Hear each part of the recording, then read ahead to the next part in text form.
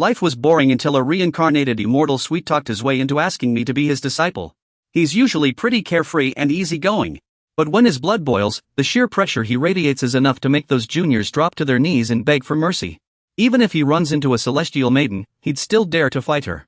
When he encounters villains, he usually ties them up for a thorough interrogation. If they don't cooperate, he'll beat them until they see reason. After his system upgraded, it turned into a fresh-faced young girl who keeps calling him husband. It's so embarrassing. There are also plenty of fights sparked by revealing outfits, where clothes get torn to shreds, much to the audience's delight. Don't forget to like this before watching. The story begins at Green Phoenix Mountain. Here, white clouds swirl around stacks of firewood pile high. A young man is working hard, chopping wood to prepare for the new year. The sun is shining brightly, and after chopping, the young man is drenched in sweat and exhausted. Hey, I chopped a lot of wood today. Soon, a system notification pops up. It shows the host has chopped a total of 3,653,650 logs. Whoa, I chopped that much wood? Just as you might guess, I'm actually a transmigrator from Earth. Through an elite student selection program, I could have attended a top-tier academy. But due to a logistical error by the management company, my eligibility was frozen.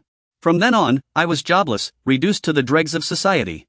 Later, I was reborn in the southern border of the Cloud Wilderness at Azure Rainbow Academy, and became a talisman instructor there.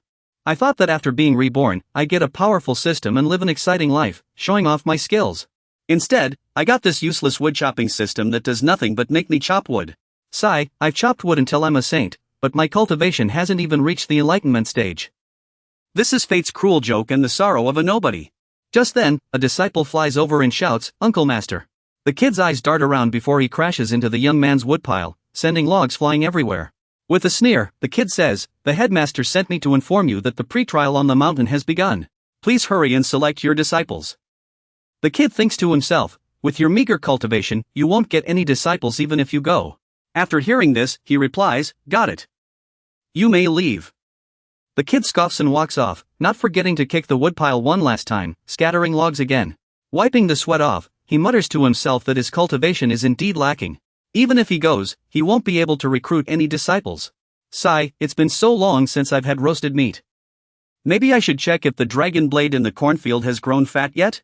The scene shifts to Unborn Square, where a large crowd of examinees has gathered, standing in neat, orderly lines.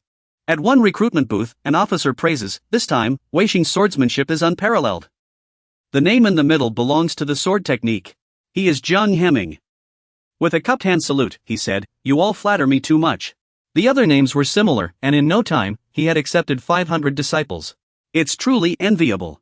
After exchanging mutual praise, they turned their attention to another recruitment table and began criticizing Master Bai Luochen's talisman division. Not only had no students signed up, but even Master Bai Luochen himself couldn't be bothered to show up.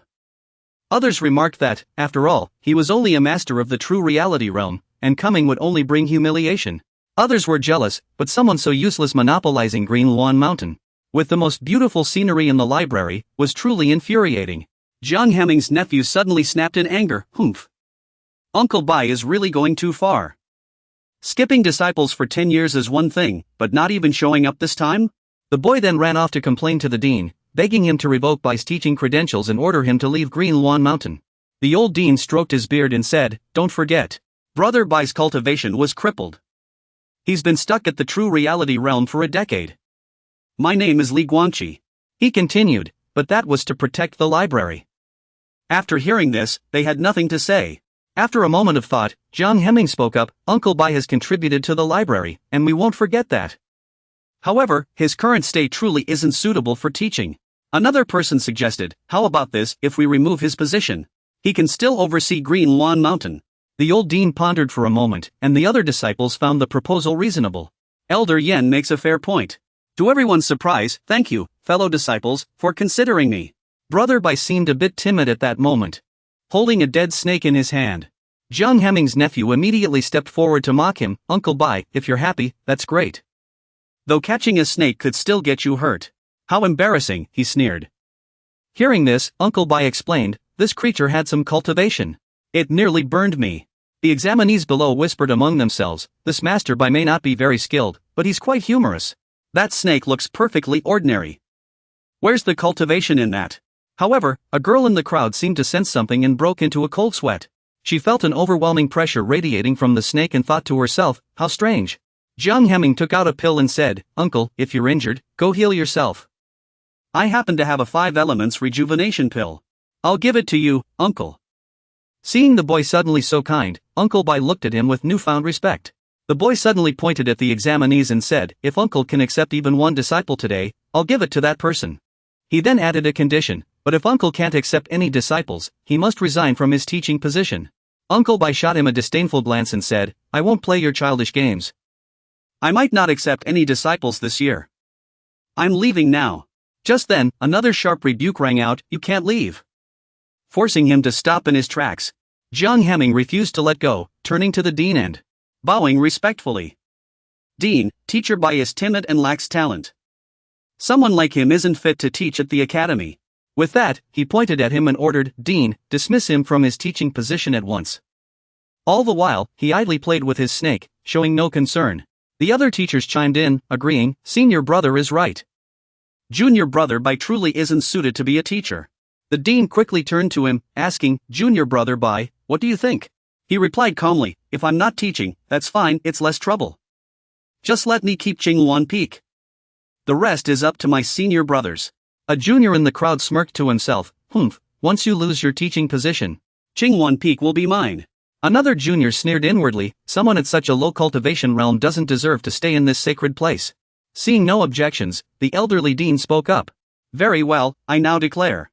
Teacher Bai Luochen of the Talisman Department at Qinghang Academy, due to insufficient cultivation, has failed to take on a single disciple in 10 years and is no longer fit to serve as a teacher. Effective today." Just then, a young girl suddenly interrupted, "Wait." The recruiting disciples were all stunned. A beautiful, sweet-faced girl stepped forward. "I wish to become Teacher Bai's disciple and learn his talisman techniques." Her words caused an uproar in the academy. 10 years at the early illumination realm, weaker than a chicken, Bai Luochen is clearly useless. How could this happen? What is this girl thinking? The crowd began to dissuade her.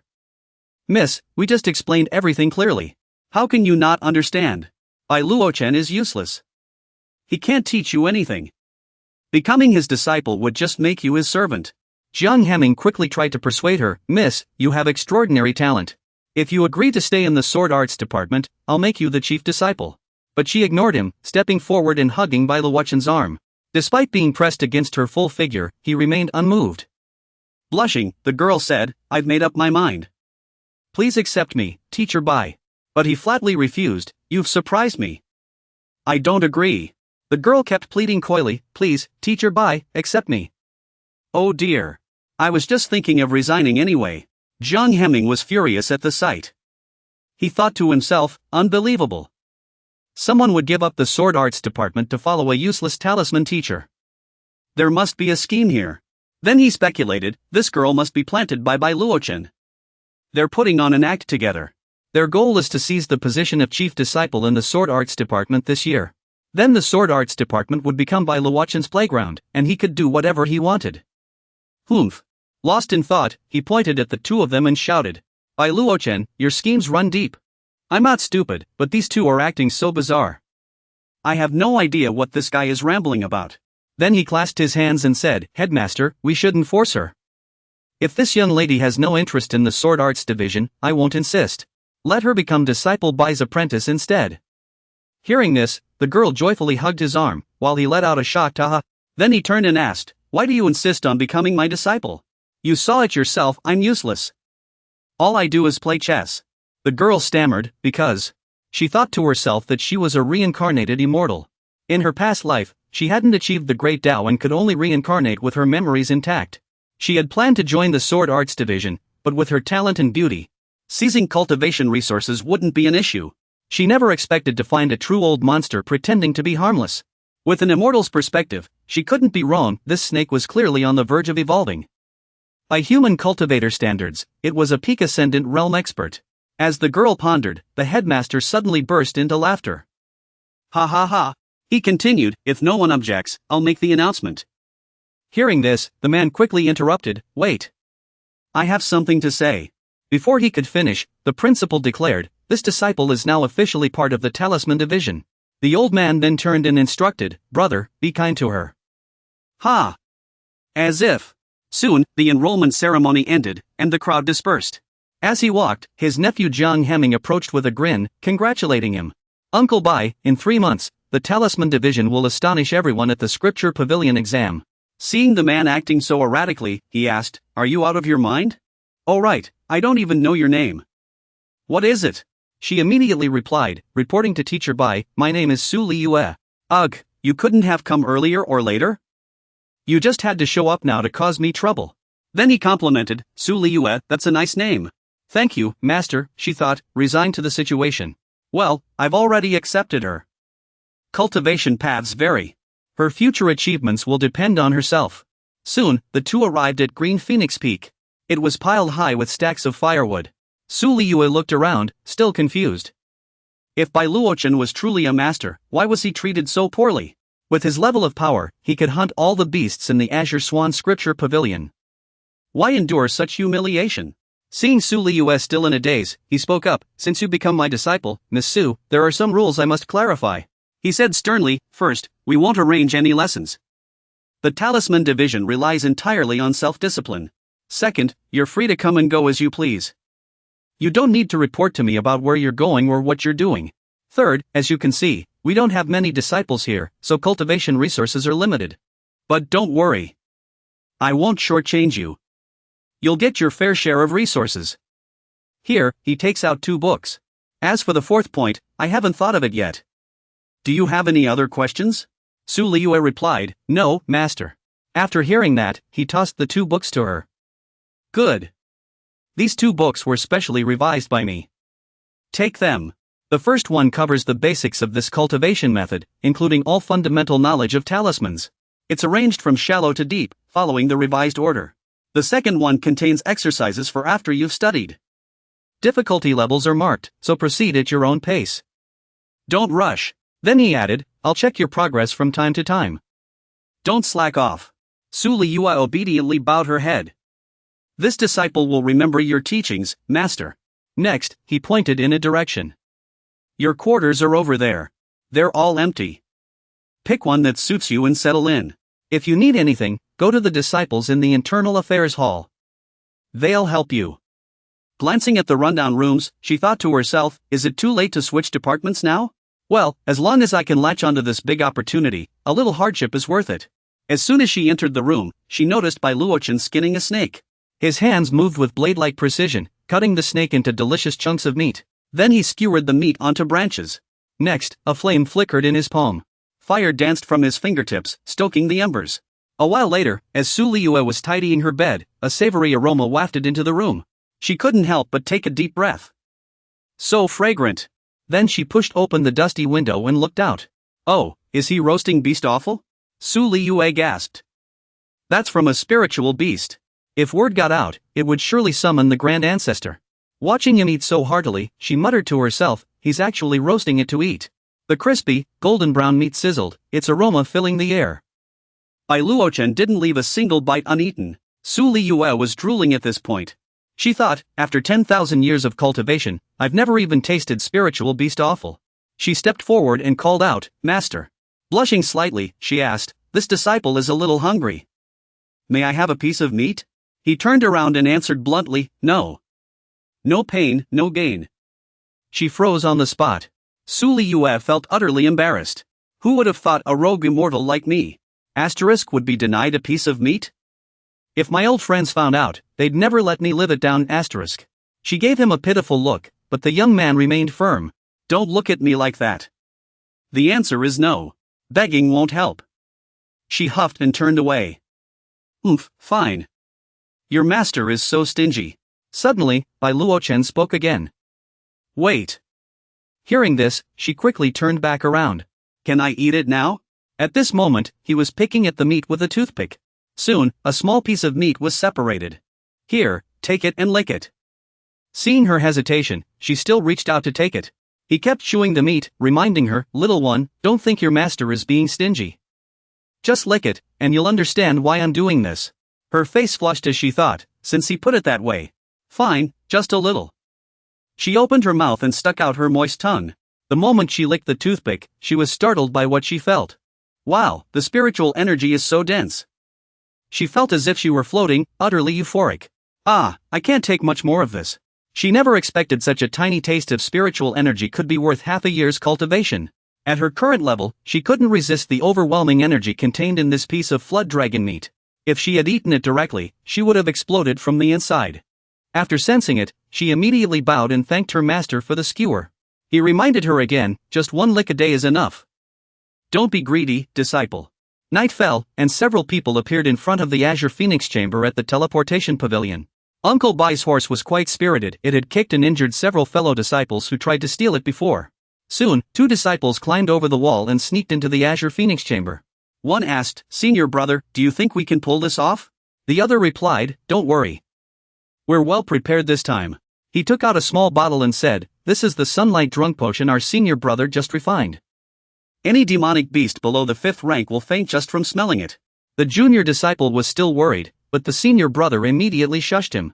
Someone appeared in front of them. It was that older brother from the Bai family, feeding the horse with hay. The dry grass was quickly tossed into the feeding trough. As he fed the horse, he said, "When I first found you, you were as skinny as a stick. Now you finally have some spirit in you." Then he added, "Be good while I'm gone. I'm off to bed." After saying that, Bai Luochen left, completely unaware of the 2 junior disciples hiding nearby. After entering the room, he blew out the candle. The leading disciple made a gesture. "All right, he's gone. Let's move." The 2 emerged, wearing sinister grins like bandits. This horse now belongs to our beast taming division." A few minutes earlier, Su Liyue was in her room reading a book given to her by Bai Luochen. Suddenly, she paused. Then she closed the book, having noticed something. "Humph, who's bold enough to target the Azure Phoenix Peak?" She then slowly walked out. "Humph, let's see how I'll teach you a lesson." At that moment, the 2 were standing in front of the horse. The senior brother poured the potion onto the hay, wearing an extremely sinister smile. "Ha ha ha. The 2 guys sneer, let me add some spice for you." Just as Su Liyue unleashes her power, she demands, "Where did you come from? State your name." The junior disciple immediately asks in confusion, "Senior brother, why is there another person on Green Phoenix Peak?" The senior disciple quickly guesses. Could it be that weirdo who abandoned sword practice today? Wants to become a disciple under that useless Bai Luochen. After learning her identity, the 2 young men not only don't fear her but start sneering instead. "Little girl, this has nothing to do with you. Go back to your room and sleep. With me here, you won't take what belongs to my master. You refuse a kind offer and ask for punishment instead." With that, one of them rushes forward to strike first. He leaps into the air, moving at incredible speed. Then raises his hands as if to slap something. "Then you'll have to forgive me." It turns out he was aiming for Su Liyue's chest. Yet she remains calm, standing still and observing without rushing to act. Just as his hand is about to land, she sidesteps, leaving him grabbing at air. Then she lifts her leg, preparing to kick. A straight kick aimed right at his chin. "I thought you'd dodge. That would have been more fun, heh?" With just one move, the guy is sent flying. The junior disciple rushes to help his senior's nephew up. "Senior brother." Soon, the senior recovers, spitting out a mouthful of blood. "I'm fine. This woman is no pushover." The junior cheers, "Senior brother." Then, the junior unleashes his power, his spiritual energy enveloping his body. "Let me handle this woman. If I can't win in a bit, I'll run." Hearing this, the junior disciple cheers him on. "Go, senior brother." Without another word, the senior's nephew charges forward. His body seems wrapped in flames. He presses his fingers together, as if to strike a pressure point. His eyes are filled with determination, ready to attack. Su Liyue cooperatively lifts her leg. The moment they clash, before he can strike, she kicks him right under the arm. The guy is sent flying again, rolling several times. "Ah! My arm!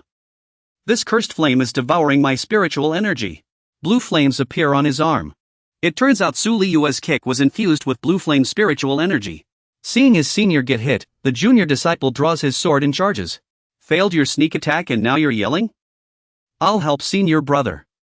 Bai Luochen, who was sound asleep, is startled awake and sits up. He stepped outside and peered through the window, only to see one child lying motionless while the other charged at Su Liyue with a sword. Seeing nothing serious, he shut the door again. Then he returned to bed and fell back asleep, snapping his fingers before drifting off. In an instant, he activated the protective barrier of Green Phoenix Peak. Outside, the junior disciple had barely lunged forward before one of Liyue's elders shattered his sword with a palm strike, sending him flying backward. She looked up at the sky and realized it was a soundproof talisman. Immediately, she unleashed her full power, her spiritual energy radiating in overwhelming presence. It seems the master has no intention of letting you off. The two children were terrified. Ah, please don't. The next morning, somewhere else, a hand slammed onto a table. It was the senior disciple of the demon language sect. Furious, he snapped, "This is too much." The two bruised and battered disciples knelt and reported. "Senior brother, we did our best, but that new disciple from the Bai family is just too strong. We stood no chance," the other added. "Don't worry. Once we recover, we'll get our horse back." The senior brother tossed them 2 bottles of pills. "Here, 3 spirit-returning pills and 2 chi-nourishing pills each, consider it compensation for your injuries." After receiving the pills, the battered children bowed in gratitude. "Thank you, senior brother. All right, focus on healing. I'll settle this score for you." Then he shouted, "Members of the demon language sect, follow me to Green Phoenix Peak." Soon, the child gathered many fellow disciples, determined to seek justice. Just as they were about to charge in, a child rushed over, panting. "Senior brother, we can't do this." The other explained, "No matter what, that Bai family member is still a teacher. If we go now and get caught, we'll be in trouble. We were in the wrong first." The senior brother scoffed, "So we just let this go? That horse was originally from our beast taming sect. How dare he claim it for himself?" The other quickly waved his hands. "That's not what I meant." Then, with a sinister look, he said, "His disciples beat ours so badly it violates the academy's rules. If we handle this under the banner of justice, the Bai family won't have a leg to stand on. Then, when we demand the horse, he'll have no choice but to hand it over to protect his disciples." The senior brother eyed him differently. "You're quite the schemer. Let's do as you say. Head to the enforcement hall." The next morning, the sun rose, bathing the land in light. On Green Phoenix Peak, the door to a room slowly creaked open. Bai Luochen had woken up and stepped outside. As he yawned, his master's voice called out, snapping him back to attention. Su Liyue had just woken up as well and greeted her master. "Good morning." Bai Luochen then went to chop firewood, asking as he worked, "You're up? How was your reading last night?" Hearing this, she flinched. She stammered, The book? Oh, Inwardly, she thought, "I did stay up late reading it. There are books, but, after reading just half a page, my spiritual energy was completely drained." She remembered, and she hadn't even finished that half page. Seeing her hesitate, he spoke up, saying, "Just tell me how much you managed. I won't do anything to you." Yes, master. Master, I must confess I still don't understand. You've given me such a high-level cultivation manual, yet I can't grasp a single thing." After thinking, she answered honestly, "I only read half a page." Hearing this, he asked in disbelief, "What did you say? You only read half a page in an entire night?" Upon hearing this, she immediately hung her head in dejection. His voice boomed, "What? You only read half a page in an entire night?" Her eyes reddened as she apologized, "I'm sorry, master. I've disappointed you." But he smiled instead, "You've misunderstood. I'm not disappointed, quite the opposite, I'm surprised. I thought you'd only understand the title." Does master think Liming is dull-witted?" He then offered an explanation, No, I'm just surprised, that's all." Watching her, he mused to himself, this book was crafted with his own talismans. He hadn't expected her to finish half a page in a single night. Then, he tossed Su Liyu a token and said, "Talisman knowledge requires cultivation, but there's no need to rush. Take this token, and you can visit the Pavilion of Knowledge to read countless books and choose other cultivation manuals. Once the token is upgraded, you can access higher levels, where even more advanced manuals await." Taking the token, she asked, "Then how can I upgrade this token?" He explained, "Either complete tasks in the library or participate in disciple trials." Hearing this, she clutched the token to her chest and replied, "Thank you for your guidance, master. I understand now." She thought to herself, compared to the master's book, I've been an immortal for tens of thousands of years anyway. I don't lack cultivation manuals. This token is useless to me. But the master's manual is enough to study for a lifetime. Why would I need others?" Lost in thought, she noticed Bai Luochen standing still for 5 seconds. What's wrong, master?" Soon, an announcement rang out, "Qingluan Peak disciple Su Liyu, report to the punishment hall immediately for discipline." She then said, "Master, it might be because I dealt with those troublemakers at Qingluan Peak last night." She made a cute gesture and added, "I might have been a little too harsh. There might be some trouble because of it." He reassured her, "Don't worry. I'll handle everything. Just focus on your cultivation. Let's go see what's happening." She nodded in agreement. At the gates of Qingluan Peak, a crowd had gathered, bustling like a marketplace. Everyone was watching as two figures prepared to step out. Soon, Bai Luochen and Su Liyu walked out together. There are two enforcers from above. One is named Songling, at the fusion stage. The enforcement hall received a report. Disciple Su Liyu disregarded the rules of the library pavilion and maliciously harmed a fellow disciple. Please respect the rules of the library pavilion and hand over Su Liyu. The disciples have gathered on both sides, seemingly cheering for the enforcers. He let out a cold snort, humph. Quite the spectacle, isn't it? He paid no mind and walked over with composure. The other enforcement hall member, named Zhao Chang, also at the fusion stage, spoke up. The evidence is conclusive. Please come with us, Miss Su. He set down the firewood in his hands and said, no rush. Then he called out, you hiding in the back. I'd like to know how the beast taming department handled two of its disciples causing trouble on Green Phoenix Peak in the middle of the night. Hearing this, the senior disciple of the beast taming department immediately panicked. The young man steadied himself and explained, they accidentally wandered onto Green Phoenix Peak. They meant no harm. I've already punished them severely. Oh, accidentally, you say? He turned and said, then if my disciple accidentally injured them, I'll handle it myself. No need to trouble the enforcement hall. Seeing the two enforcers about to leave, the senior disciple shouted, stop. The enforcement hall has already ruled your disciple guilty. If you persist, the consequences will be dire. He glanced sideways, his aura menacing, and asked, are you trying to teach me a lesson? The young man was visibly shaken by his presence. He swallowed hard and steeled himself. Then he shouted, did you two see that? Bai Luochen is shielding his disciple. Add that to the charges. Hurry and take Su Liyu into custody, or you'll tarnish the library pavilion's reputation. Hearing the young man loudly bringing up Su Liyu, Bai Luochen's expression darkened slightly. The two enforcers immediately landed. Songling unleashed a powerful aura and said, those who oppose the enforcement hall never meet a good end. I trust you're aware of that, Teacher Bai? He scoffed. A couple of brats, do you really think you represent the enforcement hall? Hearing this, the other enforcer snapped, how dare you insult the enforcement hall? Today, I will take both you and your disciple back to face punishment. With that, he charged forward, shouting, Brother Song, let's take them down together. Seeing the confrontation escalate, the senior disciple was overjoyed. Bai Luochen, do you still think you're the genius teacher from 10 years ago? The two enforcers charged forward aggressively, but Bai Luochen and Su Liyu remained unmoved. The senior disciple thought to himself, a kid who just reached the foundation establishment stage dares to defy the enforcement hall? How reckless. Bai Luochen patted Su Liyu's shoulder and pushed her forward. Consider this a test of what you learned last night. Don't disappoint me. She replied, understood. She immediately charged forward alone to engage the two enforcers, taking over for someone else, then barked sharply, you're asking for trouble, aren't you? He swung his sword down, but Su Liyu merely scoffed, is this all you've got? She swiftly darted past him, and the enforcer behind her raised his sword to strike. But she was too fast, both missed their swings, and the ground shattered under the force of their sword energy. Witnessing the power, she mused, no wonder they used this to test me. The other enforcer lunged forward, scoffing, these two are so weak, even my master's junior disciples wouldn't bother fighting them. The two kept attacking from both sides, but she dodged effortlessly, thinking, Master Elder sure knows how to pick them. With ascension so close, she began drawing a talisman while evading their strikes. One of them frowned in confusion, what is Su Liyu doing? In no time, the talisman was complete. The enforcer watched in disbelief, ring talisman masters always prepared their talismans beforehand. But she was drawing one mid-battle? The bearded enforcer flared with anger, how dare she look down on us like this? The enforcer surnamed Song shouted, Junior brother, use that move. Immediately, the two coordinated, one slashed a sword energy wave at the ground. Su Liyu leapt aside to dodge. The other enforcer was already waiting above, attacking in unison. Ugh, too much. They won't let me finish my second talisman. The enforcer above roared, die, Su Liyu, and swung his sword, transforming it into a descending dragon's head. She raised her hand, condensing power between her fingers, smirking.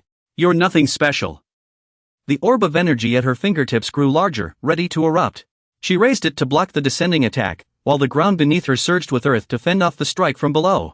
The energy orb formed a barrier, deflecting both attacks. Soon, a collision erupted, and dust filled the air, obscuring everything. The aftermath sent the two enforcers stumbling back. The enforcer surnamed Song gritted his teeth, did we get her? But as the dust cleared, Su Liyu stood unharmed. Power still crackled between her fingers, electric sparks flying. The energy then transformed into two lightning divine birds. Time to get serious. She commanded the birds to dive at the two enforcers. Witnessing the power, the enforcers were left stunned. This is the end for us. A deafening explosion engulfed the two enforcers. The observer beside them thought, lightning affinity. The blade dragon's liver is wood-based. Can't let her unleash her full potential. Looks like I'll have to make a trip to Sanlong Abyss to find her a treasure that can break through her lightning affinity's limits. As the dust settled, the two enforcers lay charred and motionless. Su Liyue dusted off her hands, all done. Enforcer Song was not yet fully unconscious. He called out, "Brother why haven't you made your move? We came here for you." Hearing this, the young man shuddered. "Damn it, Song Lang. Why did you have to say my name now?" Su Liyue had successfully drawn her talisman. The senior brother watched and thought to himself, even the two of you combined aren't a match for her. What use would I be? Before he could ponder further, Su Liyue launched an attack, tossing the talisman and shouting, "Go!" The talisman struck the senior brother's disciple, shocking him. He immediately dropped to his knees, confused. What is this woman throwing talismans at me for? She felt a twinge of guilt, thinking she had clearly aimed at Song Lang. So how had she missed? Bai Lechen stepped forward. Liyue, step back. Yes. Song Lang was now able to sit up. He said angrily, Instructor Bai Rong is condoning disciples defying the enforcement hall. This is a serious act of provocation. Leaning on his sword, he stood and added, the enforcement hall won't let this slide. You'll regret this. Hearing this, he scratched his ear and retorted, regret? Poof. The ones who should be regretting this are the three of you, he said, alarmed. What are you planning? He instantly unleashed his overwhelming pressure and commanded, kneel. Song Lang was immediately suppressed by his pressure, his face filled with shock. Not just him, all three were forced to their knees by his power. Thunder roared in the sky, deafening. The top-knot-wearing enforcer couldn't believe it. This is impossible. How can you wield such immense spiritual energy? Have you recovered? He replied, don't forget, this is Green Phoenix Peak. Song Lang suddenly realized he hadn't recovered. The master could borrow the Peak Lord's spiritual energy. Suddenly, the token in Song Lang's hand glowed. Humph, elder. Why now of all times? Soon after, he coughed up blood, writhing in pain. The tokens of the other two enforcers also flew away. Humph. I'm showing the elder some respect. The senior brother, still kneeling from the talisman, glanced at him and said, as for you. Wait until brother you comes to speak with me. Until then, stay kneeling. The scene shifted to the night at the beast taming division. A voice came from inside. I heard you've been waiting for me for hours. What's this about? Song Lang, covered in soot, bowed. Deputy instructor, it's like this. Chen Koan, deputy instructor of the beast division, asked after listening, is Chen Koan still kneeling on Green Phoenix Peak? Yes. After hearing the full story, he said, you may return to the enforcement hall. I'll handle this personally. The two bowed respectfully and said, we won't disturb you any further. Farewell. As they left, Song Lang mused to himself that even with Green Phoenix Peak as his backing, Bai Luochen would never be a match for Shui Shochi. At this moment, Chen Koan summoned him, In Hai, come with me to Green Phoenix Peak tomorrow night, to welcome your senior brother back to the mountain. In Hai immediately clasped his hands in acknowledgement, this disciple obeys. The next morning dawned as usual, sunlight once again bathing the earth. Bai Luochen sat eating, lost in thought. A whole day had passed, yet the Beast Protection Bureau still hadn't sent anyone. After finishing his meal, he set down his chopsticks and stepped outside. As soon as he did, he saw Su Liyue deeply focused on practicing talisman drawing. He immediately launched a surprise attack with a wooden stick. Su Liyue sensed it at once and turned to respond. Without hesitation, she shattered the stick with her hands and feet. Her movements were graceful and unflustered, her focus on the talisman never wavering. Impressed, he praised her, maintaining composure in motion excellent. Upon seeing him, she happily greeted, Master. He then handed her a talisman and said, I need to go out for a while. If anyone from the Beast Protection Bureau causes trouble here, use this talisman. She took it and replied, Rest assured, Master. I won't let any outsiders cause trouble here. With that, he leapt away, I'll leave the household matters to you. Since he'd return by tomorrow morning at the earliest, she clasped her hands and said, Safe travels, Master. The scene shifted to Kangwu Abyss, the dwelling place of the Cloudwild Demon Clan. The deeper one ventured, the higher the cultivation levels of the demons. The interior was divided into several regions, Coiling Dragon Pillar, White Marsh Ridge, Ninely Valley, Green Cliff, and beyond lay the Azure Rainbow Library. Even Mahayana cultivators dared not tread lightly in the deepest parts, where the 12 ancestral demons resided. A streak of light shot through the sky as Bai Luochen gently landed on a mountain peak, lost in thought. With Li Yue's current cultivation level, she likely can't use ancestral demon materials. The sight of lightning bolts striking down gave him an idea. Perhaps he could visit nearby Thunder Affinity Demon Kings for some resources. From his vantage point, Bai Luochen saw a young girl frantically fleeing. Isn't that one of the library's disciples? Purple flames were hot on her heels. Bai Luochen sighed at the sight. Troubles never end. First one thing, now another. He took out a talisman. As a sinister voice approached. Nowhere to run now. A burly man and his companions drew near. Stop running. Playing with you won't cost me anything. The girl scoffed defiantly. Don't even think about it. The burly man's eyes gleamed as he glanced at her. Aren't you 4-Clan's disciples just the library's pampered pets? She pressed a hand to her forehead. Yunruo, I'd rather die than let you touch me. The burly man quickly charged toward Yunruo. Yunruo trembled as she collapsed to the ground, her spiritual power sealed. The burly man touched Yunruo's face, grinning smugly. Ha. Her skin was so smooth. He stood up and pinned Yunruo down, certain other parts of her would be even softer. Yunruo refused to accept this. Was her first kiss about to be taken by a villain? Senior sister, Bai Luochen instructed from the shadows, strike his central chest point. Yunruo snapped back to her senses, her body finally able to move. By then, the burly man was frozen in place, and Yunruo seized the chance to attack him. Why can't I move? Her strike passed right through the man's body, sending him flying dozens of meters away. His flesh seemed to scatter from the impact. Yunruo was just as surprised. She hadn't expected to unleash such a technique. Ha! The man's underlings rushed over in panic. Boss! Yunruo repeatedly kowtowed in gratitude. Thank you, senior, for your help. Bai Luochen only sighed bitterly and bowed toward the air. Are all of Elder Moon's disciples this foolish? The underlings flew into a rage. You wretch, I'll make you pay for this. Yunruo hesitated, barely holding her ground. Come at me if you dare. Ugh, I barely have any spiritual power left. Seeing the underling draw closer, Yunruo quickly asked Bai Luochen for advice. Stop pretending. That last strike drained all your spiritual power. Senior, what should I do now? Bai Luochen calmly instructed, step left and strike his beast point. He easily dodged Yunruo's attack. You think you can take us on? The man laughed smugly. Die. His attack surged with killing intent, forcing Yunruo to pale in fear. Bai Luochen flicked his finger, effortlessly subduing the man, shocking Yunruo.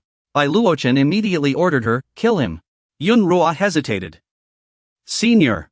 My senior sister's whereabouts are only known to him. Can we question him first before killing him? It's useless. That wench blew up her own dantian to protect her so-called purity. His words infuriated Yunruo. Her dantian was already destroyed. Duanbai must have been picked clean by the worms in the merchant clan, leaving only bones. Nonsense. Senior sister would never lose to scum like you. He shouted his identity. Go ahead and kill me. See if the Formless Realms sect lets you off. You're from the Formless Realms sect? Bai Luochen stepped forward, much to Yunruo's delight. Kid, you little brat, your elder is here. Show yourself at once and give that guy a shock. What did that old fool from the Formless Realms sect send you here for? Why you of all people? Bai Luochen slowly stepped forward. So I'm that famous, huh? The man shouted loudly. You're clearly just a worthless travel banner stage novice. This can't be right. Yunruo couldn't help but be shocked. The one secretly protecting me is that good-for-nothing Bai Luochen, recognized by the entire pavilion of hidden tomes? Bai Luochen stepped forward, but the man still looked confused. I'm not interested in playing interrogation games with you. Talk now, or I won't make your end quick. Without another word, Bai Luochen struck the man. Fine, then die. Blood splattered, startling Yunruo, but Bai Luochen remained expressionless. Yunruo immediately stepped forward to scold Bai Luochen. Uncle Bai, you killed him.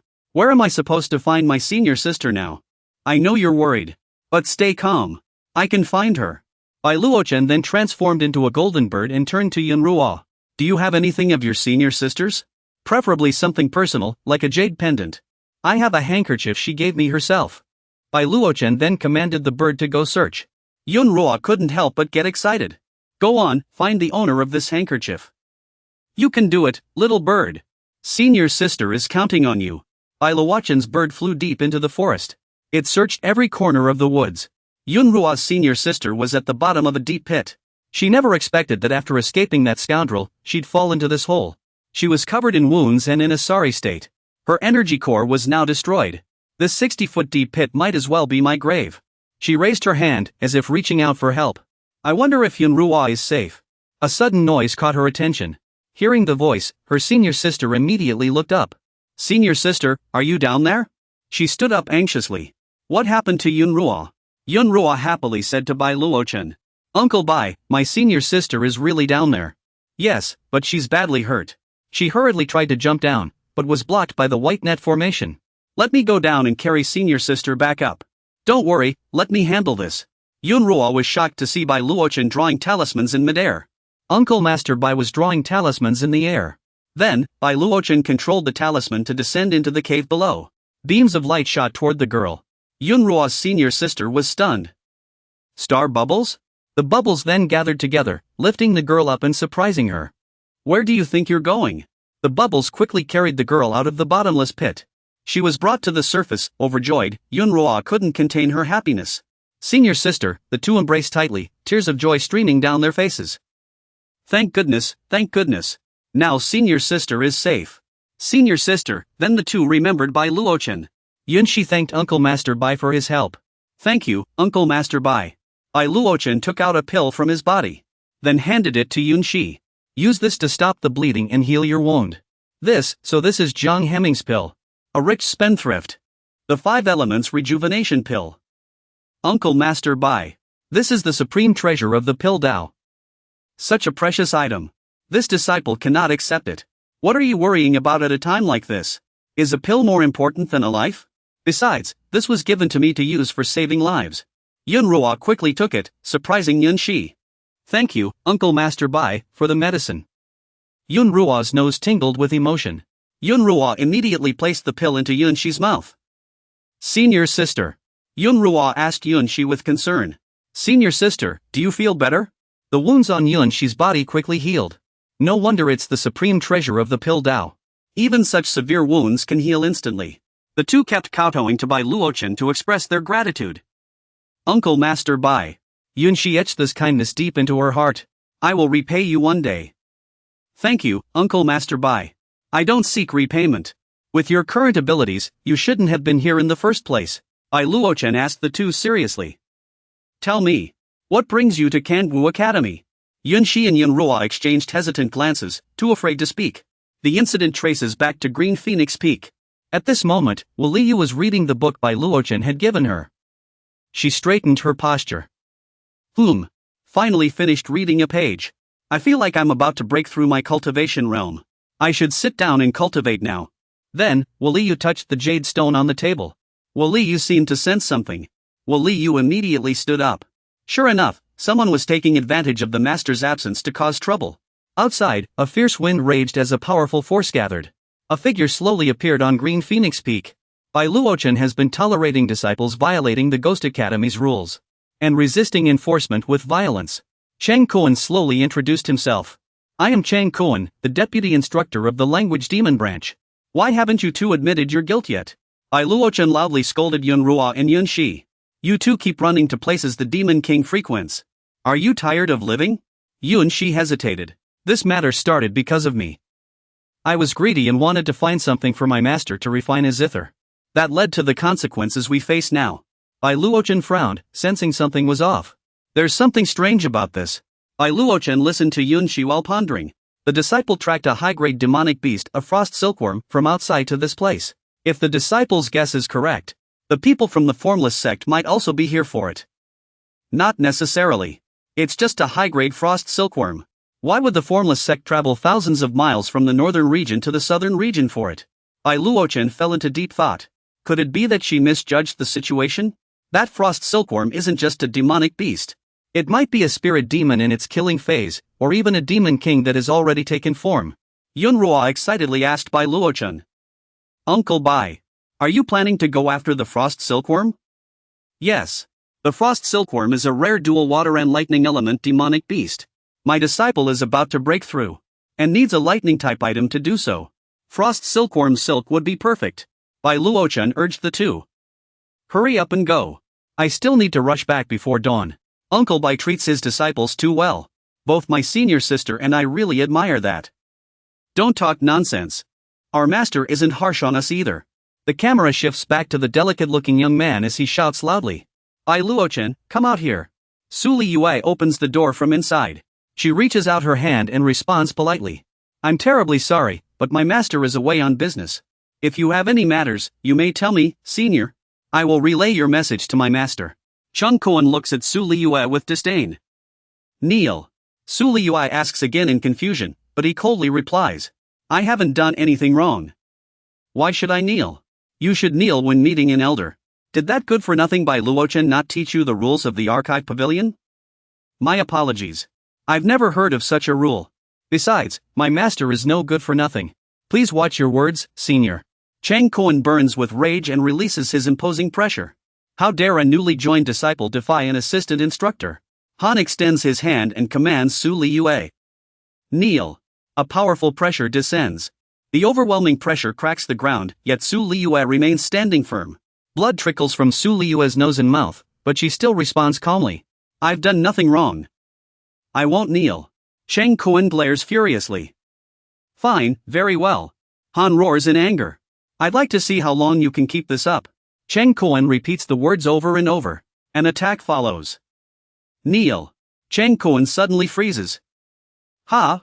Below, Su Liyue calmly endures his attacks, unmoving. Su Liyue's eyes gleam brightly. A force surrounds her. She dares to burn her cultivation to resist just because she won't kneel. This female disciple is really troublesome. If word of this gets out, the demon-taming sect and I will lose all face in the archive pavilion. Chung Kuan watches Su Liyue, whose gaze is now resolute. This one. She cannot be left alive. The wise one immediately gave an order to Ihai. Ihai. Are we going to kill someone? Master, isn't this a bit inappropriate? If I tell you to kill, then kill. Or do you also want to defy my orders? This disciple would never dare to disobey the master's command. It's just that this nun's crimes don't seem severe enough to warrant death. I will go down and speak with her. If the nun is willing to bow her head and admit her mistakes, she can keep her life. Su Liyue watched everything unfold and couldn't help but smile faintly. I never expected an incompetent master could teach such a decent disciple. Just for that remark. If I survive today, when my cultivation recovers in the future, I will spare your worthless life. Ihai stepped forward to persuade Su Liyue. Master Nun. My master is someone who values face. If you kneel and kowtow to admit your wrongs, even the most reputable sects in the southern regions of Yunhuan wouldn't accept someone like your master. Seeing Su Liyue still stubborn, Ihai couldn't help but sigh. Sigh. Master Nun, why must you be so obstinate? No need for more words. If your master wants to kill, then let him. I'd rather die than beg for mercy. Ihai raised his hand. Defying the master's orders. Then I have no choice but to offend you. You should be the one apologizing to me. This move was originally meant for your master. A dark shadow swiftly lunged at Ihai. Xiao Hei fiercely pierced Ihai's body, causing him to spit blood. Ihai was sent flying hundreds of meters away. After Xiao Hei's strike, Ihai collapsed and couldn't get up. Su Liyue hesitated for a moment. Xiao. Chang Kuan smiled with satisfaction. No wonder that fool He Xiangxing couldn't stop thinking about it. It turns out to be a spirit beast. Xiao Hei unleashed a powerful force, letting out a howl. Xiao Hei immediately stood in front of Su Liyue, shocking her. Xiao Hei. Chang Kuan shouted loudly, pulling out a long whip. If you hadn't appeared, I would have almost forgotten about you. Chang Kuan swung the whip forcefully at Xiao Hei. But you beast, charged forward on your own. Then don't blame me for what happens next. The whip coils around Xiaoya's neck, catching her off guard. Be good and listen. Xiaoya charges forward, but Su Liyu quickly stops her. Xiaoya, don't go. Xiaoya shows no fear and lunges straight at Chang Kuan. Chang Kuan clenches his fist, channeling all his strength into it. You're asking for it, brat. Su Liyu sobs uncontrollably as she watches Xiaoya get thrown back. Seeing Xiaoya crash to the ground, Su Liyu can do nothing but watch. Xiaoya lies on the ground, barely clinging to life. Su Liyu wails in despair, screaming, Xiaoya, old man, today won't be your day to die. It'll be me who lives, and I'll make you pay double for this. Hearing this, Chang Kuan immediately flies towards Su Liyu. He lands on the ground. The two stand face to face, staring each other down. Fine. I'll grant you your wish. Su Liyu seizes the moment and swiftly closes in on him. This is the perfect distance. The moonwheel's range, my chance to strike. Su Liyu presses closer to Chang Kuan. The burning realm was prepared for this very moment. Time to send you off. A flash of sword-light streaks past. Su Liu glides effortlessly past Chang Kuan's side. Blood gushes from the wound. Good thing I came prepared. Chang Kuan immediately tends to his injury. If I hadn't brought my protective treasure, I'd be dead or at least severely wounded. These two weaklings? I could handle them alone. Not bad. Today, I'll finish off this wretch for good. Su Liu's breathing grows ragged. My spiritual energy is completely drained. Seizing the moment, Chang Kuan grabs Su Liu before she can resist. He yanks the rope hard. Come here. Chang Kuan tightens his grip around Su Liu's throat. Su Liu clutches at his wrist. My master won't let you get away with this. I was planning to kill him too, originally. That good for nothing means nothing to me. Su Liu shouts to stop Suo. Suo, stay back. Run. Chang Kuan smirks at Suo. Then I'll kill you first. And take my time breaking her. Su Liu was covered in wounds at this moment. Master. Su Liu remembered by Luochen's earlier instructions. If someone from the demon taming sect causes trouble at the door, use this talisman. A talisman appeared before Chang Kuan. Poof. He scoffed coldly. It's too late for this now. What's the use of this worthless paper? A flash of light erupted. The energy devoured Chang Kuan's arm. Chang Kuan was immediately pushed back by the force. Su Liu was set down. She struggled to breathe. A giant bird appeared. It swiftly moved behind Chang Kuan, catching him off guard. What kind of joke is this? How is this possible? Chang Kuan had no time to counterattack. The giant bird immediately pinned him down. Then it let out a piercing shriek. With a loud boom, a blinding light flashed. The giant bird vanished, leaving only wisps of smoke. Chang Kuan's protective treasure shattered. Yi barely dragged himself to Chang Kuan's side. Master. Are you alright? Chang Kuan lay in a sorry state on the ground. Yi slid over to Chang Kuan's side. Master Kuan. We should head back first. Your injuries are too severe, Brother Yi. That wretched girl destroyed my protective formation. How can I let this go? Bring me my 5 elements rejuvenation pill. Chang Kuan gulped down the pill. His wounds had mostly healed by now. He unleashed his power once more. I refuse to believe. I can't even handle a little girl. How can I still be an instructor? I will take your life. Su Liu covered her eyes with her hand. Is it over? Her eyes were filled with disbelief. Why hasn't he attacked yet? A solid figure blocked Chang Kuan's strike. Master. A shadowy figure tightly gripped Chang Kuan's hand. Chang Kuan gritted his teeth in fury. He shouted loudly. At this moment, Bai Luochen caught Su Liu. It's you, junior disciple. Don't speak. Your heart meridian is severely injured right now. Bai Luochen raised his hand. Taking advantage of my absence to bully my disciple. Immediately, a dark shadow seized Chang Kuan's head. Bai Luochen roared in fury.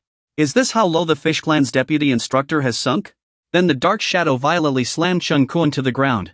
Fortunately, Chang Kuan was covered in blood, looking utterly battered. I am a master at the nascent soul realm. Even among the academy's many instructors, I rank in the top 5. He refused to accept being attacked by the shadow. Why? Watching the shadow relentlessly strike Chang Kuan's face, he couldn't believe it. Why not fight back against that worthless Lu Xiaoqi? Yi couldn't stand by any longer. He rushed forward and shouted, Elder Bai. Stop. No more. Bai Luochen ignored him and commanded, activate. Golden Bell. Yi was immediately trapped inside a bell.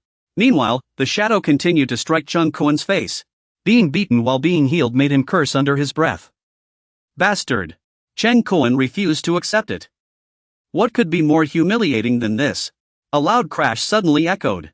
The shadow grabbed Chang Kuan's head. The bell trapping Yi vanished. The shadow dragged Chang Kuan over to Yi. You two should thank Li Guanqi. If not for his sake, you'd both be dead. The shadow hurled Chang Kuan toward Yi. Take your master and leave.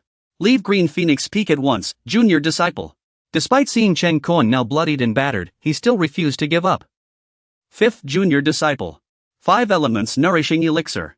Yi quickly took out the elixir and fed it to Chang Kuan. Junior disciple, take it slowly. After taking it, let's leave quickly. Chang Kuan was now fully restored. Chang Kuan shouted indignantly, leave? Why? He only gained the upper hand by ambushing me earlier. My master hasn't even used his true skills yet. Quick, retrieve my master's spiritual artifact. Su Liu apologized guiltily to Bai Luochen. I'm sorry, master. I failed you. I couldn't help you protect Qinghuan Peak. Deng Ying had already reached Xiaoluo's side to heal her wounds. Xiaoluo was seriously injured because of me. Beiluochen immediately comforted Su Liu. This isn't your fault. You did your best. This is a critical step in restoring your heart meridian. It might hurt a little. Bear with it. MHM. Chengkuan tightly gripped his hands as he instructed Jihai. Ihai. Watch carefully. A massive eagle emerged from the spiritual artifact, letting out a powerful cry. Chengkuan smirked proudly. This is my master's true form. This is the spiritual beast, Boki. My strongest guardian beast. The awakened hawk. Just as he shouted, Beiluochen's spiritual pouch glowed. Bye family. Let's see what you can do now. A gaze flashed by. It glanced at the awakened hawk, startling it so badly its feathers fell out. Then it immediately turned and fled, making Chengkuan yell. Hey! Get back here!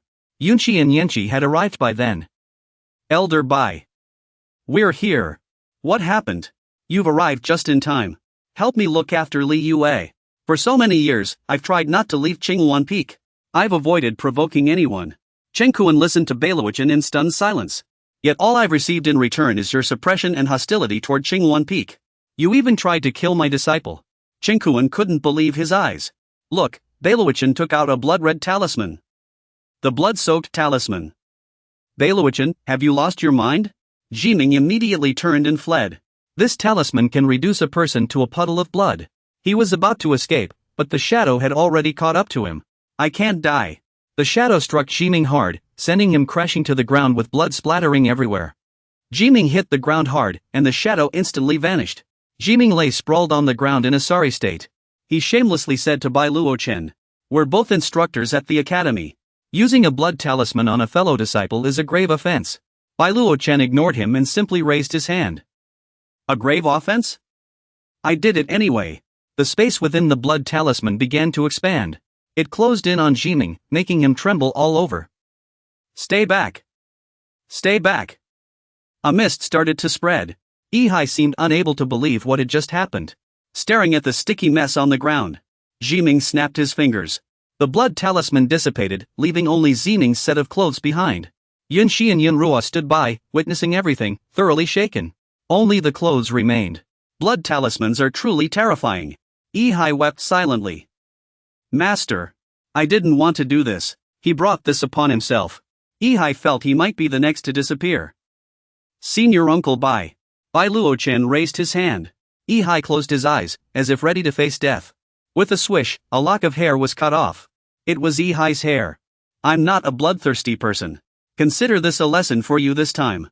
Next time you go looking for your master, at least find someone decent. Bai Luochen turned and left, while Ihai kept kowtowing. I don't want anyone else to know about what happened today. And don't forget to move your senior brother's remains away from your doorstep. Thank you, senior uncle. This disciple understands. Yunruo and Yunxi were watching Bai Luochen happily chatting with Su Liu.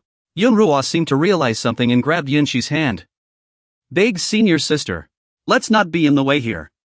The two of them left immediately. Elder Bai. My junior sister and I are back first. Thank you so much today, Elder.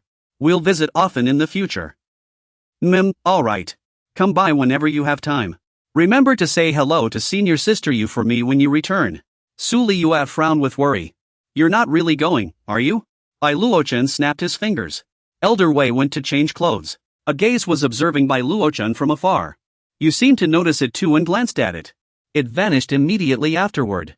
Seeing Bai Luochen staring blankly at the sky, Su Liu asked curiously. Master? What's in the sky? Nothing. That gaze just now. Sure enough, someone is monitoring Green Phoenix Peak. The spirit orb used for observation had already shattered. A man was sobbing uncontrollably. That Bai Luochen is utterly despicable. He used such a sinister method to kill my nephew. Destroyed the evidence. Inside the secluded cultivation cave. If he cares so much about his disciple, then for this trial, you know what to do, right? Yes, Grand Elder, rest assured. We already have a plan for the enforcement hall. The enforcement elder has fallen. Indeed. Kid, Elder Wei has something for you. Turning back towards Su Liu and Bai Luochen, a massive ice silkworm appeared before Su Liu, startling her. This is an ice silkworm, captured by Elder Wei for you. I originally just wanted to find you a breakthrough robe, but I came across this one by chance. So I brought it back. Su Liyue fell into deep thought. This ice silkworm is clearly at the Demon Emperor level, its strength rivaling even a fusion stage cultivator. Yet it's so docile in Master's hands. The ice silkworm wriggled obediently in front of Bai Luochen. This ice silkworm possesses both lightning and water attributes. It's perfect for you. Let it assist cultivators from now on. Su Liyue seemed deeply moved.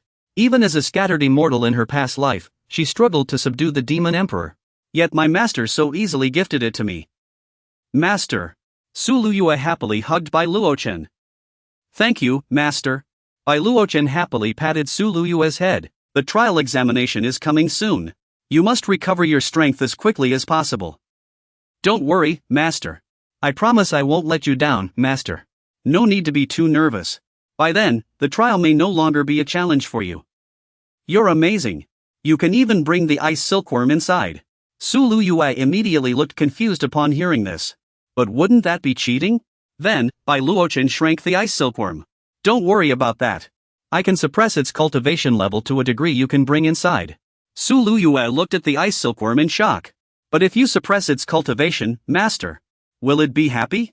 Bai Luochen reached out to the ice silkworm and said, I'll help you suppress it now. The first time might hurt a little. Bear with it. Bai Luochen began suppressing the ice silkworm's cultivation. A surge of power enveloped it. Su Liyue was slightly surprised. Isn't this supposed to be suppression? Why does its cultivation still seem to be rising? Finally, the ice silkworm burrowed into a cocoon. It's done. The cocoon slowly cracked open. A hand reached out from inside. The ice silkworm gradually took on a human form. Su Liyue gazed at it with sparkling eyes. The ice silkworm appeared in human form, looking incredibly cute. She formally introduced herself. Dream of the Demon Emperor pays respects to Miss Su. Just call me Xiaomeng. She's so adorable. After all that introduction, Su Liyue didn't respond. Hey, Miss Su. Su Liyue excitedly circled around her. I thought all Demon Emperors looked fierce and intimidating. This is the first time I've seen one so cute. Su Liyue touched her ears, making her blush a little. Has Miss Su already encountered a powerhouse above the Demon King rank since joining the sect? Su Liyue immediately realized her mistake. Oh no. She had let something slip. Her impression of the Demon King from her past life. It was just that she had seen the Demon King's portrait in a book by chance. Ah, so that's why. Su Liyue glanced at Bai Luochen, who was busy nearby. Thankfully, her master hadn't noticed. How strange. She couldn't figure it out. Bai Luochen then shut down the spatial system. He turned to Bing Lan and asked her to answer excitedly. Then, let Xiaomeng handle Liyue's breakthrough. Don't worry, big brother Luochen. Xiaomeng will give it her all. It's getting late. You two should head back to your rooms and rest. Good night, big brother Luochen. The scene shifts to another location. Bai Luochen was feeding a small beast. It seems Yunqi's guess was correct. The jade piece Xiaomeng risked her life to protect was the true target of the formless sect. Bai Luochen stared at the jade in his hand, lost in thought. But what exactly was this jade? Even the system couldn't analyze it. What kind of mysteries did it hold? Where did the system come from? It appeared so suddenly. Strange. The host had unintentionally triggered a mission. Within 5 days, have the disciple break through and secure first place in the trial exam. A 1-star cultivation technique gift pack. A 2-star special item gift pack and a mysterious reward. Refusal or failure would deduct 30% of the host's spiritual energy. Permissions have been released and returned to the system. Bai Luochen's questions left the system stammering. This was truly odd. So you can issue missions now?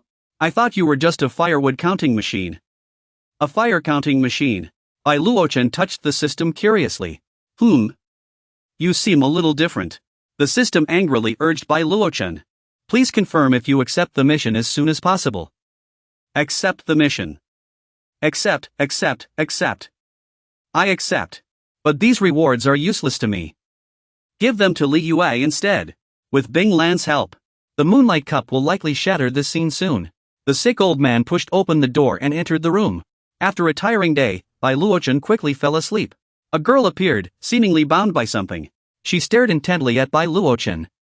What a pity. Just a little more. The girl reached out toward the sleeping Bai Luochen. Then she gradually faded away. I wish I could see you now. 5 days later. The aroma of roasting meat wafted through the air. Jiang Hemming's disciples were drooling with hunger. What are they roasting over there? It smells amazing. At that moment, Bai Luochen was skillfully grilling meat. Jiang Hemming shouted loudly, catching Bai Luochen's attention. Bai Luochen, what are you roasting there? Is instructor Xia Jiang also interested in this rustic flavor? A bird appeared in the sky. Sir, allow me to deliver its gospel. This is the strange bird that suddenly flew to Green Phoenix Peak years ago. I didn't ask you that. This is the examination hall for the grand assessment. Understood? Jiang Hemming was fuming with rage. Seeing Bai Luochen's relaxed expression, Jiang Hemming grew even angrier. Isn't it just an exam? I'm here to take the test too. Everyone, return to your teams. What are you all staring at? Jiang Hemming was so furious his brows furrowed, leaving him speechless. He walked away cursing Bai Luochen, but Bai Luochen paid no mind. Someone like him isn't fit to be an instructor. Don't let the door hit you on the way out. The people around began whispering among themselves. For some reason, Senior Brother He and Senior Brother Ian are both in seclusion this time. The future of the Demon Taming Division doesn't look promising. What's there to fear? If those two aren't coming, this is our perfect chance to claim first place. One of them squinted and noticed Su Liyue. Su Liyue walked with her companions, looking stunning. He's from the Demon Taming Division. Feng Su is in the mid-stage of fusion. This must be Su Liming. She's quite attractive. It's a shame she's with that good-for-nothing Bai Luochen. Feng Su immediately steps forward to strike up a conversation with Su Liming. Junior sister. Feng Su of the Beast Taming Division. Watch how I handle this. I'll make her change her ways. Su Liming completely ignores him, infuriating him. Junior sister Su. Su Liming turns to look at Bai Luochen, her eyes full of admiration. She leaves Feng Su hanging. Don't interrupt. Master is busy with important matters. Master. The two chat happily, completely ignoring Feng Su. What is Master eating? Can I have a piece? No. Though small, even Master isn't sure of its origin. Its spiritual energy isn't something ordinary people can control. Feng Su's face twists in anger as he snaps his fan. Unbelievable. They ignored my unmatched good looks again. A hand reaches out to calm him. Ah, it's him. Chief Instructor Yu Wanxiang of the Beast Taming Division. Don't get angry over a woman. Anger is a sign of weakness. Chief Instructor. The Beast Taming Division crowd stirs. Look. It's the Four Arts Division. They cheer for Yun Shi and Yun Ruo's arrival. Ladies of the Four Arts Division. Look over here. The goddess is looking at me. She has feelings for me. Meanwhile, Chief Instructor Yu Xianju of the Four Arts Division appears. Yu Wanxiang blushes as he approaches Yu Xianju. Junior sister Yu. I'm here too. But Yu Xianju ignores him, leaving on the wind. She quickly walks to Bai Luochen's side, who's grilling meat, leaving Yu Wanxiang behind. Junior brother Bai. About Yun Shi and Yun Ruo. Thank you so much. Su Liming feels threatened and immediately clings to Bai Luochen's arm.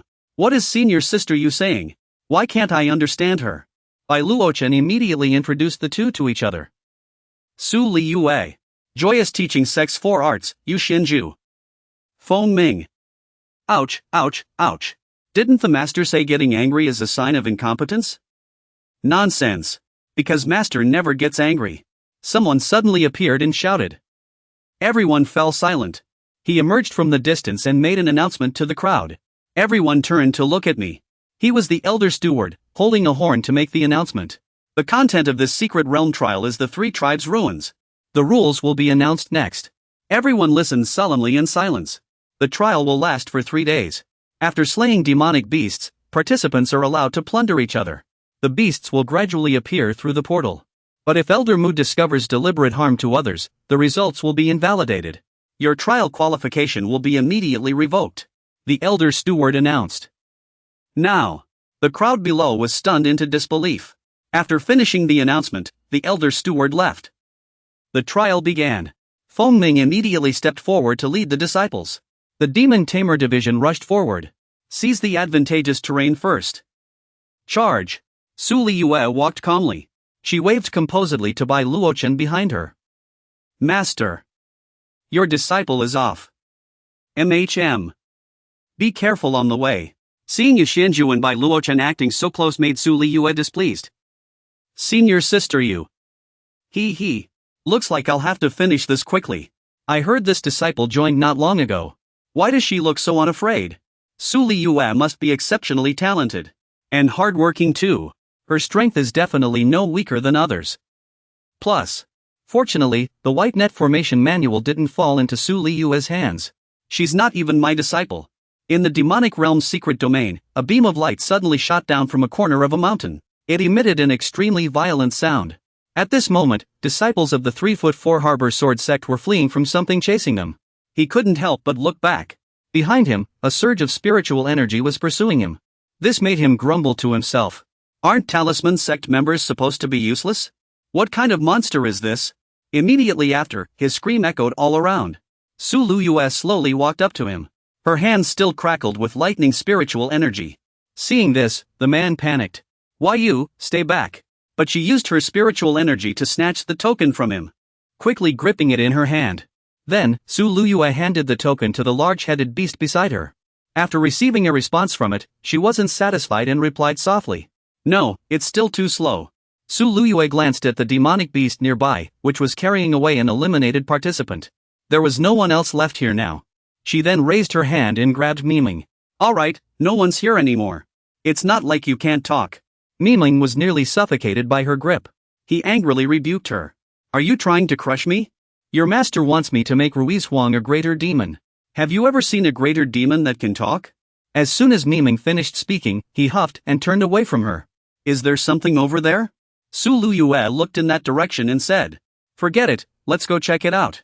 But she didn't know that a mysterious figure was secretly observing all her actions from behind. He was also holding a completely crimson toad in his hand. The two stood on a high tree branch, whispering. Ahem. Found it, let's go. Let's go see her. At the library square. Here, outer sect disciples were watching a live broadcast of other disciples' trials. Everyone watching was horrified, mouths agape. That was brutal. Senior brother Fengding has already conceded. Su Liyue's strikes are still so ruthless.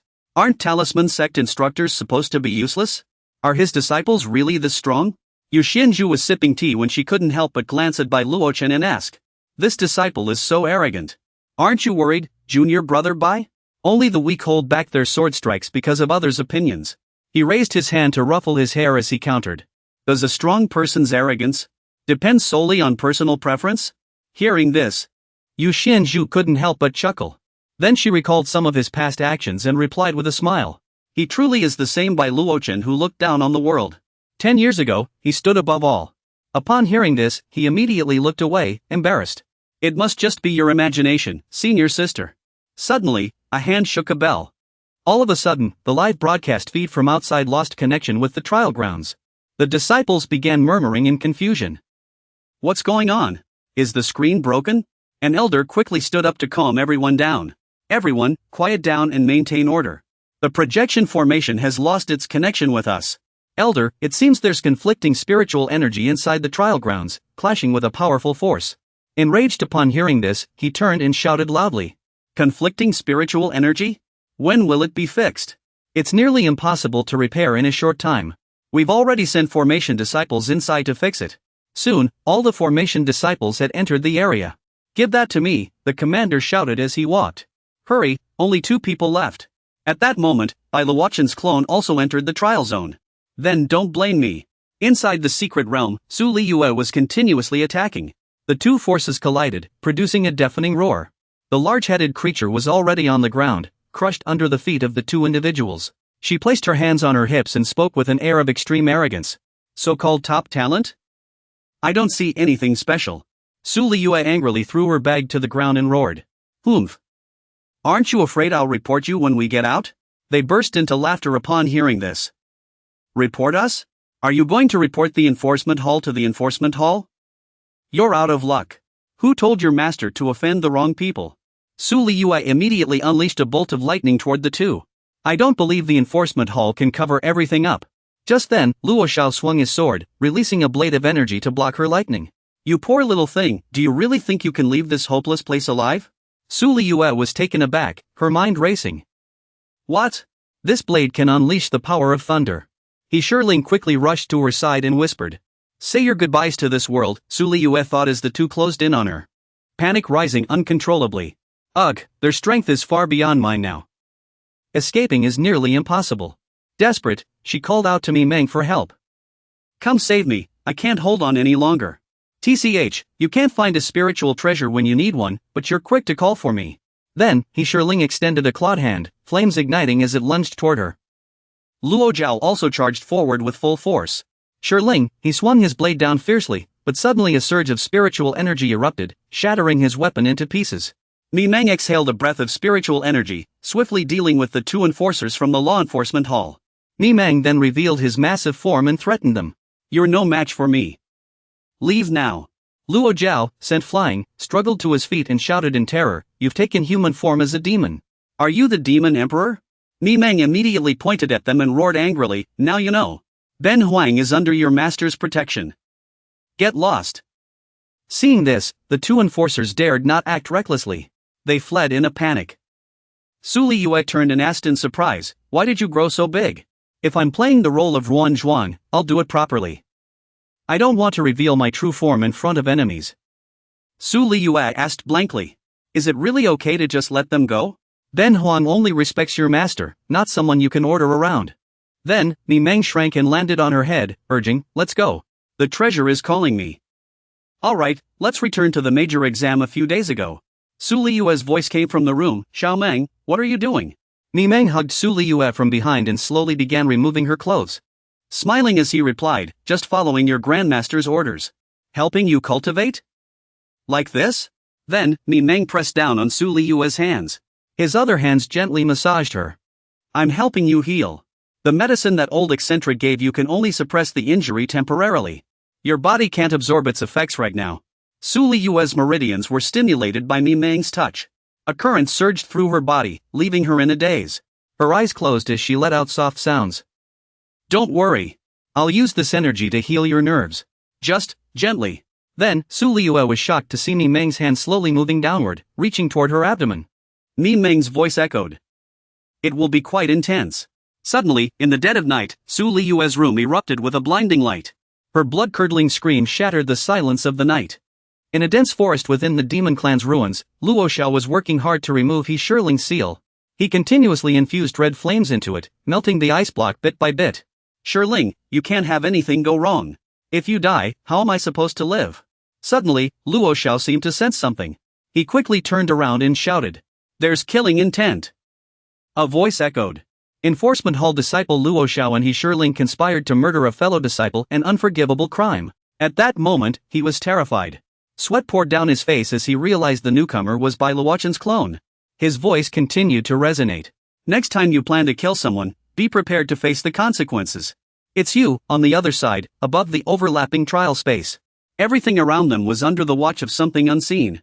At that moment, a massive eye was monitoring Bai Luochen's clone's every move. He looked up ahead.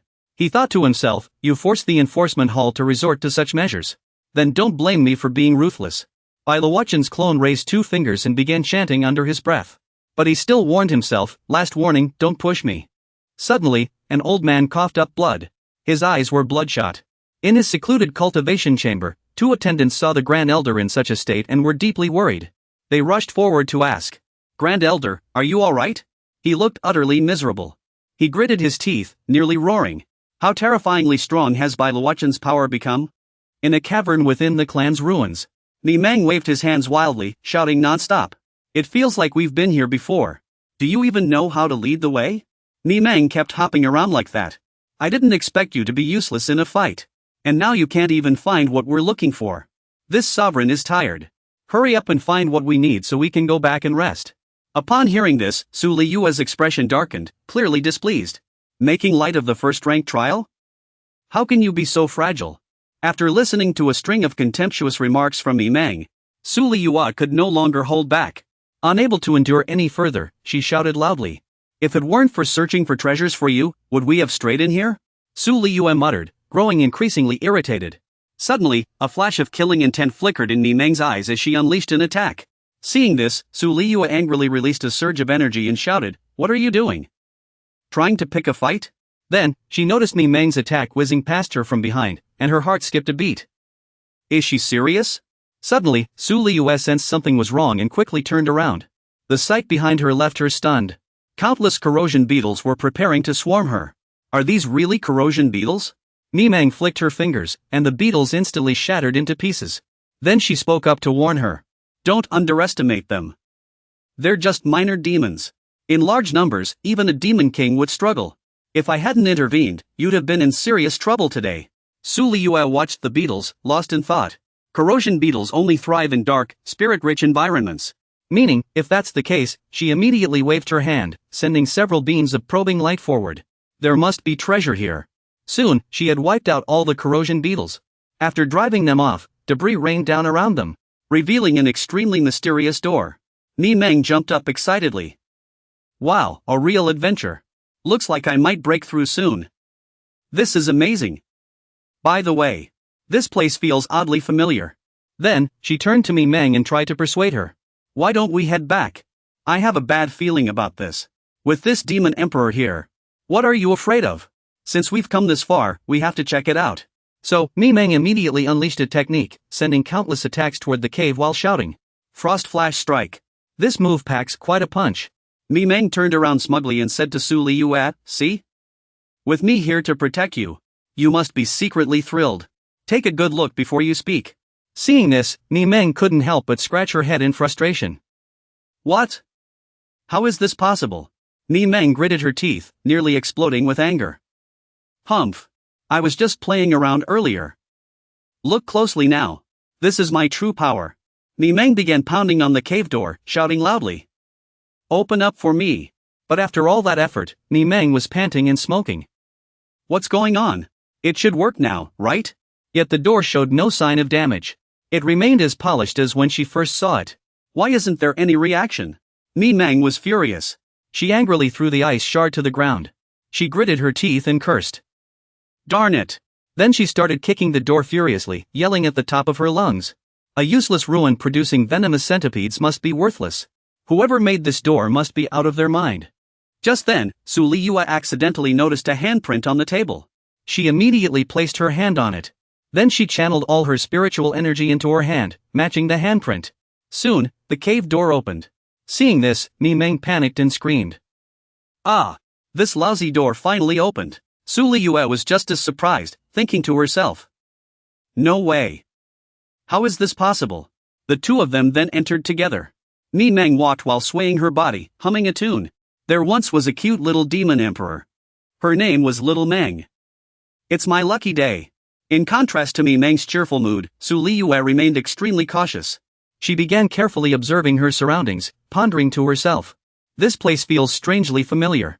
This must be a legacy left by a master. Jackpot!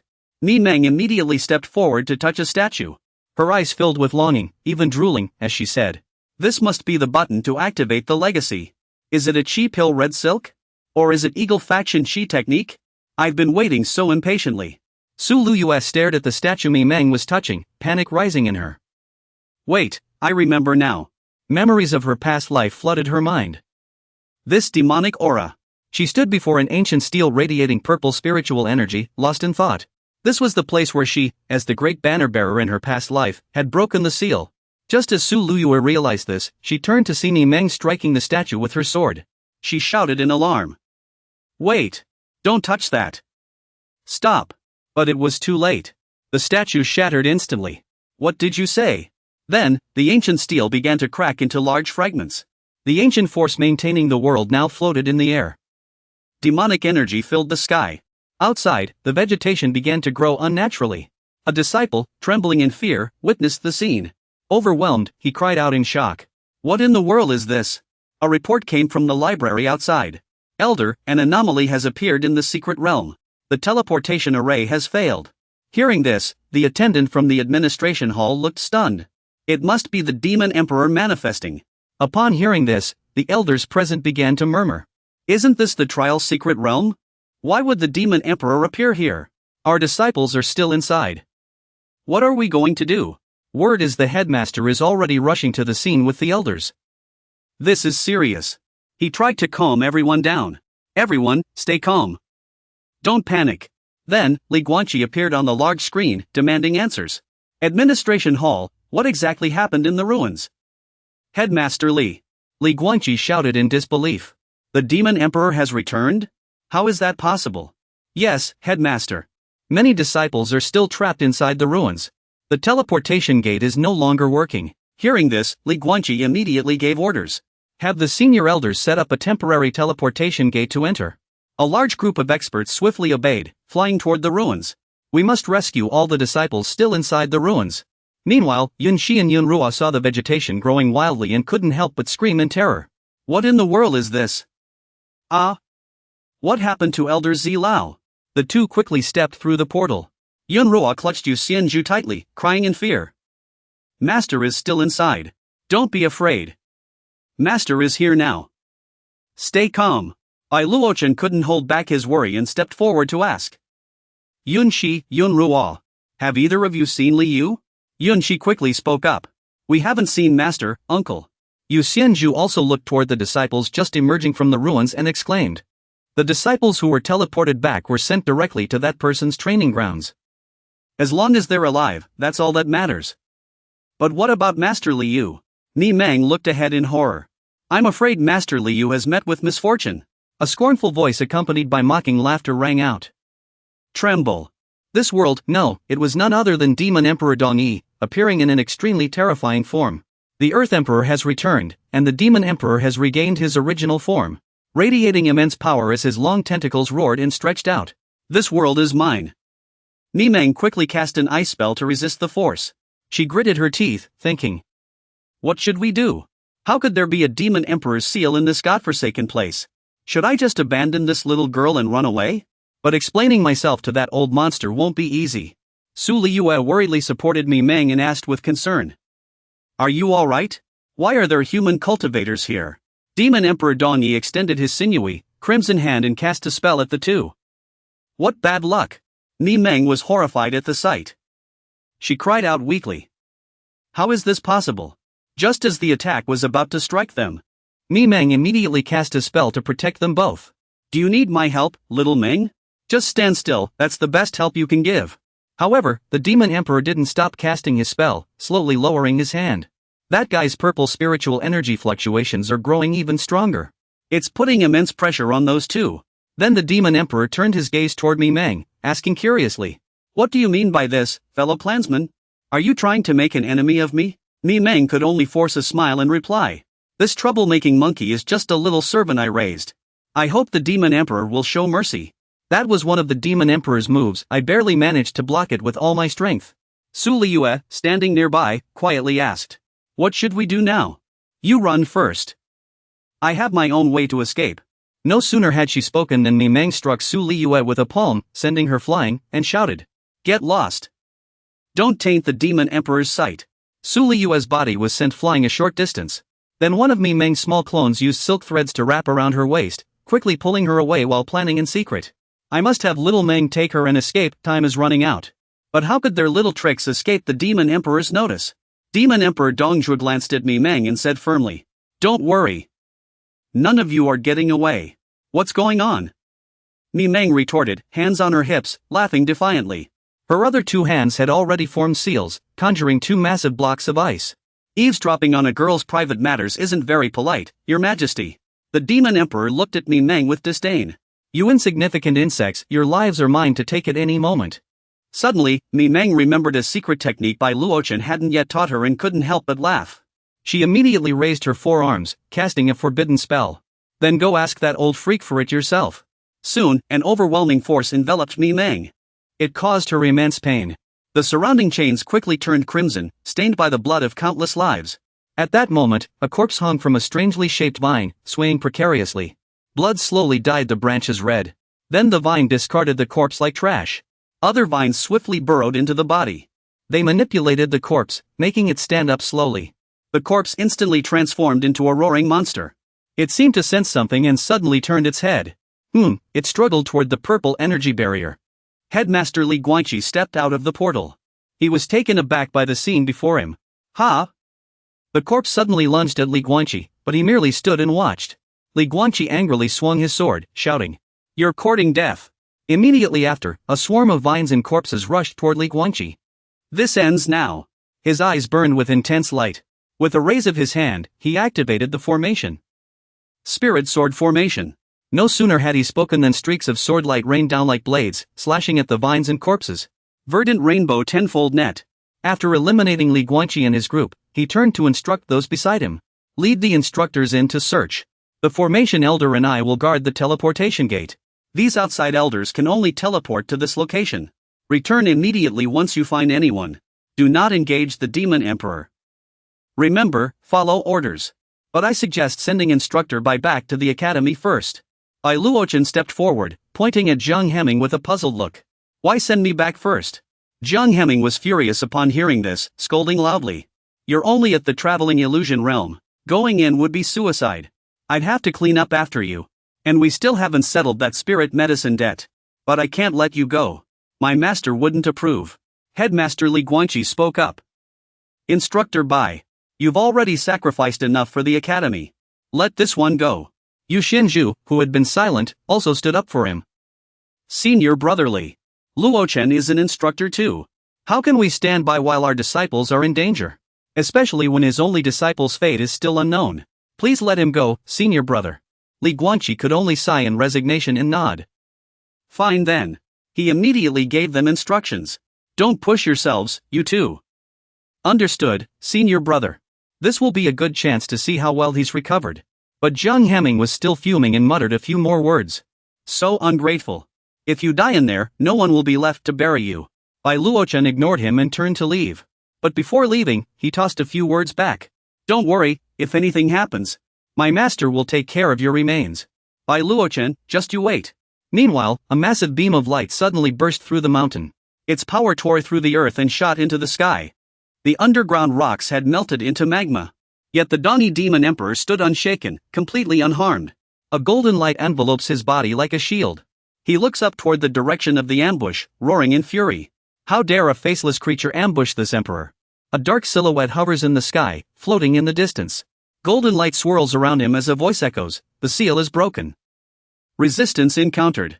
He condenses an energy sphere, beginning its destructive charge. The energy sphere swallows everything like a black hole, accumulating power. The sphere in his hands rapidly expands, resembling a black hole, then suddenly, it explodes. The explosion sends a earth-shattering shockwave through the air. The entire sky is illuminated. Within the ruins, Ni Meng's body remains there, her head drooping. All 4 of her arms are severed. Her body oozes liquid, resembling a broken statue. It seemed her life had come to an end. Yet unexpectedly, a glowing cocoon emerges from her mouth, as if nurturing new life within. The cocoon falls to the ground like this. Then it gradually swells, radiating energy. When the cocoon splits open, Ni Meng's pristine body emerges, as if reborn. Ni Meng collapses onto the ground. The scene is eerie and unsettling. It looks strangely alluring. Ni Meng tilts her head slightly, as if searching for something. Suddenly, she clutches her head, speaking in obvious distress. That old monster's seal was truly vicious. Fortunately, I had a decoy technique to escape with my life. Just then, Ni Meng's clone returns to report. Little Meng. She then flies off in the direction her clone indicated. What happened here? Arriving at a thicket, Ni Meng quickly spots Su Liyue, motionless with only her legs visible. As she approaches, Ni Meng is stunned by Su Liyue's condition. On Su Liyue's pale face, a flower has sprouted from her eye socket, with a vine extending outward. It makes her gasp in pain. Seeing this, Ni Meng can only turn away helplessly. She keeps telling herself, don't look. If this fails, the demon emperor will take my life immediately. This one has already been tainted by demonic energy. Taking her along would be fatal. I was lying. This guy gritted his teeth, thinking. What a pain. That old monster won't find me anytime soon. After all, they only captured me to be a spiritual pet. Wu Tong had no freedom at all. Ni Meng started rambling, making excuses to leave. Not just restricting Wu Tong's meals. The cave I live in is also a dump. Then, she began recalling memories of Su Liyue. And more. In the end, Ni Meng still gritted her teeth and dragged Su Liyue along. That girl just knows how to cause trouble for Wu Yao. I'll take her to find that old monster. Otherwise, who's going to do the laundry later? Cook, serve tea, and wait on Wu Tong. Meanwhile, the demon emperor spread his wings, weaving through countless bolts of lightning in the sky. He dodged every lightning strike aimed at him. But in the end, he couldn't escape the fierce bolts. Swift as lightning, he was struck. The powerful lightning blasted him straight into the vast forest. The demon emperor plummeted to the ground. The impact created a deep crater around him. The sheer force was obvious. After that hit, the Demon Emperor's outer shell was in ruins. Dong Su struggled out of his shattered shell. He looked up at Bai Luochen's avatar still floating in the air and cautiously asked, "This kind of power shouldn't exist in this realm. Who exactly are you?" His avatar seemed to ignore him, continuing to wield its power. The Demon Emperor realized he was being disregarded. He instantly flew into a rage but remained silent. "Do you think I'm beneath announcing my name?" His body instantly transformed into a massive maw, spewing flames at Bai Luochen's avatar. On the other side of the forest, Bai Luochen's true form still stood there, calmly observing the battle. Jiang Hemming, sensing that power, said in shock, "A single Demon Emperor might not be enough to handle this."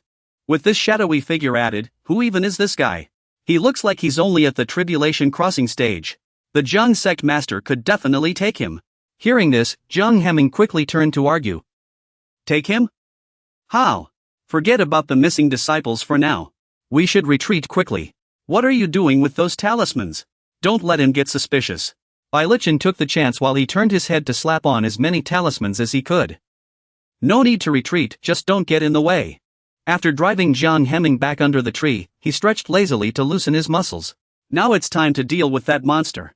At this point, Demon Emperor Dong Xiu seemed to be gradually losing ground. He was still desperately dodging attacks he couldn't fight back against. His demonic energy was nearly depleted. Yet he still couldn't land a single hit on that shadowy mass. Was he doomed to fall here in despair? As if answering his thoughts, a golden gate appeared above him, and he immediately realized, Is the Dark Lord passing by? Suddenly, a one-eyed monster with white wings emerged from the golden light. Its appearance made the Demon Emperor smirk. "With the Dark Lord's aid, you're nothing but ants." Bai Luochen's projection in the sky was slowly fading, still unaware of the whispers below. The time limit had expired. Return to the main body at once. Seeing this, Demon Emperor Dong Xiu hurriedly merged with the Dark Lord. The Sacred Father's form. Oh? Trying to escape? He immediately lashed out with countless palms toward the projection, roaring. "Perish! Chaos Heaven's Wrath." Bai Luochen began to speak. Input command. Activate the 5-star sky-killing talisman like this. Mi Meng only saw a massive blue greatsword burst forth. Was that the old monster's aura? The greatsword struck down, clashing with the purple demonic energy shielding the Demon Emperor. After the collision, the smoke cleared, revealing the Demon Emperor unscathed. He looked up, pondering. "Another expert?" Demon Emperor Dong Xiu turned to Bai Luochen and asked in surprise. "Who are you? Did you mention the Dark Lord earlier?" Bai Luochen in the air had already readied his talismans. Then he slowly merged with his projection. Afterward, he looked down at the Demon Emperor with disdain. "You fought my projection for so long, yet you don't recognize me in person?" He waved his hand lightly, and the talismans flew toward the Demon Emperor. "Go!" The talismans suddenly transformed into countless arrows, surrounding him. He cried out in shock. "The Earth Prime Talisman? That's impossible. How could a mere travel recruitment banner possess the Earth Prime Talisman and a clone at the micro-tribulation realm?" Hearing this, Bai Luochen calmly countered. "So what if it's a travel recruitment banner? Just because you haven't seen it doesn't mean it's impossible. What kind of immortal are you, exactly? Keep maintaining control over the Demon Emperor and give your orders." "Who am I? You don't need to know that. Tell me, where did you meet the Western demonic clan? Since when? What in the world is this? It can even burn souls." The Demon Emperor could no longer endure it and desperately begged for mercy. "I really don't know anything. Please stop burning me." That's the wail of Dong Su. "If that old monster sees this little girl in such a state, he won't blame me, right?" Bai Luochen ignored his pleas and said coldly, "Don't rush. You can take your time to think. I really don't know." Cough, cough. At that moment, Mi Meng suddenly rushed in with Su Liyue, shouting, "Brother Luochen, something's wrong. Miss Su can't hold on much longer." Bai Luochen immediately took his disciple into his arms. Gritting his teeth, he demanded, "Xiao Meng, why has Li Yue ended up like this?" Pressed by his question, Mi Meng began sobbing as she explained. "I'm sorry, Brother Luochen. It's all my fault, I wasn't strong enough. I failed to protect Miss Su properly." Upon hearing this, he glared furiously at the Demon Emperor. He had already prepared a talisman in his hand. Now that Miss Su has ended up like this, it's all because of this scoundrel's doing. "Fine. I don't care about your ties with the demonic clan anymore." The Demon Emperor darted around in panic but was struck by a talisman that destroyed his cultivation. Yet he still struggled to speak. "You can't kill me. If you do, the Earth Demon Lord won't let you off." After the Demon Emperor's body and soul were burned away, An unfamiliar object appeared before him, making him wonder, what is this? Bai Luochen stood before a massive gate bound by chains. He quickly began to explain. Gate of the underworld. Even if the demon sovereign himself descended today, he wouldn't be able to save your worthless life. Soon, the demon emperor was ensnared by purple silk threads. He let out a deafening roar. No! Don't! I am the demon emperor of this era. I cannot die here. In the end, he was still dragged inside. The gate closed immediately, but the demon emperor's voice still echoed outside. Great Magus, save me! After the demon emperor was completely devoured, the gate gradually faded away. Miming stood by, watching everything, and couldn't help but sigh. Even the mighty demon emperor was powerless to resist. That old monster truly lives up to his reputation. Suddenly, Su Liyue thrashed violently in Bai Luochen's arms. She jolted awake and lunged at him, catching him off guard. Seeing this, Miming panicked and shouted, "Old monster!" By then, the poison had already seeped into Su Liyue's body. Her mind was no longer clear. Her eyes turned bloodshot as she let out a guttural growl. Then she opened her mouth, aiming for his neck. Yet Bai Luochen made no attempt to resist. Instead, he urged her. Bite down. Hard. Don't let go. After a while of biting, the flowers in her eyes began to wither. She slowly regained her senses. She quickly pushed him away, stammering. Master. Good morning. How was your sleep? Hearing this, Su Liyue felt deeply ashamed. Master. I'm sorry. I wasn't strong enough. This isn't your fault.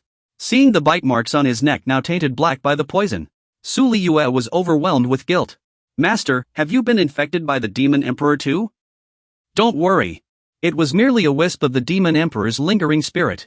With that, he cast a spell to heal himself. It poses no threat to me. A system panel appeared before him. Detected external intrusion into the host. Activating slaughter mode. Within a pitch-black void, the name of the demon emperor still hasn't fully faded, gradually appearing between the talismans. After invading this place, he couldn't help but gloat. Never thought there'd be fools willing to sacrifice themselves to save their disciples. Still unaware of the danger closing in, he calmly spoke. As long as a trace of the strange energy remains in this world, the Run Emperor can achieve immortality. As the demon emperor spoke, a blue light from the system suddenly appeared. Once the Run Emperor seizes your body, he will completely eradicate cowards like you. The system's voice kept ringing, leaving him panicked and muttering to himself. What in the world is this? Did something go wrong? After a series of warnings, the system finally spoke a complete sentence. Then it fired a blue beam, obliterating him completely. Intrusion detected. Eliminate the unknown entity? Could you be the one destined by fate? Night fell, a gentle breeze blowing. Inside the disciples' room, a blurred hand appeared in the frame. It turned out this was Su Liyue's point of view. She sadly touched her face, lost in thought. Her vision had indeed worsened. She needed to break through as soon as possible. She recalled Meng and Bai Luochen desperately protecting her and blamed herself. Little Meng. Master. Have I become a burden? I must grow stronger. Even if it means using any means necessary. Meanwhile, Meng had just finished bathing and spoke carefreely. Phew, I'm so tired today. Ah. Are your eyes still bothering you? Seeing Meng approach, Su Liyue quickly hid her emotions and smiled. Little Meng. Look, Cyclops. Hearing this, Meng immediately tapped her head and scolded her angrily. Don't call me that. Sorry. Then the two climbed up the hillside and lay down to rest. Meng was the first to apologize. This time, it was my fault for failing you. I'm sorry. From now on, I'll protect you properly. I won't let you face danger again. Su Liyue moved closer to him, touched. Little Meng. Don't crowd me. It's too crowded. Early the next morning, the three of them began busying themselves with their respective tasks. Bai Luochen was chopping firewood. The other two were organizing firewood and focusing on cultivation. While cultivating, Su Liyue suddenly sneezed. This made Bai Luochen, who was chopping wood, ask with concern. Liyue, are you catching a cold? Hearing this, she smiled and replied. Master, it's just a sneeze. I'll be fine in a few days. Miming, standing nearby, felt very distressed. Miss Su must be like this because I'm too weak. That demon emperor is just too powerful. Once my emotions stabilize, I can use the last resort. But don't worry, brother Luochen. Miss Su will be better in no more than 3 days. Bai Luochen glanced at the Firebird messenger in his hand and said, no need to go through so much trouble. Tomorrow, I'll take you both to the 4 Arts department. I'll let senior sister you know first. He then explained to the two of them. There are the best hot springs in this area there. Soaking in them will cure this little cold in no time. That's great, Miss Sue. Achoo! Soon, the next day arrived. At the 4 Arts department, the hot spring water was channeled into the baths, steam rising. He let the two uni sisters argue beside them. Su Liyue held Miming in her arms and reminded her. Just let me show you in my heart seat, don't move around. I saw you put something in there. Let me see. Su Liyue lifted Miming up by the scruff. Miming clung to her clothes and said. The bathtub sovereign worked hard to protect you. You have something good and won't share it with me? How could I share it with you? The demon emperor's essence isn't for you alone. No sooner had she spoken than she tossed Miming into a basket. This made Miming protest unhappily. It's because of the bathtub sovereign that I'm even worth something.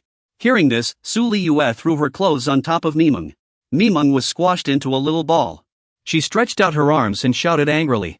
The bathtub sovereign wants your share right now. Some self-defense spiritual techniques were rewards from my master. If you want them, go ask my master. After preparing for a while, Su Liyue also entered the bath. She slowly dipped her feet into the water, first testing the temperature. Then Su Liyue set the towel aside. She stretched out and soaked in the hot spring, enjoying the moment. The warm spring water unblocked her meridians, making her feel incredibly relaxed. She murmured, tingly, so tingly. Yunxi smiled from behind and asked, How do you feel, senior sister Su? I feel like all the cold energy in my body has dissipated. Hearing this, Yunruo responded with pride, impressive, right? The second great hot spring in the 4 Arts department is one of a kind in the 4 seas and 3 wastelands. Then Yunruo slowly swam toward where Yunxi was soaking. She flashed a radiant smile. Suddenly, Yunruo splashed water at Yunxi and shouted, Take this, senior sister. After teasing Yunxi, Yunruo stood up and said, Run. Yunxi immediately chased after her, calling out loudly, Yunruo, you're being naughty again. Senior sister is coming for you. Su Liyue ignored their playful antics and noticed a group of strange creatures, asking curiously, Huh? What are those? The creatures were calling out to each other in their own language, which sounded incomprehensible. Ola, Lisha, Noriba, Paka, Nana, Yasaru. Everyone take a sip, no more than that. By then, Yunxi had caught and hugged Yunruo tightly, explaining. Those are little spirits called Sprikins. They're specialized in purifying hot springs. The magical effects of the 4 Arts hot springs are all thanks to them. One Spritekin smacked its companion and said, Perfect. This is the day I've been waiting for. Stop whining. What if we get exposed? Su Liyue looked at them in disbelief and asked again, You really use these things to treat the hot spring water? I've never heard of this before. Is this a new species? Sorry. Suddenly, the sound of approaching footsteps grew louder. The newcomer was none other than Lu Chuer, the vice preceptor of the 4 Arts department. She immediately struck a haughty pose and said, Just as I thought, it's the Talisman department's disciples. Even if you ranked first, you're still country bumpkins. Hearing this, Su Liyue's anger flared. She glared at Lu Chuer and asked, Who are you calling a country bumpkin? Lu Chuer lightly stomped her foot, testing the waters. She said in a tone dripping with disdain, How utterly overconfident. After confirming the water temperature was just right, she sat down with a scornful smile and spoke. Like master, like disciple, I suppose. After boasting, Lu Chuer crossed her legs smugly. Let me show you the true power of beast spirit cores. No sooner had she spoken than 3 beast spirit cores rushed forward. Each stretched out long tongues and clamored loudly. Pick me. No, me first. Don't cut in line. Lu Chuer laughed heartily, playfully scratching an itch. That's going too far. Yunruo had already climbed out of the water by then. She crossed her arms and said reassuringly, Don't take it to heart, senior sister Su. She can't beat master you, so she's taking it out on you. Pathetic. Why should I bother competing with someone who's willingly fallen into darkness? Then, Lu Chuer excitedly began to recount. I saw with my own eyes that your useless master went into the Moonsect disciple's room. Hearing this, Su Liyue asked in disbelief, What did you say? Luochen felt increasingly uncomfortable and said uneasily, Senior sister, isn't this a bit inappropriate? Yu Xinju panted heavily, struggling to speak. What's inappropriate about it? Don't you like it? Luochen stammered in response. Of course I do, but... It turned out he was holding a potato, lost in thought. Is this really the right place to roast things? How odd. Were you roasting wings during the exam? Since when did you start caring about these things? Luochen quickly countered. Different time, different place. A man and a woman alone in a room. There are boundaries between men and women. Poof. You were such a troublemaker as a kid. I don't recall you being this shy back then. He thought back to his childhood self and defended himself sheepishly. Did you call me here just to waste my time with nonsense? By then, Yu Xianzhu had finished her bath. She stood up from the tub, wrapping a towel around herself as she spoke. Junior brother, about that. How utterly boring.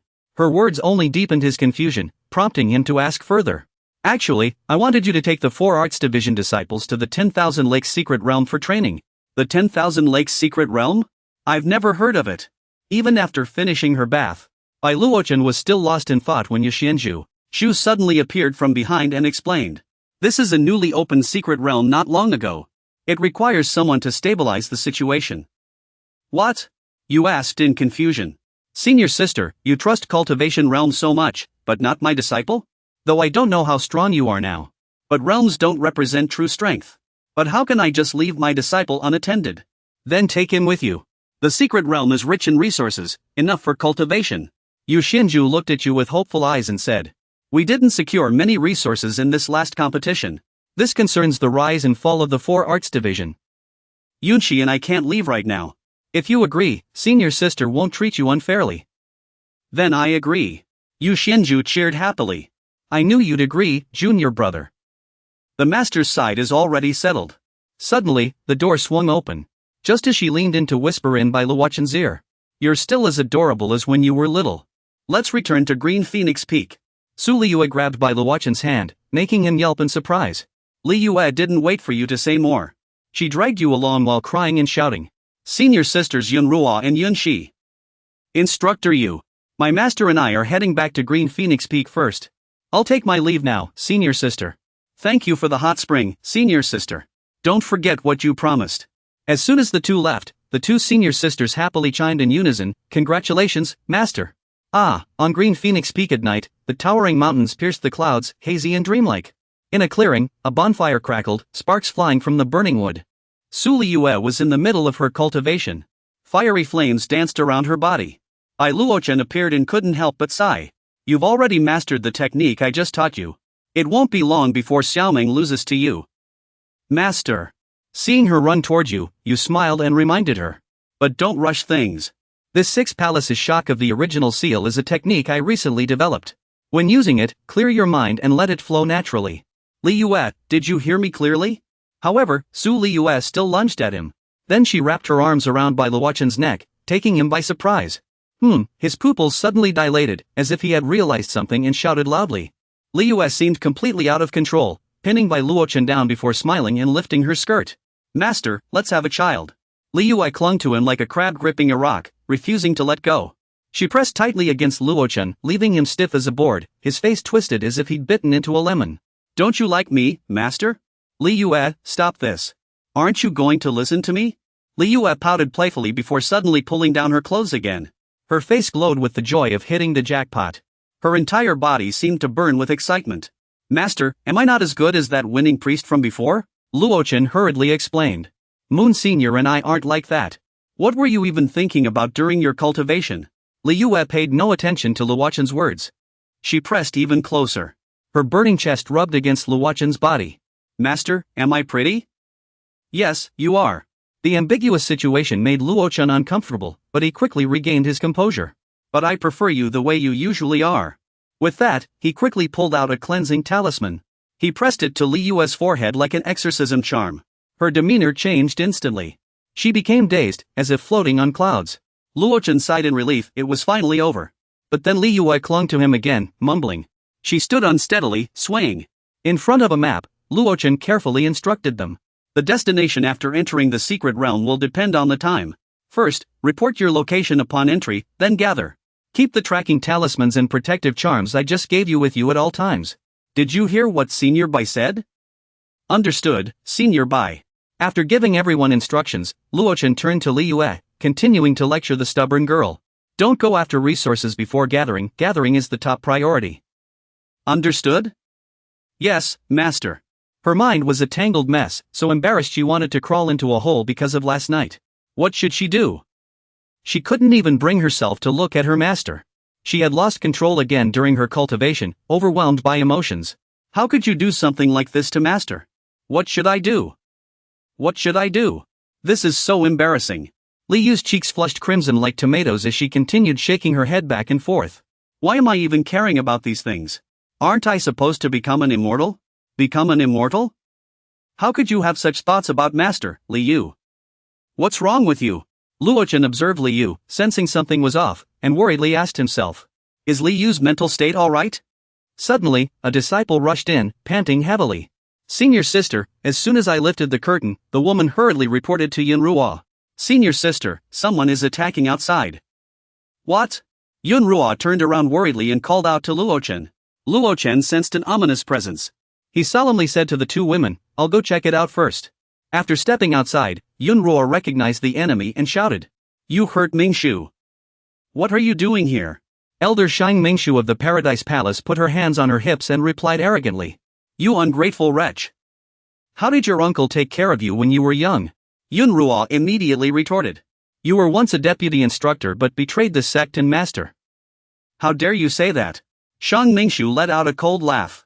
She pulled out a jade flute from her chest. How dare you speak to your uncle like that? Before she finished speaking, she unleashed the flute, accompanied by a surge of spiritual energy as fierce as a tiger. Her tone remained arrogant and overbearing. I must teach you a lesson on behalf of your uncle. Seeing the flute strike like a gale, Yunruo quickly raised a spiritual energy shield. Shang Mingshu continued to threaten. Stop struggling. Bow your head, and I'll spare you. In your dreams. But as soon as Yunruo opened her mouth, the flute pierced through the shield and struck directly at her. Yunruo's eyes widened in terror. Suddenly, a powerful gust of energy deflected the flute, sending it soaring into the sky. Luochen angrily shouted. Using an instrument so recklessly will backfire on your spiritual energy. Shang Mingshu was stunned. What's happening? The spiritual energy is out of control. Luochen grabbed the flute and said coldly. Don't waste your energy anymore. This flute is mine now. Yunruo saw this and pondered to herself. Has Uncle Master's spiritual energy backfired? Shang Mingshu gritted her teeth, roaring in fury. I remember now. You're that wretch's friend, by Luochen. Luochen couldn't be bothered with the woman's rambling and casually played the jade flute he had just snatched. A melodious tune filled the air as the caravan slowly set off. The female disciples whispered among themselves. Uncle Master Bai can play instruments? Didn't you notice how much better Uncle Master Bai plays the flute than the priest? Even Li Yu widened her eyes in astonishment. I never expected Master to be so skilled with instruments. In Li Yu's mind, a scene of Luochen and Priest Yu in an intimate moment flashed by. She nodded, thinking to herself. But Master and Priest Yu grew up together, so it makes sense. Meanwhile, Shang Mingshu was nearly driven mad with rage over the stolen jade flute. She unleashed an eerily graceful technique. Instantly summoning a swarm of fierce serpent heads, they lunged at Luochen. Worthless fool, return the jade flute to me. Yet Luochen remained unshaken, continuing to play the flute. The serpents couldn't get near him. Instead, they were flung back. Shang Mingshu's robes were torn to shreds, revealing her ample figure, heaving with emotion. Fortunately, the important parts remained covered. A disciple hurried forward to support Shang Mingshu. Elder, let me help you.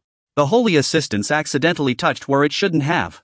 Shang Mingshu twisted her body, letting out a soft gasp. Whether from pleasure or surprise, the sound seemed to verge on ecstasy. Seeing Shang Mingshu flee with her legs pressed together, Luochen spoke. Out of respect for your spiritual energy, I'll spare you. Now leave. He then turned to Yunruo, offering the jade flute, making her eyes sparkle like stars. This jade flute is yours now. After the secret realm ends, I'll help you upgrade it from spiritual energy to imperial energy. What do you think? Really? Thank you, Uncle Master Bai. The disciples chattered excitedly. Uncle Master Bai is playing favorites. Don't worry, there's still plenty of luck in the secret realm. Just work hard. The disciples immediately erupted into chaos. Luochen watched Lingyue's back as she entered the tent. Lingyue, don't waste this opportunity. Lingyue hurried into the tent, took something out of her bag, and focused intently. Just then, Xiaomeng spoke up, questioning her. That old monster came to see you last night, and after you two went back to your room. Did something happen between you two? A lot of things. Moments later, the space here was enveloped in a purple spiritual energy. Yunruo spoke up. The secret realm has opened. Prepare to set off. Yunruo slung her backpack on and set off. She walked toward the gate step by step, not forgetting to wave goodbye. Uncle Bai, we'll go ahead. Remember, do not reveal your whereabouts before the gathering. Lingyue also put on her backpack and stood beside Luochen, her heart full of worry. He noticed this and immediately reassured her. Don't be afraid. This time, your master will accompany you. There will be no danger. Xiaoming chimed in right away. Big brother Luochen has me too. That's right, and Xiaoming too. Hearing these words, Lingyue also entered the secret realm with peace of mind. Watching Lingyue's back, Luochen pondered to himself. Ordinary people who come into contact with the purifying heart talisman will have blurred memories within a day. Did I do something wrong? Or is Lingyue not an ordinary person? Stop overthinking. Luochen quickly vanished into the secret realm as well. Shang Mingxiu's people were still secretly observing everything from afar. Shang Mingxiu gritted her teeth in anger. Bing Bing, give that guy who just got beaten a few more hits. How dare he take advantage of me? He collapsed, a satisfied smile on his lips. Someone hurried forward from a distance to report. Elder, they've already entered. She wiped the blood from her face, her eyes cold. Let's go in too. Don't forget our mission. The people of the Paradise Palace shouted in unison. Bodily suffering, paradise rebirth. As for Luochen, just as he stepped into the secret realm, a sudden announcement rang out, leaving Luochen bewildered. A task world had suddenly appeared. Contractor, swiftly suppress the soul sect. The rewards will not be elaborated here. If not accepted, 30% of your spiritual energy will be deducted. Fenghu Mountain within the secret realm. Just then, a loud bang came from the direction where Yunruo was. The girl is under attack by the Paradise Palace. As the dust settles, several young people can be seen lying scattered on the ground. Just then, a person appears, stepping on those lying below. A female disciple of the Paradise Palace sneers. This little wildcat sure is fierce. Yunruo is deeply worried. Though blown to pieces, they aren't dead yet. The woman from the Paradise Palace smirks, releasing pink tendrils. Let me teach you a lesson, she says. Yunruo quickly takes out her jade flute. She plays the flute, but her heart is filled with unease. A basic spell formation takes shape. It forms a spiritual energy barrier. But her cultivation is too weak. She cannot withstand the strange tendrils. The tendrils tightly coil around Yunruo, draining her spiritual energy. The woman from the Paradise Palace taunts her. Such a fine magical tool, yet you use it like trash. She steps closer. She reaches out and touches Yunruo in a provocative manner. And whispers in her ear. Go ahead, use whatever tricks you have. Shameless wretch. The girl tries to use the falling dust talisman her master taught her. She silently prays. Uncle, save me. But the woman senses Yunruo's intent. Ha, calling for help? She strikes, her expression darkening. You deserve this. The woman delivers a brutal strike, making Yunruo cry out in pain. She even opens her robes, revealing something bizarre. Her tone is full of contempt. Such a strong reaction? The training has only just begun. Suddenly, a flying fish charged with spiritual energy strikes. It pierces through the woman's chest. She freezes in place, eyes wide with shock. Moments later, she collapses to the ground. The tendrils vanish. Yunruo turns to look. Bai Luochen is walking toward her. Uncle Bai. The Paradise Palace had already set an ambush in the secret realm. No wonder I waited so long and didn't see you. I was even worried about grilling fish for you. Yunruo suddenly feels all her strength leave her, collapsing to the ground. Luochen quickly helped her up. Are you alright? Can you walk on your own? Yes, I can. It's just that my spiritual energy is depleted. My legs feel a little weak. What about the others? The girl wearily lifted her eyes to look at Luochen. You've taken care of most of the ambushers. They should be fine. Luochen handed the Bagua compass to Yunruo. This is something you dropped. Hurry, follow me to regroup with everyone. Yes. Just then, Yunruo seemed to notice something. Her eyes were filled with surprise. Then she grabbed Luochen's shoulder and whispered. Uncle Master. The two looked toward the body of the recently deceased female disciple of the Paradise Palace. They spotted a strange creature. Yunruo pointed at the creature in confusion. What is that? Luochen immediately used his spiritual energy to seize it. With a gentle wave of his hand, he captured the creature. Looking at the creature in his hand, Luochen recognized it. This thing is a soul bee. If I'm not mistaken, the people from Paradise Palace used them to collect souls. Luochen crushed the soul bee. His gaze turned toward the distance. Quick, we need to find the others. The scene shifts to another location within the secret realm. A powerful bolt of lightning struck down. It formed a deep crater. Within the lightning, a figure could vaguely be seen. It turned out that at the bottom of the crater, Liyue was enduring the onslaught of heavenly lightning. Relentless bolts of tribulation lightning struck down. Liyue half closed her eyes and exhaled. Miming suddenly appeared. She placed her hand on Li Yue's shoulder, startling her into a scream. After recognizing Miming, Li Yue became furious.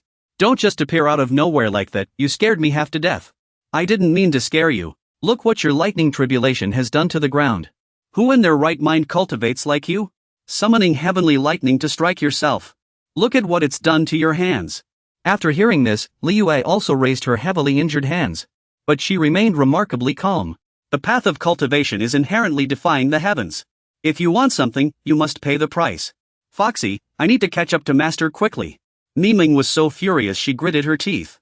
Why would you rush after that old freak without thinking? That guy is way beyond normal monsters. Li Yue's cheeks turned as red as ripe tomatoes. She stammered. It's because of that. Right.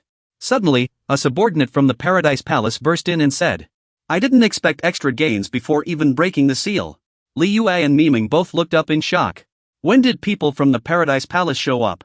The Paradise Palace member continued with disdain.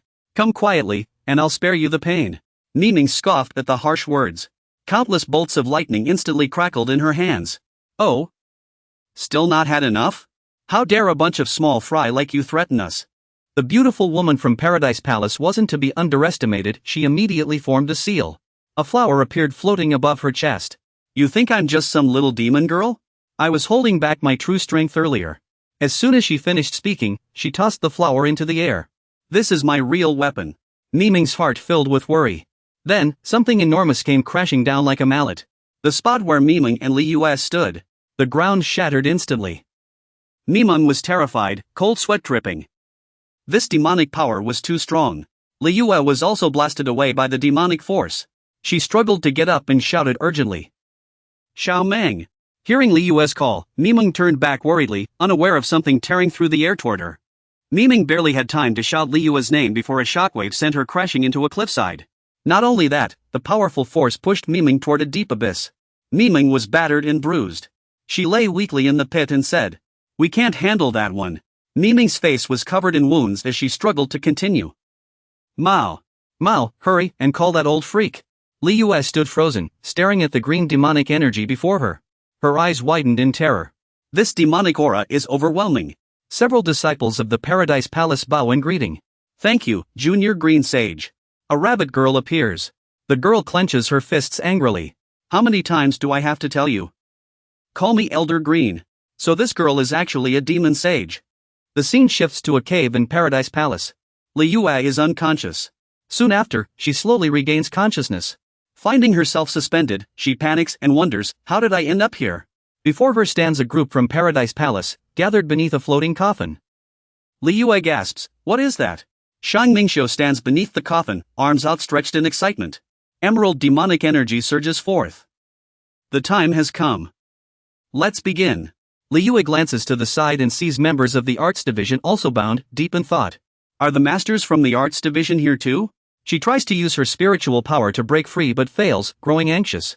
I must save them quickly. Miming appears, flashing a sinister smile. Don't waste your energy. This ultra-strong ice silkworm thread is my masterpiece. Li Yue asks in disbelief. Miming, why are you tying me up? Are you betraying me and master?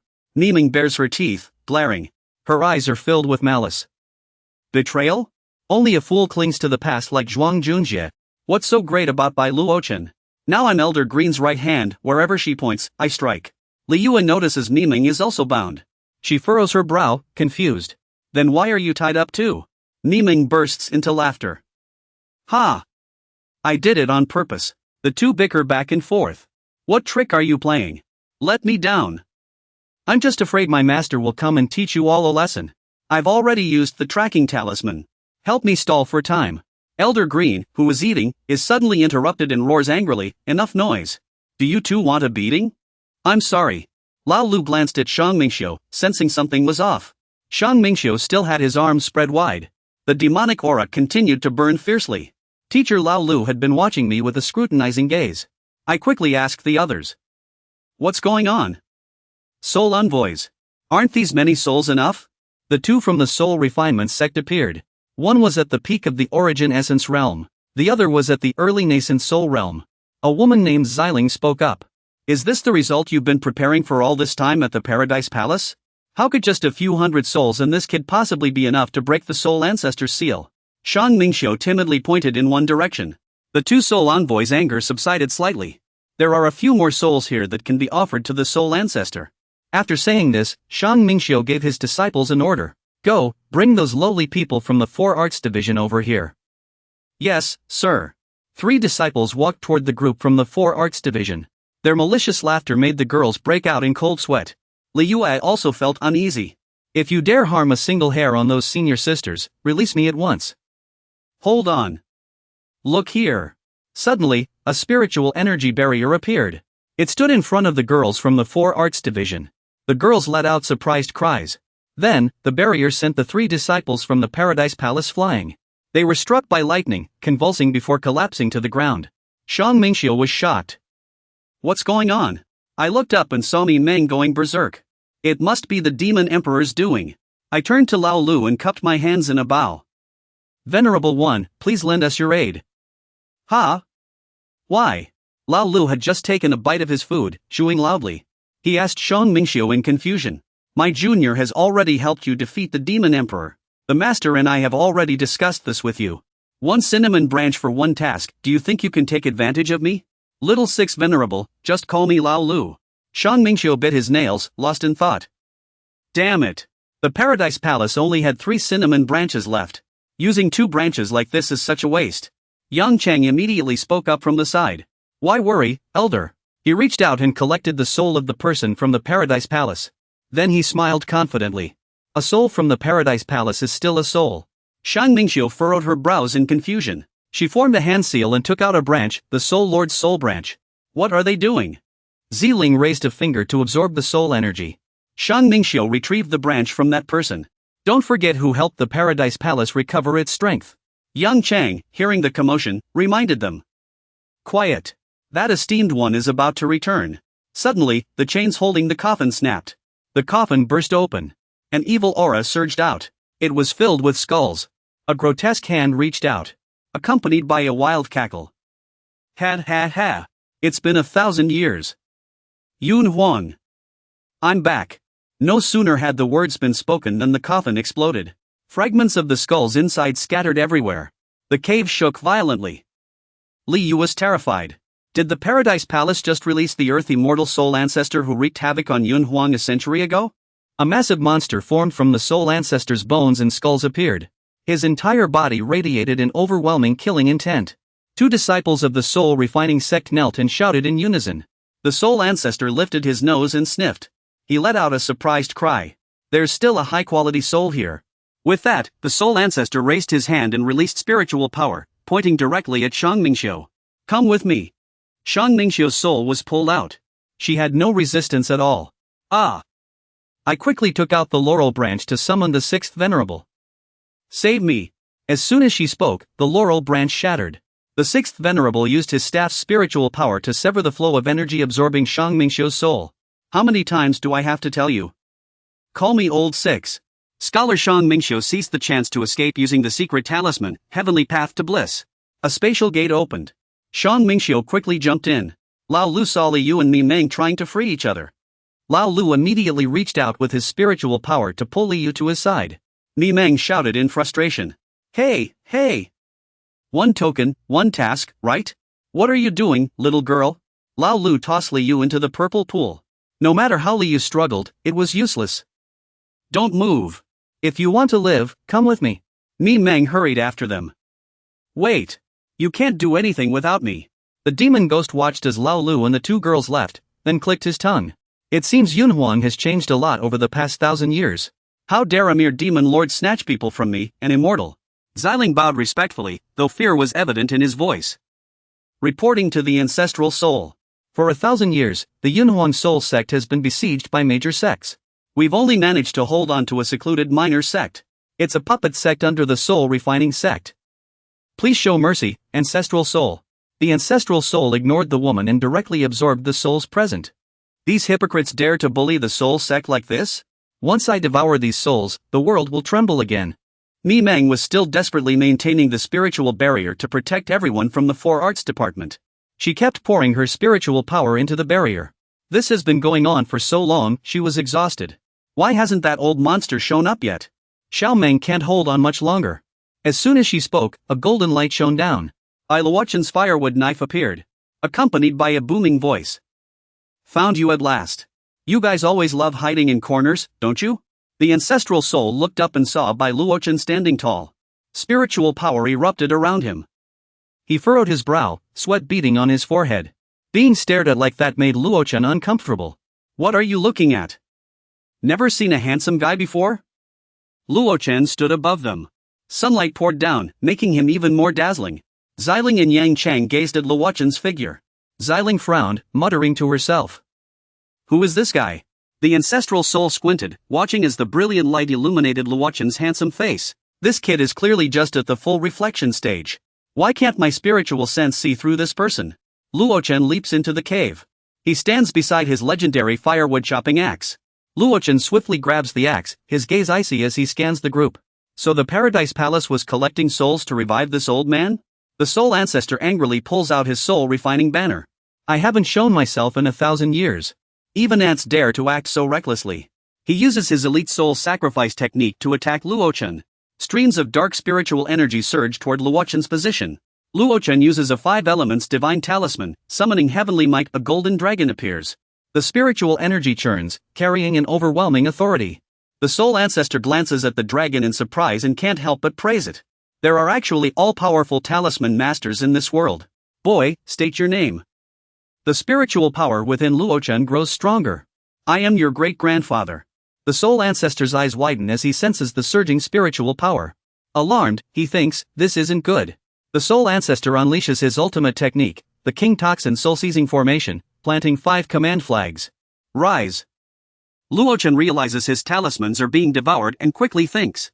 These command flags can even consume divine talismans. Black, viscous liquid coils around Luochen. The soul ancestor's arrogant voice rings out. On my turf, let's see how you fight back. Surrounded, Luochen can only summon a defensive talisman.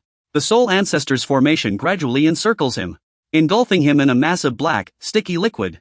Luochen remains calm, carefully analyzing the situation. This soul tide can even neutralize my curse. The soul tide carries Luochen to a vast expanse. He remains cautious, observing his surroundings. Soon, Luochen uses a black tortoise divine talisman to form a shield. Not even the black tortoise can withstand this. Streams of energy converge into sharp spikes, piercing toward Luochen. He widens his eyes. What kind of trick is this? The spikes keep stabbing into Luochen's body, making a sickening sound.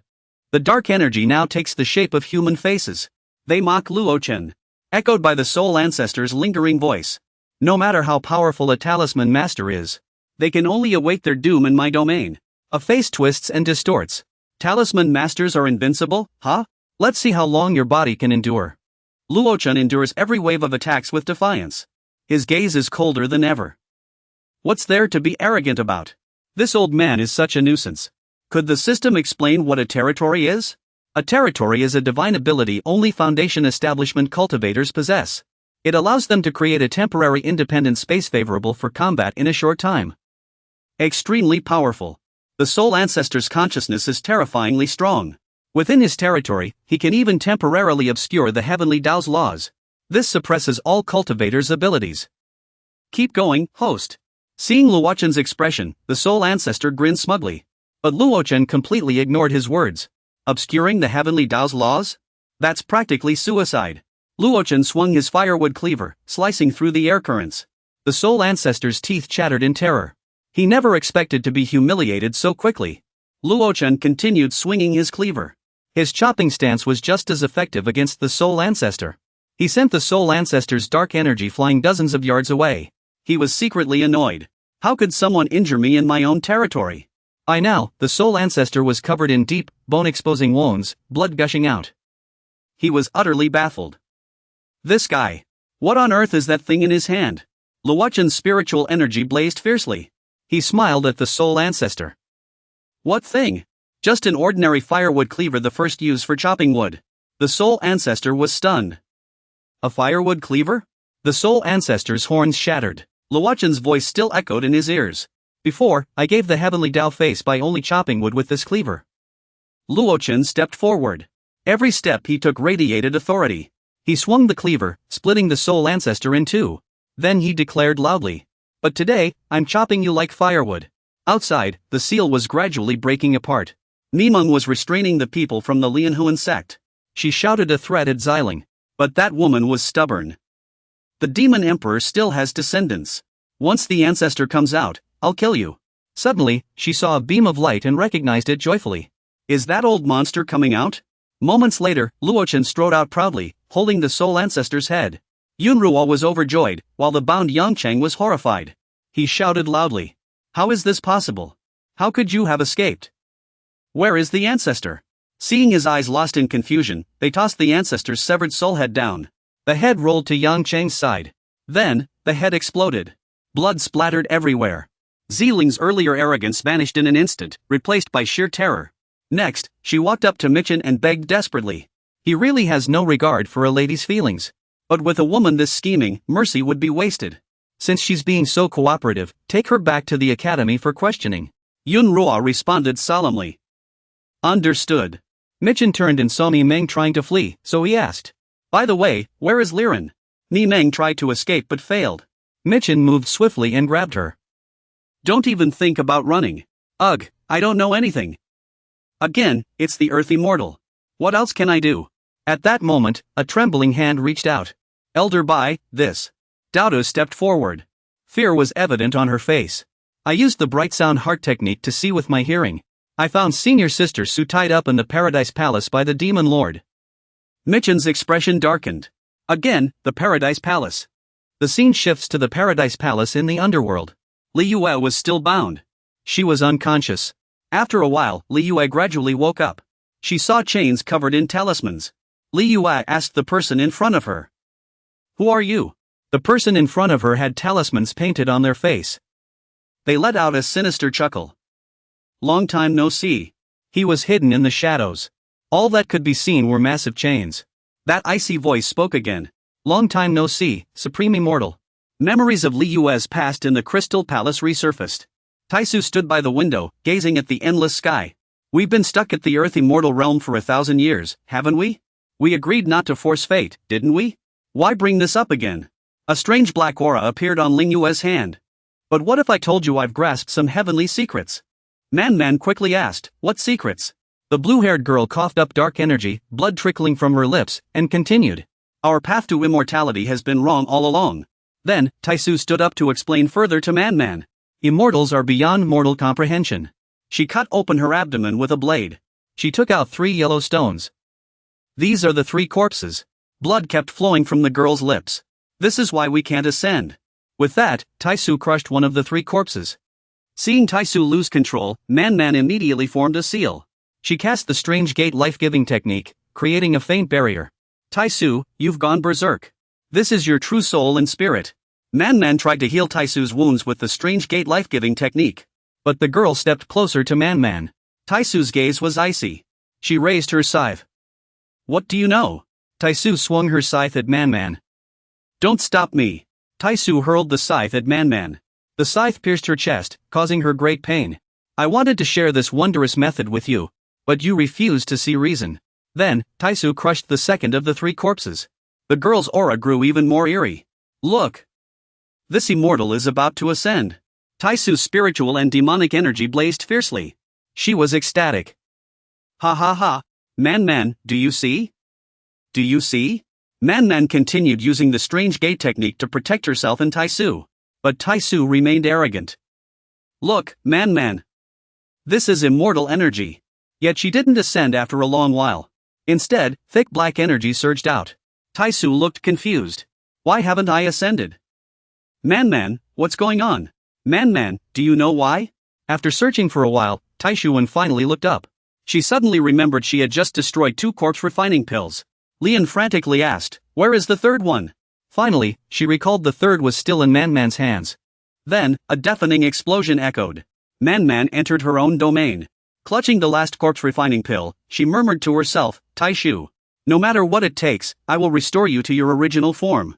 Man barely endured the excruciating pain surging through her. Her eyes were filled with determination.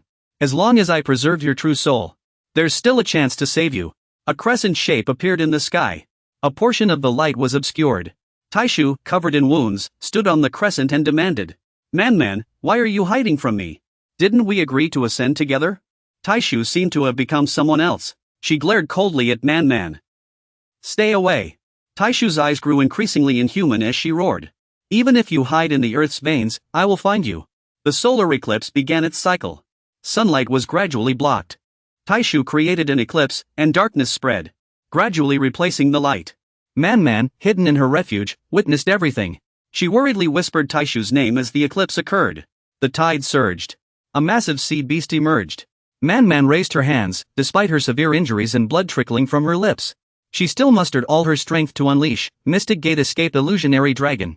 A water dragon soared into the sky, charging toward the eclipse. Taishu coldly swung her hand and severed it. The water dragon was instantly decapitated, then sliced into several pieces. How reckless! Even the massive sea beast was split in two. Sensing danger, Man continued fleeing underground with all her might. This is the power of the moon immortal star wheel. I must escape her line of sight as soon as possible. Taishu coldly looked down. Crossing two fingers, he condensed a ball of spiritual energy. Stop hiding, Man. For centuries, this immortal has already taken root inside you. Taishu's pupils began to change color. The way she looked now was no different from a demon. If you enter the mountains, I will level them. If you dive into the waters, I will drain the rivers. Taishu controlled countless spiritual arrows to rain down. Where the arrows struck, the earth trembled. The arrows poured down like a torrential storm, endless and relentless. Moments later, Taishu smiled confidently. I see you now, Man. As soon as he spoke, Taishu continued directing the spiritual arrows to attack Man. She was caught off guard. She had no time to react. She stood frozen for a few seconds. Facing the dire situation, Man had no choice but to activate the strange gate. Man stomped her foot on the ground. Then she leaned back, thrusting her chest forward. Instantly, a massive formation appeared beneath her feet. She demanded sharply. Taishu, what celestial secrets have you stolen? Why have you lost your mind like this? Taishu spread his arms and laughed wildly. Who says the mad one is me and not this immortal? Man, come and ascend with me. Man looked slightly sorrowful as she hid Taishu's last 3-core pill in her chest. If I ascend, I'll end up like you. Man glared at Taishu. Then she formed a seal and activated the cycle of reincarnation heavenly formation. Then I won't let you ascend. Taishu smirked and immediately followed suit. Then let's compete, see whether your strange gate corpse technique is stronger or my immortal will prevails. Taishu swung his blade downward. Man unleashed countless azure dragons. Both sides clashed fiercely. A continuous roar of explosions echoed. Moments later, their clothes were in tatters. Man and Taishu stood face to face. Taishu said, "It seems I've won this time." Taishu collapsed. His body was covered in wounds. Blood streamed from his eyes. Man, why won't you ascend with me? Aren't we the best of friends? Man answered with a gentle smile. Yes, we are each other's best friends. That's why I couldn't bear to see you become like this. Man gazed at Kaiju with eyes full of admiration. I just wanted you to return to how you were before, even if only a little. Kaiju was deeply moved by this precious friendship. She couldn't help but call out Man's name. But it was already too late. Man was completely exhausted. She collapsed in front of Kaiju. No apology from Kaiju now could bring Man back. Kaiju knelt in agony, overwhelmed with self-blame. Man. I killed you. I'm the one who took your life. That painful past still haunted her. Liyue was devastated, kneeling with her hands limp at her sides. Disappointment filled her heart. It couldn't be. Tears streamed down Liyue's face. She still couldn't let go of what had happened. It couldn't be. Man, standing behind her, spoke. After seeing all this, have you remembered yet? Liyue still refused to believe it, shouting loudly. She's not me. This is all fake.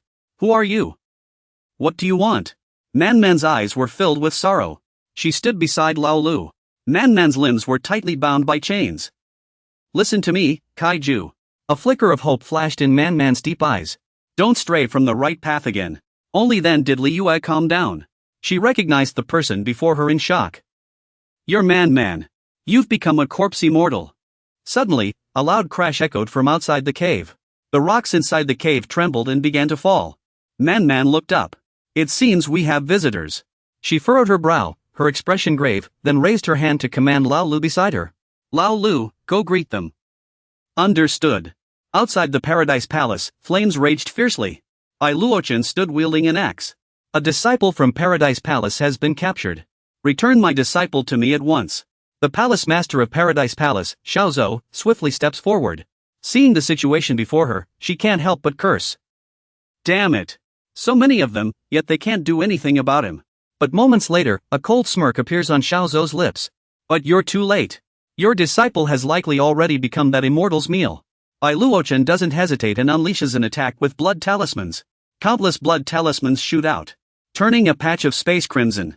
Then you'll all accompany this girl in death. Xiaozhou hastily raises a shield. But his subordinates around him scream in agony, corroded by the blood talismans. Bai Luochen approaches, holding a silk ribbon. Luochen's eyes are filled with fury. This time, blood must repay blood. Unable to hold out, Xiaozhou immediately calls for help. Elder Lu, save me.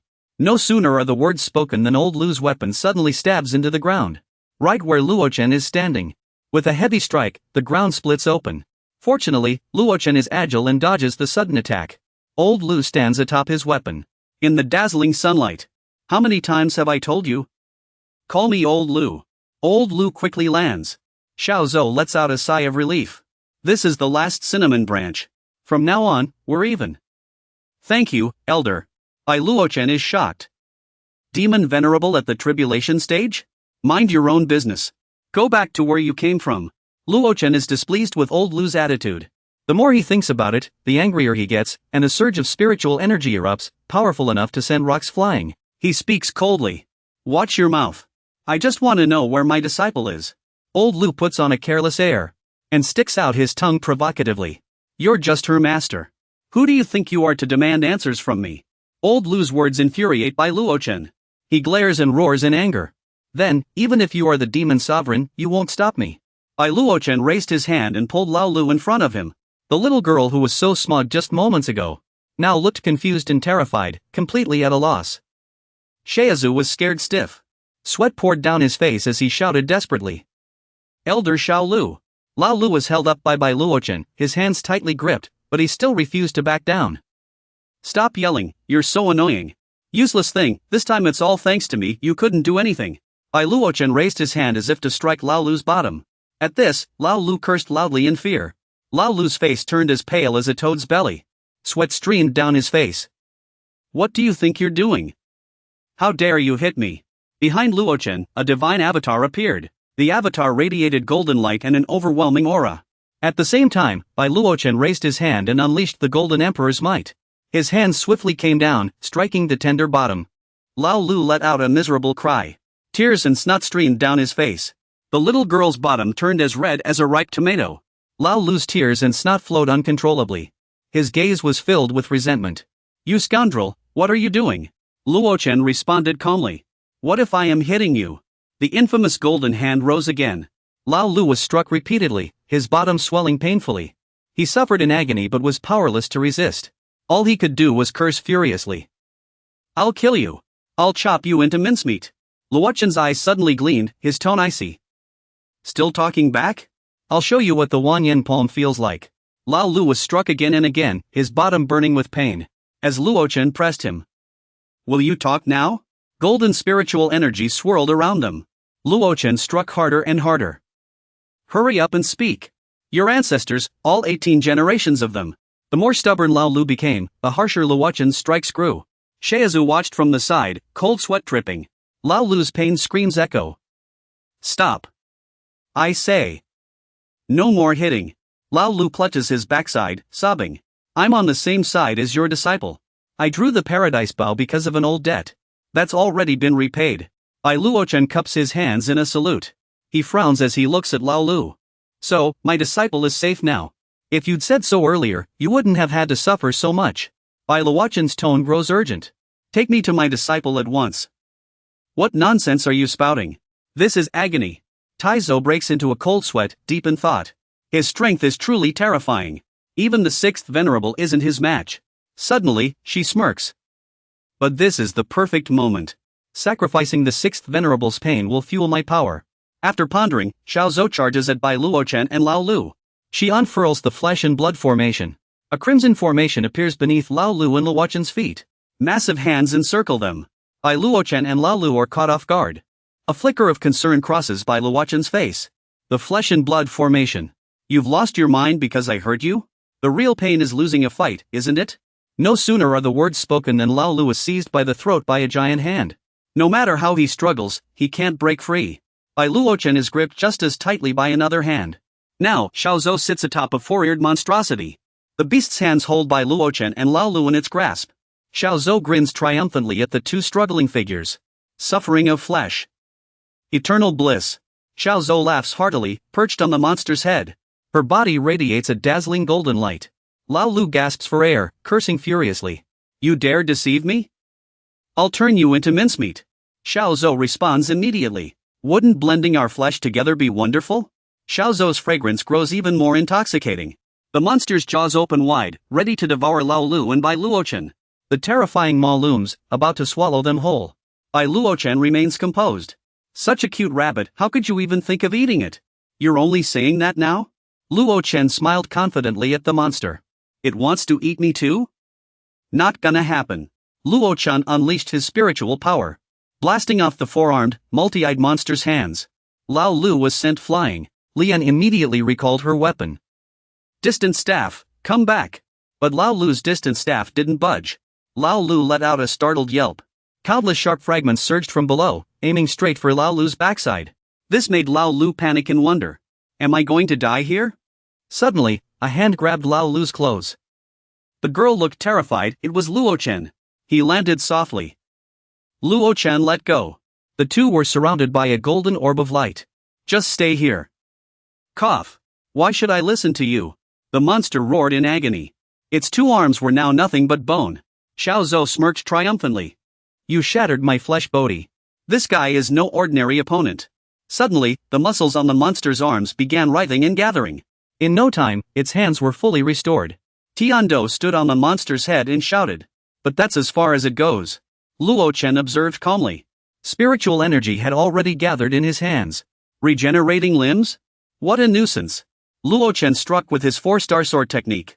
Countless blades shot forth. Then I'll just keep attacking until you can't regenerate anymore. Soon, the blades shredded the monster into countless pieces.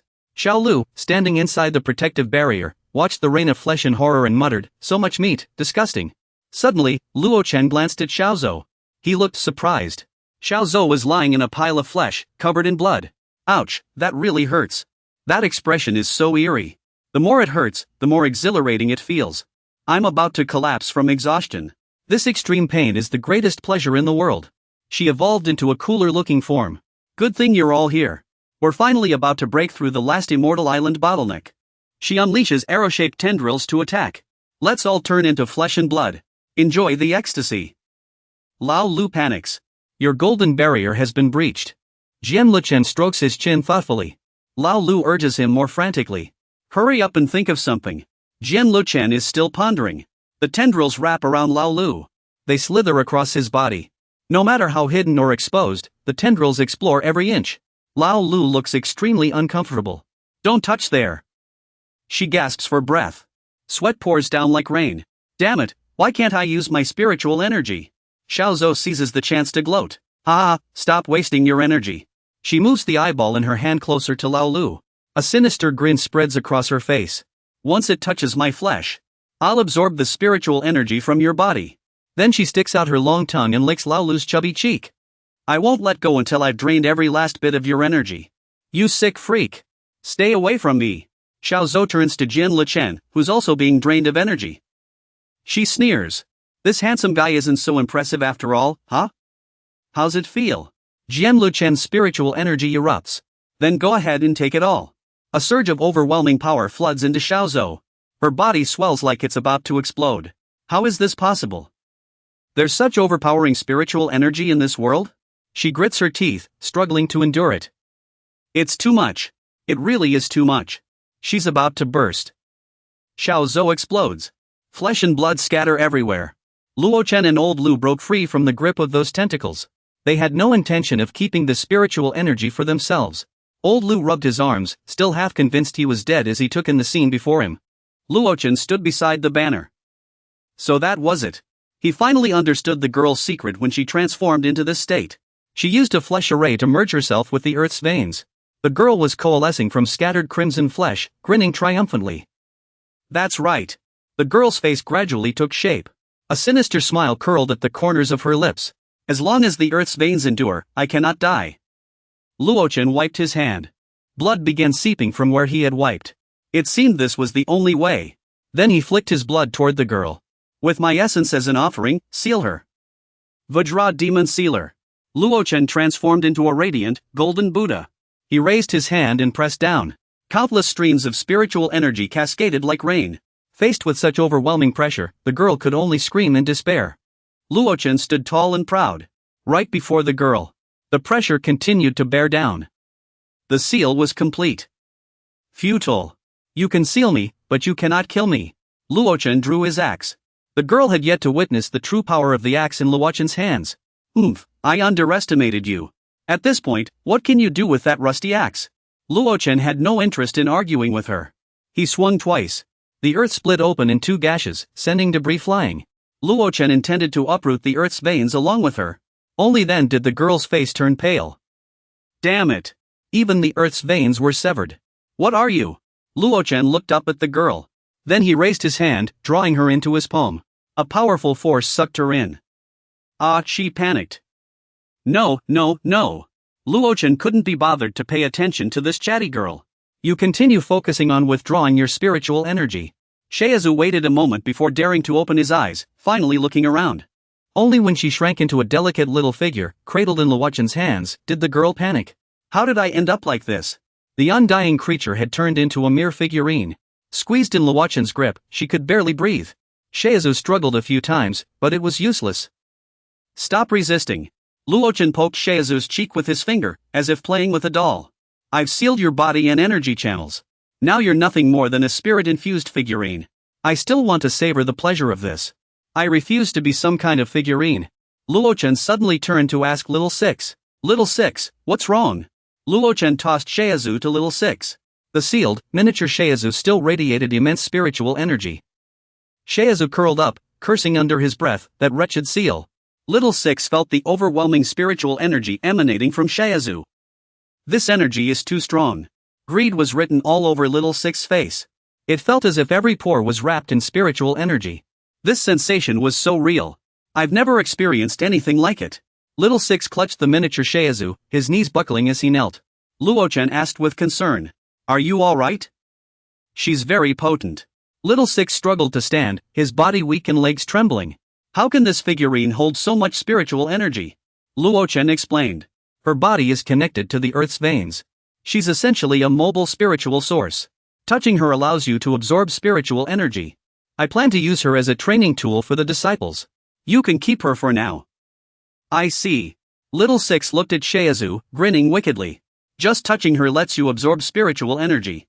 Then what if I stick out my tongue and lick her cheek? And then lick her all over? That's too cruel. I can't bring myself to say more. Stop licking. I'm helpless here. The scene shifts to a cave. Man looks worriedly at the commotion just now. What happened? She mused. Is someone vandalizing the underground palace? But Wanwan no longer cared. Seeing Liyue silent, she just wanted to give her some advice. In short, Liyue, as I just said. This lifetime, never take the wrong path again. Will you listen to my advice? Wanwan grew irritated by the noise above. What is Xiaolu doing? Wanwan immediately formed a seal, creating a barrier. She muttered. When she gets back, I'll definitely give her a good scolding. The 2 girls stood safely within the barrier. Little did they know someone had already entered the cave behind them. Luochen entered alongside Lao Lu. Xiao Lu was still busy licking ingredients. Luochen spoke first. Is you the one who tied up my disciple? Seeing Luochen arrive, Liyue couldn't help but call out in surprise. Master. Wanwan was also shocked. Are you Liyue's master in this life? There's no mistake. Wanwan immediately offered Luochen a suggestion. You should persuade her to give up cultivation. Cultivation is nothing but self-deception. Continuing down this path will only repeat past mistakes. Luochen stepped toward Wanwan. What does it matter if the path is wrong? What did you say? Luochen stood face to face with Wanwan. Whether cultivation is futile or not is defined by oneself. You. Luochen opened his palm.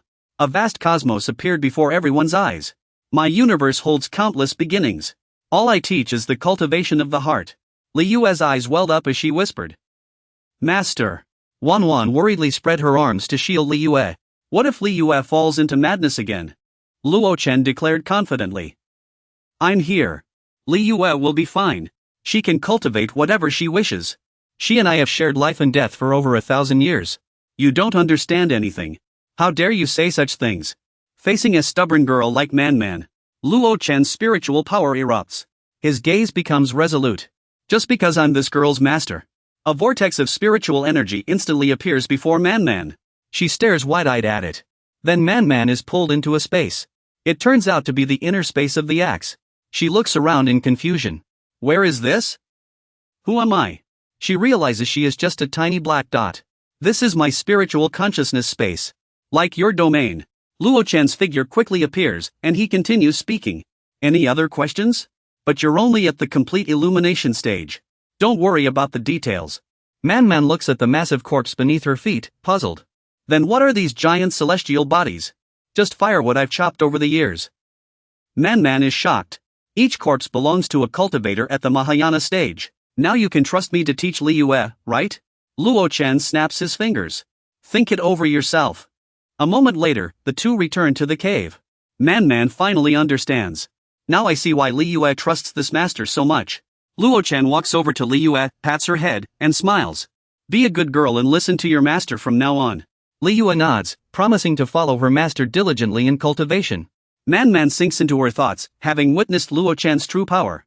Little did she know, someone had been secretly observing until Luo Chen pointed to the side of the cave and spoke, snapping her back to reality.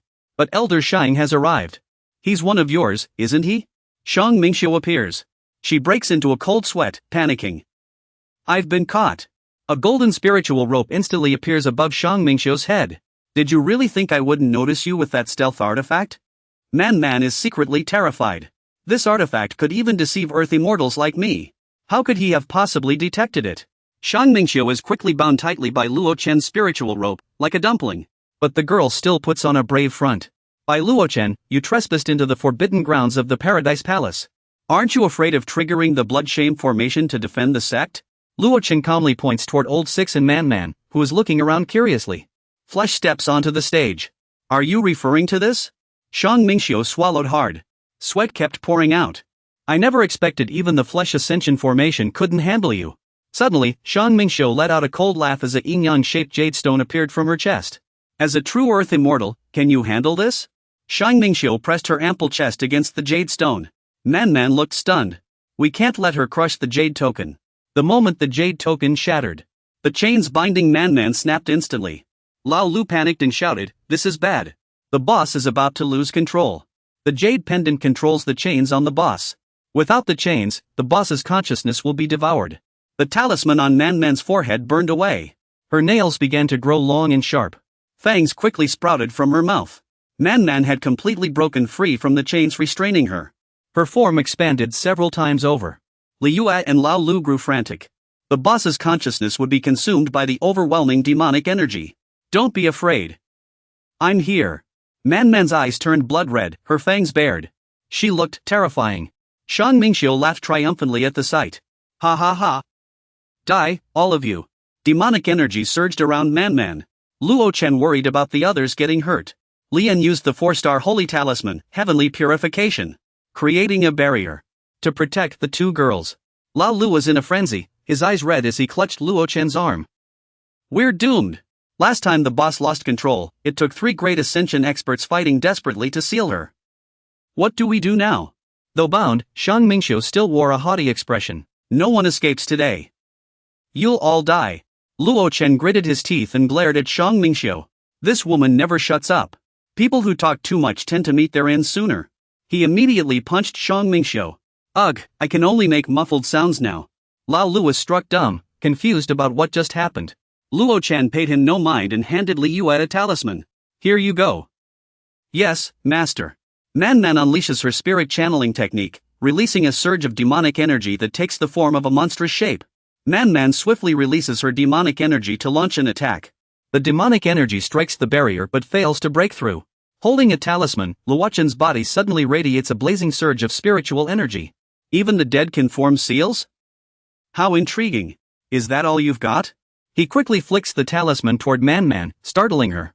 Man stretches out her massive hand, claws lunging at Luochen in an attempt to strike him. Yet he remains calm and composed, reaching out his hand. The dead aren't so impressive after all. The talisman swiftly sticks to Man's forehead. She groans in pain. Luochen's demonic and spiritual energies intertwine. The surroundings fill with swirling purple and yellow mist. Liyue and Lao Lu, watching from the side, grow increasingly worried. Ancestor, big brother. After a while, Man gradually calms down. At this moment, Luochen buries his face in her chest. Man blushes, her movements becoming flustered. Sister Bai, don't move. Hearing Luochen's words, Man grows even more uneasy. Her face turns as red as a tomato. Though I'm a nun, my body has been cultivated into a zombie. So that's why Luochen keeps his face buried between Man's peaks. I see. I understand now. He lifts his head, his lips still stained with a blue liquid. Seeing Man back to normal, Lao Lu happily waves at her. Big sister, you're back to normal. Man stands aside, her face still flushed with embarrassment. You didn't mean it, you just discovered an issue with my body. Luochen exhales a stream of jade green energy. That's right. It was an accident, nothing more. Your condition can't be delayed any longer. I can only provide a temporary fix for now. The jade green energy condenses into silver needles. A complete solution will be far more complicated. We lack the materials here. You'll have to come back to the sect with me. Man hesitates. Let me think about it. Luochen understands Man's concerns. Take your time. Think it over carefully. Luochen glances at Shang Mingxiu, who is tightly bound in the distance. I'll deal with her first. Only now does Shang Mingxiu begin to beg for mercy. Junior sister was blinded by the Paradise sect. Senior brother Bai, please show mercy and spare junior sister's life. Oh, so you still recognize me as your senior brother. Luochen points at Shang Mingxiu. He releases a powerful surge of spiritual energy. Since you were once my fellow disciple, I can spare your life. A surge of spiritual energy struck Shang Mingxiu's dantian, making her break out in cold sweat. Luochen, what are you trying to do? Luochen has already destroyed her internal energy. The shattered dantian left her in unbearable agony, her cries echoing. Luochen calmly set up the mystic earth formation, vanishing without a trace for miles. Leave. From now on, you have nothing to do with the academy. Luochen turned his gaze toward Liyue and Man. Lao Lu immediately raised his hand in protest. No. I object. Do whatever you want. Seeing Lao Lu so adamant, Man gently explained. How could a great sage like you act this way? While Lao Lu was trying to persuade Man, Luochen kept interrupting with questions. This infuriated her, and she lost her temper.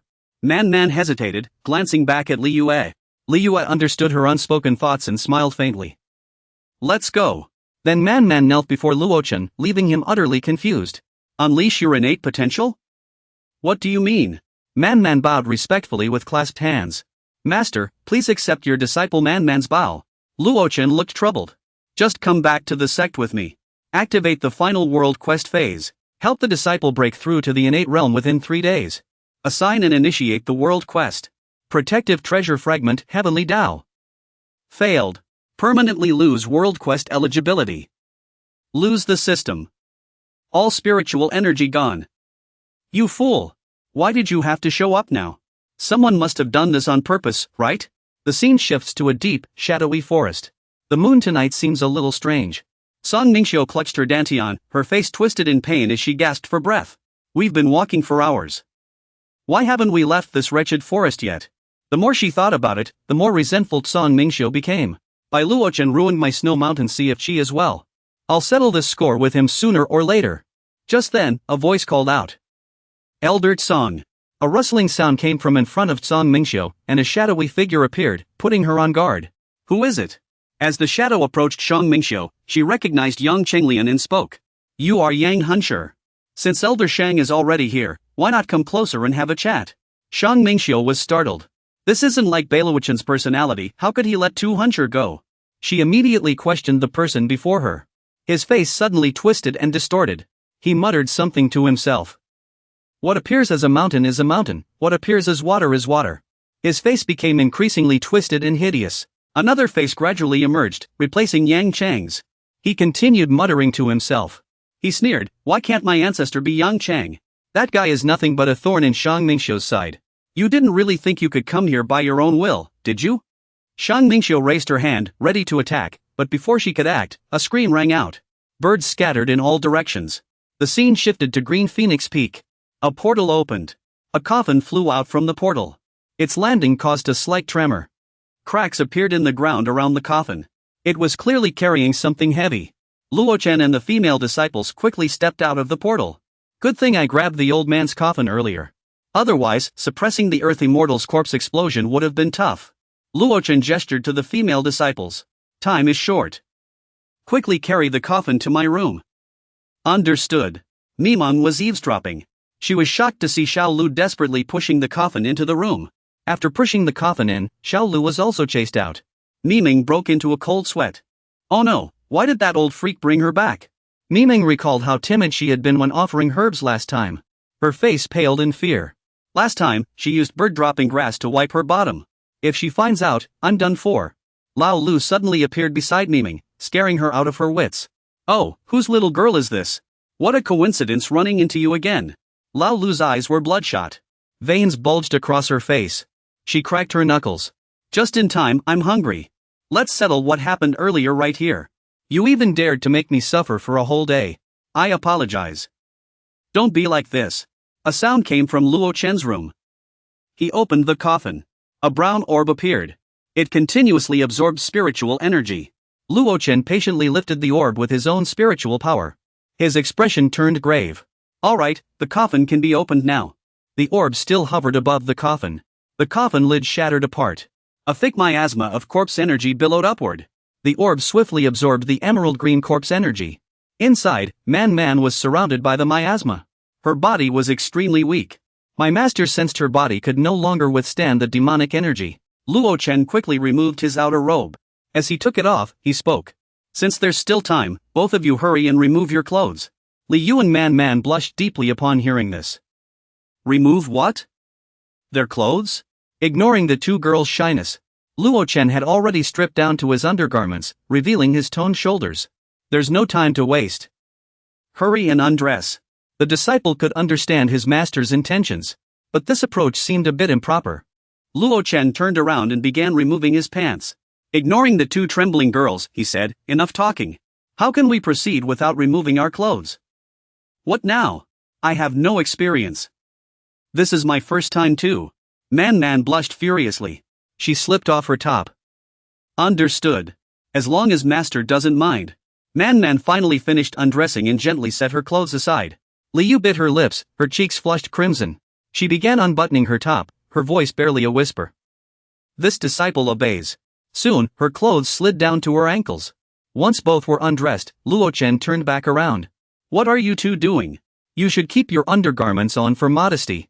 Luo Chen's words struck the two innocent girls like a bolt from the blue. What? Why didn't you make it clear? Luo Chen's tone grew urgent. Hurry up and put on your chest wrap. Yes, Luo Chen scratched his head. These two girls are really something else. Contact with it can improve spiritual energy conversion efficiency. He immediately tapped the two girls lightly with his fingers. What are you two thinking? Li Yue looked utterly confused. So this is how you see me? Luo Chen decided not to dwell on the matter. The corpse energy is growing stronger. He raised a finger and began setting up. Alright, done. An Earth Immortal corpse outbreak isn't something to take lightly. Now, let me teach you what to do. Listen carefully. The two girls turned around and pressed close together. Man reminded Li Yue. Li Yue, be careful. I'm fine. Let's begin. At that moment, Luo Chen's entire body erupted with spiritual energy. The golden hue of his energy revealed the defined contours of his muscles. To suppress this corpse energy and enhance control, my master's extreme yang energy is needed. He explained further. But if my master directly infuses Man with spiritual energy, the clash of opposing forces could harm her. So these two streams of energy must first merge through Li Yue before entering Man's body. Luo Chen's extreme yang energy was too intense, overwhelming the two girls. Sweat beaded on their skin. Both were panting heavily. Li Yue murmured softly. Master, could you ease up a little? Luo Chen didn't stop. Opportunities to directly interact with spiritual power are rare. This will benefit your cultivation. Yes, master. Li Yue's lower abdomen felt strained. And warm. The master's energy was too much. Li Yue felt like her spiritual energy was about to overflow. After a while, both girls were utterly exhausted. Luo Chen wiped the sweat from his brow. Switch positions. Pass your spiritual energy to Man. Yes. Seeing Man weak and shy, Luochen reminded her. Noticing Man's condition, Liyue quickly pressed close to her and whispered, "Don't worry, Man." Liyue's face is getting redder, she must be thinking of names for the 3 kids again. Master's techniques are really something else. Meichem, Luochen signals Man to get ready. Then the girl looks utterly satisfied, even coming up with some odd names. Judging by Man's expression, she must be completely lost in the moment. The artist really nailed this scene. Just when it was getting good, we get interrupted again. Ha! Where did this carrot come from? What's the point? Alright, no more rambling, use your imagination. The scene shifts outside. Mimeng hands the carrot to Lao Lu. Respected sir. This is your Winter Emperor carrot. Lao Lu stares at the carrot. His mouth is watering. How can a carrot be this perfect? A strong craving wells up inside him. The spiritual energy is rich, it must be highly nourishing. Try a bite. Lao Lu takes a bite of the carrot without hesitation. He chews with relish. His eyes widen instantly. This thing is absolutely delicious. Lao Lu feels as if he's floating, lost in the freshness and flavor of the Winter Emperor carrot. Look at that girl grinning like a fool. But the disappointment of having eaten the whole carrot hits her quickly. Ha, it's gone before I even realized it. Miyu Commander Wei Qian turns to instruct and teach Wu Jue. Listen up. From today on, this is our boss. Understood? I don't agree. Pfft, this worm would fry crispy without any oil. Lao Lu rubs his hands together smugly. The girl gives Wu Jue a suspicious look. Though this idiot is all talk and cowardly, he's still a true spirit beast under the Demon Emperor, worth a fortune. A master like you could even hurt her. Your strength is pretty impressive. Who are you? Trying to steal my carrot? Lao Lu ponders for a moment. Then he smirks. Heh, I've got an idea. Lao Lu quickly transfers spiritual energy to Wu Jue. Wu Jue is still clueless, not understanding a thing. I'm full of spiritual energy right now. How about I give you a chance at immortality? Consider it a trade for your carrot. Wu Jue's head is spinning in confusion. His eyes dart around. Old Lu continued proudly. I was a bit curious. Now that you've become a demon king, just how strong are you? The scene cuts back to the room. The spiritual energy transfer is complete. Liyue had fallen asleep at some point. She slowly opened her eyes.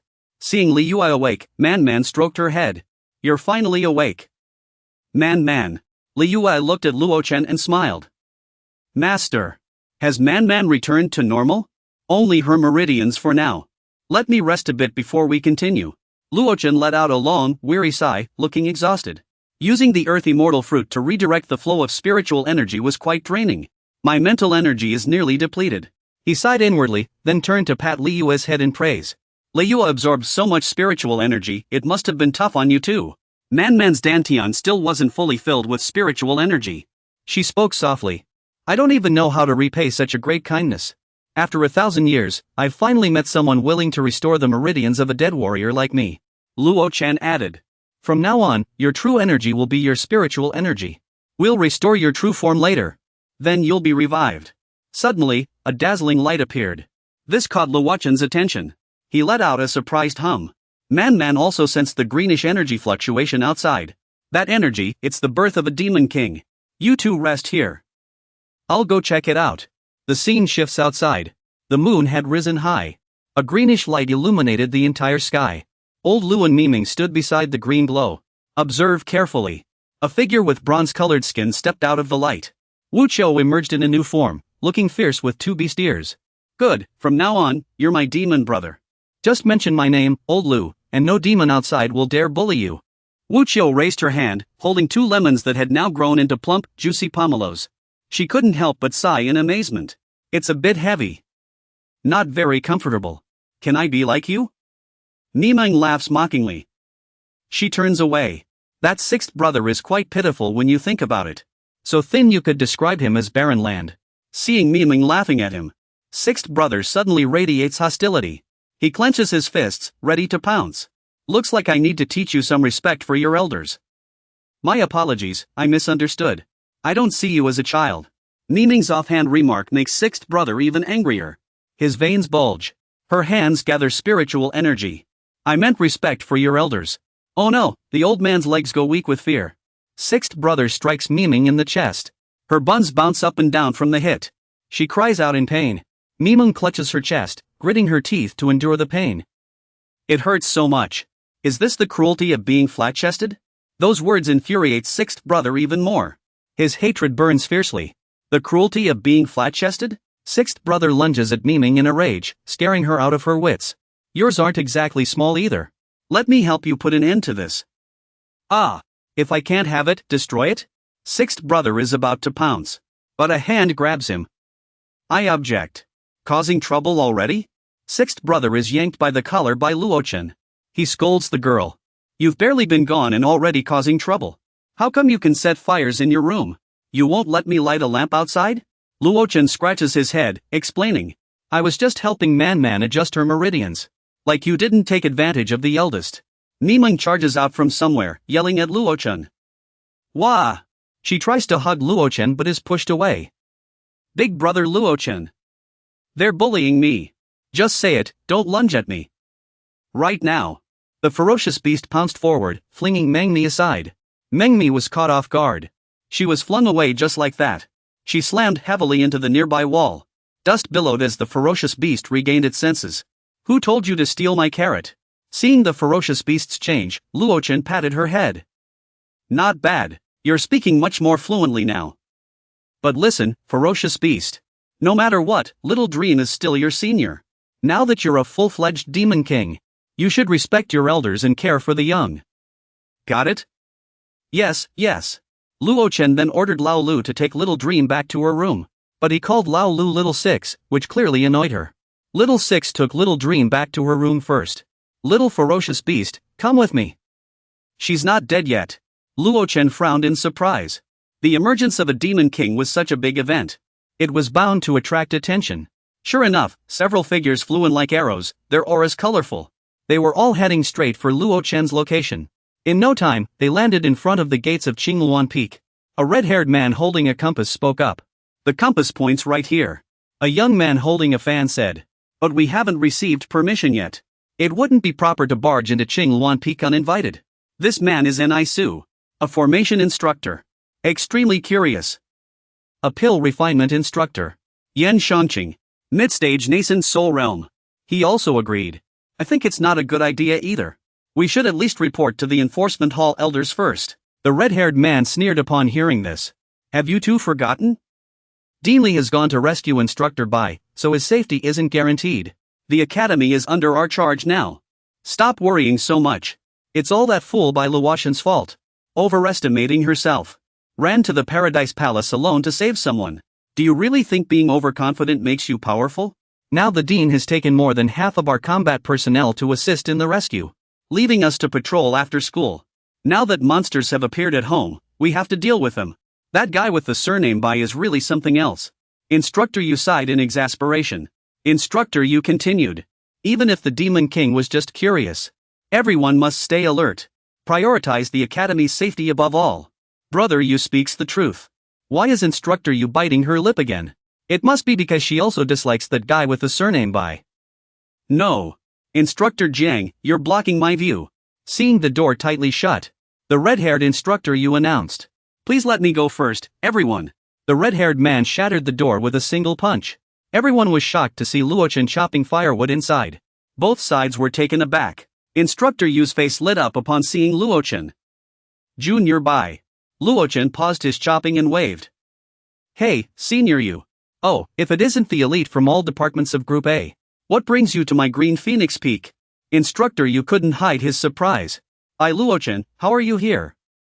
Where's the Demon King? Luochen swung the axe in the air and sighed. Ha! Instructor Yu, that's an interesting way to put it. As a talisman instructor. As he spoke, he pointed to the far corner. As for the Demon King you mentioned, hey, come here. The red-haired man's eyes widened. Is this real? Luochen happily patted Ao's head. Sorry about that, my little colt just had a breakthrough. The so-called Demon King must be him. Hearing this, Minister Yen couldn't help but laugh. Raised a Demon King? This is the first time we've seen such a thing in our Azure Swan Academy. Minister Yen clapped in admiration. Never thought the talisman department would be the most successful. Congratulations. At this moment, Instructor Jiang interrupted the atmosphere. Everyone, listen to me. This horse should be managed by our beast taming division. The other instructor was very displeased upon hearing this. This horse was raised by instructor by himself. What do you mean by that, junior brother Jiang? Instructor Jiang explained. I believe Instructor Bai is merely a low-ranking observer of the Chuanjian sect. He is completely incapable of controlling a demon king. If a demonic beast is left uncontrolled, it will be extremely dangerous. This junior is only thinking for the sect's benefit. Instructor Yu, being reckless, nodded in agreement. Junior brother Jiang makes a good point. Hand over the horse quietly. Then we'll let this matter slide. Oh? And if I refuse? You big head, stuff your mouth. No?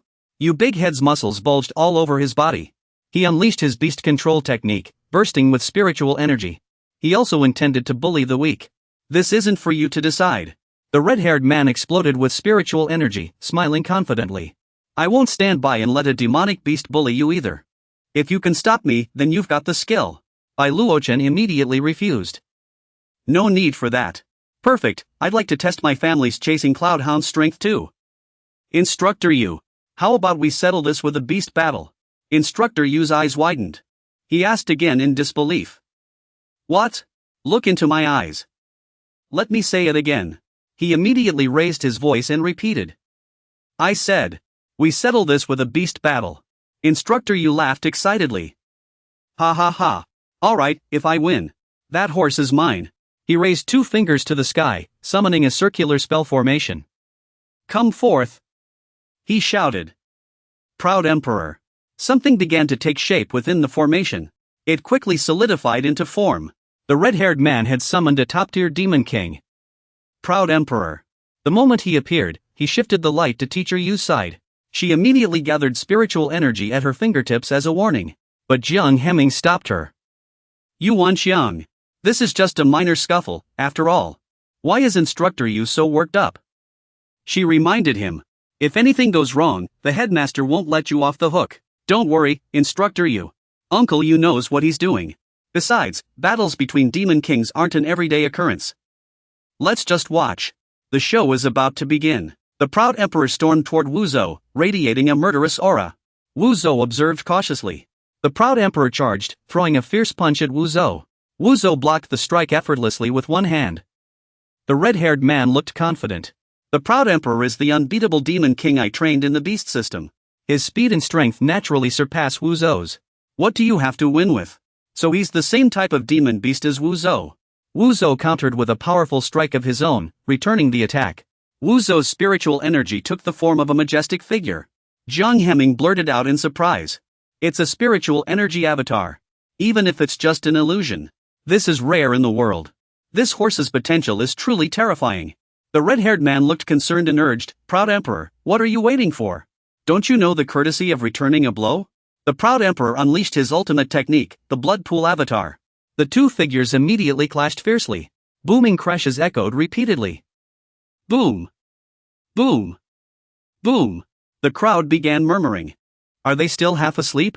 This isn't just about fists and feet. It's a test of strength, speed, and endurance. If you don't understand, don't spout nonsense. Time ticked down to the final seconds. Jiang Hemming took the chance to doze off.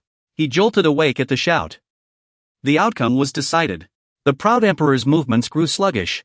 He probably won't last much longer. His blood pool avatar was battered and disheveled. Wu Zhou's figure closed in on the proud emperor. A relentless barrage of punches rained down on the assassin, leaving him defenseless and forced to endure the agony. Ayatollah didn't make him suffer long, he delivered a fatal strike. Truly pathetic. The arrogant emperor is dead. Instructor Yu roared in fury. Bai Luochen. You know how much effort my beast taming division put into capturing this garden spirit beast.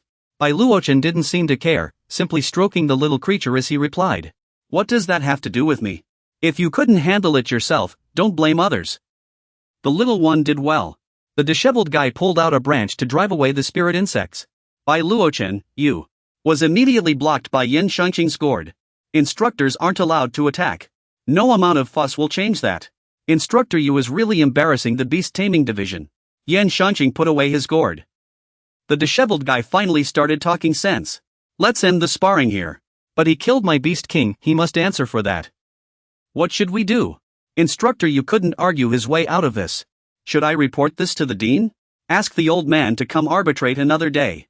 Instructor Yu also spoke up. The dean is already on his way back. If Instructor Yu still wants to cause trouble, he'd better think twice. Seeing no one sided with him, he grew furious and humiliated. Then, he stormed off, not forgetting to throw out a final threat. Luochen, I won't let this slide. Hey, Instructor Yu, wait for me. Fix my door first before you talk about settling scores. Luochen turned to the other three and said, thank you all for standing up for me. The Sword Division and Beast Taming Division have been acting high and mighty for years. We should be thanking Junior Bai for stepping in. He waved his hand modestly. I wouldn't say I stepped in. I just didn't want my own people getting bullied. Junior Bai used to be so carefree, but now he's become a man who knows how to take care of his family. The man said. Sister Yu, cough, what does taking care of a family have to do with me? Yan Shangqing turned and left without another word. Since there's nothing else to do, Instructor Yu and I will take our leave first. If I don't leave now, my elixir will burn. Oh dear, look at my memory. We'll leave first. Wishing you both happiness. After they left, Luochen gave an awkward smile. You sure know how to joke, senior brother Luochen. The little girl is sleepy. She wants to go to bed. Then just find any disciple's room to sleep in. You've worked hard today. Get some rest early. Okay. Seeing everyone had left, senior sister Yu swiftly grabbed Bai Chen's collar. Now it's just the two of us left. Do you remember what senior sister promised you earlier? Huh? Did that happen? She leaned in closer to Bai Luochen, fulfilling her promise. Now, senior sister is going to keep her word. The scene was incredibly romantic. Instructor Yu covered her mouth, laughing happily. Bai Luochen touched his burning cheeks. Senior sister, Yu. Instructor Yu blinked her adorable eyes. This is one of senior sister's most precious things. How does it feel? Bai Luochen answered honestly. I didn't even feel it. Just tell me what's on your mind, senior sister. Stop joking around, okay? It's too risky. Luckily, senior sister didn't take it further. Instructor Yu turned to leave, and Luochen let out a sigh of relief. Alright. No more teasing a blockhead like you. There's something I want to tell you. She pulled out an invitation from the 4 Arts Division. What a shame. It would have been nice if things had gone further. She handed the invitation to Bai Luochen. This is an invitation to the 4 Arts Division's celebration banquet. It's for you. Bai Luochen looked at the invitation in his hand and couldn't help but ask. Can I not go? As soon as he finished speaking, he turned around but didn't see Su Lianyue anywhere. Where did senior sister go? He sighed helplessly but didn't notice Su Lianyue standing right behind him. Looks like I have no choice but to go this time. Li Yue hugged Bai Luochen tightly from behind, startling him. Master. Li Yue. How did you get out? Master. Earlier, I hit a snag while trying to break through. Could you guide my energy flow one more time? About that. Because Master probably doesn't have any spiritual energy left. Rejected. Li Yue's eyes reddened. I don't care. Master has to help me break through tonight. Come to my room with me. No way. Are you rebelling?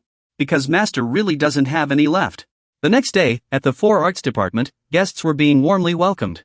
2 students from the Sword Technique Division were gossiping. Like it's a big deal they went to a secret realm. What's all this racket about? You can't say that. The 4 Arts Department monopolized all the resources from the secret realm this time. Listen to this. Maybe those instructors sold themselves for it. Ha, that makes sense. Yunrua heard this and immediately slammed the table, shouting. Had enough? You're wasting the kindness our master showed by inviting you here. You wolves only know how to bark. The 2 immediately stood up to retort after being scolded. Damn it, how dare you women from the 4 Arts Department yell at us? I'm from the Sword Technique Division. So what if you are? I think you're clearly from the Worthless Division. They were insulted beyond measure. Blood rushed to their heads. They reached for their swords. How dare you insult the Sword Technique Division? You're dead. You have no idea who you're dealing with. Yunrua wasn't backing down either and immediately summoned her weapon. You said what? Today, I'll make sure you 2 can't even find your teeth on the ground. A commanding voice rang out. Everyone, stop. Yu Xinju stopped the 2, forbidding them from fighting. The academy prohibits disciples from dueling privately. What do you think you're doing? Master. These guys are so insulting. Yunrua is well behaved. Take the herbs back first. The 2 of them exchanged glances, as if plotting something. Then they started shouting loudly. We object. The resources from this secret realm shouldn't be monopolized by your 4 arts division. That's right. Anyway, your 4 arts division would just waste the resources. Am I right, everyone? Yeah. If the top isn't upright, the bottom will be crooked. Rumors outside say the 4 arts division is the academy's female-dominated faction. Yu Xianzhu sneered repeatedly. Ha, like teacher, like student. Spiritual energy fists appeared beside the 2 burly men. Did Zhang Yiming put you up to this? We can't let them keep spouting nonsense. Fists rained down on them one after another, disrespecting superiors and speaking rudely. They must be punished. Suddenly, a voice rang out, forcing Yu Xianzhu to turn around. Instructor Yu fights well. Their mouths deserve it. But regarding the Beast Horse Division's resources, we agree with them. I have a proposal to discuss with Instructor Yu. He Xiangcheng put forward a suggestion. Hand over 9/10 of the resources the 4 Arts Division obtained from the Lakeside Secret Realm to the students. Then redistribute them to the divisions in need. How about it? Yun Ruo heard this and immediately said angrily. Everyone knows the resources end up with the Beast Horse Division and Sword Technique Division. We risked our lives to get those resources. Why should you reap the benefits without effort? He Xiangcheng let out a cold laugh. Why? He patted his chest, exuding an intimidating aura. Because this world belongs to the strong. And all you do is wave around useless instruments. A hand with a broken zither shouted loudly. Who says instruments are useless? The few who were just acting arrogantly are now unconscious. Only He Xiangcheng remained, struggling against the zither strings wrapped around his neck. What kind of sorcery is this? My Luochen and Ziling walked over. We stopped to handle some minor trouble on the way, so we're late. Sorry, senior. This young lady is Ziling. Greetings to Instructor Yu. Yun Ruo looked startled upon hearing the name Ziling. You are Ziling, Ziling happily explains. The earlier appearance was just an illusion technique. This is my true face. Yu Xianzhu asks in confusion. You should have been punished in the spirit prison. How did you get out? Bai Lichen speaks up to explain. I released her. The interrogation is already over. I've already given her a good scolding. She won't dare to cause trouble again. Besides, her cultivation technique matches the 4 arts, so I brought her out of the cell. If senior sister Yu doesn't mind, how about taking her in as an errand runner? I humbly submit. I humbly accept whatever young master Bai arranges. Very well. It's just one more pair of chopsticks, after all. The priority now is to release them. If they really die here, it'll be a problem. Ziling immediately obeys. The zither strings around their necks are untied. They barely escaped with their lives. Ha. Ziling. You went too far. I'm sorry. I went overboard. I'm a little worried. Isn't my whole life about killing? That Bai guy won't come after me again, right? Ugh, what a shame. He's still alive. He didn't die. They are quickly dragged outside and piled up. Dead pythons for 800 won each, those that can dance with swords. A subordinate steps forward to report. Everything's been taken care of, instructor. This is the last one. Thank you for your hard work. Go outside and collect spirit stones from Yunxi. Instructor Jiang actually sent a gift. Regardless, the sword and demon taming departments are the academy's pride. They also have strong backing. As Bai Lichen speaks with Ziling, something suddenly flies toward them. Bai Lichen recognizes it. It's a paper crane message from the headmaster.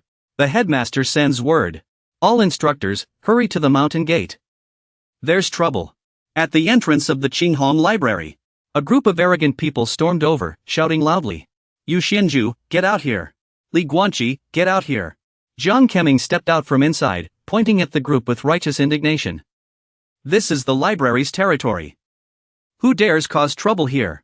Sect leader and mountain sect. Du Jiao. Yuan Yingding of Eagle Peak spoke up, leading the group.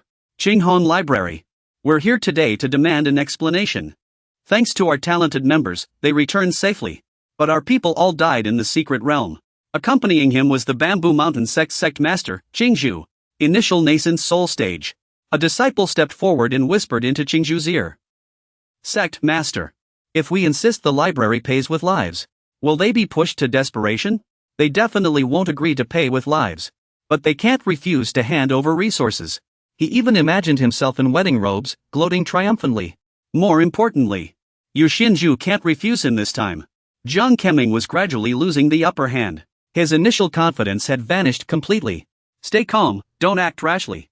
This matter is purely an internal affair of the Four Arts Department. It has nothing to do with the library. The more he spoke, the more people sneered at him, spitting after tossing trash. How disgusting. The Four Arts Department is one of your 6 major departments. How can you say it's unrelated? Well said. After being spat on, Jiang Keming angrily demanded. Who was the scoundrel who spat?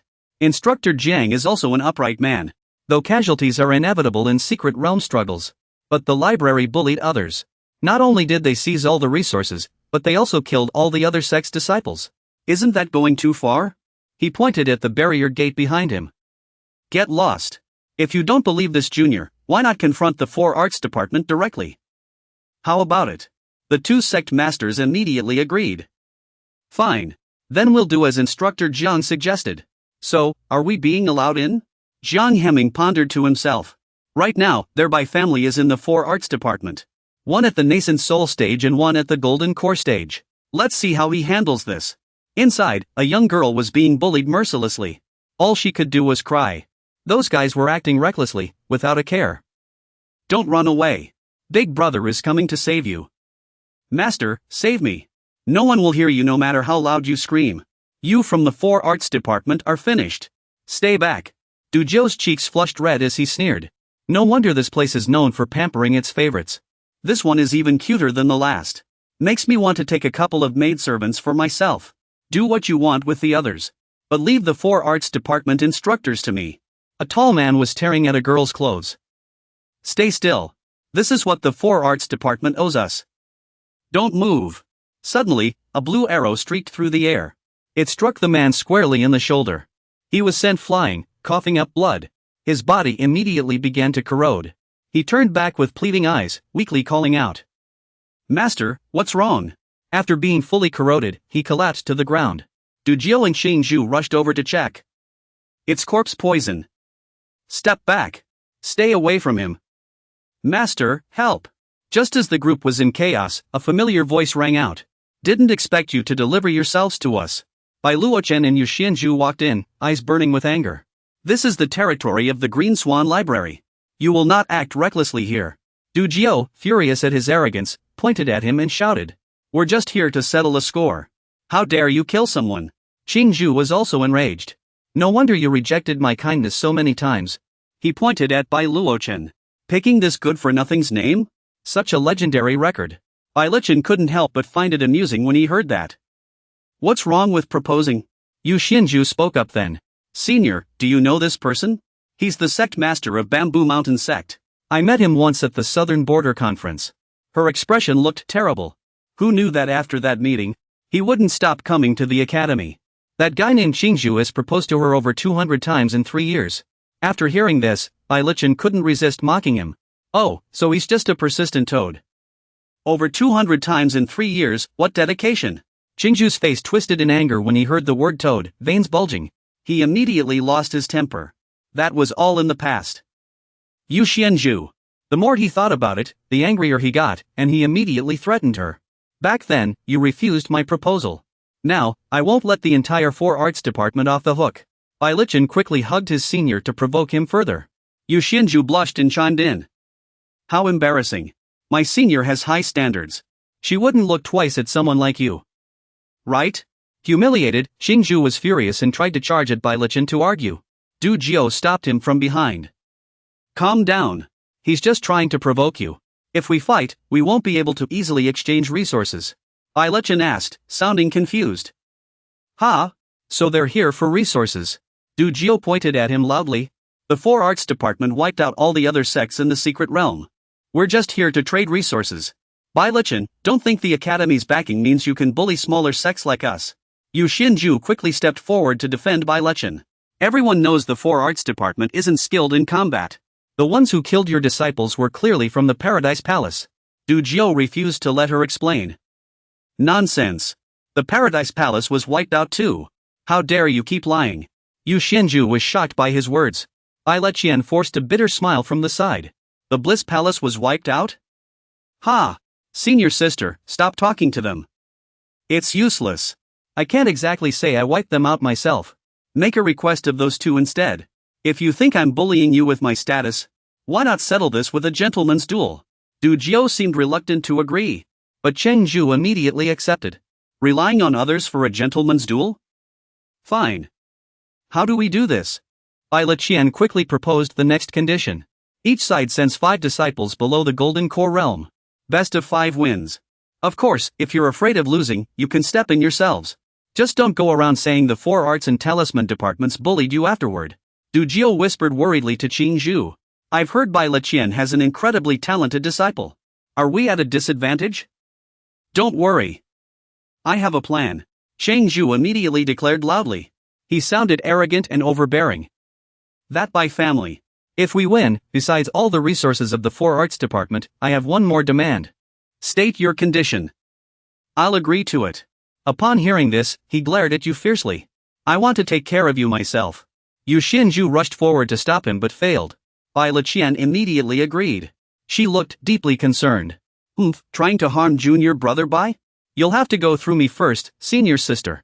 I never said I'd harm junior brother. Seeing his allies react this way, Cheng Zhu only grew more resolute. Willing to live and die together? Fine. I'll help you 2 lovebirds along. Now it's Bai Liqian's turn. How fair. If I win, you can make a demand too. I'd like to take your heads as well. On the 4 arts department plaza, the duel had already begun. In the first match, the 4 arts department's Dodo lost. Bamboo Mountain Sec's Chun Yuzhu emerged victorious. The crowd on the stands cheered non-stop. Senior brother Yuzhu is so strong. Go, senior brother. Teach that evil faction's academy a lesson. Seeing his side winning, Qingzhu glanced at Bailuochen with a smug look. Bailuochen, why don't you admit defeat already? If you kneel and beg a little, I might spare your life if I'm in a good mood. Yunruo, you go and give it a try. Don't worry, Shu. Yunruo will definitely win. Feeling underestimated, he grew annoyed. Oh, the dying Bailuochen is still so calm. You dare ignore me? We'll see after you lose. Not even your dean can protect you. Bailuochen saw the moon emissary group arriving in the distance and was overjoyed. You finally arrived. Junior brother Bai. The dean is temporarily unable to come. The other instructors will arrive shortly, master. Yunqi's face was full of confidence as she prepared to step onto the stage. The master in Bailuochen spoke slowly. I'll go handle the fight first. Seeing Xianzhu, Qingzhu's cheeks flushed slightly as he called her name softly. Xianzhu. Her attitude remained cold as she turned to ask what he wanted. Qingzhu quickly said, Xianzhu, you should know very well. The liberal arts disciples stand no chance against us. It's not too late to back down now. Yu Xianzhu and the Moon Emissary group paid no attention to his words, walking past him without a glance. No matter the outcome, I won't regret it. Besides, I don't believe my disciples will lose. Master, are you eating something delicious? Don't be so stubborn. Why go down with that Bai guy? Ignoring him, she walked straight toward Bailuochen's food. Let me try some. Master, I want some too. I have plenty here. Everyone gets some except dogs. The sound of fighting came from the arena. Qingzhu's disciple sliced through Yunruo's clothes with his sword. But she didn't give up. That move only tore her clothes, it didn't hurt her. What a cowardly and useless sword technique. That guy is still gloating. This is the true power of a spirit sword. The gap in weapon grades can't be bridged by a bit of cultivation. Yunruo is only now starting to counterattack. She raises her hand, gathering power. It's not just spiritual energy. You weren't fighting seriously just now. The power radiating from Yunruo forces the guy to squeeze his eyes shut. The jade flute in her hand emits a blue glow. His treasured sword instantly turns limp and falls to the ground like mud. He looks on the verge of tears. My sword. Yunruo isn't going to let him off. I just don't get it. She uses the breaking formation jade flute, and that guy is sent flying. The spectators in the stands erupt into murmurs. Is that an imperial weapon? That guy lies on the ground, his sword broken, sobbing non-stop. A disciple from the 4 arts department actually wields an imperial weapon. My precious sword, why won't you stay firm? Qingzhu is furious, but Bailuochen remains as calm as ever. This can't be. Imperial weapons are so rare, how could one be in a disciple's hands? It's just a sacred weapon. Patriarch Xu, there's no need to be so surprised. What you're holding is a skewer of roasted meat. If you want one, just ask me nicely, and I might give you one. All you have to do is say it 3 times. Qingzhu quickly shouts to her disciple. Don't panic, senior. It's just an imperial weapon. It seems Du Jiu is up to his tricks again. There are even stronger imperial weapons. A heart-stirring stage disciple like her can't unleash its full power. What do you mean? A foul stench begins to spread. Our Hishan sect has a disciple at the peak of the spirit accumulation stage who specializes in carving female prisoners. The people in the stands gag and shout, "This is disgusting." He's here. A man in tattered clothes, reeking of filth, appears. Yunruo can't help but cover her nose. This is too much. He steps out from within. The stench grows even stronger. Hishan sect disciple, Li Haisheng. He introduces himself. Here to seek guidance. Li Haisheng, peak of the spirit accumulation stage, Hishan sect disciple. Yunruo, still covering her nose, speaks up. The spiritual traces here are unparalleled. This is the perfect chance for me to show my skills. This guy is so disgusting. He makes me sick. Iluochen's voice came from above. Yunruo, step back for now. Let your senior brother handle this match. Go eat something and rest for a bit. Yunruo was very unhappy about this. Why can't I fight? At that moment, Yunji began walking onto the stage. She patted Yunruo's shoulder, and Yunruo obediently stepped back. This is Uncle Bai and Master's arrangement. You should change your clothes too. That guy's stench is getting worse. He said it doesn't matter who fights. Yunji calmly began her introduction. Yunji is the top disciple of the 4 Arts Division. I look forward to your guidance. The foul-smelling guy immediately lunged at her, demanding she take his attack. He used the technique breaking formation white dominance sound. There's an unusually vile stench coming from him. Is this a technique from the Huashan sect? An even more horrifying stench spread out like a whirlwind. The spectators above couldn't stand it anymore. A few people had already fainted from the smell. Then, Ting Su walked over. White Cleric. We agreed to a match, not this. If this continues, how will the 4 Arts Division entertain guests in the future? Liu greets the esteemed clerics. Ting Su handed Su Liu a small pouch. Sprinkle this powder in the 4 corners. It will help neutralize the stench. Uncle Ting knows the origin of this smell. This is unacceptable. This is the path of filth. Qing Zhu found this strange. The path of filth? Seeing Qing Zhu's disapproval, Tuzhou quietly explained to her. The path of filth requires soaking in a cesspit to cultivate. No one has succeeded in centuries.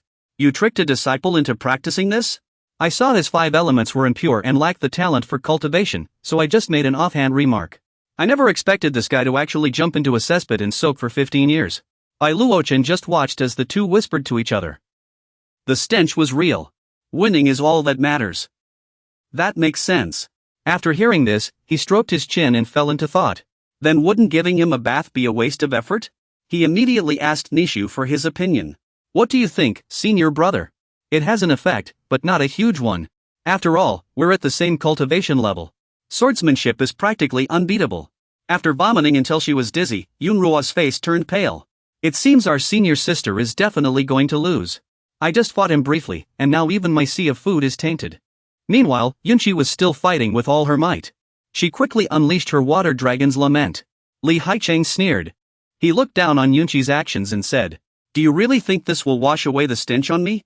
As he spoke, he twisted his body, horrifying everyone nearby. I soaked in a cesspit for 15 years, there's no washing this off. Oh no, he's flipping over. At this, the spectators in the stands kept cursing. Fight if you must, but stop spraying that stuff everywhere. Is this even decent?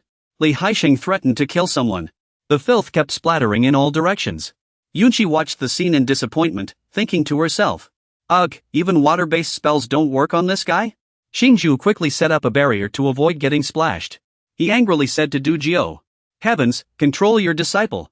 Disobedient fool, stop this at once." Yu Xinju saw this and spoke with concern. "Bye, let's concede this match." This round is indeed tough for Yunchi. But surrender is not in his vocabulary.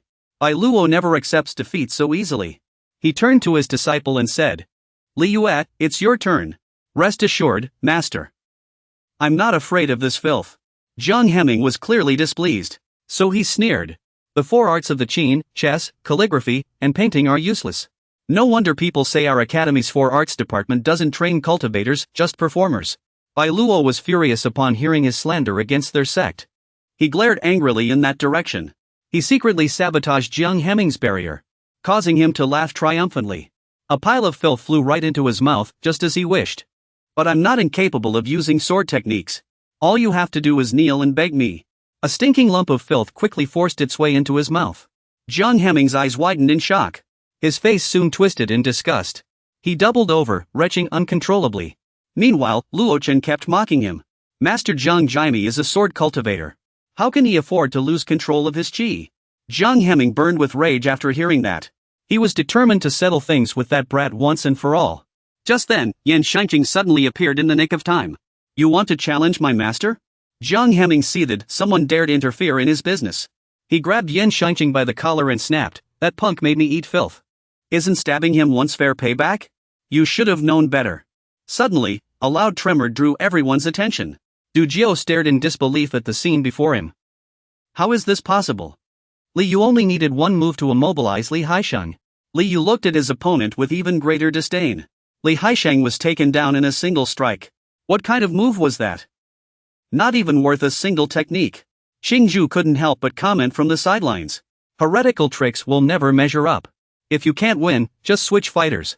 Or he wouldn't have lost yet. Xingzhu, mind your own business. Face the facts. Look at him, charred to a crisp.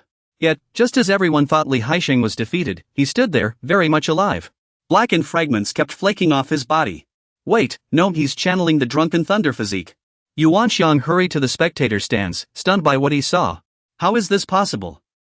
He's refining himself into a flawless physique. The reserve instructor finally arrived. Can he truly refine a flawless physique in this state? Yuan Qing sensed something ominous. We must stop him, no matter the outcome. Otherwise, the academy's standing in the southern region will be at risk.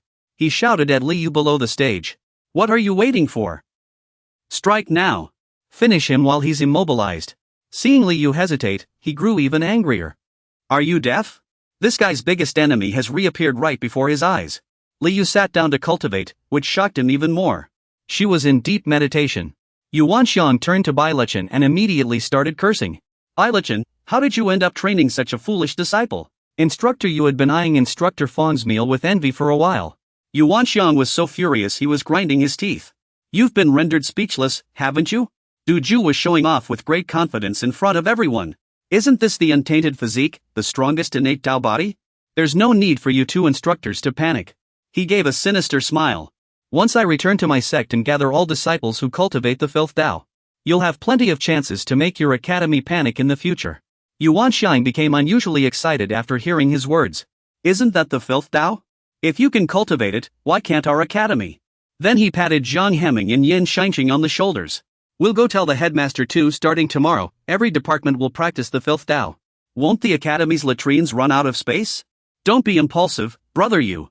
It's fine, the formation department doesn't need this. Just as he was still ranting, Yu Xianzhu below looked deeply worried. If it's not enough, we'll just expand them. His cultivation level was already higher than Li Yu's to begin with. Don't worry, senior sister. If Li Yu is doing this, it means she's already confident of victory. As Bai Lechen spoke, he glanced at Li Yu. No matter what, compared to the untainted physique, I care more about my disciple, where Li Haisheng succeeded in his cultivation shortly after. He sent rocks and dirt flying with a shockwave, laughing triumphantly. His laughter echoed without end. The heavens must be blind, Li Haisheng is too powerful. The filth Tao stretches through eternity like a long night. Today, I'll make those self-righteous fools understand. I, Li Haisheng, am stronger than all of you. A robust, glowing body appeared. Li Haisheng's body stood firm without hesitation. The body was so dazzling that even Li Yu put on protective goggles. Li Haisheng spoke with utmost confidence. What's wrong, little girl? Intimidated? But unexpectedly, Li Yu noticed the dark patch on his lower half. Li Haisheng followed her gaze downward and panicked instantly. Why is my untainted physique only half complete?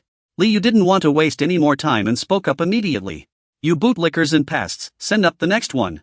I don't have time to mess around with you all. Du Ju was extremely disappointed at the sight of his disciple. Seizing the opportunity, Yuan Xiang added fuel to the fire.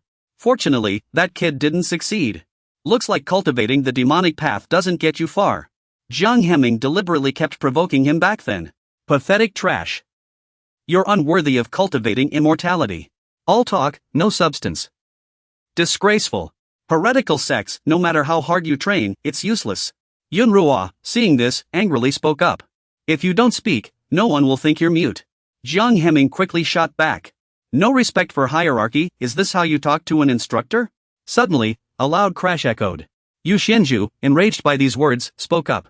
I'll let you off this time out of respect for senior brother Chen. If you say one more word, I have the right to report this to the sect's rules. Yuan Xiang patted his shoulder and reminded him. Why bother arguing with a woman? Just watch the match.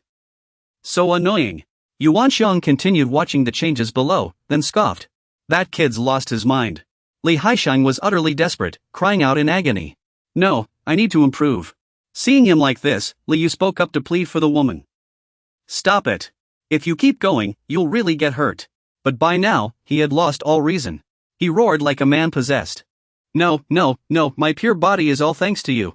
Then Li Haisheng charged at Li Yu, putting everything into a final, desperate attack. You're finished. But Li Yu countered with the moonlight thunder slash technique. A deafening crash erupted beside Li Yu. Li Haisheng was battered and exhausted. Yet he still refused to give up. I just won't accept this. At that moment, the sect master quickly approached to intervene. Master, Li Haisheng begs for one more chance. Master, I can still do this. Enough. Stop fighting. He glared and declared loudly. You are no longer a disciple of Huashan sect. Leave. Li Haisheng wept and pleaded in despair. I can go back to the filth pit and keep cultivating. I can succeed. Please, give me one more chance. The sect master coldly replied. Do you think cultivating your body is a game? With that, he kicked Li Haisheng away. Get out. After some time, Li Haisheng walked alone into a secluded forest. Why? Why? He collapses to the ground, sobbing uncontrollably. Why are you treating me like this? All I wanted was to cultivate. What did I do wrong? Why is the world so unfair? Overcome with rage, he coughs up a mouthful of blood. Just then, a figure approaches. The person makes a suggestion. Do you want revenge? A surge of energy appears before him. Soon, his entire body is bathed in the restorative glow of heaven-covering wood's rejuvenation. The one who just helped him was Bai Luochen. Li Haisheng stares in disbelief at the result. Are my injuries really healed just like that? Bai Luochen continues confidently. Not only that, I can also help you rebuild your body. But it depends on whether you want revenge. Li Haisheng feels confused and wants to ask for clarification. But why are you helping me? Bai Luochen answers without hesitation. Because we're alike. I've also experienced being mocked. And then abandoned. Li Haisheng responds in shock. How is that possible? Everyone knows you're a genius, Bai Luochen. How could you have been mocked? Believe it or not. Seeing his hesitation, Bai Luochen turns to leave. If you don't want revenge, pretend I was never here. Li Haisheng ponders for a moment, deep in thought. Whether it's true or not, this is my only way out. He quickly calls out to stop him. Instructor Bai, please wait. Li Haisheng swiftly kneels before him. Instructor Bai. Li Haisheng begs Instructor Bai for guidance. Bai Luochen is very pleased with this response. Good. Young people are easy to teach. Li Haisheng asks excitedly. Instructor Bai, when can we begin? Not so fast.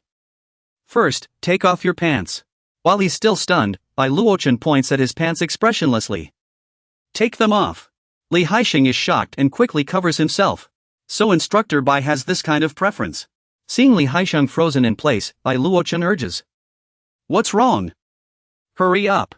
Li Haisheng's face turned beet red, as if he had been boiled. Since it was the first time, Bai Luochen immediately spat out his stiff hair gel upon hearing this. Could Instructor Bai be a little gentler? He was so furious that he kicked that guy hard a few times. I asked you to take off your pants to check your cultivation status. Did you cultivate until your brain turned to mush? My apologies. Bai Luochen quickly explained his intentions.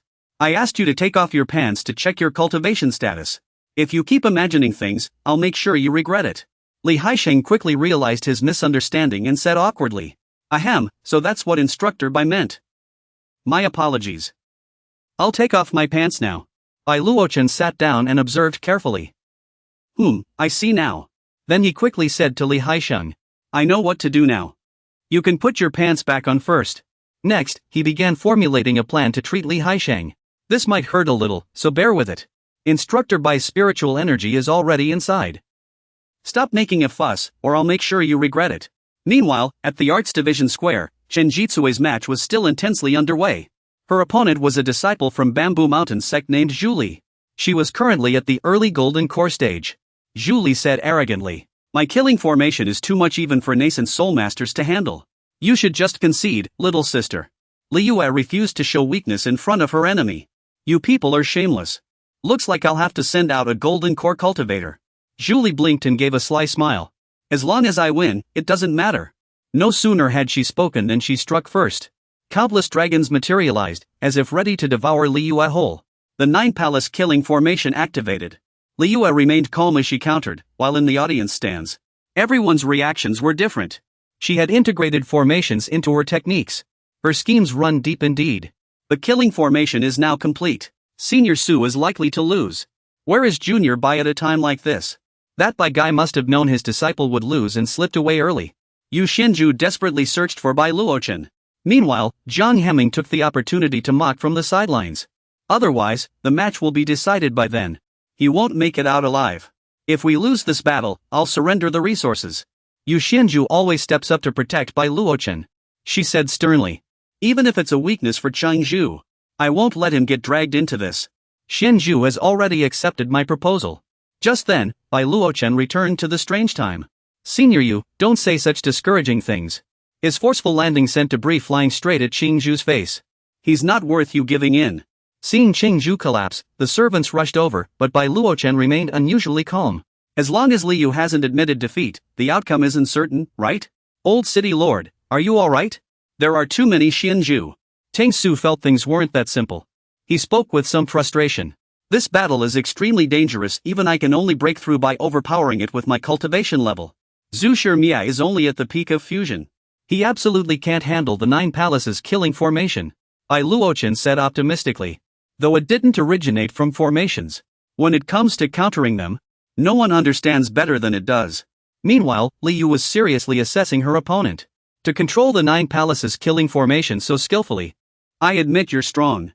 Explosions rang out non-stop. How is this possible? Julie had attacked with all her might, yet Li Yu stood defiantly untouched, shocking her deeply. Li Yu shook her head and said, "What a shame." Julie kept attacking, thinking to herself. The 9 palaces killing formation had no effect on her. Li Yu wasn't an easy opponent either and began counterattacking. With just a few simple moves, she broke Julie's formation. I've long since grown tired of the creator of this formation.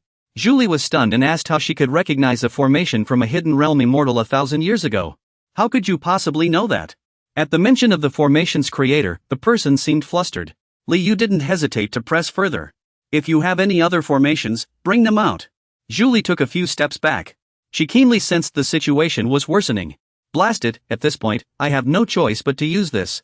She plopped down onto the ground. Obey my command. A vortex of dark demonic energy surges upward. This is exactly what Tianhun is enduring. Ting Su, who witnessed the scene nearby, was utterly shocked. This is the heavenly Silkax soul formation of the Overlord Soul sect. Yuan Xiang could no longer stay calm and immediately questioned them. Xing Zhu, what in the world is going on? Yu Xianju also felt displeased and spoke up. Old freak Cheng Zhu, you've colluded with the heretics again. Though Green Mountain sect isn't a major faction, it has always been honorable and upright. How can you do this without shame before the ancestors of Bamboo Mountain sect? Cheng Zhu, bombarded with accusations, flew into a rage. This is an internal matter of Bamboo Mountain sect. Outsiders have no right to interfere. I see clearly that you're just sore losers trying to frame us. Yu Xianju could no longer stay calm and gritted her teeth in anger. You despicable scoundrels, how shameless can you get? She turned to look at Bai Luochen's side. Bai, my junior brother, let's call off this match. We must hurry and save Li Yu. Why stop now when the real show is just beginning? Yu Xianju's eyes widened in shock at those words. What is my junior brother saying? Xing Zhu's side couldn't help but fall into deep thought. With his disciple in grave danger, how can he remain so composed? Xing Zhu, look, he's about to collapse. At that moment, dark energy swirled violently around Li Yu. Zhu Li spoke confidently. No matter how skilled you are at breaking formations, have you ever faced soul cultivation techniques like this? Yet Li Yu showed no fear, even a hint of disdain. This is your final move. It's not even as good as the 9 palace killing formation. Zhu Li immediately gave the order. The onlookers reacted in different ways. Cheng Zhu smirked triumphantly. But Yu Xianju was filled with worry. Bai Luochen, however, remained eerily calm. Li Yu was struck hard and slashed. He collapsed to the ground soon after. Su Li Yu had fallen. Seeing his disciple defeated, Yuan Xiang and Jiang Hemming were already plotting something. From now on, Chengluan Peak belongs to me. Yu Xianju lost her composure. She was ready to seek justice for Li Yu. But Qing Zhu and his group retorted. We agreed beforehand that the disciple match was only to determine superiority. Yet you resorted to such ruthless tactics. It was his disciple's stubbornness that led to this. What does it have to do with us? Xianju, don't worry. The one who died wasn't your disciple. Bai Luochen slowly walked over to Yu Xianzhu. He said softly to calm her down. Senior sister, don't act rashly. It's not time to strike yet. Their disciple has already been dealt with. Senior sister, rest assured. The match isn't over yet. Julie grinned, satisfied with her success. All that trash talk. I thought she was some big shot. Just a coward with a sharp tongue. She had barely finished speaking when, suddenly, a massive cocoon appeared behind her. Julie panicked as she saw Li Yu reborn inside the cocoon. How is this possible? She couldn't believe her eyes. That was clearly a severed head. Her body instantly stiffened, cracking loudly. Li Yu quickly denied it. Humans can't use dark arts. This is sorcery. Julie found the woman in front of her too eerie and decided to concede. I'm done. I give up. This woman is too unnatural. Yet Li Yu was determined to press her advantage. With one strike, she sent Julie crashing into the wall. She stood tall, arrogantly declaring, "What else do you have to say?" Julie, covered in injuries, begged for mercy. The outcome was clear. Julie of Bamboo Mountain sect couldn't stand up. Chung Hong Academy, led by Su Liyue, emerged victorious. Her mouth still had traces of silken threads. Li Yu recalled what the demon Phoenix Mi Meng had once told her. This is my ice silkworm cocoon. Swallow it, and it can save your life in a critical moment. It's useful, but it's also disgusting. Li Yu patted herself down. Then she felt a wave of nausea and sighed to herself. It reeks of little Meng. Beside her, Chengju was utterly shocked. How is this possible?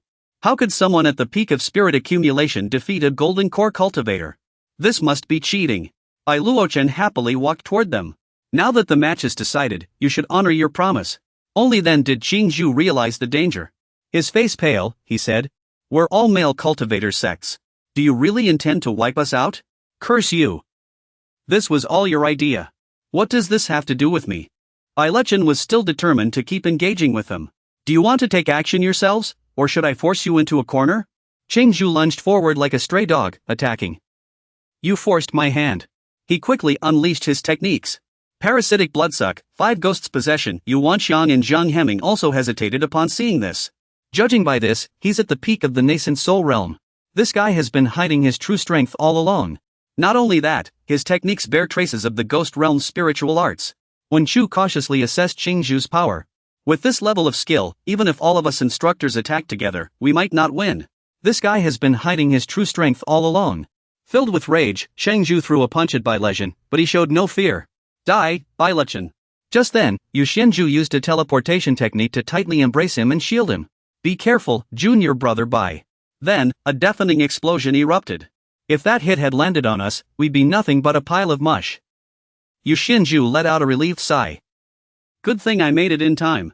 Bai Luochen, held tightly by her, found his face pressed against her chest, struggling to breathe.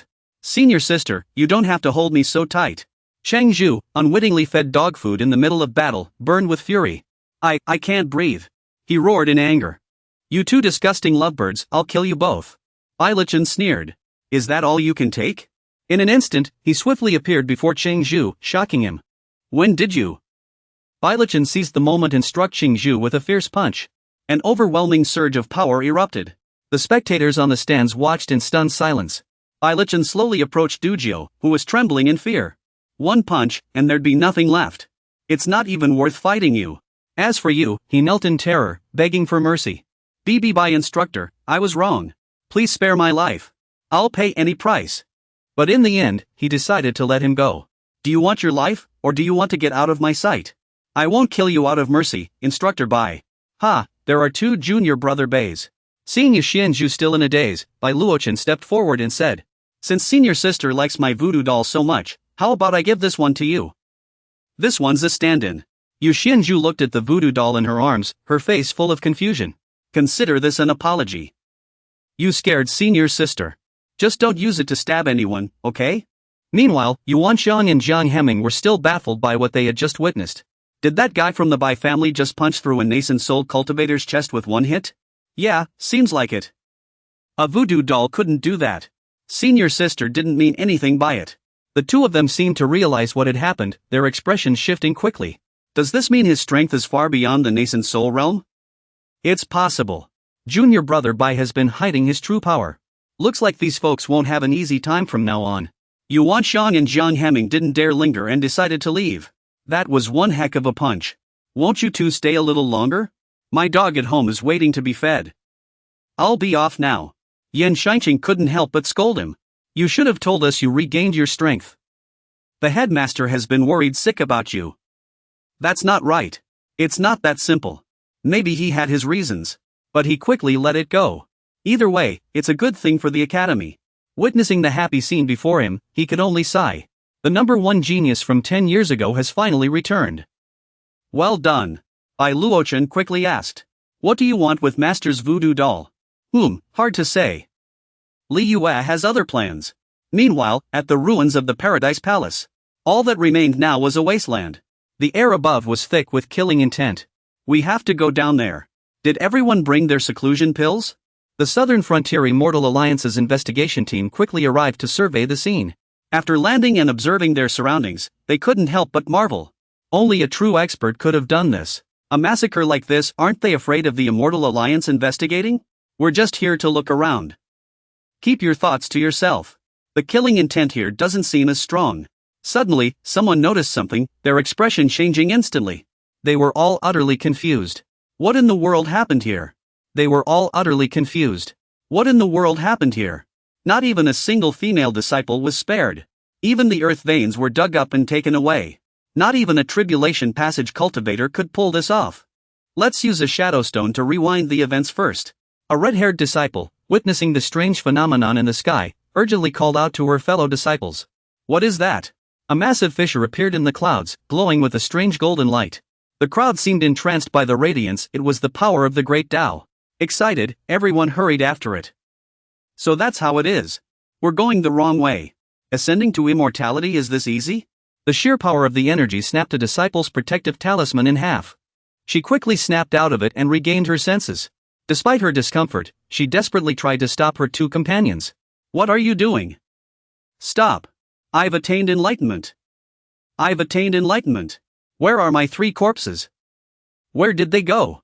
She gazed weakly at the light, lost in thought. Even a heavenly gate treasure lost its effect. What kind of being is this? It seemed to sense something. This energy feels so familiar.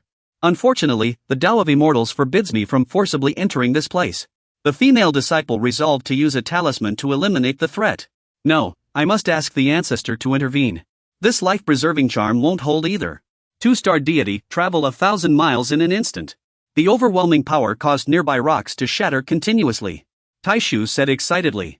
After all these years, I've finally found you. Take it easy, my old friend. Bai Luochen continued chopping wood with full concentration. Suddenly, a system notification popped up. He quickly received a message. Warning, host's karmic ties are being observed by the heavenly Tao. Great concealment successful. Warning, to ensure safety, the host's available spiritual energy will be restricted. After reading it, Bai Luochen was utterly confused.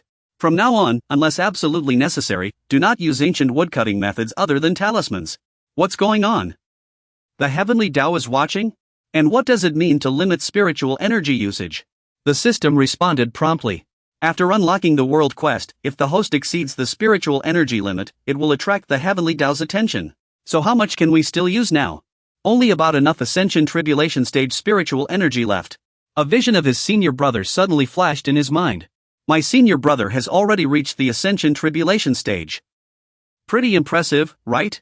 That's only on par with senior brother Li's level. It's too weak. Bai Luochen sighed and pressed further.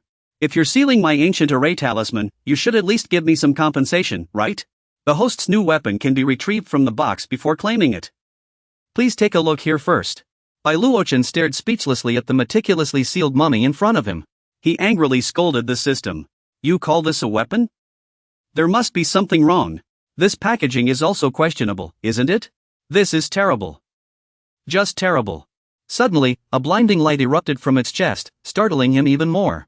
Does this thing even have a glowing function? Meanwhile, in the bathroom, Li Yue and Man were chatting happily. The master truly values his disciples. He even gave 5 elements essence pills. Maybe it's because the master's constitution is special and he's never used them before. Man took out the 5 elements essence pill and continued. This is a truly precious item. It can forcibly elevate a cultivator's constitution by 3 ranks. There are barely any in the entire Yunhuang region. The master really thinks highly of you. Li Yue sighed and added. Too bad it's not the intoxicating body pill given to me by the master himself. Man turned to Li Yue and said, though it's different from reforging meridians before, I still need to undress. Man then stepped back into the bathtub.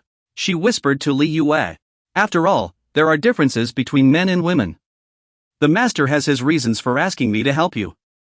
Just drink it. Li Yue quickly swallowed the 5 elements essence pill. How does it feel? She soon shared her sensations. It's a bit salty and spicy. Still better than silkworm cocoons, though. Who asked about the taste? How does your body feel? But waves of energy rapidly surged into Li Yue's body. Yes, it feels like something powerful is coming. She cried out in discomfort. My body feels so hot. Man kept encouraging her from the side. Hang in there. With me here, you'll be fine. Energy continued to pour in. Water splashed out of the bathtub non-stop. Li Yue's face twisted in extreme pain. Man is comforting her from the side. Just hold on a little longer, and it'll be done soon. At this moment, Li Yue shouts loudly. I feel like I'm almost there. Suddenly, dark clouds gather outside. Meanwhile, Xiao and Yao Wangming are chasing and playing around. Xiao Lu, however, is leisurely gazing at the sky. Wow, that guy just broke through. Why is this tribulation so weird? Stop running, you pest. What's the big deal about giving me a little time, little colt? Meanwhile, the system is asking by Luochen for his opinion when he suddenly notices something odd in the sky. Don't you want to give it a try? Everyone who's used it loves it. Countless tribulation bolts appear in the sky. He says with utmost seriousness. This is Li Yue's golden core tribulation. Man in the bathroom also starts to feel something strange. How could this be happening? The protective barrier activates quickly. Bai Luochen stands on a high wall, observing the phenomenon. Why does this golden core tribulation look so strange? Even the grand formation protecting the sect has been shattered. Wait, he realizes the purpose of these tribulation bolts and panics instantly. Oh no, that's the room where Li Yue is breaking through. 3-star divine talisman, raging golden body. The tribulation bolts strike down, shattering the protective barrier. Xiao Lu is barely holding on. Yao Wangming is directly struck by the tribulation right on her backside. Where did this lightning even come from? She gets furious after seeing Xiao run away. Did you do that on purpose or by accident? Oh, it was definitely on purpose. Xiao Lu is starting to panic. Is this really a golden core tribulation? Bai Luochen quickly takes flight to assess the situation. Blood is still dripping from his hand. Bai Luochen says with a grave expression. Stop hiding. I know where you're lurking. Tai Su appears before them after hearing this. She smiles and says. Everything is so amusing. Bai Luochen quickly asks. Who are you? Why did you attack my disciple? She lies down casually and replies. So you're her master. Not bad, you managed to protect her from me. You're quite skilled. He is taken aback upon hearing this. A celestial being? Are you the pervert man was talking about? Her laughter echoed through the sky. Then, the Supreme Ancestor softly asked, Man, does she still remember me? She swiftly soared upward, using immortal arts to turn the earth into a cloth shoe before descending and asking, Has she been well? He irritably cast a barrier with a wave of his hand. She's fine, just turned herself into a corpse immortal, that's all. She continued with disdain. A corpse immortal suits her just fine. Then she burst into laughter again. Congratulations on your reunion, sisters. Let's have a good meal. The northern swans of Beiyuan are plump, best eaten raw. Then we can go to the southern border and catch the demon queen crow. The flavor is excellent. Stop playing dumb. I know what you're planning. Li Yue is my disciple and your reincarnation. Don't even think about laying a hand on her. She's still playing innocent. Reincarnation? She's nothing more than one of my 3 corpses. In the end, she's just a burden I've cut away. Without another word, she launched an attack. If you want to stop me, then you'll have to die. He quickly sensed the danger and dodged. A moment later, a violent collision rang out. The system immediately alerted him. Danger! Danger! Host, leave at once. My whole family is here, run. Bai Luochen watched the scene below, lost in thought. The formation is still holding, yet half of it was just cleaved apart. What kind of monster is this? Below, the crowd panicked, shouting, Are they fighting? What's going on? Master, take Li Yue and go. I'll hold her off. That madwoman is back again. But Bai Luochen was resolute. None of you are allowed to leave this formation. I'll handle her. He looked up at the sky and asked, System, does this count as a special circumstance? Return the ancient talisman disc to me. After reclaiming the disc, he swiftly took flight. Now we're talking. How am I supposed to fight empty-handed? The system added helpfully. At this moment, he used the 5 elements spirit talisman to attack. As long as my master is safe. Don't worry. He grabbed his weapon and charged forward. She's nothing but a slightly bigger piece of wood. The collision created a deafening roar that shook heaven and earth. Little Lou below couldn't stop cursing after seeing it. They've lost their minds. All of them. That's a real immortal. Not some piece of wood. Seeing that Saito was unharmed, Belawichin grew even angrier and lunged at her again. How is this turtle shell so tough? Damn it. He quickly activated his cannon form. Soon, he restored his Azura true form. His arms gradually became even more powerful. His entire body radiated dazzling golden light as he launched an attack at Saito. Another deep thud echoed through the air. Saito remained unscathed and even laughed. This really hurts. She wiped the blood from the corner of her mouth and sighed. I never expected the lower realm to have a monster like you. Sensing something unusual. The system quickly spoke up. Host, be careful. She's serious now. Before Belawichin could respond, she flew forward to disrupt the system, leaving him stunned. What? Belawichin's Azura true form remained in an attacking stance. Saito spoke to him. You really do have potential. Perhaps you're even my destined opportunity. But fighting me means you can't afford to lose focus. Belawichin raised his hand, gathering power, and said firmly. Then as you wish. She didn't hesitate to command. Go. She swiftly unleashed her 6 perceptions Azura technique. Streams of light formed to block Belawichin. Energy clashed continuously. Belawichin thought to himself. Trying to block with an illusion? Has her true self arrived? Just then, a sudden force struck him. He quickly raised his soul anchoring staff and appeared before Saito. This is a fine weapon. If fused with my moonwheel, its power would be even greater. Still puzzled, Belawichin didn't hesitate to ask. You've already ascended as an immortal. Why did you come down here just to kill my disciple? Saito quickly responded and shared her story. You're wrong. I didn't achieve immortality after ascending. I thought the heavenly realm would be different. Countless immortals crammed into this tiny space. It's no different from the mortal world below. This isn't the realm I envisioned. I seek the realm beyond the heavens. A cunning smirk slowly crept onto her face, revealing her ambition. I want to witness the true heavenly Tao. I want to become the laws of heaven and earth. I am the sky.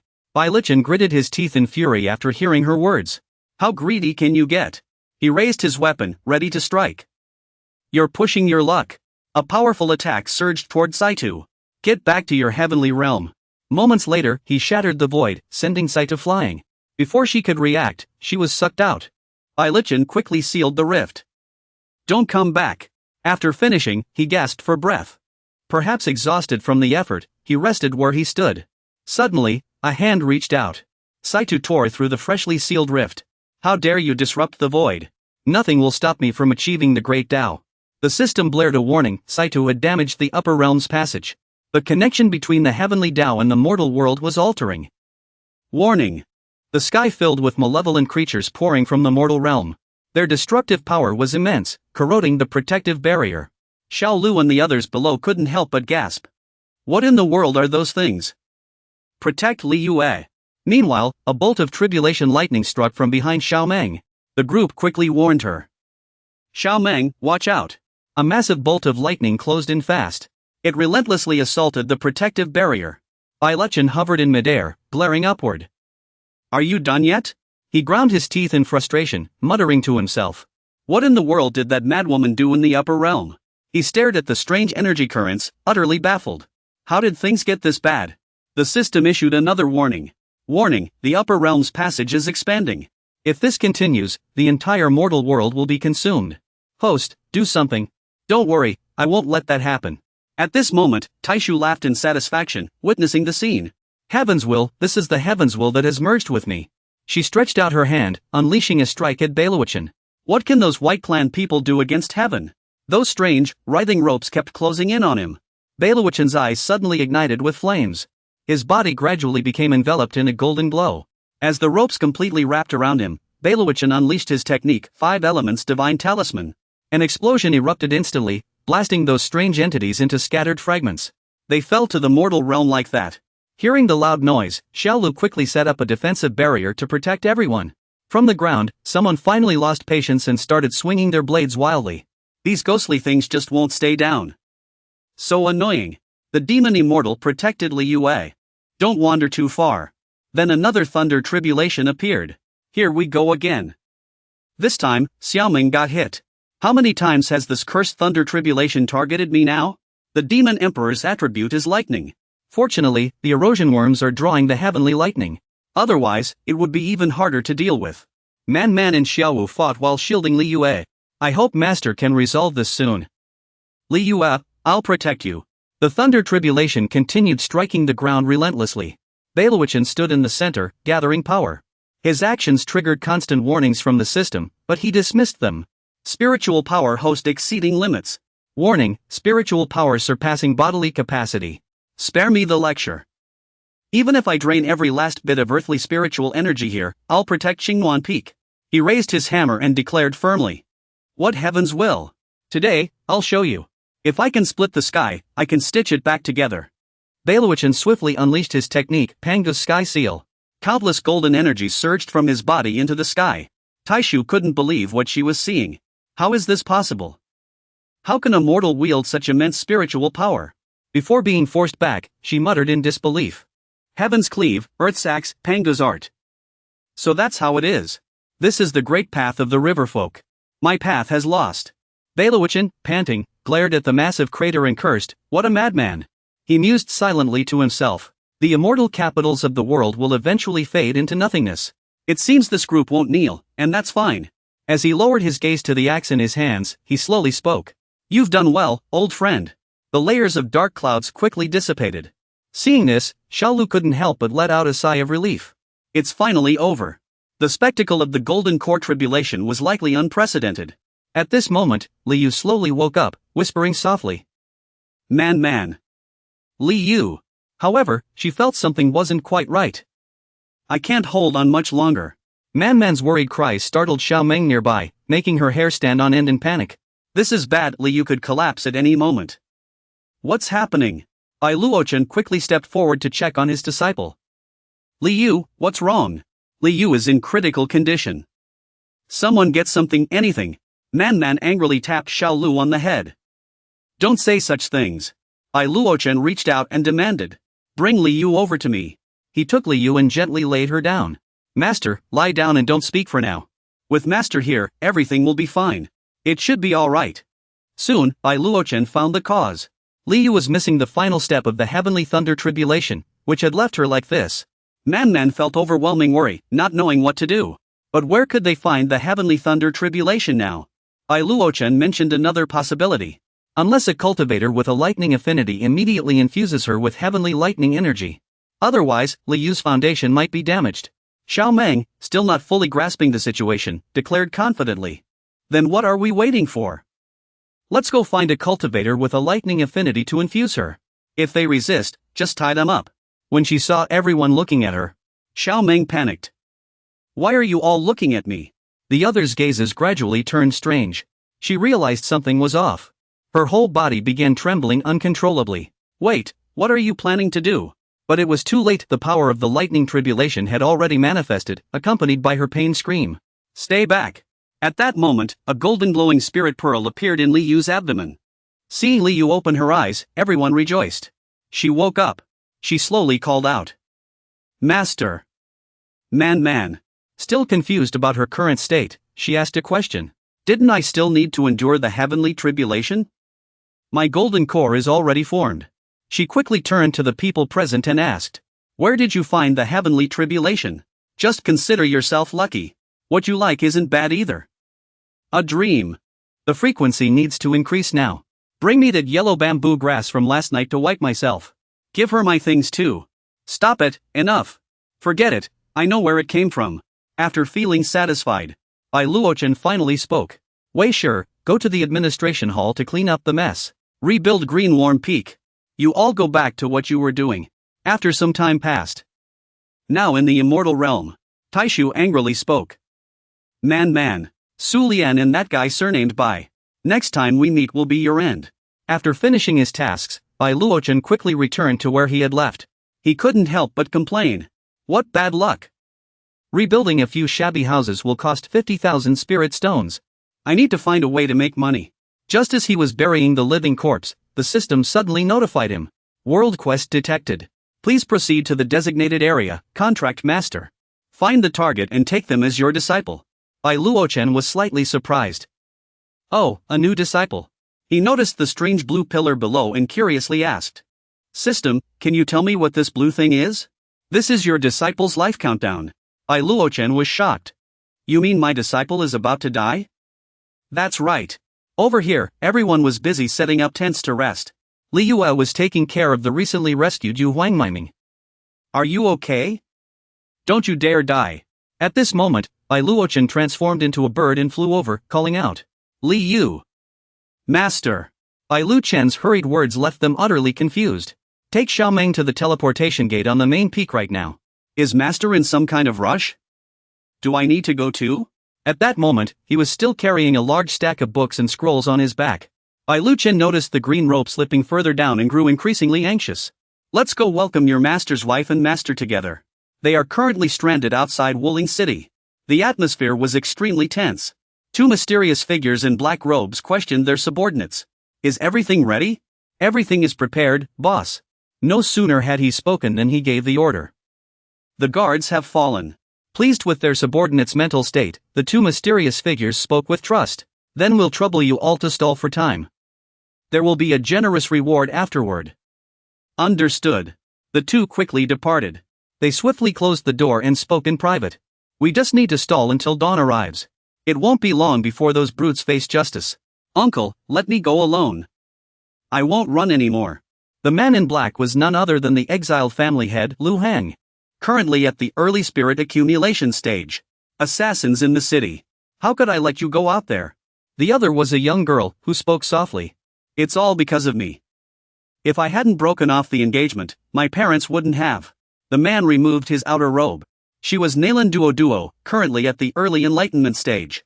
Uncle, I can't keep dragging the Lu family down. She felt guilty, knowing everyone was sacrificing for her. Uncle, let me go fight them myself. Seeing his niece turn to leave, Lu Hong quickly stopped her. Don't do anything reckless. Your parents entrusted you to me. I cannot betray their trust. Uncle never thought you were wrong about what happened back then. That man was born cruel, he was never a good match for you. Neither your parents nor I wanted you to jump into a pit of fire. He then comforted her. Don't worry, Duo. Once the investigators arrive at dawn, they won't escape. Our survival is the greatest threat to them now. Just then, someone else called out to them. Old Lu, are you underestimating our Bloodsword Palace? Lu Hong saw two figures resembling the black and white guards of hell flaunting two human skin masks as trophies. Zhong'er couldn't stop crying. How can we let your people go and tip them off? This complicates things. Lu Hong was in agony. That beast Zhong'er is only 16. He roared in fury. All that boy wanted was the dignity he lost back then. Now, he's wiped out all 163 members of the Nalan family. Even the deepest hatred should fade by now, uncle. Why go to such extremes? The black-clad man charged at Lu Hong with a sickle. Why? Because the master enjoys it. Old Master Lu, it's time for you to go. In an instant, Lu Heng's face was slashed beyond recognition, not a single spot left unharmed. He quickly turned to urge his granddaughter. Duo, run. No sooner had he spoken than tragedy struck. Blood sprayed everywhere. At that moment, Bai Luochen was traveling with two disciples. Li Yu was utterly astonished by everything around her. Master, that thing you packed into human form. It can even turn into a flying ship. This spirit fruit is crisp and delicious, truly top tier. Miao Huangmi Mang was seen sneaking a bite of the spirit fruit. Li Yu scolded angrily. Damn you, Miao Huangmi Mang. How could you open it? This was meant as a gift for Master. Spit it out. I sacrificed so much for your golden core. What's wrong with eating one little gift? The system quickly displayed the next disciple's information for Bai Luochen. Nalan Duo, 19 years old. Third young lady of the Nalan family, daughter of Nalan Jiantian and Wan Hu. Tall and slender, with the Yin absolute pulse. Once betrothed to the genius of the Xiao family, Xiao Ping. How different this situation is from ours.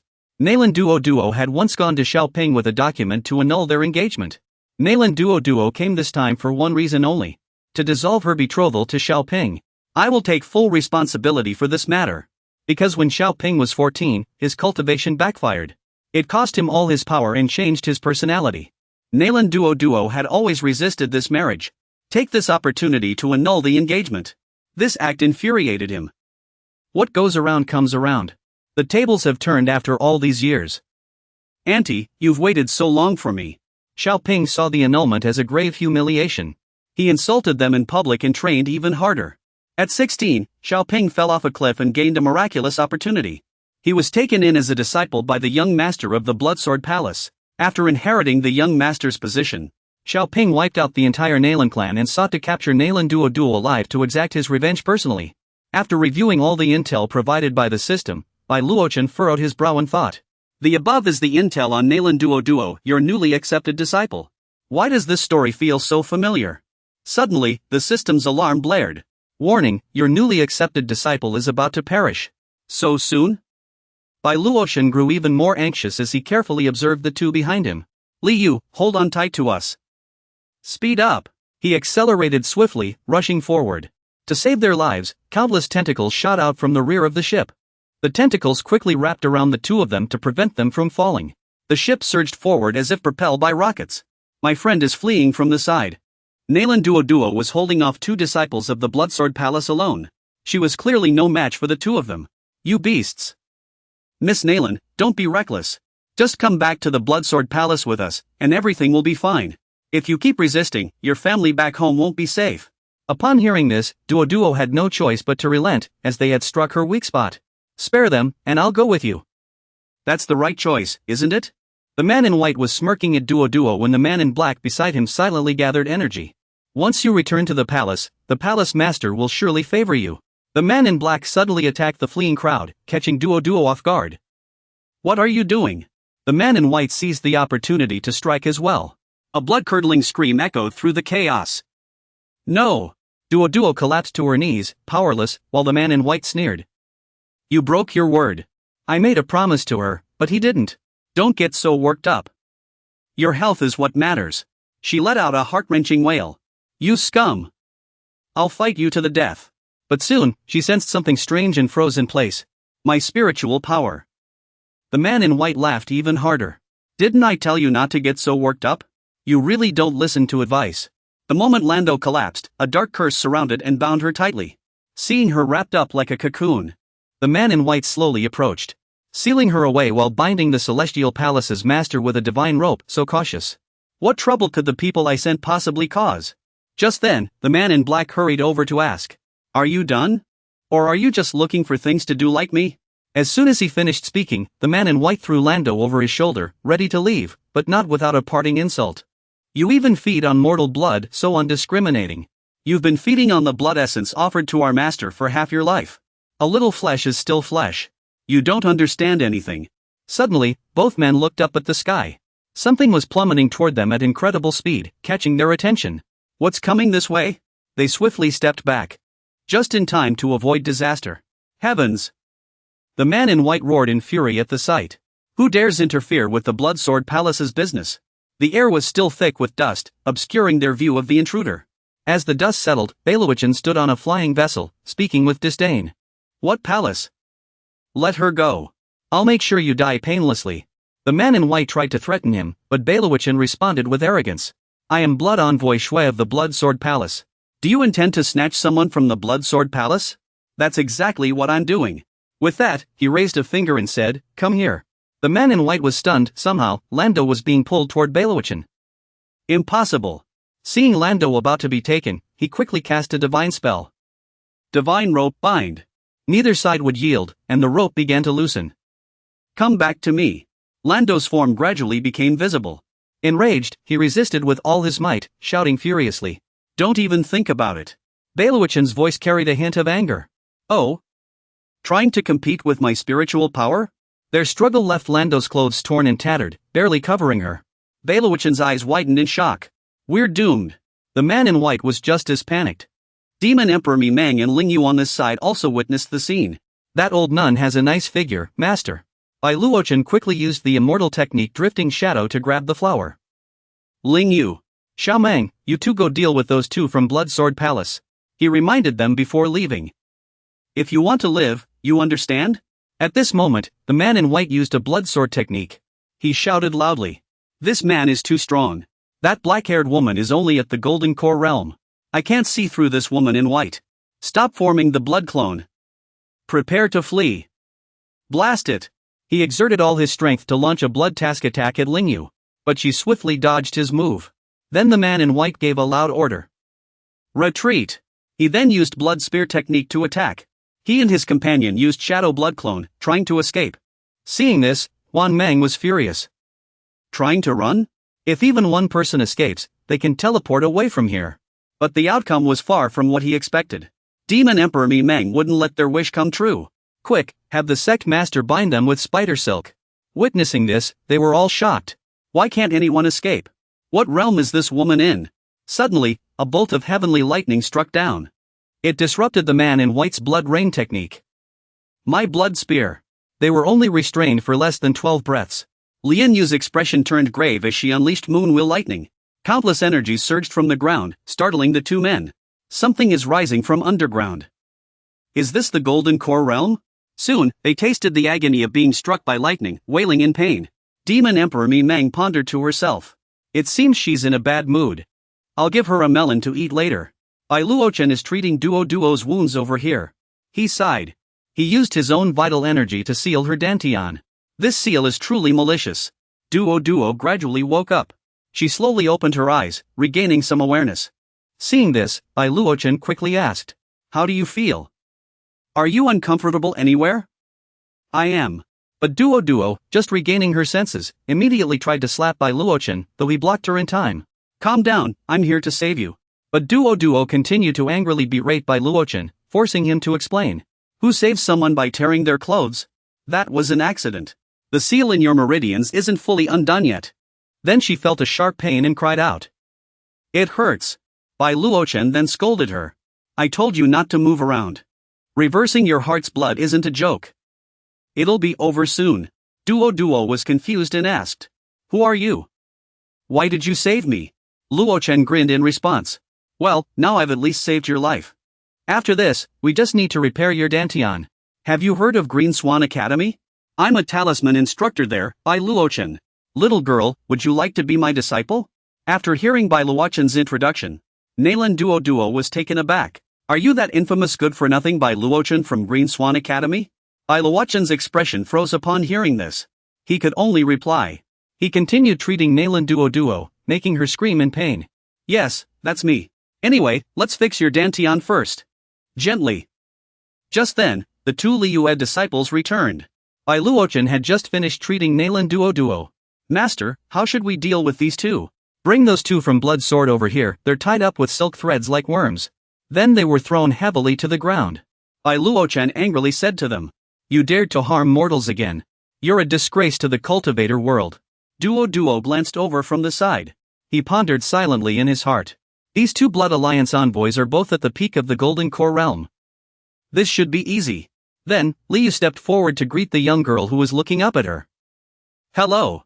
This female disciple was clearly only at the early Golden Core stage. Liu immediately spoke coldly but was reminded by Demon Emperor Miming beside her. Are you my junior sister? Oomph, shamelessly wearing master's robe. Hey, you just said what you were thinking.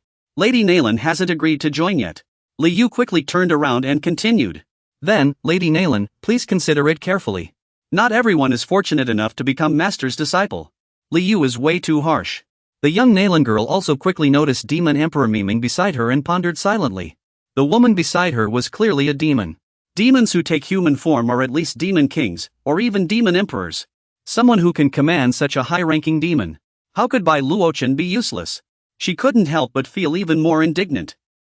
Xiao Ping. The young Nalan girl slowly stepped forward and asked. That instructor Bai. Lady Nalan, have you made your decision? The young Nalan girl suddenly knelt on the ground and spoke respectfully. Master, please accept this disciple's bow. I am Nalan. From today onward, you are my third disciple. Then he handed her 2 books. Since you've joined my sect, take these 2 books. However, the young Nalan girl spoke with disappointment. Master, I already have a heart demon. If I don't remove it, I won't be able to cultivate. Bai Luochen continued calmly. Oh, you want me to destroy the Blood Sword Palace for you? That's simple. Upon hearing this, the young Nalan girl quickly kowtowed in gratitude. Thank you, Master. Bai Luochen stepped forward to help her up. But, child, do you truly believe your heart demon will disappear if I avenge you? What do you mean, master? He explained to her. The most important part of cultivation is a pure heart and clear thoughts. This is your fate to overcome. It shouldn't be resolved by me. Do you understand? The young Nalan girl felt wronged. She retorted indignantly. Child, I don't understand. Even near-foot soldiers are cultivating. His talent is better than mine. Without relying on others, one day I will personally take revenge. If I kill him, I'll do anything. I want him dead. Seeing Nalan Duo lose control, Bai Luochen quickly used a calming talisman on her. Calm down and listen to your master. Bai Luochen helped her up and continued. Duo, relax. With me here, his talent means nothing. What I mean is, you should take matters into your own hands, an eye for an eye, to settle this grudge. Are you sure you can do this? He confidently handed her a weapon and spoke plainly. Your master never lies. This is the first lesson I'll teach you. Nalan Duo looked at the object in surprise. Master's meaning is. Bai Luochen quickly pointed at 2 disciples of Bloodsword Palace. Every debt has its debtor. We will take revenge with our own hands. Use whatever method you find most satisfying to kill these 2 beasts. Excitement gradually appeared on Nalan Duo's face as she respectfully replied, Your disciple understands. Meanwhile, at Sword Merchant Mountain's Bloodsword Palace, 2 disciples chatted cheerfully as they walked. What will the palace master do with the Nalan family girl once he captures her? According to Bloodsword Palace's traditions, if it's a woman, she'll be dealt with harshly. One of them was lost in his twisted fantasies. A woman worthy of the palace master's betrothal must be extraordinary. If only we could have a taste too. The other had already been beheaded, yet he remained oblivious. When his companion didn't respond, he turned to ask only to meet his end. Why aren't you talking? This is the work of the 2 young ladies.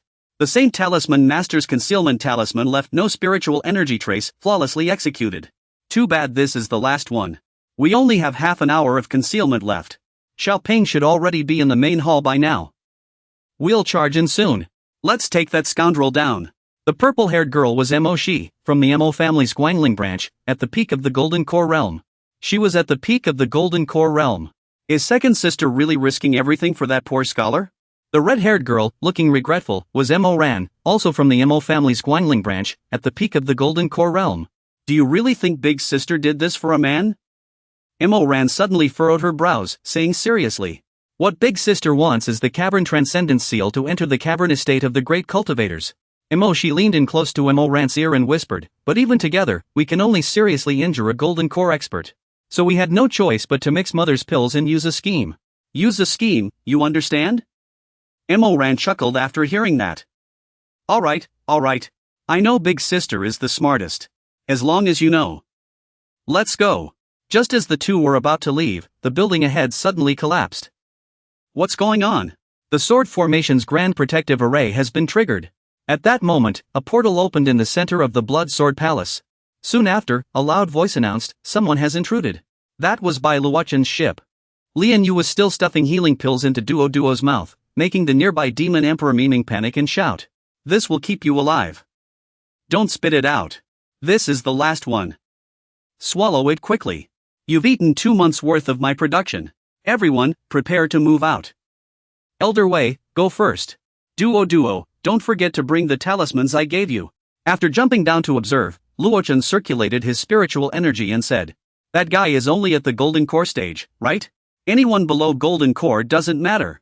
The disciples of the Blood Sword Palace panicked upon seeing the violent tremors. What's happening? Someone has breached the Grand Protective Array. After losing contact with the 2 blood-bright cultivators, they kept discussing, while the Blood Sword Palace's master remained silent the entire time. Xiaoping is now a Golden Core cultivator. It must be the Silver Sword Palace taking advantage, but they don't have the power to break through the sword formation. Just then, a voice quickly transmitted. Kid, summon the blood puppet quickly, or it'll be too late. He swiftly did as instructed. After immediately summoning the Een blood puppet, he whispered to the person. Een blood puppet. May I ask, ancestor, who is this intruder? To make someone so wary. The ancestor immediately responded, while Luochen confidently charged in, striking fear into them all. Unclear if the target's cultivation is the sword formation. Could it be only at the true immortal stage? A true immortal ancestor is no joke. A deafening roar followed. He stood in midair, speaking with a hint of mockery. Xiaoping overdid it, but a Golden Core shouldn't die so easily, right? Just as I expected, it didn't disappoint my curiosity. Luochen soon noticed the sound of charging stars nearby. No wonder Yuaning is still alive, even the rocks on the mountain behind him keep falling. Mo Ran pointed ahead and said to his sister. But Mo Shi seemed uninterested. Mo Shi, look, the blood chi cultivator isn't dead yet. Looks like a fight is about to break out. Let's sneak over and watch. Sister, if I hadn't used that substitution talisman earlier, we'd be dead by now. This is too dangerous. Let's not get involved. Seeing Emoshi's concern, Mo Ran replied firmly. What's there to fear? I still have the 3-star body movement talisman from Master. Escaping won't be a problem. Maybe we'll even get to see our elders take down that Xiaoping guy. She hurriedly urged. Quick, hide your presence. That elder might be an enforcement elder from some sect, we can't just run into them. Sister Mo Ran, you're amazing. Next time, I'm never coming out with you again. Bai Luochen also noticed them and thought in mild surprise. So it's the Mo sisters, those wild girls. Just ignore them for now. As long as they don't cause trouble. The most important thing is not to let the Xiaoping kid escape. The blood chi cultivator's face twisted with worry. Why hasn't our ancestor made a move yet? The ancestor replied helplessly. The mechanism is locked. Even if we wanted to negotiate, we can't run now. Seeing the ancestor's response, Xiaoping decided to step out from the blood chi. May I ask who you are, esteemed expert? Why have you done this? He then introduced himself.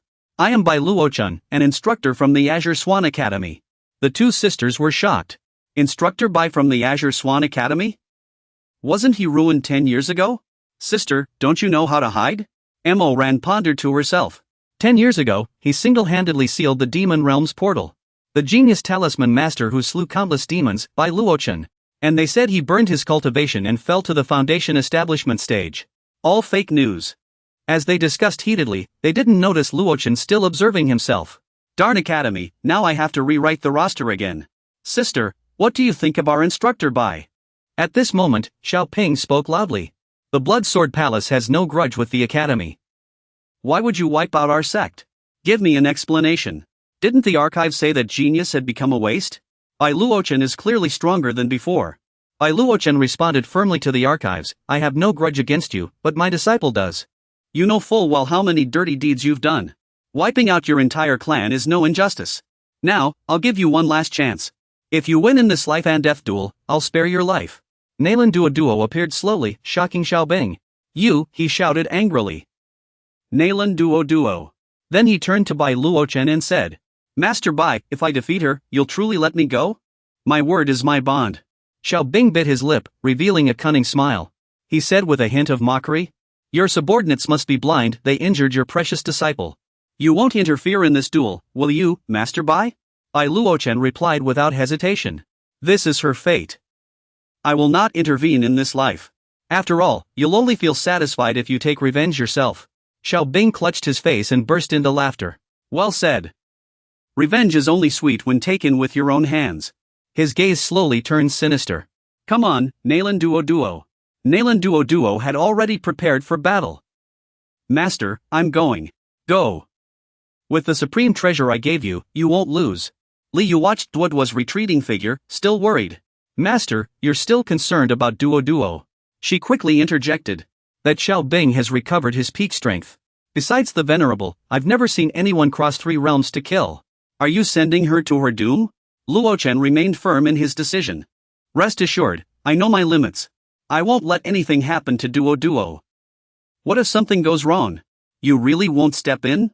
Then he grinned slyly at the demon emperor Mi Meng. If something unexpected happens? Of course, I'll handle it. Did you think I brought you here for a vacation? Don't worry, I'll make it quick and clean. Suddenly, Li Yu shouted. Duo. Nalan Duo was quickly overpowered. Xiaobing used the blood demon red dart to restrain her. He aimed to break through to the radiant victory realm. Do you think you're the protagonist in some novel? How laughable. Xiaoping spoke with a heart full of resentment, humiliating her. I'll return every humiliation you've ever made me suffer. Nalan Duo shouted loudly, the one who owes me. At that moment, a talisman in her mouth activated. It was a human talisman. An explosion rang out in an instant. As the smoke slowly cleared, Xiaoping appeared, though his complexion had grown much paler. That despicable coward actually used self-detonation to escape torment. His eyes filled with murderous intent as he pondered. Not even a blood fiend could withstand this. I clearly underestimated her. Nalan Duo suddenly appeared behind him. She had been reborn from the ice cocoon. She shouted, Xiaoping! Nalan, release me and the 206 people from the flowing city. Yet another deafening explosion echoed. Everyone within the white net formation witnessed everything clearly. Dream, the demon emperor, felt a pang of regret. Though the cocoon rebirth could restore the body, the pain was very real. This newly accepted disciple was truly vicious. The demon emperor Dream also showed a look of disappointment. This is only adding fuel to the fire. I worked so hard to gather these cocoon rebirths. Are they just going to be wasted like this? Stop grumbling. I'll make it up to you later. Li Yu's heart remained uneasy. She couldn't sit still. Master's cultivation level is far below Duoduo's and Xiaoping's. The reverse spirit talisman's explosion could only harm Xiaoping when the cocoon rebirth paused. Once it stopped, Duoduo would surely lose. Aren't we going to intervene? Duoduo's constitution is extremely special. Her innate divine ability requires constant life and death battles to fully awaken. Luochun understood her concern and immediately replied. If she succeeds, he won't stand a chance. Since Master says so, I'll trust her. Another earth-shaking explosion rang out. Xiaoping was now in a sorry state. He roared in fury, this despicable lunatic fighting with self-detonation. The blood-fiend patriarch's carefully refined resources were nearly exhausted. Nalan Duo still stood unharmed amidst the smoke and flames, infuriating him further. Is this damned blood-fiend finally giving out? Nalan Duoduo's expression was grave as she clutched a talisman, lost in thought. The last talisman self-detonated, but Xiaoping only suffered minor external injuries up to now. Is the gap in cultivation truly insurmountable? Seeing she only had one talisman left, Xiaoping became unusually vigilant. Damn it, she still has more. But just as Duo was about to activate the spell, she found her body unusually weak. She didn't even have the spiritual energy to detonate it. Xiaoping quickly noticed something was wrong. He seized the opportunity to counterattack. No spiritual energy left, and she's still putting on an act? Wretch, come here. A surge of spiritual energy wrapped around Duo, dragging her toward him. He snarled angrily, out of tricks, wretch? You'll never get your revenge in this lifetime. Not in the next life either. Duo's father suddenly appeared beside her. Before the deceased could tell her something, Duo's father writhed in agony. Xiaoping sneered. The blood in your veins was refined from your family's flesh and souls. You like blowing people up, don't you? With that, he unleashed his power, shattering Duo's father into pieces, leaving her in anguish. Xiaoping laughed triumphantly at the sight. How does it feel to be blown apart, Duo? Duo's relatives began appearing one by one. Oh dear, can't handle one explosion? Your whole family is waiting to greet you. Li Yue shouted furiously but was blocked by the white net formation. Diantai, you've gone too far. Go kill him now. Master, this is Duo's own karma. It's not our place to interfere, he said gravely. Sinwei and the others trusted Duo. Xiaoping looked at her with disdain. Passed out already? How pathetic. Get out of the way. Before the words faded, he slashed at Duo. I'll send you to reunite with your family. A devastating blade aura instantly appeared on her, shocking Luoxin and Li Yue. Miraculously, the slash didn't take her life. Instead, a terrifying surge of spiritual energy erupted from her chest. Xiaoping had no time to dodge and let out a pain scream. Wings sprouted from Duo's back as her entire body radiated spiritual energy. She lunged at him with overwhelming force, leaving Xiaoping too terrified to speak. Why you? He quickly used the blood shield immortal technique to escape. He looked at the ring on his hand. Just what is that ancestor of yours? How could they injure me like this? This is the dark impulse's sentience. Quick, remove me from this arm, it's poisonous. At your current cultivation level, you can't resist the dark poison. If you don't want to die, show me what you're made of. Nalan Duo, I'll take this arm back. Xiaoping channeled his lifeblood sword. A surge of blood energy spewed from his mouth, rushing toward Duo. Unafraid, she unleashed the nether prison slash. Die, Nalan Duo. She quickly lunges forward to attack him, as he gathers his own blood essence. Yet a muffled thud still rings out, petals surging relentlessly against the protective barrier. Now that he's collapsed on the ground, powerless to resist, he thinks to himself. This blood puppet is probably about to collapse. He desperately calls out, Ancestor, save me. But before he can finish, the puppet strikes him. His blood splatters across her face, and under her relentless assault, he finally perishes. Then, the ancestor embedded in the ring slowly speaks. Little girl, aren't you satisfied after smashing my disciple's head? Now this puppet is wildly throwing punches. The ancestor laughs in fury, warning the young not to be so hot-headed, or they'll suffer for it later. Meanwhile, Bai Luochen swiftly arrives with the Saint Talisman's second star speed to catch the puppet. His master praises him, saying he did well. Leave the rest to your master. The blood energy gathers more and more, shooting into the sky and turning into a torrential blood rain. Ran reaches out to catch some of it, then says, "This is a heavenly phenomenon. Only those at the Great Ascension realm can cause such a heavenly phenomenon." Blood Sword Ancestor and Shuiwuchen quickly appear, remarking, "This kid has some nerve." Blood Sword Ancestor, Shuiwuchen. At this moment, the sky is filled with a dense, blood-like phenomenon, and thunder roars continuously. Xian Wuchen shouts angrily, "You destroyed my sect and killed my direct disciple." He clenches his fists, while Luochen shields the other disciples in time. Li Yu and Yao Huang Miming rush over to ask, "Is the puppet alright? The old man from the Bai family should be fine. He'll wake up soon." Shuiwuchen demands harshly, "Bai Luochen, how could you be so ruthless? You're destroying the legacy of my Blood Sword Palace. Aren't you afraid of retribution?" Bai Luochen scoffs. "Retribution? I am your retribution. Old man, have you ever heard of a saying? He casts a talisman, creating multiple illusions. What does it matter if I destroy you?" One of the illusions charges at Shuiwuchen with an exploding talisman. Another deafening explosion follows. Ran and Shi witness everything. The same exploding talisman, yet the wooden puppet's power far surpasses the Nalan puppets. The Bai sect's power is too strong. Bai Luochen's sect library points increase by 10. After the collision, half of Bai Luochen's wooden puppet suddenly falls, landing right where the sisters are. Shi happily picks it up and shows it off to Ran. "Sister, look what I found." "Let me show you." The two carefully examine Bai Luochen's fake puppet. The patterns are intact, just like those in the books. "Sister, will this thing explode?" The talisman's damage has already been triggered. "It shouldn't explode now. Let's take it home for the family's talisman masters to study. Maybe we can discover something." Meanwhile, Shuiwuchen surrounds him.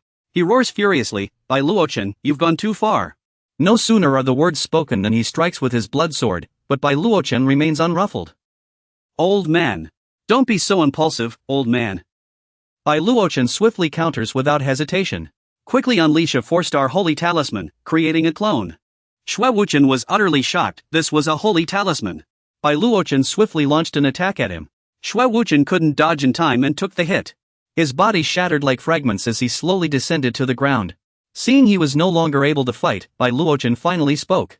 With the task done, Li Yue sat on the airship and looked down, asking, "Master, isn't it over yet?" "It's over. Wait until this burns out before coming up, don't pollute the environment." Dreamweaver, the demon emperor, pointed at the pile of remains while eating. Hey, that old man's still alive. You're not gonna grill him, are you?"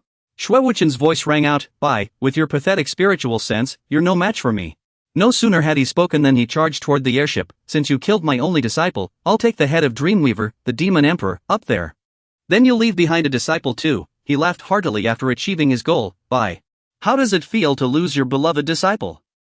Bai Luochen said coldly, leaving him utterly confused. "Old man, you've got quite the tricks up your sleeve. If you've got the guts, kill him." Dreamweaver, the demon emperor, burst from his cocoon in a furious roar. "Are you insane? I'm not his disciple." Stunned as if struck by lightning, he demanded, "Then you stay here for me." The cocoon couldn't help but snap. "Do you take me for a fool?" Faced with this situation, Shuiwuchen's feet seemed to grow wings as he fled. But not before leaving a final threat. "Bai Luochen, you just wait. When my true form descends, I'll tear you limb from limb. You imposter of the traitorous faction." "I'm so furious." The final low tide of the month had passed. Bai Luochen stood at the edge of the airship and called out, "If you two have any unfinished business, hurry up. I fear the cultivators from the immortal sects will arrive soon." Seeing his straightforwardness, the two sisters deliberated for a long while. "Sister, it seems we've been discovered. I told you, no way a powerhouse like him wouldn't notice us." The two quickly revealed themselves and respectfully cupped their fists. Guanling Prefecture's Ran and Shi pay their respects to Sect Master Bai. Luochen swiftly descended from the ship and inquired of the guests. "No need for formalities. It turns out I'm acquainted with Elder Ran's family head. I received much kindness from him in my youth," the Sect Master said warmly. He chuckled upon hearing this. "Ha ha ha. That old fellow bought quite a few of my talismans 10 years ago. He's a regular customer. I'll mind my own business and ask, what brings two prodigies like you here?" She answered without hesitation. All my friends were slaughtered by Xiaoping. I came here to avenge him. I was dragged here by her. If the white sect gathering runs into them, don't say it was me. Mo Ran suddenly blushed and spoke shyly. I never expected you to personally step in and help me. Ai Luochen forced a smile after hearing this. In that case, the Blood Sword Palace disciples outside can be left to you. 2 peak Golden Core experts dared to invade Yuaning. No matter how glorious hidden Emperor Mo is. These 2 little girls won't get off lightly. 2 unlucky kids, what a nuisance. As soon as he finished speaking, Ai Luochen quickly bid them farewell and leapt back onto the ship. Then the 2 of you can visit Old Luozi on my behalf. Before returning to the academy. Farewell, White Sect leader. After Bai Luochen left, she rushed to dampen Mo Ran's spirits like a bucket of cold water. Sister, don't see the White Sect leader off. I feel like you can't keep up with him. Ha? What nonsense are you spouting? Mo Ran flushed with embarrassment and anger, urging Shi. Hurry and find the Void Realm. In that booklet, you ranked those young talents, right? It's not what you think. Then why are they all young talents, and you even scored them? Enough nonsense. On the way home, Demon Empress Mi Meng lay on the ship, nibbling on leaves while complaining non-stop. Why haven't we arrived yet? I'm exhausted and annoyed. As Luochen focused on piloting the ship, the system suddenly popped up a notification. Ding ding. Congratulations, contractor, on completing the world quest. Here are your rewards. Spiritual energy contractor usage increased by 5%. Reward, 2 copies of the Lone Moonlight scripture. Please make good use of them. This reward feels like it was prepared for Naylan Duo. Why is my reward so meager? Suddenly, a blue energy surged toward Bai Luochen. It gradually appeared before him and issued a notification. Quest, Library Token. Ai Luochen represents the Celestial Star Library at the banquet.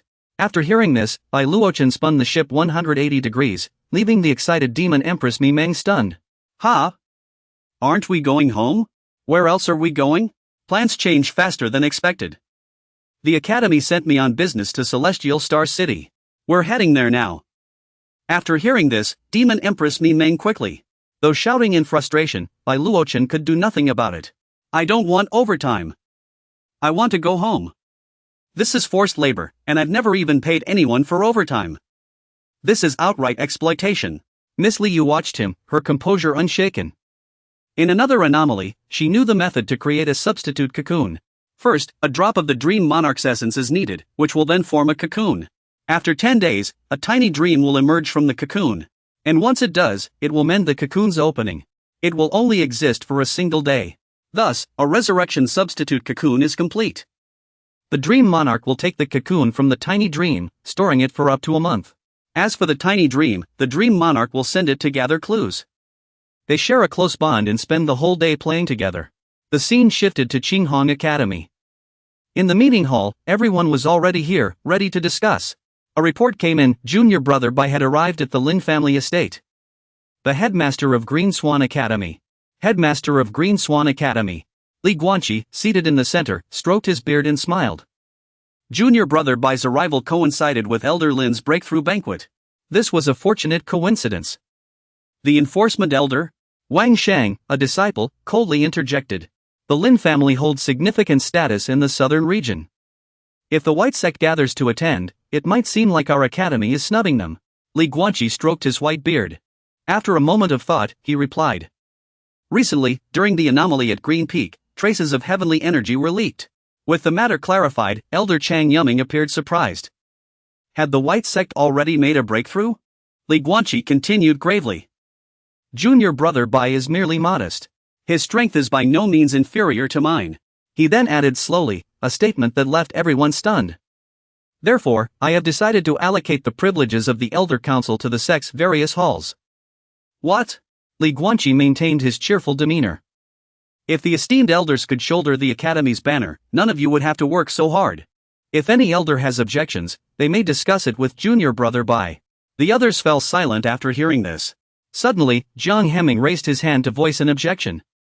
Headmaster. Li Guanqi asked calmly. What insights do the sect's disciples have? Jiang Hemming spoke awkwardly. While having Junior Brother Bai host the banquet isn't disrespectful, he fell silent upon hearing Jiang Luoming's words. However, the fact that his strength had recovered had not yet been publicly announced by our academy. Meanwhile, at the Lin estate in Star City, 2 newly arrived men drew considerable attention. They were Lin Ran, the Lin family patriarch, and Lin Jinan, a nascent soul stage uncle, along with his eldest son, Lin Yuan, a golden core stage uncle. As the Lin family patriarch arrived, countless guests nearby. Speaking respectfully, congratulations to the ancestor on successfully breaking through to the fusion realm. In the future, we humbly ask for your continued guidance. The Lin family head steps forward to offer his congratulations. Well done, well done. Well done, well done. The crowd offers their congratulations, when suddenly Lin Yuanji notices two men talking nearby. Look, who are those two? How stunning, he curiously glances in the direction they're pointing, where Nalan Duo and Li Yu are standing. Seeing the two of them, both as beautiful as celestial beings, Nalan Duo exudes beauty and determination, while Li Yu radiates a charming and approachable aura. Lin Yuanji looks at them and smiles knowingly. What a pair of beauties. Then he turns to Lin Jinan and asks, which family do those two female cultivators come from? Just then, Luochen suddenly steps forward, breaking the silence. By Luochen, talisman instructor from Green Peak Academy. Accompanied by my disciples Su Liyue and Nalan Duo, here to congratulate Elder Lin on breaking through to the fusion realm. Lin Jinan politely steps forward to greet him. So it's instructor Bai from Green Peak Academy. Your presence truly brings honor to my humble home. The breakthrough banquet will begin tomorrow. Please come inside. With that, he turns and instructs his attendant, Lin Gue, to arrange a superior guest room for instructor Bai. Master, I'll arrange it right away. Seeing Bai Luochen, the crowd begins to whisper. I remember the talisman instructor from Green Peak Academy is useless. What is he doing here today? And Nalan Duo, wasn't she wiped out by the Bloodsword sect a few days ago? How is she still alive? Instructor Bai, please make yourself at home. We'll be imposing on you then. Esteemed guests, this way please. Lin Jinan watches them leave, his eyes gradually filling with disdain. This is infuriating. Green Peak Academy clearly looks down on my Lin family by sending a worthless instructor to offer congratulations. Some are overcomplicating things. This worthless Bai Luochen is most likely here to seek help. Hearing this, he immediately guesses his son's intentions. Jinan glances at his son and asks, oh? Tell me what you think. Lin Yuanji quickly responds. After hearing his son's detailed explanation, Nalan Duo was being hunted by the Bloodsword sect a few days ago. She must have suddenly taken this useless man as her master, clearly trying to use Green Peak Academy as a shield. Lin Jinan finds it troublesome and says, I don't want to hear this nonsense. Just get to the point. Lin Yuanji finally reveals his true purpose. His conclusion is that Green Peak Academy will never expel this useless man. And his reason for coming today is to marry Nalan Duo off to my eldest son, that is, me, to gain the Lin family's support. My son wants to marry Nalan Duo. Lin Yuanji's lips curl into a mocking smile. Father, haven't you always wanted a grandson? Not just Nalan Duo, I want that useless man's other disciple too. He still seems to have some sense of decency. The other one is manageable, but Nalan Duo will be difficult to handle. The Bloodsword sect is relentless once they bite. It's a hassle to deal with. Father, now that the ancestor has reached the fusion realm, what's a Bloodsword sect to us? Moreover, the Bloodsword sect harms mortals, violating the great taboos of the cultivation world. Even if we don't act, those ancestors will lose patience eventually. We might as well use this chance to build Ling's prestige.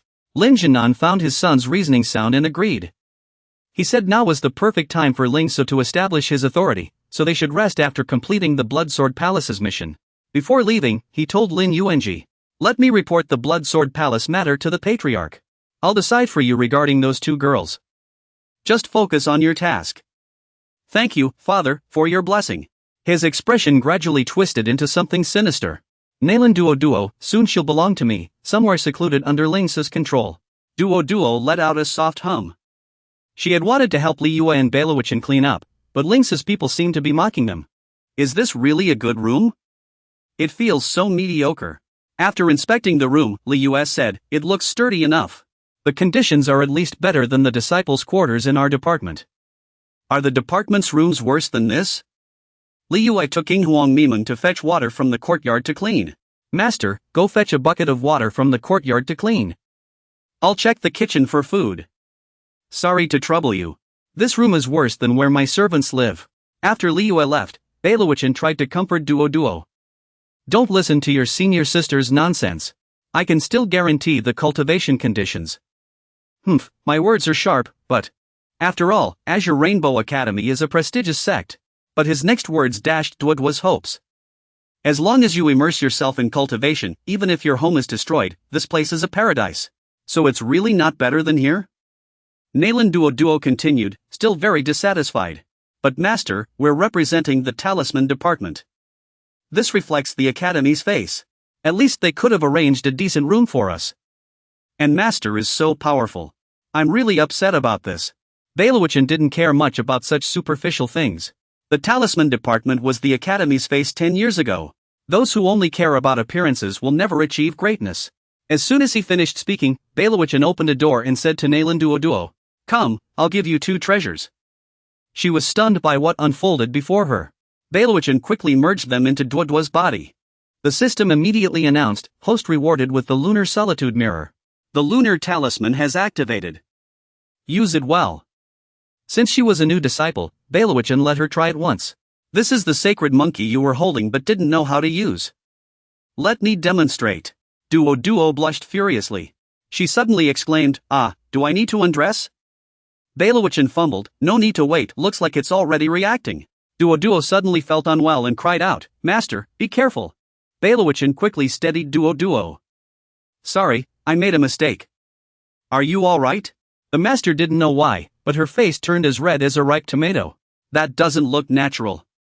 Your chest feels burning hot." Meanwhile, in the kitchen, Demon Emperor Miming was eating leftovers. Suddenly, someone barged in and grabbed her, but Demon Emperor Miming quickly struck them with a rolling pin. The intruder collapsed unconscious, and soon after, another person entered. That person was also caught off guard and struck by Demon Emperor Miming using the same method. After dealing with him, another shadow approached. Demon Emperor Miming raised her hand to strike, but then realized the newcomer was Li Yue. She quickly blocked Demon Emperor Miming's attack. Then she pulled Demon Emperor Miming away. A beam of purple light shot out, illuminating the outside. At that moment, the dormant flower bud of the mystic vein seal within her was reactivated. Nalan Duo frowned in displeasure. "Master, what's going on? You mustn't exert yourself right after waking up. Only a golden core can control it." Bai Luochan quickly spoke to calm her down. "Don't worry, I have a way to prevent your body from collapsing." With that, he turned to look at Li Yue, who was standing by the door. Li Yue released Miming. She shook Miming's 5 elements box and called out, "Wake up! Time to get to work." Light gradually seeped into the box. Demon Emperor Miming was soon awakened by the light. "Hey, aren't you all supposed to be at some stupid banquet? Don't let them find out about me. Why are you calling me out now?" Bai Luochan spoke coldly. "No time to explain. Lend me your demon core for a moment. Are you insane? This is my lifebound demon core." "No way." When he saw no other option, he pinched Miming's cheek to threaten her. "Either lend me some, or I'll take it myself. Your choice." Fine. Just stop pinching me." Frightened, Demon Emperor Miming quickly complied. "You're really bullying a demon. I'll return it once Duo forms her golden core. And I'll help you break through to the Emperor realm. I promise. Don't trick a demon with empty promises." Then Bai Luochan handed the demon core to Nalan Duo. "Here, take this demon core. It'll make you feel better." "Master, this is because my cultivation isn't strong enough." "What's the point of the demon core?" Seeing his disciple's confusion, he quickly explained. "Because I'm going to refine a pseudo-golden core for you." Though puzzled, she still followed his instructions. "Fake golden core pill. Hurry and take it, or it'll be even harder to swallow later." Nalan Duo immediately swallowed the pill as instructed. It quickly channeled spiritual energy into her body. This surprised Li Yue, who was standing nearby. "Is there really such a method for golden core pills? Now guide the smoke pill to gather in your dantian." Nalan Duo gradually felt something odd. Her dantian was swelling uncomfortably. She furrowed her brow, pondering the strange sensation. Suddenly, her wings began to glow. Then they vanished without a trace. Nalan Duo awkwardly asked, "Master, is this what a golden core feels like?" "I don't feel any different." Bai Luochan quickly replied. "It's just that the way spiritual energy flows is similar. Your actual cultivation level is still early stage fusion." After hearing this, Li Yue sighed to himself. Golden core isn't that simple after all. That old man is really strange. Suddenly, a noise came from outside, forcing Li Yue to turn and check. Someone outside spoke. "The Heavenly Emperor's grand ceremony is about to begin. Would you all like to attend?" Hearing this, everyone was taken aback. The Heavenly Emperor's ceremony? The crowd rushed toward an open space nearby, releasing sky lanterns to pray for peace and happiness. Everyone seemed excited about the event. Nalan Duo saw the fireworks and shouted, "Master, over here." She grabbed Luochen's arm and hurried toward the scene. "Master, let's buy a sky lantern." "Sure." Liu looked at the lanterns in the sky and asked curiously, "These things don't seem to have any spiritual energy. How do they float?" Demon Emperor Miming weakly trembled and said, "I can't even fly anymore. My demonic energy has all shifted to my demon core." Then Duo excitedly called out to her, "Senior sister, this way." Duo explained while releasing her lantern. The Celestial Star Ceremony is the biggest festival here every year. Whether you're a mortal or a cultivator, everyone releases a sky lantern today. It's said that if you pray to the lantern, the heavens will hear your wish. Liu gradually came to her senses, pondering silently in her heart. In her past life, she had only focused on cultivation. She truly missed out on many beautiful sights. Suddenly seeing Duo crying, she couldn't help but freeze in surprise.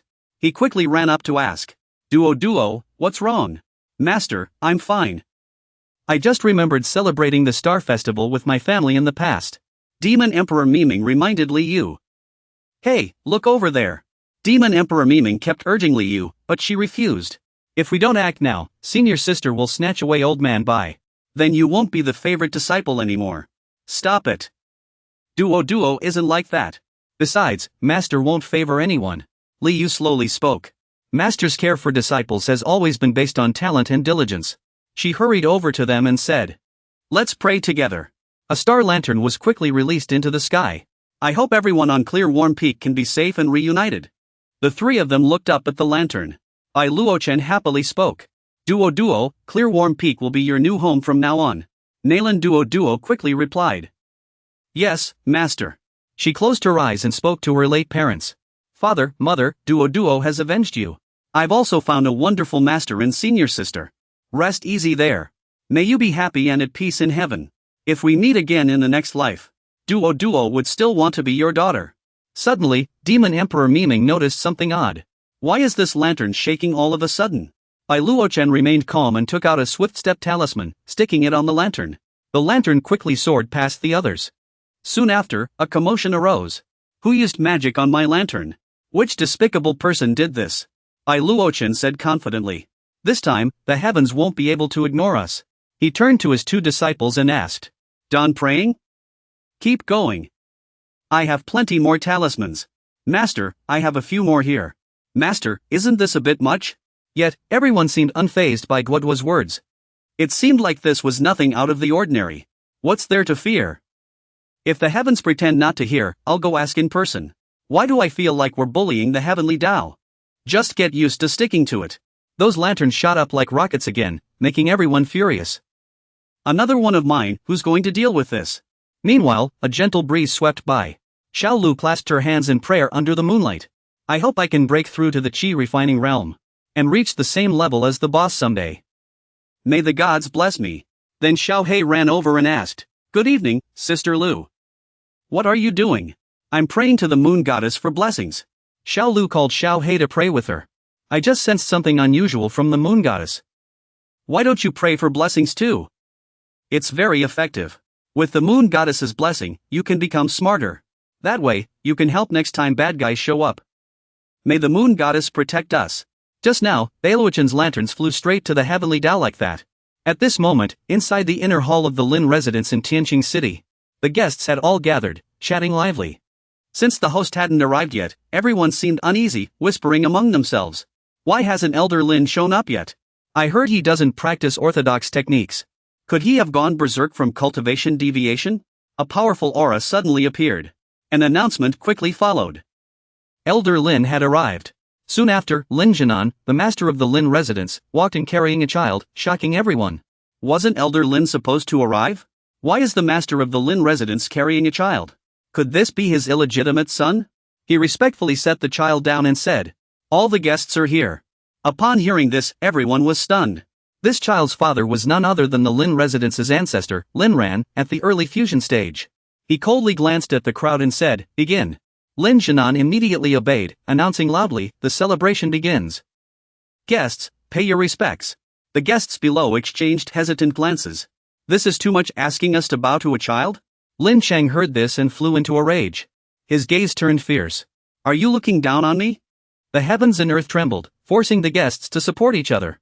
Someone thought to themselves, witnessing everyone kneel before City Lord Lin. Is this the power of the fusion stage? This aura is truly terrifying. Congratulations to Ancestor Lin on breaking through to the fusion stage.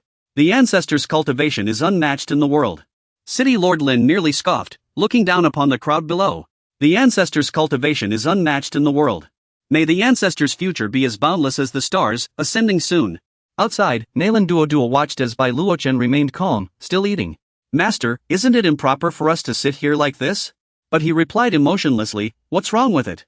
It turned out only they were sitting far away, enjoying the feast without a care for what was happening inside. They can't see us anyway.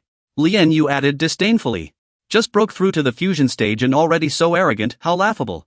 There are barely a few hundred fusion stage cultivators in the entire southern region. He's at the peak now. Let him be arrogant. Eat your food, this is mine too. What's yours is mine, and what's mine is still mine. This is the wonder of the fusion stage. This aura feels nothing like my master's. Suddenly, a voice came from behind them. What a bold statement. Since when could a waste like you speak so arrogantly, Bai Luochen? This was Lin Jinan's disciple, Yi Shinin, at the peak of the elemental origin stage. Darn it, how infuriating. Bai Luochen looked at the person before him, still slightly puzzled. The sight made him seethe with rage. Bai Luochen is a fool. He blinked, naively asking, who are you? This only enraged Yi Shinin further. Bai Luochen, you humiliated me over a woman back then. And now you dare play dumb with me? You're asking for trouble. Yet moments later, he coughed violently in front of everyone, nearly collapsing. Lien Yu and Duo exchanged confused glances. Is this guy going to die here? Over a weak woman, no less. You're Yi Shinin. I remember now. Yi Shinin wiped the blood from his lips and continued. Bai Luochen, I couldn't touch you in the scripture pavilion before. But if you're out now, then we should settle this. Bai Luochen sincerely offered him a piece of chicken. Brother Yi, how long has this been going on? Come eat this nourishing chicken leg. But Yi Shinin angrily shook it off. Stop playing dumb with me. You know what I want. The chicken leg is gone. He sneered angrily. If you don't want trouble, you'd better kneel and show some respect. Just like how you humiliated me back then. Li Yue angrily slammed the table and roared. How dare you talk big with that death wish of yours? He waved his fan, releasing a surge of energy. A deafening boom echoed. Li Yue was caught off guard by the sudden attack. But at the critical moment, Bai Lichen stepped in to block it. Brother Yi, there's no need to argue with a junior. If you have a problem, take it up with me. Yi Shinin's arm is now immobile. You. Just then, a family approached and invited him. Young Master Yi has given the order. I've come to escort you to the hall for the banquet. He immediately turned and left, while Li Yue cursed angrily. The guide is insane. Bai Lichen's two disciples were furious, but he remained calm. Why are there so many clueless people around? I'd love to teach them a lesson. Every single one of them is so arrogant and overbearing. The Lin family's arrangements are too much. Without the master's command, even a dog wouldn't dare bare its teeth. It seems this Lin fellow has ill intentions toward me. Just then, the system suddenly chimed with a notification. Congratulations, host. A world quest has been unlocked. Please defeat the formidable enemy who shakes the world. Bai Lichen quickly used a scouting talisman to investigate. The chill in the sky grew even more intense. Lin's in for a show. Meanwhile, in the inner hall, Lin Cheng spoke after listening to Yi Shinin's account. So for the past 3 years, your lack of breakthroughs has all been because of this, Bai Lichen? Yi Shinin quickly replied respectfully. Your wisdom sees through everything, Grandmaster. Back then, it was just a minor conflict with him. I never expected him to be so petty, secretly sabotaging me. This matter has not only become my inner demon, but it has also left my cultivation in this sorry state. Please, Grandmaster, uphold justice for me. However, Lin Jinan loudly scolded her. This is reckless. When the ancestor broke through, he accidentally fused his true form into his nascent soul. He hasn't fully adapted to his new body yet. How can we provoke the Azure Swan Academy over your personal vendetta? His words were quickly refuted by Lin Chang. If you don't know, don't speak nonsense. This kind of phenomenon isn't necessarily a mistake. Breaking through might actually be a good thing. Is your father serious? Lin Chang quickly pulled out a dubious book on fusion techniques and said, I broke through thanks to a manual left behind by the late cultivator Xiao. Though the handwriting is hard to read, its ingenuity must hold some secrets. You can give it a try when you reach the peak of the nascent soul realm. The two bowed respectfully and thanked him. Thank you, ancestor. Lin Shang continued, holding the jade pendant in his hand. Though I look down on Qinghong Academy, that logic officer is a nuisance. Xiao Yi, you should understand. Yi Xinyin immediately responded. Your wisdom sees all, ancestor. Suddenly, a formation attack struck Lin Chang, startling everyone. What was that sound? What's happening? Lin Zhennan was also standing there, stunned. What's going on? Lin Chang began thinking calmly again. Someone is attacking the Celestial Star City's grand formation. At this rate, it won't hold for long. The Void Realm's cultivators don't take this seriously. Everyone looked up at the rings in the sky, murmuring in confusion. What's happening? We don't know. It seems someone is breaking the city's protective formation. The giant green serpent's eyes lit up. Its overwhelming pressure forced everyone to their knees. Some were confused, others cried out in fear. Who's attacking Celestial Star City? This pressure is too much. Nalan Duo turned to ask Luo Chen, but he brushed her off and kept eating with Li Yu. This caught the attention of another stranger. Master, will this formation break? It looks like it's about to. It probably won't hold for long. Master, this is delicious. Those are people from Broken Cliff Hall. Nascent Soul Realm, Zhao Shiji. What a bunch of country bumpkins who've never seen the world. This formation was set up with the help of a sacred rune master. It's the Celestial Star Formation. How could it break so easily? Zhao Shiji glanced at the three with disdain. But they paid no attention to him. Duo wondered why Lin Chang would assign a nascent soul cultivator to work with such crude people. Li Yu agrees with Lord C's view. Seeing how much Lord C and Senior Sister have endured, Bai Lesan said while picking up noodles with his chopsticks. Oh, is it almost here? Then the snake charged straight toward the formation. Many people cried out in shock. The Celestial Star Formation was broken. Is it real or fake? Zhao Shiji was so stunned he stammered with his mouth agape. That. Those people were still staring at the snake, discussing heatedly. Impossible. How could the dead come back to life? Is it real or fake? A figure then appeared above the snake's head, standing on it. The Green Snake Gentleman. The snake carrying the Green Snake Gentleman landed on the roof of a house. Immediately after, the Green Snake Gentleman jumped to the ground. Just then, the Green Snake began shrinking from its height. The snake happily landed on the Green Snake Gentleman's shoulder and nuzzled his cheek. Then the Green Snake looked toward Li Chen, who was standing with Li Yu. Why are you looking at me? If you want to eat, find a seat yourself. Hearing this, the Green Snake Gentleman turned and left. Would you like to try some, Lord C? Put it in my noodles. Turn around. After the Green Snake Gentleman's figure completely disappeared, Li Yu couldn't help but ask curiously, only to receive a cold response. Lord C. This person's aura is extremely dangerous. What is his background? Li Yu. Because Master isn't all-knowing. Do you want to know everything?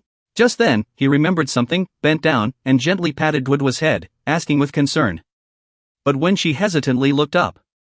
However, why is Duo so scared? Do you know something, Lord C? After a while, Duo hesitantly revealed what she knew. That man is a peak tribulation stage evil cultivator from the cold seas of the northern region, 200 years ago. He caused chaos in the 3 prefectures around Guangling, forcing the major sects and clans to join forces to suppress him. Not only that, she added, an image of an enormous snake appeared in Duoduo's mind. The Nalan clan also participated. But none of those who went returned. Upon hearing this, Li Chen stroked his chin in thought and shared his opinion, only to be quickly refuted by Duo. At this rate, you'll probably ascend soon. Looks like the Lin family is in big trouble.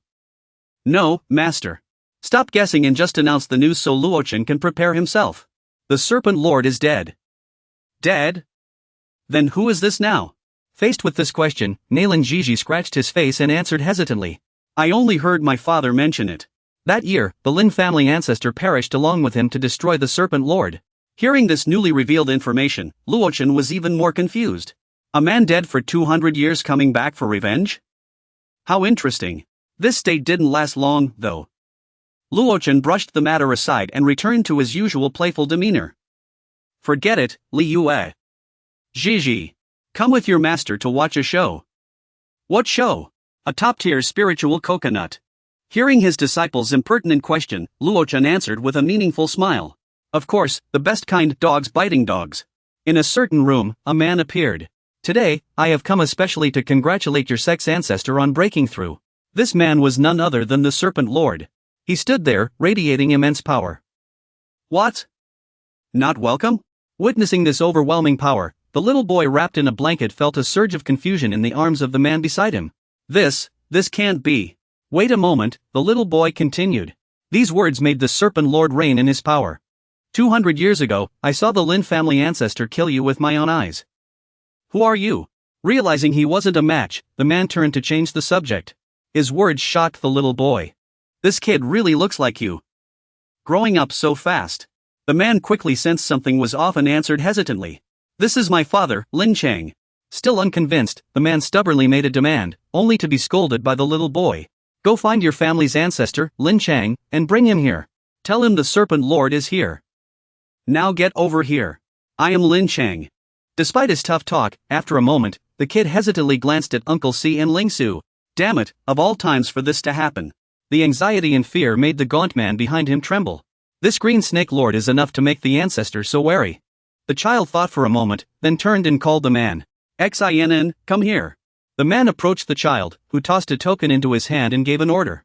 Take this token. Hurry to the major sects and ask for aid. Xin had no choice but to obey the ancestor's command.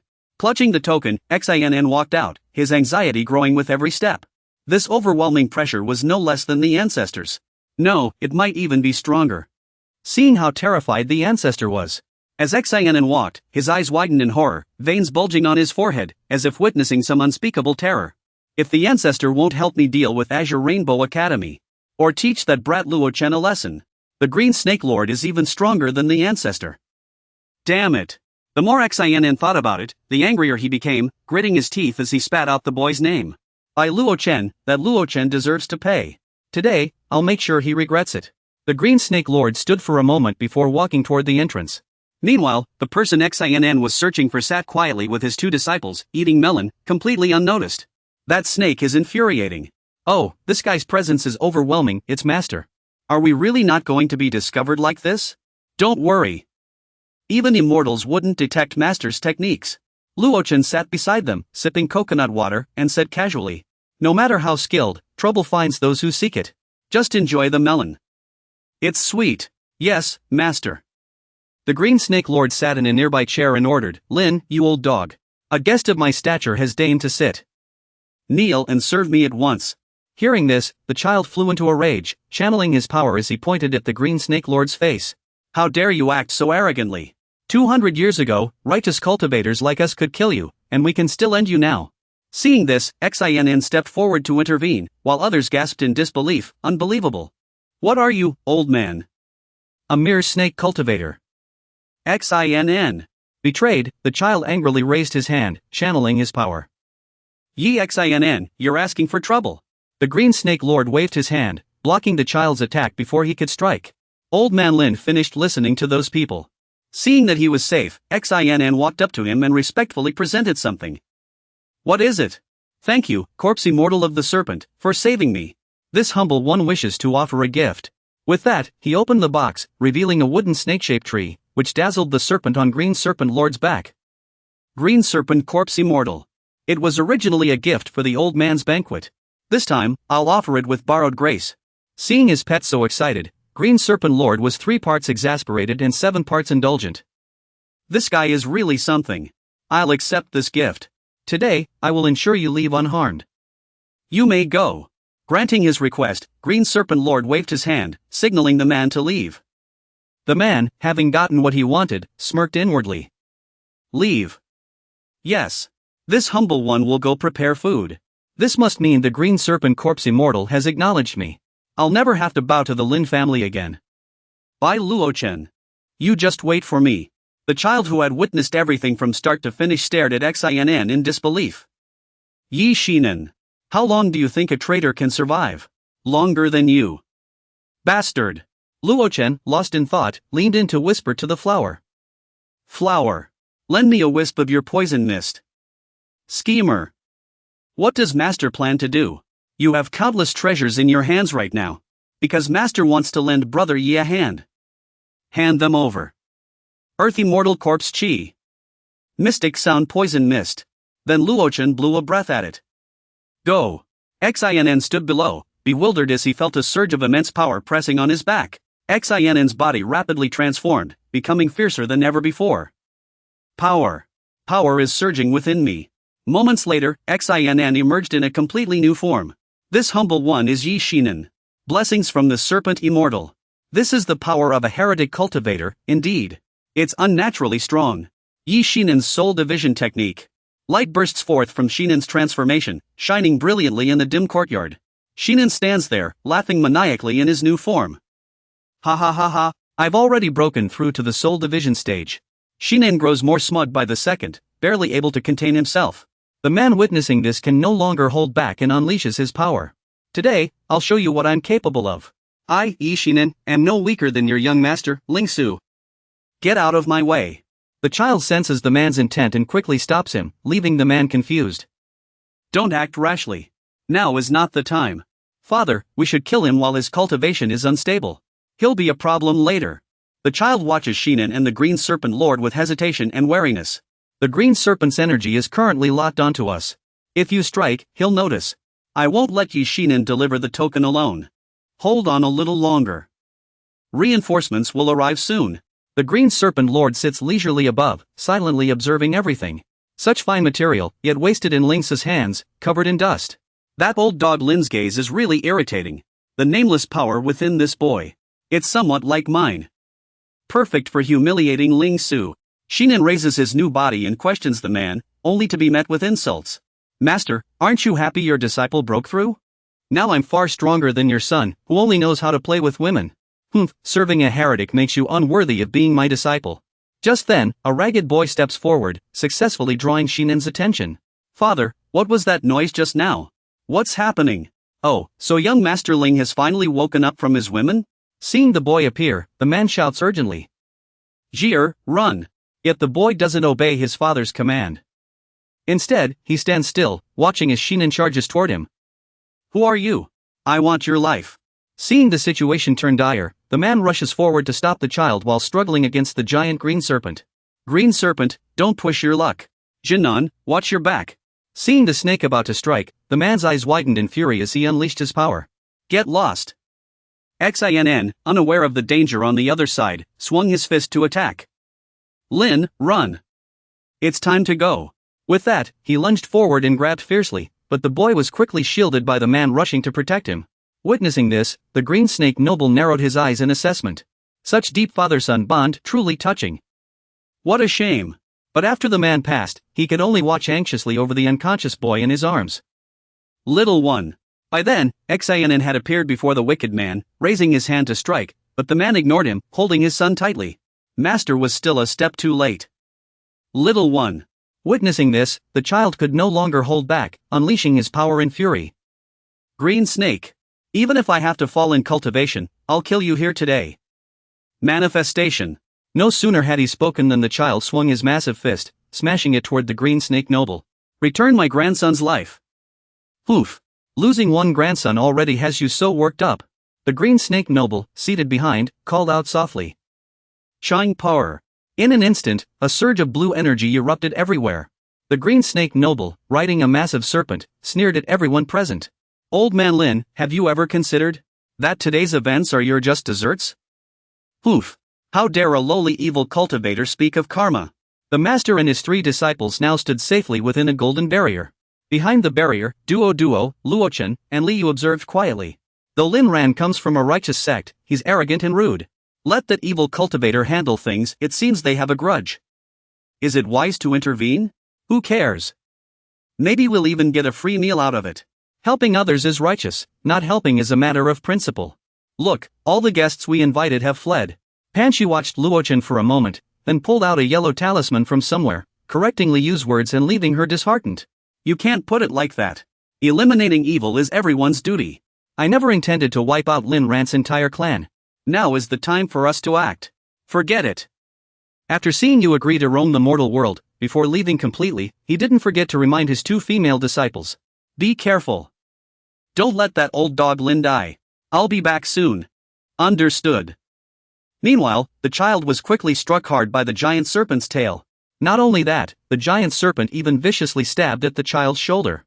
The green serpent noble stood behind, controlling the giant serpent with a wave of his hand while teasing the child. Old dog Lin, kneel and beg me now, and I might spare your life. Despite his injuries, the child remained composed, pressing a hand to his wound and speaking firmly. Even if I die today, I die for justice. I will never bow to you evil cultivators.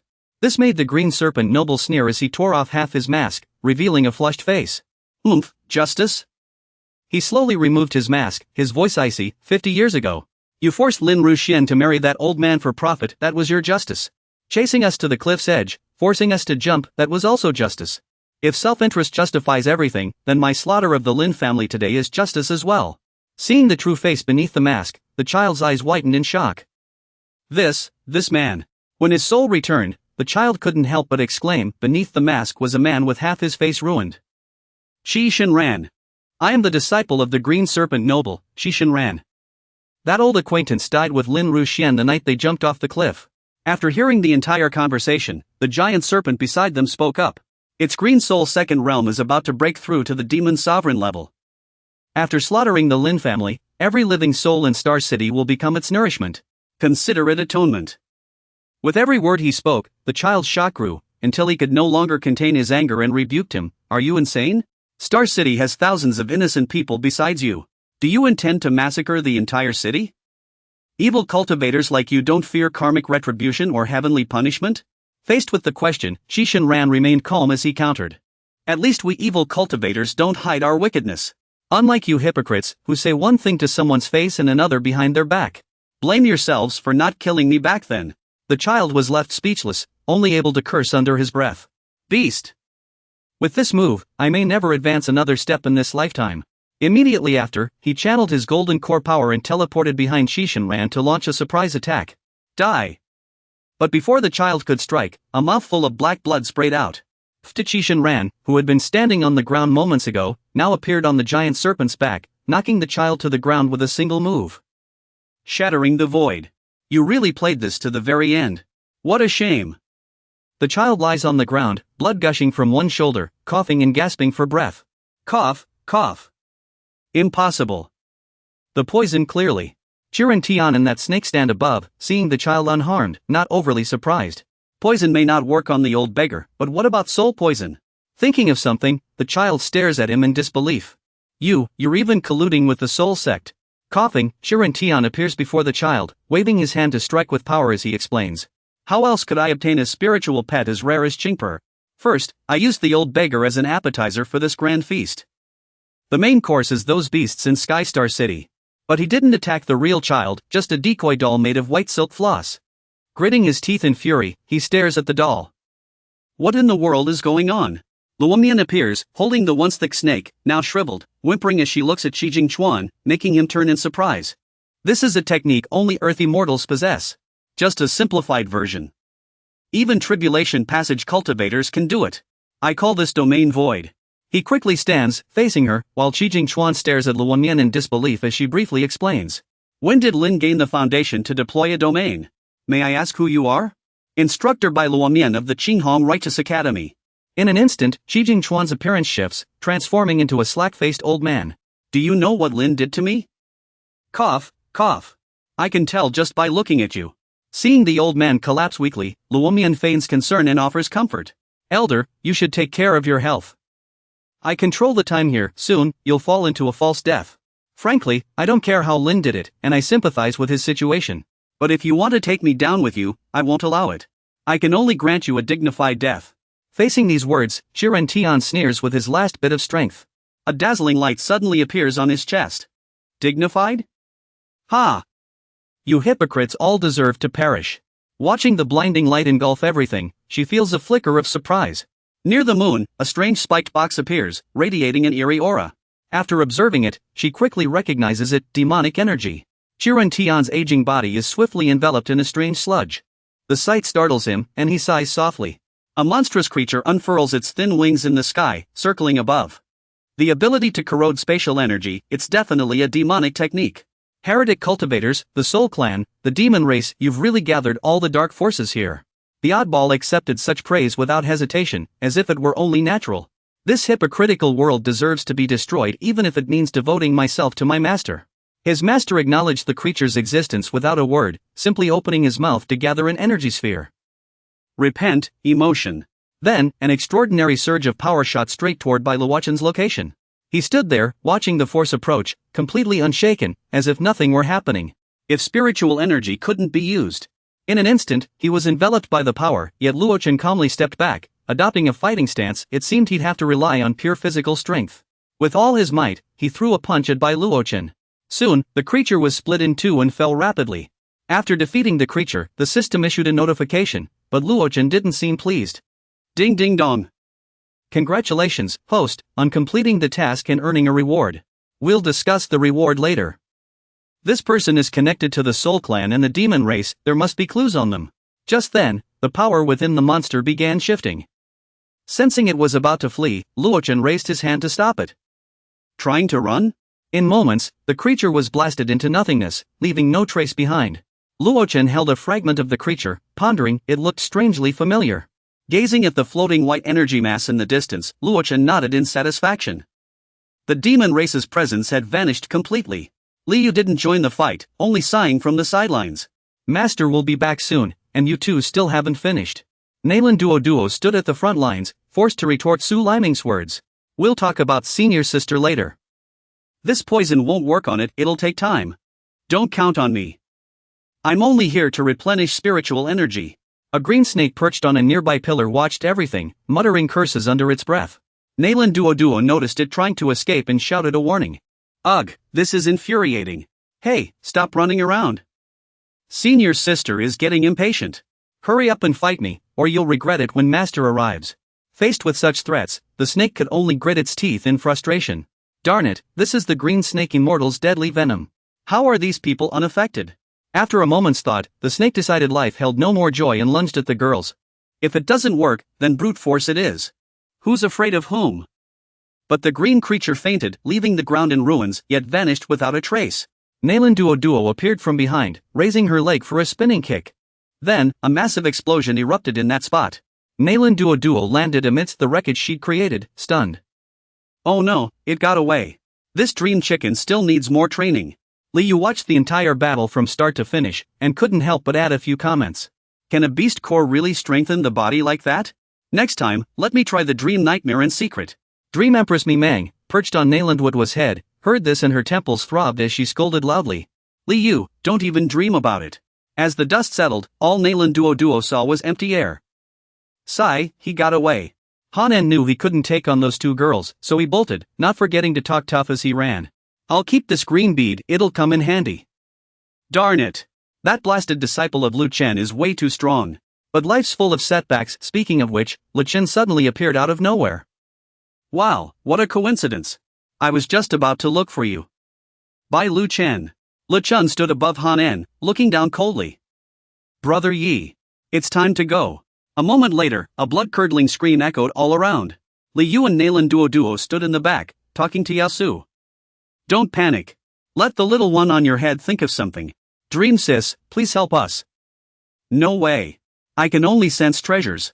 Suddenly, the two girls spotted a familiar figure, and Nalan Duo couldn't help but shout.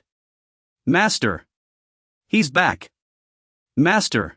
Lu Chen walked over slowly, holding a blue jade stone. Liu. Duo. Little dream.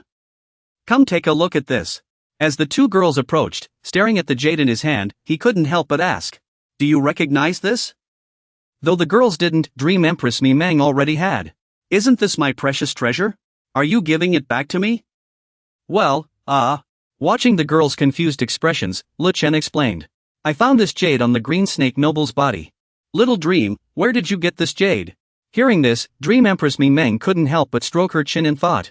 I found this treasure during my travels in the South Sea, in a village. It seems like they worship this kind of thing there. I sensed an unknown power within it. I just borrowed it out of curiosity to play with. Hearing this, Luochen felt something was off. Back then, when I sealed the demon race's entrance, it was also in the South Sea. It seems the Soul Sect and the demon race have deep ties.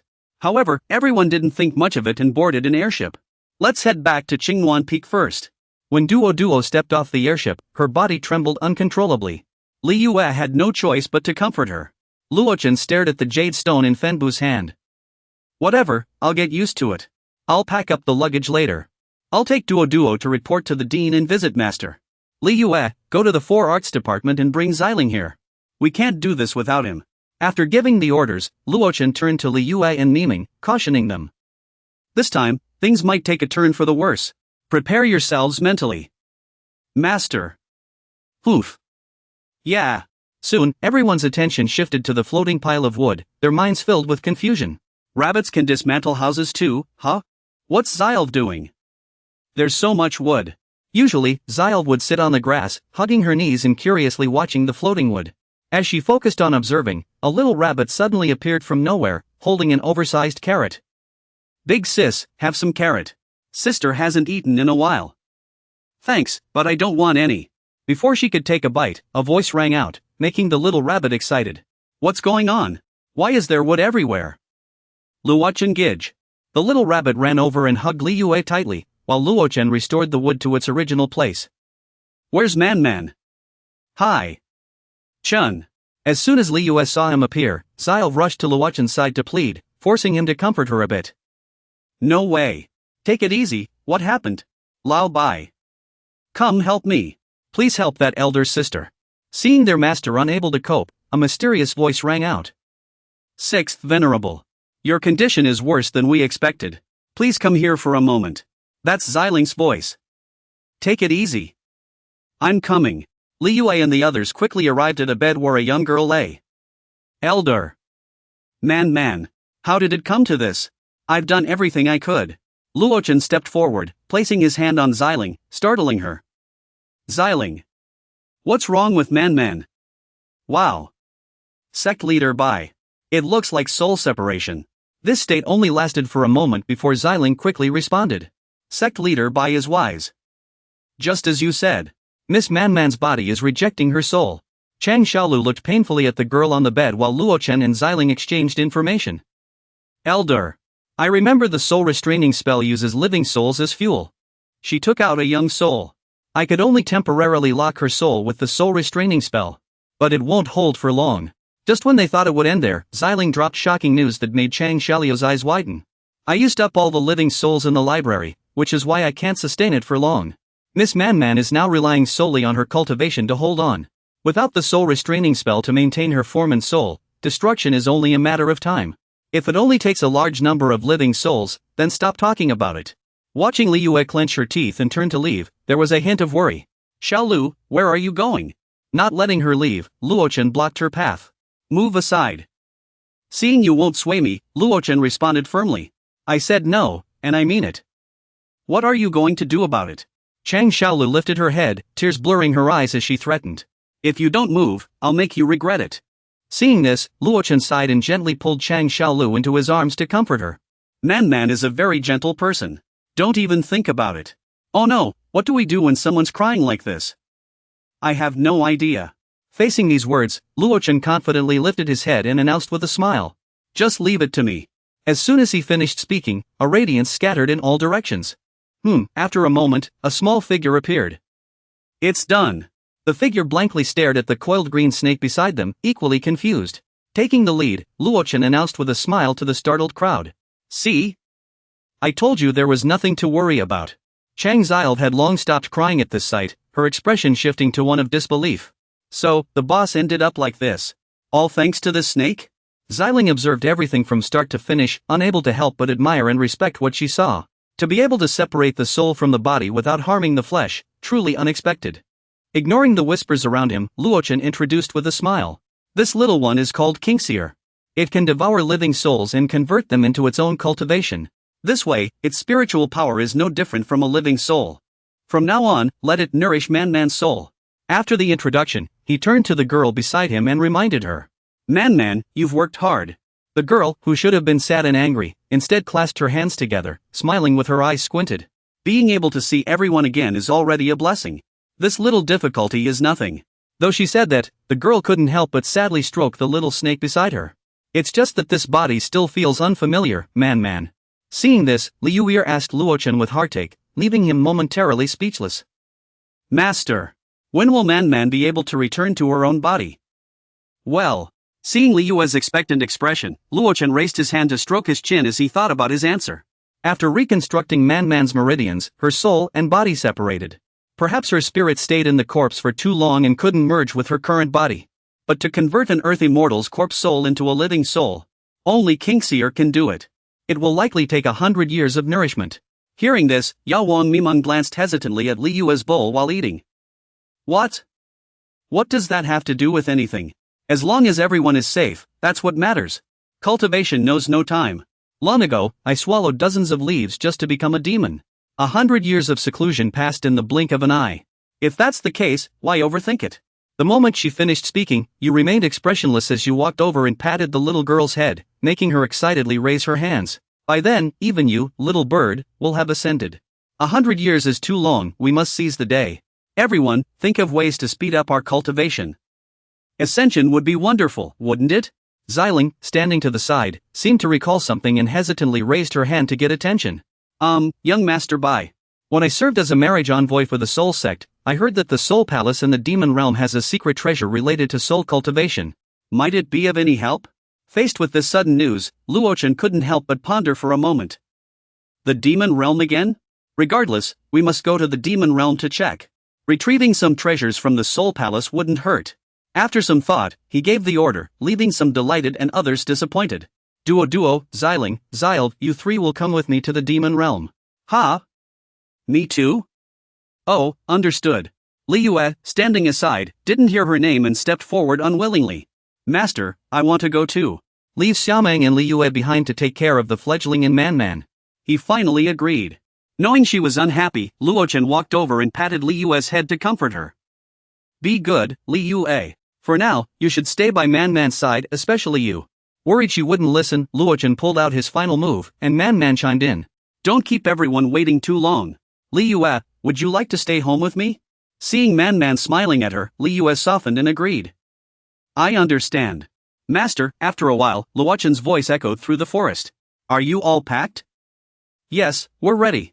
After getting their response, Luochen lowered his head to check the timepiece in his hand. Then I'll summon Tian Chongfeng. Prepare to leave, hurry. I've been wanting to deal with those wicked cultivators for a while now. Master. Leading in person is truly exhausting. Hearing the hesitant voice beside him, Luochen finally looked up. What's wrong? Did you forget something? Hold on to my silkworm cocoon and talismans. Don't forget them. Nalan Huaduo dared not look him in the eyes, speaking nervously. Master. You've packed everything you need. But your cultivation level is so low. Won't you drag everyone down if you go? Le Chen knew what she feared and smiled reassuringly. Chang Xile chimed in fiercely beside him. Huaduo just broke through to the golden core stage. It's still unstable. What's there to fear about going to the demon realm with me? I've got you covered. To make his point more convincing, Chang Xile gestured wildly. 10 years ago, a demon once fought me. We didn't even finish the battle before it ran away. This time, I'll crush it completely. Seeing Xylv's warlike attitude, Lichen sighed. Xylv, say that again. This time, we're going to the Soul Palace to search for treasures. We'll scout the demon realm while we're at it. Don't go looking for trouble. Stay in line. Huaduo flattered him from the side, while Xiling stood nearby, complaining. Why do I have to go too? You're not even from Qinghuan Peak. Xyle frowned. From now on, you're my junior brother. Please take care of me, Sister LV. With no further objections, a flying ship appeared, its tentacles wrapping tightly around the three girls. The ship's here. Let's board. You'll get used to it. Oh my, what is this? Le Chen boarded the ship and gave a loud command. Target, Bun in the southern Lingfang Sea. Let's go. At that moment, in the Qinghan Library, a young man sat quietly. Sword system. Broken sword art. The young man sat still, eyes closed, focusing intently on his cultivation. After a while, he opened his eyes in surprise. A dark shadow appeared behind him, its voice chilling. The demon lord is about to awaken. We're out there busting our backs to rebuild our cause. And you're hiding here, living in peace? That shadow was none other than his former swordplay instructor. Southern Sword Saint. Chani Ha. Peak Fusion Realm. This is the duty the organizers entrusted to me. For the critical moment. I am the blade that pierces my own heart. Despite sitting on a pile of swords with blood streaming down, Cheniha acts as if pain doesn't exist. Whether the swords are sharp is beside the point. Aren't you bothered by your rear end? After sitting a while longer, he stands up, and blood sprays from his wounds. Only by merging with the sword can one grasp the essence of the blade. Such is the path of cultivation in this world. Spits blood. Chen Iha walks to the liquor cabinet and opens it, not forgetting to glance back at the shadowy figure. What brings the messenger here? Surely not just for small talk. Of course not. Facing the question, the shadow narrows its eyes and gets straight to the point. That kid Qing Shi has been exposed. Your people have discovered our operation. Chen Iha turns back arrogantly. Which sect? The shadow had been waiting for this moment, blurting out a string of words. Green Worm Peak. Talisman Sect. I've heard about Bai Luochen's situation. The attending physician forgot to announce this news. Only a few know Bai Luochen's true strength. At this moment, the waters of the Emerald Abyss surge violently, and Bai Luochen stands on the shore, face flushed as he stares at the water. Is this what Master meant by swimwear? Chang Zilv grits her teeth from behind, hands clutching bags of all sizes. This is too tight. And the defense is too low. I have no idea what he's thinking. A single emerald water technique would solve everything. Bai Luochen now rolls his eyes like a dead fish, infuriating Chang Zilv. I told you, the demonic energy around the Emerald Abyss corrodes spiritual energy. The emerald water technique won't work here. Here are the swimsuits for you. I wove them with multiple layers of fire for sturdy defense. You should listen when others speak. I don't care. Where were you just now? And I had to carry all this stuff alone. Eventually, you stopped caring about that little girl and turned your attention to others. Someone isn't cooperating, I need to teach them a lesson. What's Xiling dawdling for? Come here, quick. Xiling was wearing a white swimsuit, her body trembling slightly, her cheeks flushed with shyness. This outfit is shameless. And you made your personal maid wear this? Young Master Bai really went too far. Sniffle. Dressing like this will make it hard to get married. Luochen observed her appearance and let out a cold laugh. Doesn't it suit her perfectly? Oh dear. Though Xiling was happy to be complimented, she still pretended to be reserved. Even if you say that, a personal maid wouldn't be happy about it. Actually, young Master Bai is also quite. After throwing away those bags earlier, Zilv had now settled comfortably on the tiger's back. What are you all spacing out for?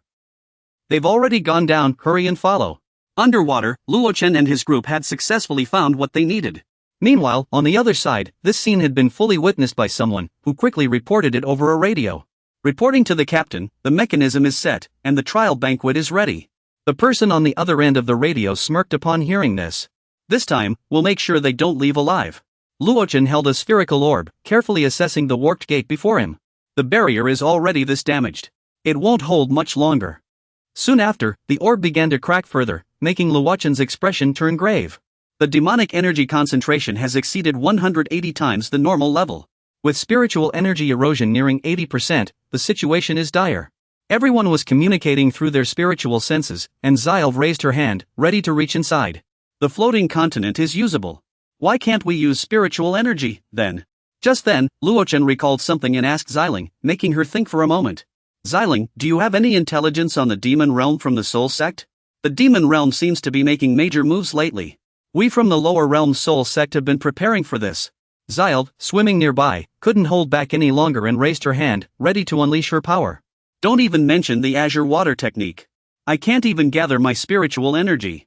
Because the demonic energy is eroding your spiritual energy, Zilv. Save your strength and stop guessing. 1,000 years ago, I once came to this sea.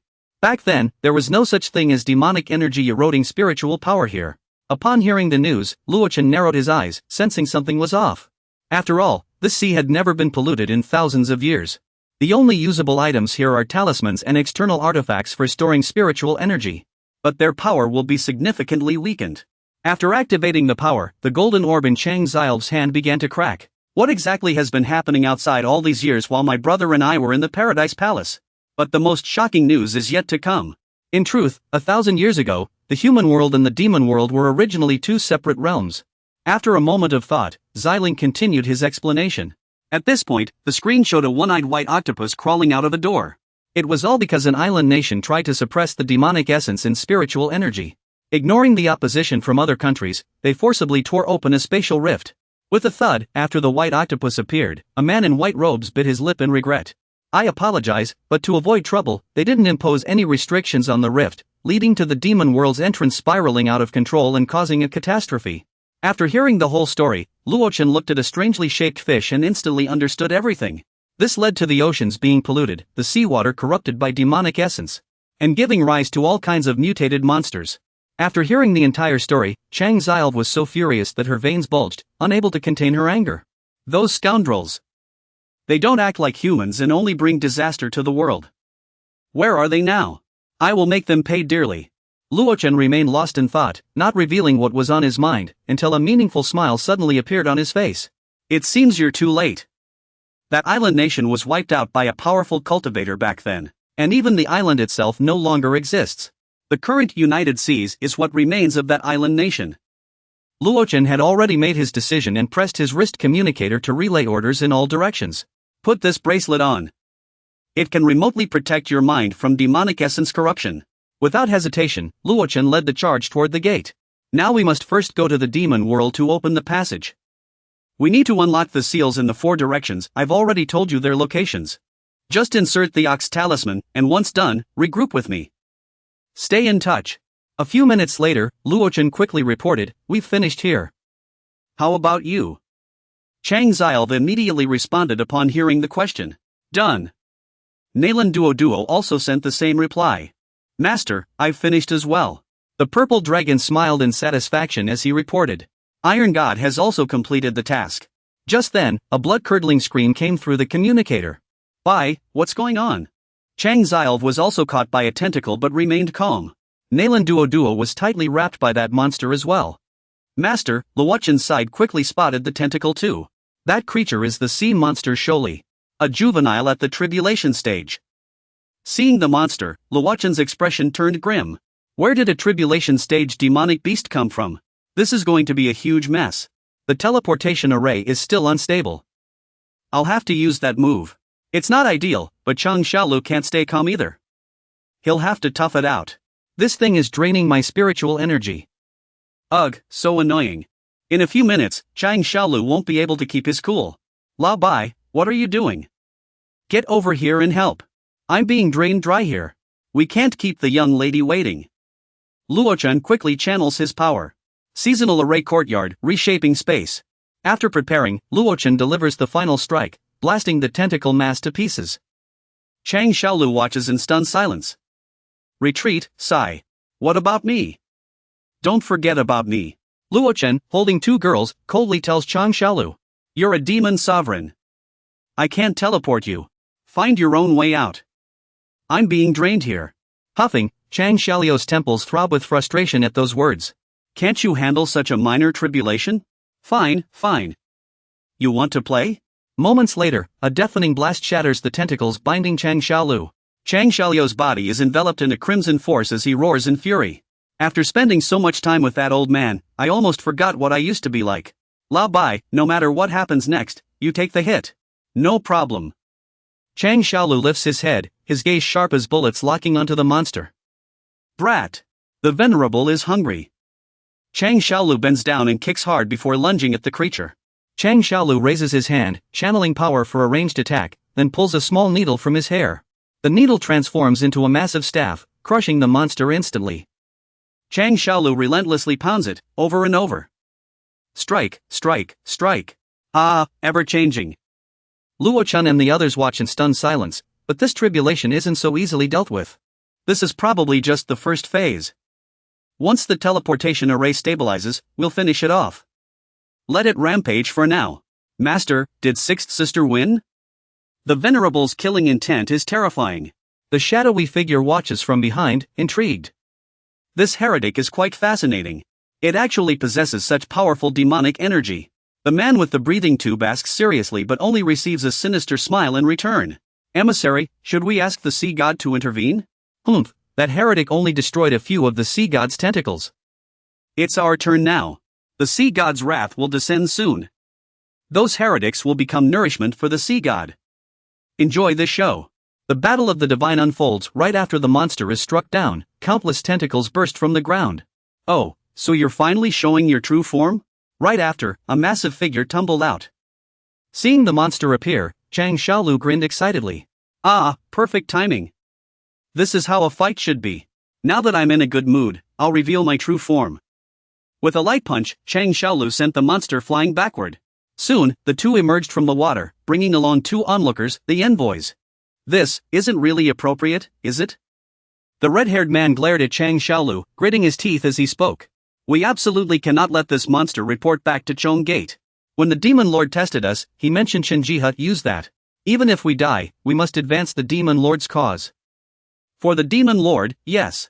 In another corner, a group silently stared at the colossal sword. The true teachings had gathered, and the envoy delivered the message. Sensing a familiar signal, the man lowered his head and gave the order. The envoy of Azure Sea Abyss requested the East Wind Sword sex assistance. Coordinates, 114.514. Understood. Permission granted to launch the East Wind Sword. Strange, the disciples present responded swiftly, shouting in unison. For the Demon Lord! For the Demon Lord! For the Demon Lord! Envoy, take care.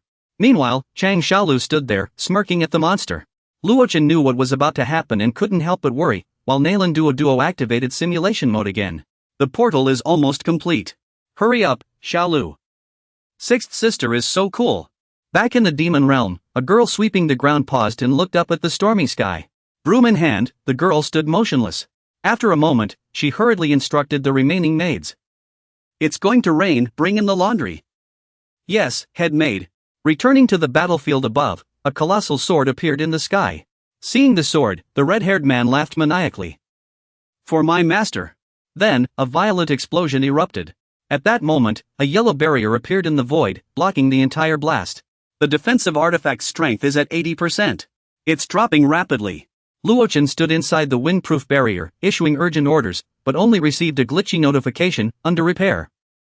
System. Change course. Target, the demon realm. Now. Listening to these announcements, Luochen gritted his teeth in the shadows.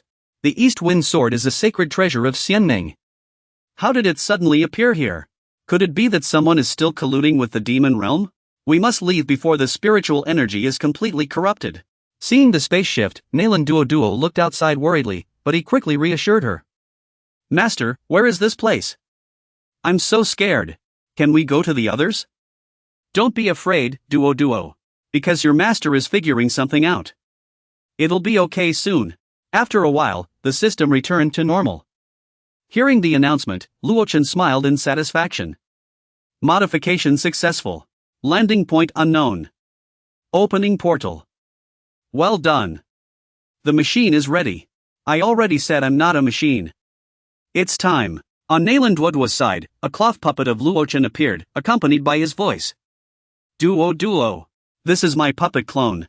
We'll be arriving in the demon realm soon. We might get separated. Protect yourself until we regroup. Use this if you have no other choice. Yes, master. Meanwhile, Xiling felt like life had nothing left for her and hugged her pillow, wailing. At the same time, similar reminders appeared via the puppets. I'm still the royal Hua Gui lady. I refuse to die in the void. My life has been nothing but misfortune. So unlucky. If there's an afterlife, I want to be a bird. Sob, what are you talking about? We're almost out. Take this. On Chang Xiao's side, a puppet appeared to stop her, but it wasn't very effective. Stop fighting. I'm going to destroy it. Seeing the situation worsen, Luochen sighed and explained the truth. We're about to enter the demon realm. Remember to act with caution. Got it. Understood. Munching sounds. A moment later, in Jinmu ruins. A beam of light appeared in one of the houses. Luochen materialized inside, collapsing onto a pile of junk, panting heavily with a pained expression. Pant. Finally made it to the demon realm. Crossing through that space was even wilder than flying last lifetime. System update. Before Luochen could collect himself, the system notification chimed.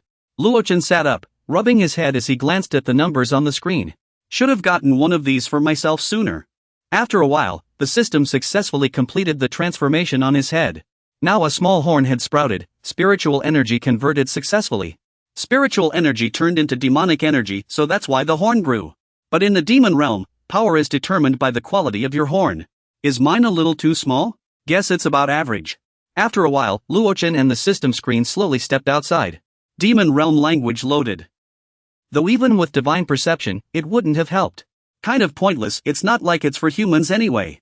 Just then, a booming voice echoed around them.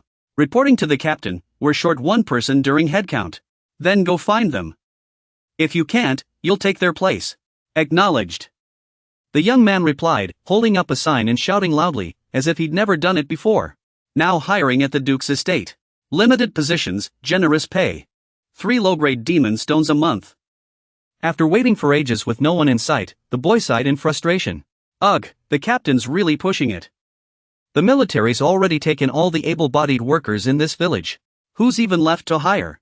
Seizing the opportunity, Luochen stepped forward with a bright smile and waved. The boy turned around immediately, as if he'd been waiting for this.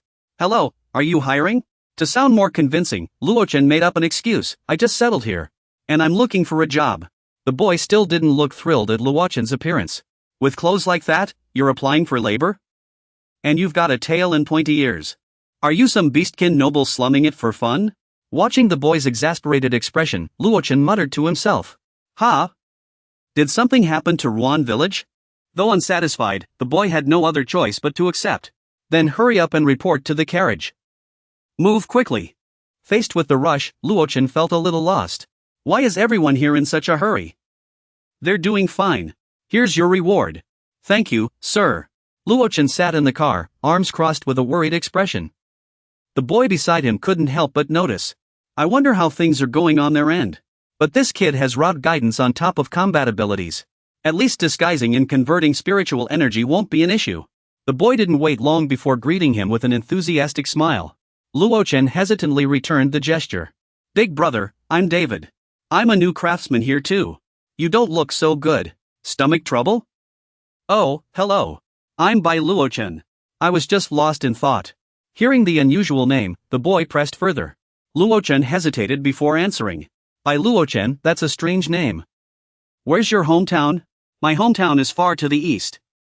I came here to travel. Now I'm out of money, so I'm looking for temporary work. Thinking of something, Luochen leaned in to ask David about the situation. David, let me ask you something. Aren't we here as hired labor? Why does everyone look so down? Brother, don't you know what working for the nobles means? Your hometown must really be far away. Seeing his naive expression, David sighed and leaned in to whisper an explanation. It's called work. But to the Hema, we white mages are no different from slaves, just with or without pay. If you accidentally anger a Hema noble today, they could get rid of you without a second thought. Wait, does skin color really determine status here? Hearing this, David was mocked by his companions. Brother, you've never been to the West before, have you? Realizing his mistake, Luochen quickly covered it up. No, I haven't. Back in the East, where I'm from, status depends on strength. Of course, noble character earns respect too. No matter the skin color. David didn't think much of it and patiently explained from the start. If that's the case, your homeland must be a wonderful place. Lucky you. Since you're new to this strange land, let me tell you about the rules here. On the continent we now inhabit, there are 2 major races. The Hershey Yang clan can master magic. Meanwhile, the white demons have almost no magical essence. Not only that, the boy continued. In the last Great War, a few hex demons used their magic to achieve great military feats and became nobles. The white demons make up the vast majority. They are born as lowly commoners. And in the eyes of nobles, the lives of commoners don't count as lives at all. After hearing all this, Luochen looked helplessly at Dayu's excited expression. Hearing him say that, this place really does seem a bit filthy. If noble manners are truly that terrifying, but I can tell you're actually looking forward to it. For love? Hearing that reason, Luochen felt even more exasperated. This reaction made the boy scratch his head in embarrassment. Love. That's right. Ever since the young lady of the Warden Duke's family smiled at me on Imperial Street years ago, David can't help but get flustered when he mentions it. Watching the boy lost in his pink bubble, he was at a loss for words. Just like in a play, I know my heart already belongs to her. David, in this life, I'll only marry her. Compared to you marrying the young lady, the odds of getting beaten to death are much higher. Just then, David turned to look at Luochen, leaving him utterly confused.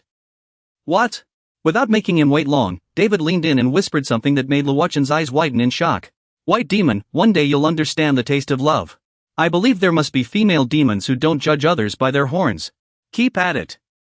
Even if you're small, you're still cute. Though I don't quite get what he means, I'm a little annoyed. Just then, a loud voice boomed, making David jump with excitement. We're here.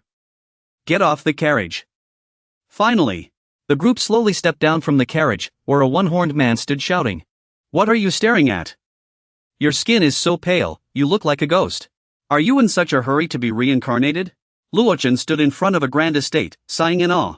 Is this the Warden Manor? Suddenly, Luochen sensed something odd.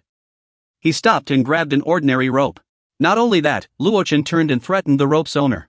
Looks like you're really eager to be reincarnated. How can this lowly white demon be so strong? Realizing he was no match, the boy could only plead humbly. Go report in quickly. After this time, they won't be hiring anymore. You don't want to lose your job, do you? Poof. Once I'm inside, David waved at him. White demon, see you at home. I've saved you a spot. Oh, come here quickly. After returning to David Luochen's side, he reverted to his diligent and studious student persona. What are all these people lining up for? Look over there. The steward is checking our magic levels. If we're lucky, we might get to work in the inner courtyard. A man with 2 horns stood above, jotting something down. Magic essence level 4. Off to the labor crew. Next. Alright, listen up, all of you. Only those with magic level 7 or above can work inside the estate. That man is none other than Kaladi, the steward of Warden Manor, a lesser mage. He squinted as he sized up the crowd. 20 people already. Only 3 can enter the house. Not a single chaos mage above level 10 in sight. The quality of these white mages is terrible this time. We don't need this many extra hands for labor. Might as well send them all away. Though he thought as much, he still did his duty. Next, what's your magic level? Besides skin color, do you people even have ranks? Of course. Some lucky white mages can master magic essence and become chaos mages. Or even lesser mages. David quickly explained, cutting off Luochen before he could speak. But lesser mage is already our ceiling. The next rank up is noble mage. So enviable. Mages are as grand as heavenly mages. Great heavenly mages. Only the Grand Lords and the 8 sovereigns can reach that level. But Luochen didn't stand still, he stepped forward, startling David. Wait, let me finish explaining.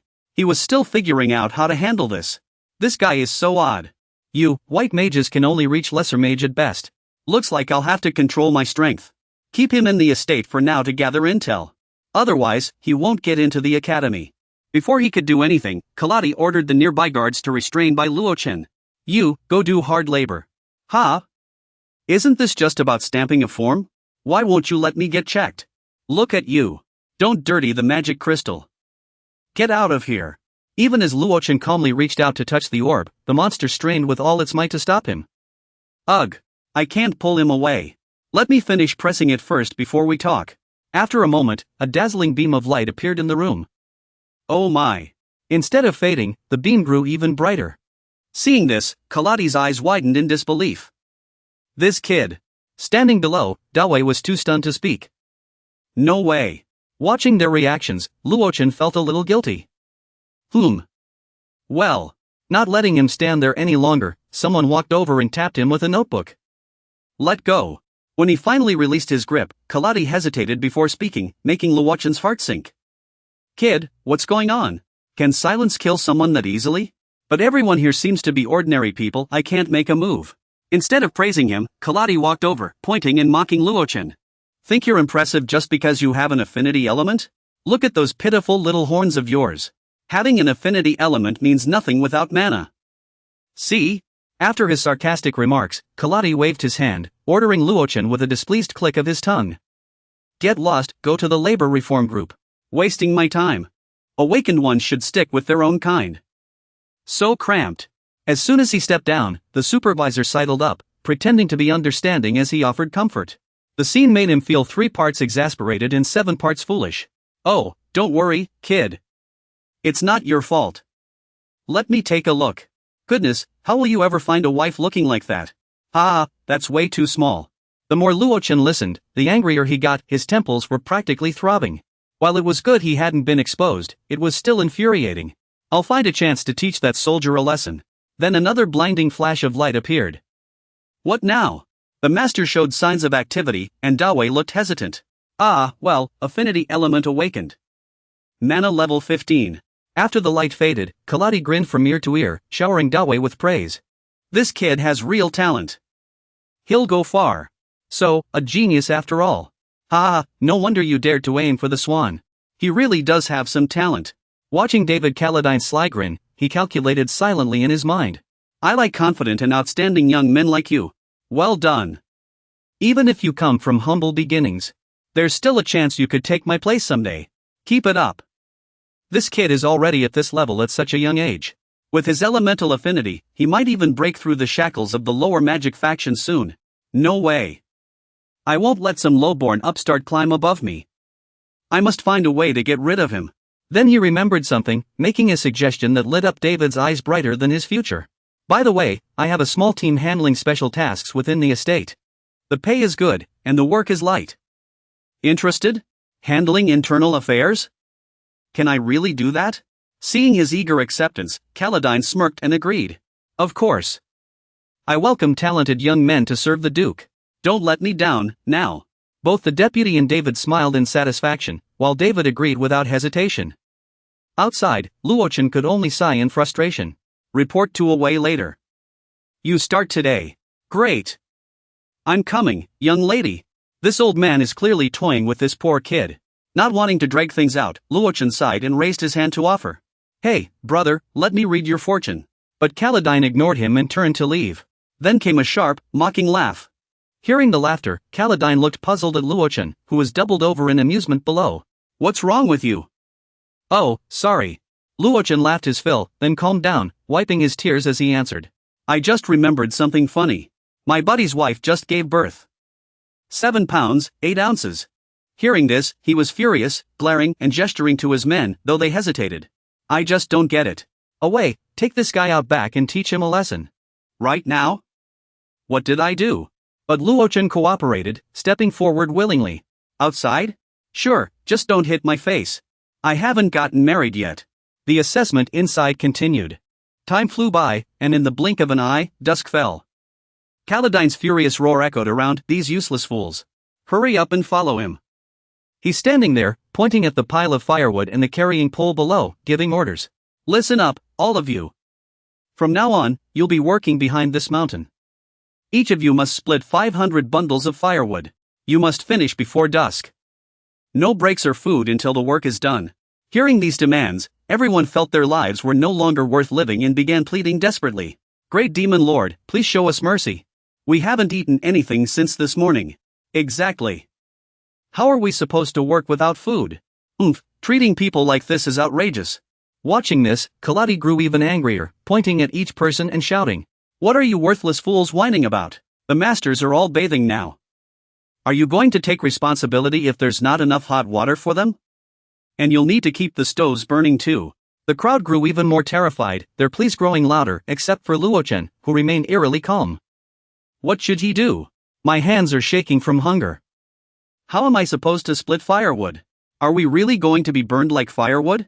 A moment later, he walked over, picked up the carrying pole, and Luochen hoisted it onto his shoulder, adjusting his stance to confirm the task. Split firewood, right? 500 bundles each, correct? But before he could finish, a mysterious voice suddenly rang out. Stop.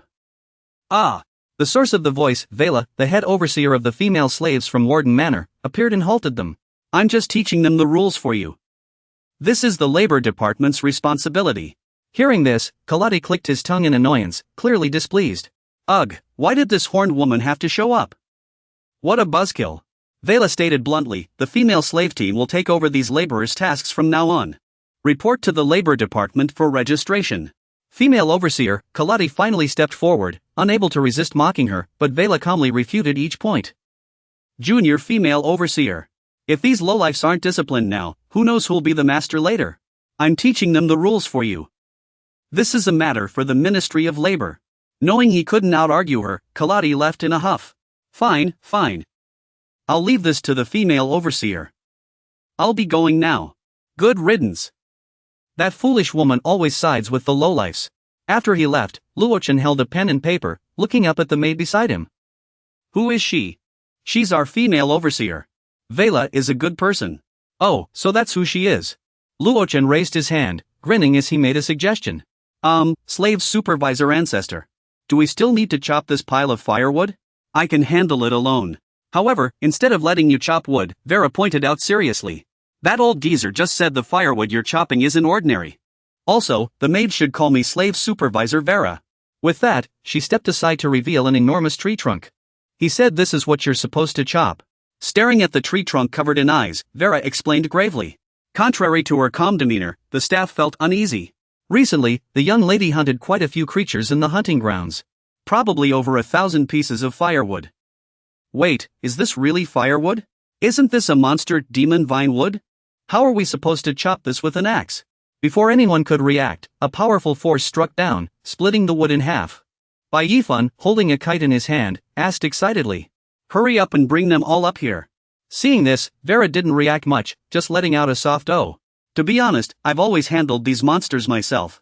Would you like to help me with them? Looking at the group trembling from hunger, Luochen said firmly. Yes. At least it's better than letting them go to their doom. Besides, I have a counter, it can handle this. Maybe I can even earn some spiritual energy. Fearing she might refuse, he grinned and suggested. How about it? Or should we have a little competition? The purple-haired maid handed over a kite knowingly, and Vera seemed interested in the idea. Then, with a few simple swings, the pile of firewood was reduced to splinters. Seeing this, everyone turned pale. My demon lord? After a while, a large pile of firewood stacked behind the two, with Vera panting from exhaustion while Luochen hadn't even broken a sweat. The others felt utterly humbled. The difference between demons is even greater than the difference between dogs and demons. Luochen tossed the last piece of wood into the air and announced a number. 501. Luochen straightened up and smiled at Vera, who smiled back as she walked toward him. Hey! All the monster wood has been chopped. Looks like I've already won, right? Ancestor Master. Before Luochen could react, Weila grinned and snatched the axe handle. Oops. Without another word, she snapped the handle in two, tossed it onto her pile of wood, and called out a number. 502. After finishing, Weila turned around with a beaming smile to explain to Bai Luochen. The axe handles here are also made of magic vine wood. So you lost. And from now on, call me Squad Leader Weila. Understand? You cheated. Is this woman always this competitive? Knowing she was in the wrong, Weila let out a soft huff and turned to urge the others. What are you all staring at? Hurry up and go to the dining hall. Yes. Luochen still hadn't left, staring thoughtfully at the freshly split woodpile. Even the wood in this world has magical properties. The thought made him a little more worried. I wonder if Naylan can handle things over there. If I use a puppet, I might not be able to keep it hidden. Meanwhile, Naylan was facing an enormous dragon. Naylan was covered in injuries, blood trickling from the corner of her mouth, as she warily watched the monstrous creature before her. At the same time, the watch system chimed in with a notification. Spirit energy conversion at 70%. Assessing the holder's injury level and environmental danger rating. Environmental danger level, normal. Recommended to use an item. Current inventory is well stocked. The monster didn't give her time to prepare, lunging forward to take a bite. Clutching her injured arm, Naylan kept her eyes locked on the beast as the system blared another warning. I let my guard down. Holder's injury level upgraded to level 3. Recommended to use an item. Environmental danger level upgraded to normal danger level 3. Spirit energy conversion status. Just as the monster opened its gaping maw to strike, the system offered a suggestion, only to be scolded by Naylan. Recommended for the holder to use an item. Safety first. Shut up. I'm not some fragile doll that breaks at the slightest touch. I came here to train, not sightsee. The system, not backing down, continued trying to persuade Naylan. She remained silent, silently assessing the situation. The one in charge is so young. It's best to heed the advice. The spiritual energy supply is insufficient. Looks like I'll have to try this move. After careful consideration, Schwer raised her hand, formed a seal, and activated her power Mystic Gate escape art. Before she could finish, the monster swung its head toward Naylan Duoduo, who was standing still. Fortunately, she managed to dodge and continued activating her power, reversing heaven and earth. As soon as she finished speaking, the system reappeared, displaying a response that satisfied her word for word. Spiritual energy conversion at 100%. Body control unaffected by the Devil Ancestor's abilities. Perfect timing. With that, Naylan Duoduo waved her hand and cast Lunar Silk Binding. Countless silk threads appeared in the sky, startling the monster. Soon, the monster was tangled in a mass of threads and torn apart. Poof. That's all it had? Pathetic. Moments later, the monster was completely defeated, leaving behind a pile of remains. Just enough any longer, and I wouldn't have had enough spiritual energy. The yin-yang ring on her hand faded after the monster fell, and the wounds on her hand began to heal. Good thing Sister Wang Wang taught me this move before I left. A heaven-defying technique that doesn't consume spiritual energy. Amazing.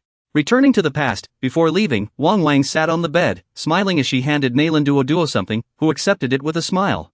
This time, little sister's trip to the devil realm will be full of danger. This divine consciousness holds my cultivation of the mystic gate technique. Keep it with you and remember to train hard. Thank you, Sister Wang Wang. Hm, I'll keep it in mind. This technique steals the power of heaven and earth. Those without deep fortune may suffer backlash. Never overuse it. Once every 10 days is enough. Remembering this now, Nalan Duo grinned, her eyes narrowing into slits. This was the first time she'd used it. Looks like I'm the favored one of fate. She even gave me a spirit awakening talisman to restore spiritual energy. Now it should be called demonic energy. But just then, the system's warning blared, making Nalan Duo's heart sink with unease. Unknown error occurred. Switching to manual operation mode. Progress, 1%. This is useless now. If another rhino-like beast shows up, I'm done for. It shouldn't be that unlucky. She hadn't even finished speaking when a monster emerged from somewhere, opening its jaws to swallow her whole. This time, it managed to bite off part of Nalan Duo's body. Though she lost a portion of her body, Nalan Duo still managed to move away. Seeing its prey vanish, the monster looked around in confusion. Nalan Duo sat up from the yin-yang ring, wiping the sweat from her forehead. That was close. Only reversing heaven and earth could create this much distance. Lucky I wasn't completely doomed. Manual operation mode progress, 2.03%. Ugh, come on. Why are the magical beasts from the demon realm so aggressive and always sticking together? Nalan Duo was too busy wiping sweat and lost in thought to notice the figure appearing behind her. Used the mystic gate twice in a short time. Shouldn't be a big issue. I'm fine. I'm the bearer of fortune. Meanwhile, another figure appeared, forcing the monster to retreat. It was Angel Sasasika, a peak expert from the upper echelons of the demon realm. Preparing to attack the monster, comrade. Let me help you. Just hold on a little longer. May the Lord bless Sasace. But the monster didn't linger, it lunged at Nalan Duo, activating its blood-in meridian to dodge the attack. Though Nalan Duo dodged, the situation didn't improve. The system immediately chimed in with a notification. This form can't last long. Give me the Spirit Activation Talisman. Manual operation mode progress, 2.66%. Seriously? Hurry up. Just then, the monster pounced and bit her. TCH. After being bitten, the monster began convulsing violently. Nalan Duo could only watch helplessly. TCH. Eating everything will only harm yourself. After a moment, the monster's throat started swelling. Oh no. Suddenly, a massive surge of energy erupted. The area was instantly leveled, but fortunately, Luochen's puppet appeared just in time to form a barrier. Little Master. Target has no hostile intent. Defensive barrier automatically deactivated. Once the barrier vanished, Nalan Duo stared at the monster, split in two, deep in thought. Did that rhino just explode from overeating? Sasika observed from above for a moment before landing. She stepped forward with concern, but Nalan Duo just looked bewildered. Comrade. Are you hurt? Comrade. Seeing Nalan Duo's confused expression, Sasika warmly approached to strike up a conversation. You fought bravely just now. I saw everything you did, slaying that dragon. You're Shajia's companion. What's the deal with that rhino? It bit me. I just took care of it. That doesn't count as an impressive feat. And what do you mean by Shajia's companion? Faced with her questions, the girl quickly explained everything from start to finish. All you have to do is help Shajia deal with that scholar. Those were Shajia's friends, the families of my kin, killed by the flood dragon you slew. Either way, thank you for avenging us. As she spoke, Saika lowered her head, locking eyes with a dangerous glint. Not only that, but we also have the same purple wings. Perhaps our ancestors were from the same tribe. Hearing every word, Nalan Duo responded with an awkward fake laugh. I see. I guess I just did a good deed in passing. This local girl started claiming kinship right after we met. She must be trying to get close to me. Nalan Duo suddenly thought of something and playfully clasped her hands together, pleading. Well, I'm from somewhere else and got lost here by accident. Are there any cities nearby? I need to find my way home, so I'll look for my master first. Things seem complicated here. But with my junior master here, we'll be fine. Hearing this, Sheega's eyes turned red as she smirked maliciously. A city? Are you an outsider? Then I'll take you to Shelua City. It's quite far. Alright, I'd appreciate that. Why is this local so pushy? That mood only lasted a moment before she smiled warmly again and started explaining. My name is Sayaka, what is your name? My companion. What about me? I'm the great sage equal to heaven, Zun Duo Duo. Better to be cautious, I'll use an alias. After a while, the two appeared in an underground tunnel, walking and chatting. Zun Duo Duo, this is the new city of Shaluwa. The central district is further inside. Got it. Nalan Duo Duo walked while quietly assessing her surroundings. I never expected Shaluwa City to be built underground. Just then, a child appeared. Aisha, the angel has returned. The boy ran up to Saika with a grin and asked, Angel, did you find your parents? Seeing the boy's innocent smile, Saika had no choice but to make up an excuse to brush him off. The boy knew but didn't say anything. Aisha's parents went to see the clan leader before us. They are currently chanting scriptures for the Venerable One at the music courtyard. They also told me to give this to you, my lord. Tell my lord not to worry. May the Venerable One bless you and keep you from harm. Ah, thank you, angel. May the Venerable One bless you and keep you from harm. After speaking, the two of them left. After leaving that place for a while, Nalan Duo Duo hesitantly asked Zika what she wanted to say, and Zika spoke bluntly. Could it be that child's parents? That's right. The ones controlling Long Kuei are a group of cold-blooded and ruthless beasts. The sins of the Redemption Clan will never be forgiven. After walking for a while, a man appeared ahead, bowing respectfully. Angel, the one controlling Long Kuei has awakened. Very well, lead the way. Before following the man, Zika turned back to call Nalan Duo Duo. Companion, let's go. Let's see what's going on. All right. After a while, the two entered a mysterious room. Inside, a man was hung upside down high above, struggling in pain. Zika walked up to the man and interrogated him sternly. Answer me, how many of you did they send this time? What's your mission? A bunch of lowlifes who haven't even grown their dragon scales yet. What kind of war games are you playing here? Do you even know what you're doing? To stop him from rambling, she struck him with a gesture, silencing him before continuing her threats. Answer my questions if you want to live. My patience is limited. Despite the threats, the man laughed defiantly. I am a noble 9-character warrior. What's a mere victory mandate to me? You want to know our mission? Our main objective is to drive you filthy mongrels out of our promised land. Just wait. Glory to the descending war god. You won't escape. As he grew more agitated, Zika finally lost her temper and stepped forward, ready to act. Kill all of you. No survivors. All of you filthy mongrels deserve to die. Wipe them out. Blood splattered everywhere. After dealing with him, Zika straightened up and looked at Nalan Duo Duo with regret. I'm sorry. Companion, I'm sorry you had to see something so unpleasant. It's all right. Seeing she was fine, Zika continued explaining. As you can see, Sala is about to face a great battle. For now, she can't leave. She might as well stay in Dragon City for a while. If you don't mind, you can stay at my place first. Oh, I'd be honored to accept your offer, master. Looks like I've run into big trouble. At that moment, near the Great Pagoda, a plume of black smoke rose from the forest. A massive pit suddenly appeared in the ground, billowing with thick black smoke. Shang Xiaolu stood there, continuously striking the tentacles with her power while asking a few times. Do you yield? Seeing the tentacles still unharmed, Shang Xiaolu clenched her fist, gritting her teeth. You sure can take a hit, huh? Just then, a surge of red energy began flowing into Shang Xiaolu's body, leaving her puzzled. What is this? The spiritual energy conversion completed, and she fell into a deep sleep.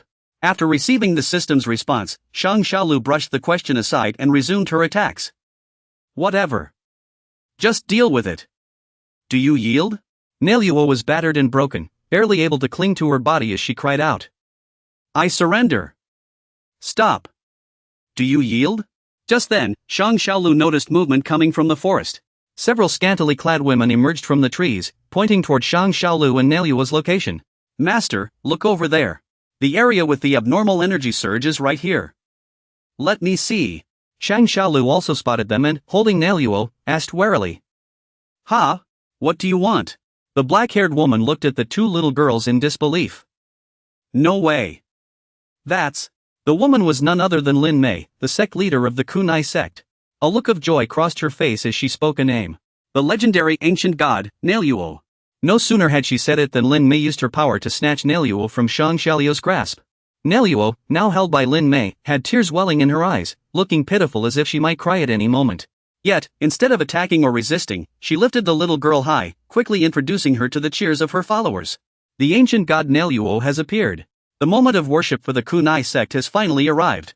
All hail the arrival of Elder Nilu.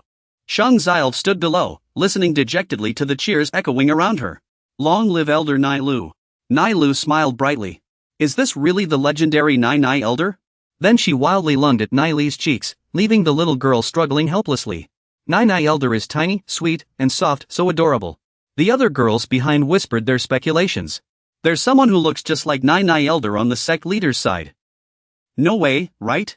Shang Zilv watched the crowd passing Nilu around with such excitement and couldn't help but mutter to herself. What a bunch of weirdos. Hugging Nai like that, unbelievable. Suddenly, Lin Meilin appeared behind Shang Zilv, startling her. Hey! What do you think you're doing? This woman is way too fast. Lin Meilin's face was flushed, her eyes greedy, and she was drooling as she tried to grab Shang Zilv, but was blocked every time. You must be Nai Li's older sister, right? I'm your grandmother. Keep your hands to yourself. I am Merlin, the sect leader of the Kunai sect. Sweetie, let me take you home. Unable to tolerate it any longer, Shang Zilv punched her. Go back to your own home, old lady. Though Lin Meilin took the hit, she seemed satisfied, leaving Shang Zilv muttering again. Sect leader, my foot. Are you alright? The cute little one touched me. She really must like me. Disgusting. Suddenly, Nilu exploded in anger, glaring at Shang Zilv. Sect leader. Nai Elder's attitude doesn't seem sisterly at all. What's going on? They look so alike, though. They must be sisters. The sect leader sees it clearly. Seeing this, Shang Zilv smirked. Oh, I see now. Nilu pointed at Shang Zilv and screamed wildly, but Lin Meilin didn't act on her command. Get rid of her. What are you worried about? Elder Nilu doesn't understand ancient language. Why do this? This scene made Shang Xiaolu eye the little girl with a calculating gaze. Is this the legendary button? Press it and get a big gift? If these strange people can't understand the child. So, Shang Xiaolu couldn't wait any longer. He lunged to snatch Nyla back, demanding Lin Meilin and the others stop overthinking and just follow orders. Nai said it's hungry. Hurry and prepare food. Oh, so that's what it meant. No wonder you're Elder Nai's sister. Shang Xiaolu held Nilu, gently stroking the little girl's head while whispering a warning. These people don't understand a word we say. If you understand even a little, you'd better listen to me. Got it? After receiving the order, Lin Meilin instructed her subordinates to act. You all, go back and prepare the divine feast at once. Follow the high priest's command, squad leaders 1, 2, 3. Leading the way, Shang Xiaolu arrived at the Nyla shrine in Kainao sect, where countless treasures were offered.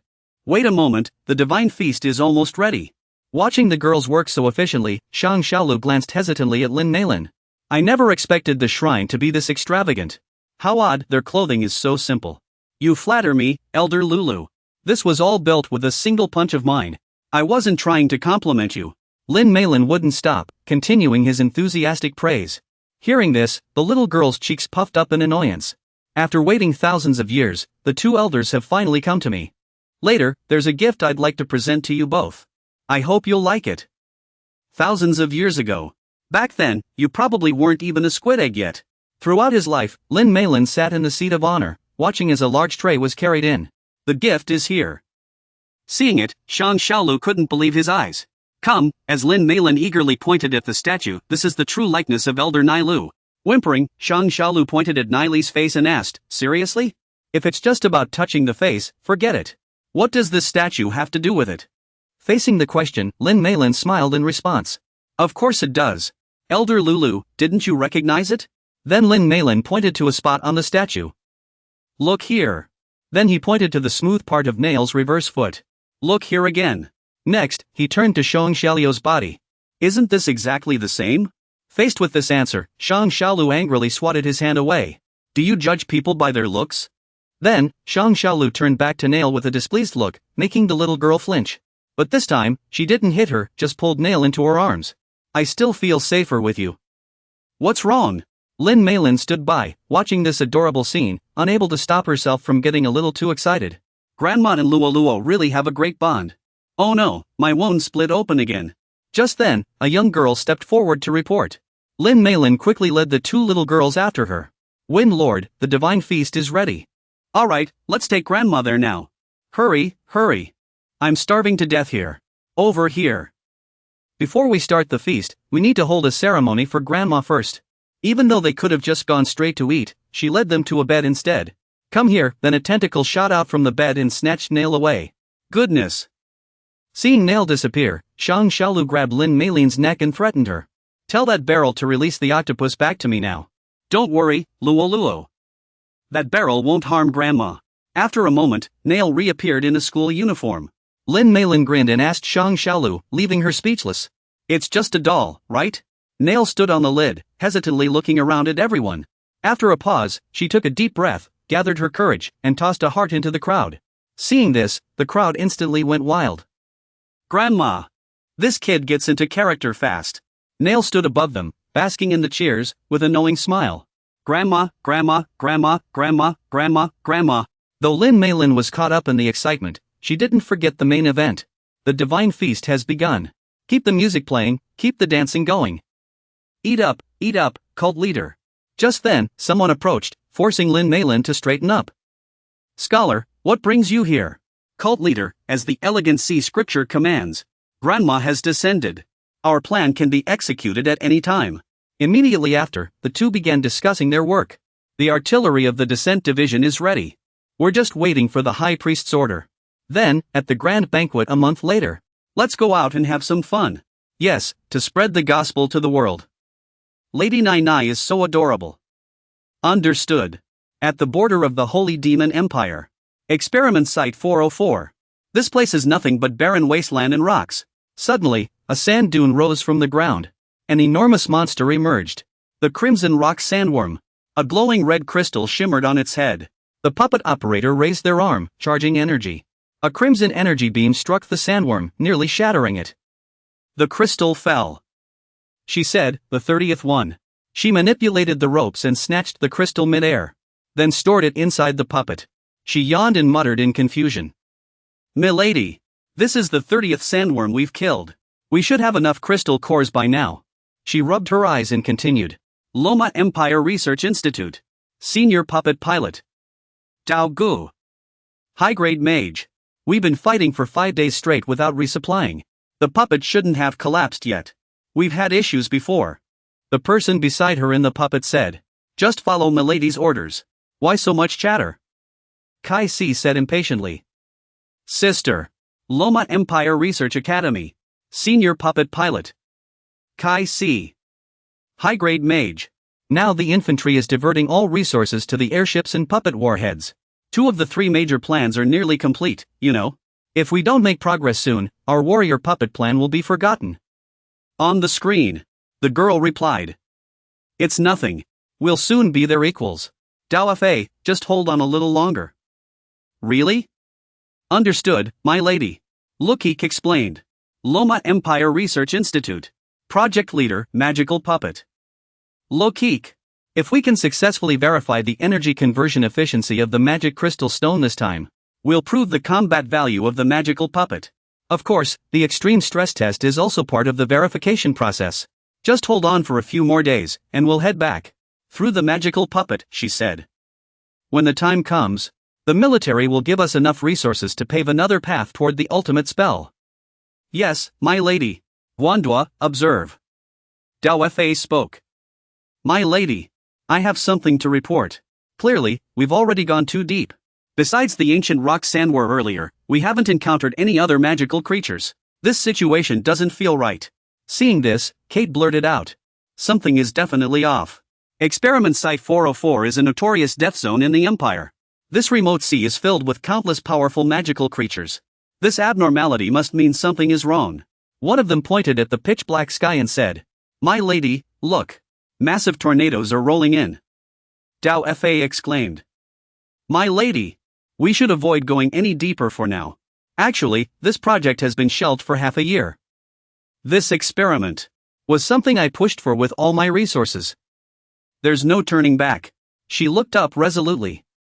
Military. Our goal for this experiment is to hunt down the sovereign monarch, the membrane worm rock monarch. The marked blood pool with emotion cells is 5 kilometers ahead. What's a sandstorm to us? She continued giving orders. This is our make or break moment. The choice is yours. I won't force you, young lady. Facing this violent sandstorm, we trust the young lady. Let's follow her. Sure Kunen carefully reminded them. Visibility is low here. Don't wander off. Stay alert. Yes, young lady. The three moved forward. Young lady. Giant. Stay calm. It's just a mirage. Hidden profession activated. A man with stitched shut eyes appeared in the whirlwind. Hey, hey, hey. A girl screamed. Is anyone there? Anyone? Then she coughed nonstop, pounding her chest in frustration. Master Bai. Where in the world did this guy throw himself? When she arrived here earlier, defenseless, she was attacked by sandworms. The moment she landed, monsters swarmed her. She couldn't even use her spiritual power to fight back. Stay back. She recalled when the puppet appeared. Thankfully, the puppet took care of them. Now she's stuck in this desert with no way out. I'm so sick of eating sandworms. These horns keep poking me when I sleep. What a miserable life. She whined tearfully.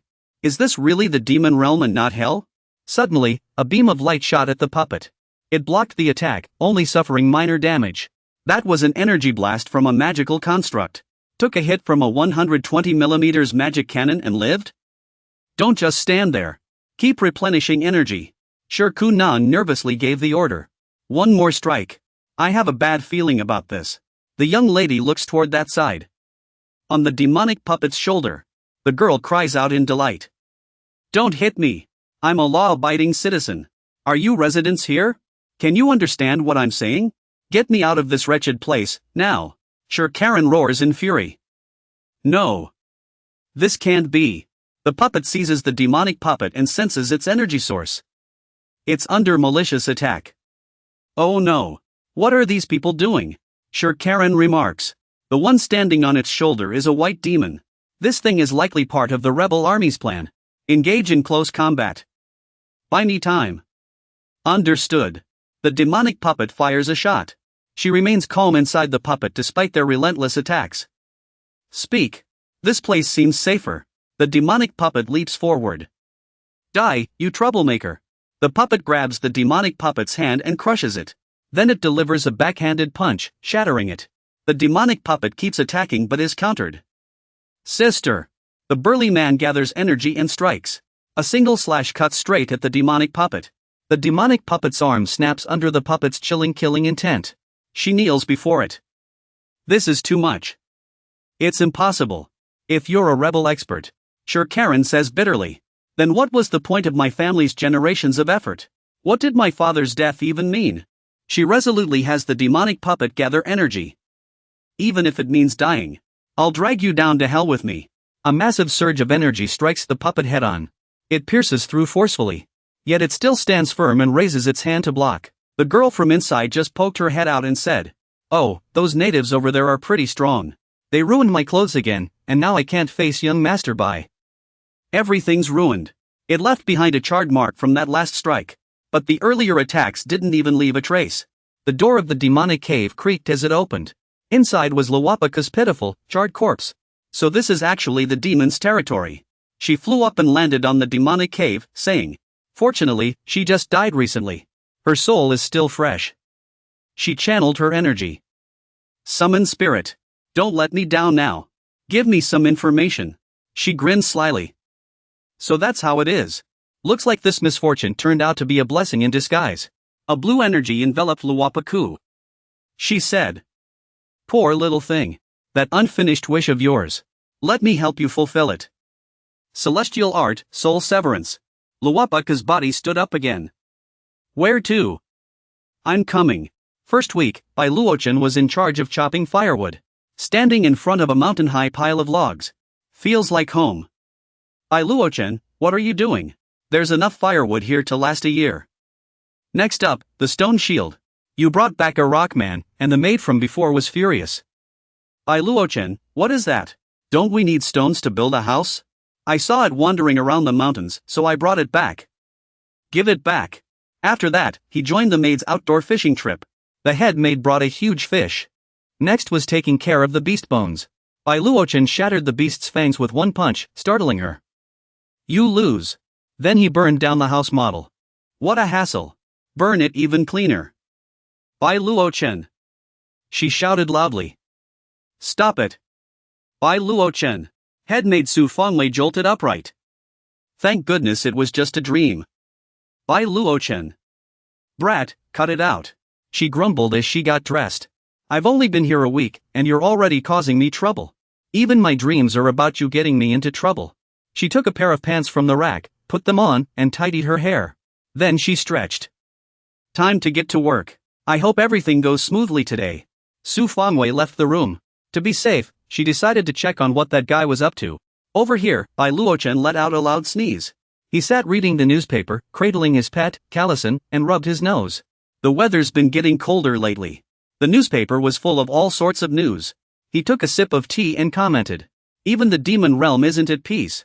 Su Fengwei ran into Fu Na outside the headmaid's room, just as Bai Luochen's voice called out. Good morning.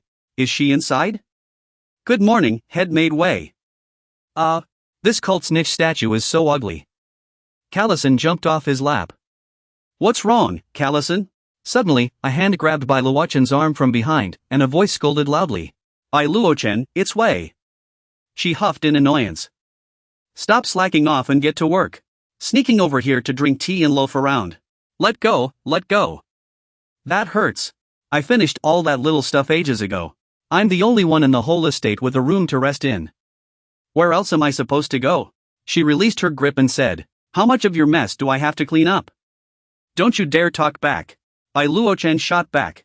I always go above and beyond with my tasks. If you can't handle it, that's your problem.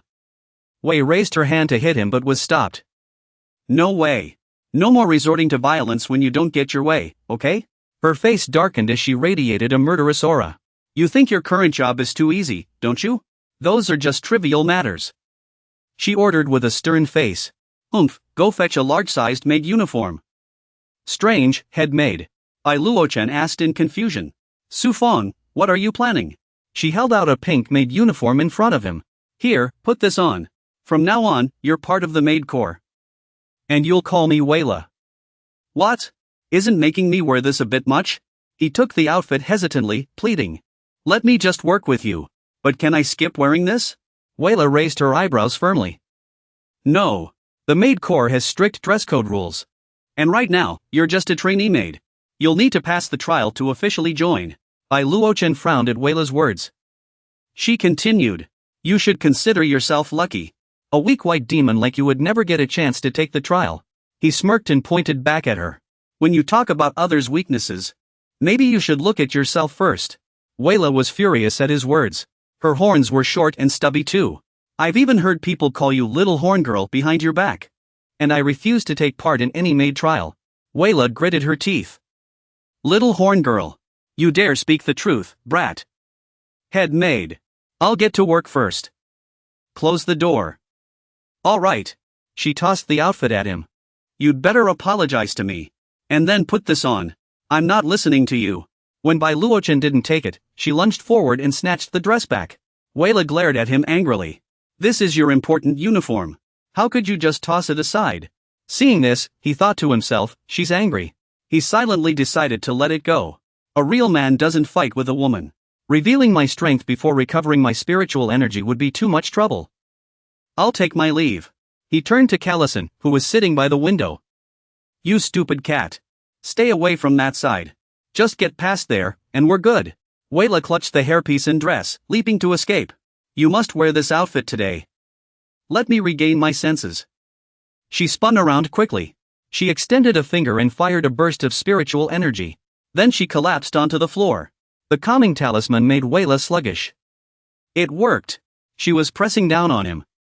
He thought to himself. Finally, she stopped. Why does this scene feel so familiar? Bai Luochen sat up. Just sleep here for now. Suddenly, a sound reached his ears. Su Feng Weila had already stood up, radiating hostility. No way. She was furious, clenching her fists. Disobeying orders and pointing torn paper at my head? Are you challenging my authority, brat? Later, in the female servants' lounge. A commotion came from that side. Su Feng, calm down. Let's talk this out. Stop it. Not there. An adult's strength is so overwhelming. I have to fight back. At the farm estate. A female servant was battling a fierce giant chicken. She cried out, "Xiao Fei!" It knocked over another female servant. "Are you okay? This earthcore beast today was way too strong. We barely made it in time for dinner." The two stood off against the earthcore beast. "In comparison, I think we're about to become its dinner." "Yeah, you could say that. Quick, call for the maid leader Wayla." Suddenly, a beam of light streaked across the sky. A voice came from the light. "She's busy right now. But don't worry," the light struck the earthcore beast directly. It collapsed in front of Bailowichan, who was dressed in a maid's outfit. "I'll take it from here." He turned to the two girls, who stared in shock, and asked, "Are you two all right?" "Thanks." A massive pile of beast meat was loaded onto the cart. Then came endless praise. "Bailowichan is incredible. He took down the demonic beast in one move. But what's with that outfit? Are you a girl too?" "A maid?" Bailowichan reluctantly admitted, "more or less." "I own it. Your maid leader is the strongest person I've ever seen. So, this is the first time a man has joined the maid corps." The maid replied. "Actually, the maid corps was originally the manor's soldier unit. But after maid leader Wayla arrived, the trials became much harder. Most male demons fail the first round of tests. No one has ever passed the maid probation. This outfit was probably given to Bailowichan because Wayla couldn't find a suitable candidate." After chatting for a while, he mused to himself. "It seems maid leader Wayla really favors Bailowichan. Well, I should thank her for the clothes then."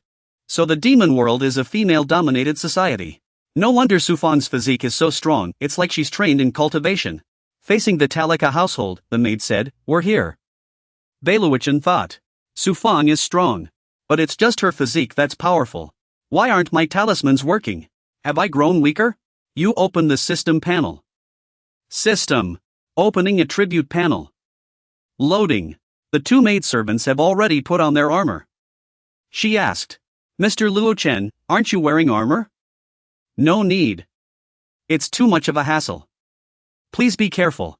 3 maidservants have already been injured this month." The 3 of them entered the inner chamber. Bai Luochen spoke. "It's fine. This is the pet I take special care of." A dark aura enveloped the entire space. Its fangs clenched, letting out a low growl. He observed. Over here. Before them was the demonic beast Talika. It fiercely clutched a bone. Bai Luochen reached out to grab its horn. He seized it and lifted it up. "This isn't a child's clothing, Mr. Luochen. Put it down quickly." Talika's spiritual energy was extremely intense. Suddenly, a glowing purple energy orb formed within its body. It released a powerful surge of energy. Everything in its path was scorched to ashes. The 2 maidservants hid to the side, watching anxiously. "Mr. Luochen, are you all right?" All that remained was a crater in front of Talika. She exclaimed. "Talika, that was too much." It angrily formed another energy orb. Then it fired it, but Bai Luochen blocked it barehanded. No spitting randomly. Talika was burned black by its own attack and collapsed to the ground. Bai Luochen climbed out of the crater. "All right. This one won't be getting up for a while. Mr. Luochen, you truly possess extraordinary skills and courage." "Thank you. Without you, we would have been badly hurt," Bai Luochen said to the 2 maidservants. "It was nothing. But this maidservant squad is the most dangerous unit in the manor. We deal with demonic beasts every day." No. Compared to Steward Kailati's special mission squad, there's no comparison. No matter what, we need a female slave overseer. They want to enter the deep mines to search for a special type of magic crystal. It's said that monsters roam inside, along with countless traps. And collapses happen often, with people going missing. The squad's mortality rate is extremely high. Several times higher than frontline soldiers. Bai Luochen remembered something Chi-Chi had once said. "Among our female slave group, there's a trustworthy overseer named Wayla. Her title is too modest. There's no better witch than her.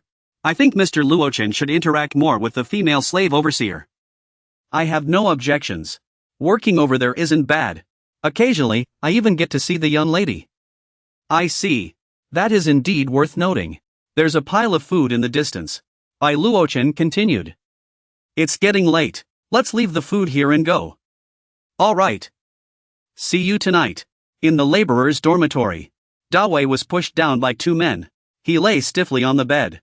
The 2 men talked as they left. "This guy is really heavy. Like a dead pig. At this rate, he won't be getting up tomorrow. After a few more days of work, he'll surely perish there." The 2 continued talking as they walked away. "That short guy keeps messing with him. He definitely won't let him rest. It all depends on how tough he is.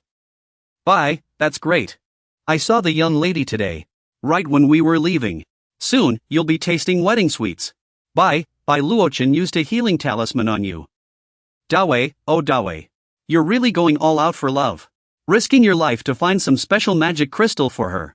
You're nearly losing your life over it. He continued treating him while speaking. Get lost, who are you trying to fool? Searching for the special magic crystal with that estate owner. Originally, I just wanted to find information about the soul sect.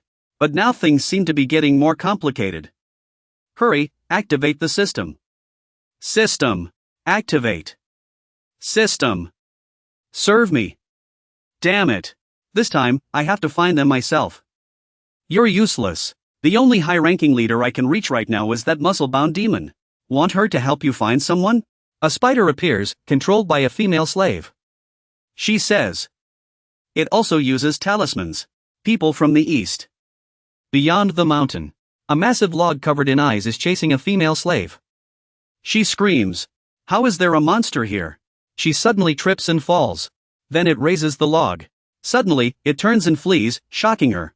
A shovel flies in with imposing force. It charges forward and splits it in two.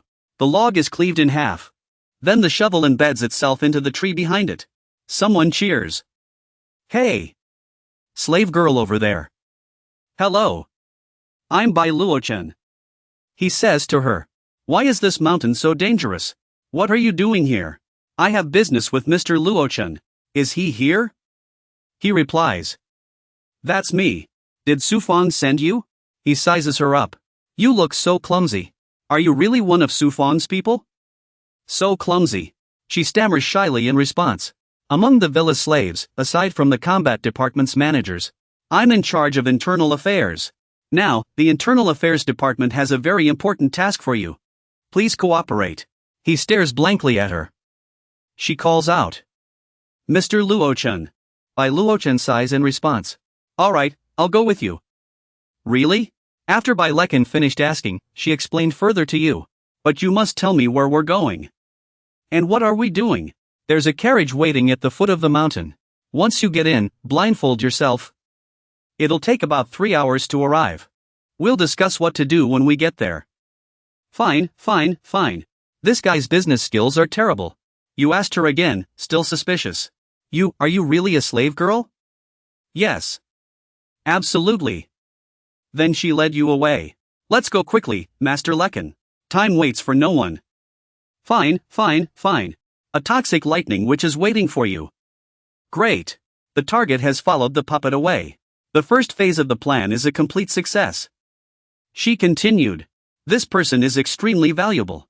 Notify our allies at the mine to prepare. If we succeed this time, he will become our strongest asset. The man standing beside her, Funa, spoke up. But the puppet master. She surely wouldn't slip up in front of Bai Lechen, right? After all, she's never passed an ambush drill before. Maybe she's already been exposed. That Bai Lechen is sharp. She smirked. No way. Men just love these naive, foolish types. How could she be exposed? Besides, the puppet master is the best at ambushes in the manor. Let's trust her for now.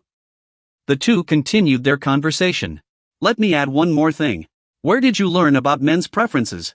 From those popular novels like Overbearing Demon Lord Falls for Me. Forget it. The slave girl's lounge. She sat happily, sipping tea. No Bai Lechen to cause trouble. Ah, what a peaceful day. The room was full of maids. Someone wearily stretched their arms. Someone was practicing boxing, nearly scaring her into dropping her water bottle. A bunch of people ran to my lazy corner. Did they get off work at 3 already?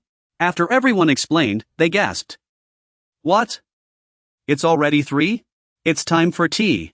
Ever since Mr. Bailuichin arrived, he's taken over a lot of our heavy workload. Every day has been so relaxed. Yeah, those monsters barely show up before Mr. Bailuichin deals with them. We don't even need to lift a finger. Mr. Bailuichin is such a kind person. If only I weren't so junior, I'd propose to him, she grumbled angrily. What happened to you witch's skills? How could you dump all the work on Bailuichin and just laze around? She pinched the witch still dozing on the hammock, jolting her awake. Xiaofeng, wake up. Go check what Bailuichin is up to. I've only slept for 2 hours, she groaned. The mistress of Sufang Villa snapped impatiently. Xiaofeng reluctantly pulled out a ledger from her pocket. Want to dock my pay? Fine, just wait. She turned to Sufang in shock. The mountain guard said Bailuichan left at 10:30 this morning. He followed a maid and took a carriage to the Abyssal Mines. The Abyssal Mines. Why are you telling me this now? Didn't the mistress of Sufang Villa say to leave him be? The witches panicked upon hearing this. The Abyssal Mines refer to the underground labyrinth of the White Demon, where the death rate is 90%? I heard there are spirits and undead down there. The head maid's expression darkened. She took our people there and didn't even tell me. Wasn't she from the estate? She casually picked up a newspaper and said, forget it, forget it. Well, it's Bailuichan who got tricked into going. He'll come back when it's mealtime. Let's get back to our posts, look busy if there's nothing to do. As long as he doesn't break the rules, it's fine. No one here can control him anyway. The witches suddenly put on pitiful faces, startling her. They looked at her with pleading eyes. What's wrong, head maid? The poor witches begged for mercy, making her even angrier. Slave overseer. Mr. Luochan is just strong, he doesn't have magic. He'll be in danger if he's tricked into going there. That's right, that's right. We're all worried about him. If he's gone, let him come back. We're afraid he'll get lost. You all want me to bring back afternoon tea gracefully instead of by Luochan? Get back to work. The group began to wail and plead. She rubbed her temples in exasperation before agreeing. Overseer, please. You people are really. Fine, I'll go. I'll go find him now. She glared at them, sending the demon maidens into cheers. And I'll see who dares to snatch him from me. The overseer has come to protect her own. Good. Somewhere else. In a desolate wooden hut. A voice called out. He's here. Mr. Luochan. On a barren cliffside. Bai Luochan stood with a slave girl. He asked her. Why is the mine entrance built on top of a mountain? The demon girl panted as she hurried to explain. The mine is essentially a massive underground labyrinth. Just setting up a base on the mountain has already exhausted us. Bai Luochan walked away in silence. She rushed after him excitedly. Mr. Luochan. Wait. Wait for me. At the mine entrance. An old man sat gasping, one of his hands injured. He addressed the old man bluntly, startling the demon girl. Hey, old man. How do you get down to the mine? He asked. The old man groggily woke up. Hey, old man. Wake up. You're here? He stammered as he clutched a bag in his hands. Just a moment. I need to bring my treasure. The old man stands by the elevator, calling out to the two. We must take this elevator down. He turns to the female ghost and says, Maid. You can leave us here. Please return to the manor. That will be all. The old man presses the elevator button. Though he feels awkward speaking to you, you only respond coldly. This elevator is a bit old. It might shake a bit later. You don't mind, right? Whatever. The old man reminds him. It will take about 10 more minutes to descend from the outpost to the deep layers of the mine abyss. We might run into some trouble along the way. Stay alert. The elevator groans heavily. He falls silent. The elevator descends slowly. The middle layer of the mine abyss. It's all dirt and crooked steel beams inside. The old man praises. He doesn't answer, only muttering that the kid isn't bad. Most first-timers here would be trembling in fear. How much longer? Soon. About 2 minutes. He looks up and sees several white birds diving toward them. Something seems to be coming from over there. A massive bird appears in the sky. A Yuan Chu. A large avian demon. The bird locks its gaze on the two of them. The old man shouts in alarm. A Yuan Chu. The bird swiftly flies toward them. The old man is shocked and furious. We haven't even reached the middle lower layer yet. Where did this Yuan Chu come from? That wretched bird is going to snatch someone out of the elevator and eat them. Like opening a snack box. Is this what you call a minor inconvenience? In the blink of an eye. The bird is struck down hard and crashes to the ground. Bai Luochan, axe in hand, says angrily, while the old man frantically rummages through his bag. Why isn't this over yet? Old man, hurry up and think of something. Or I won't be able to hold this broken ladder much longer. Mandarin ducks are social animals. Wait. I remember something about this place, the old man excitedly shouted while holding the bomb. Found it. The flock of mandarin ducks continued charging toward the elevator. A deafening explosion erupted. The birds were blasted to the ground one after another. The old man coughed as he held up the matches to explain. This is dragon breath grass, found only 50 meters deep. After turning it into matches, it can mimic dragon's breath. And even produce a roaring sound. The smell is just a bit strong. The old man happily turned to the kid. Little one. Thanks to you, we weren't eaten right away. Thanks.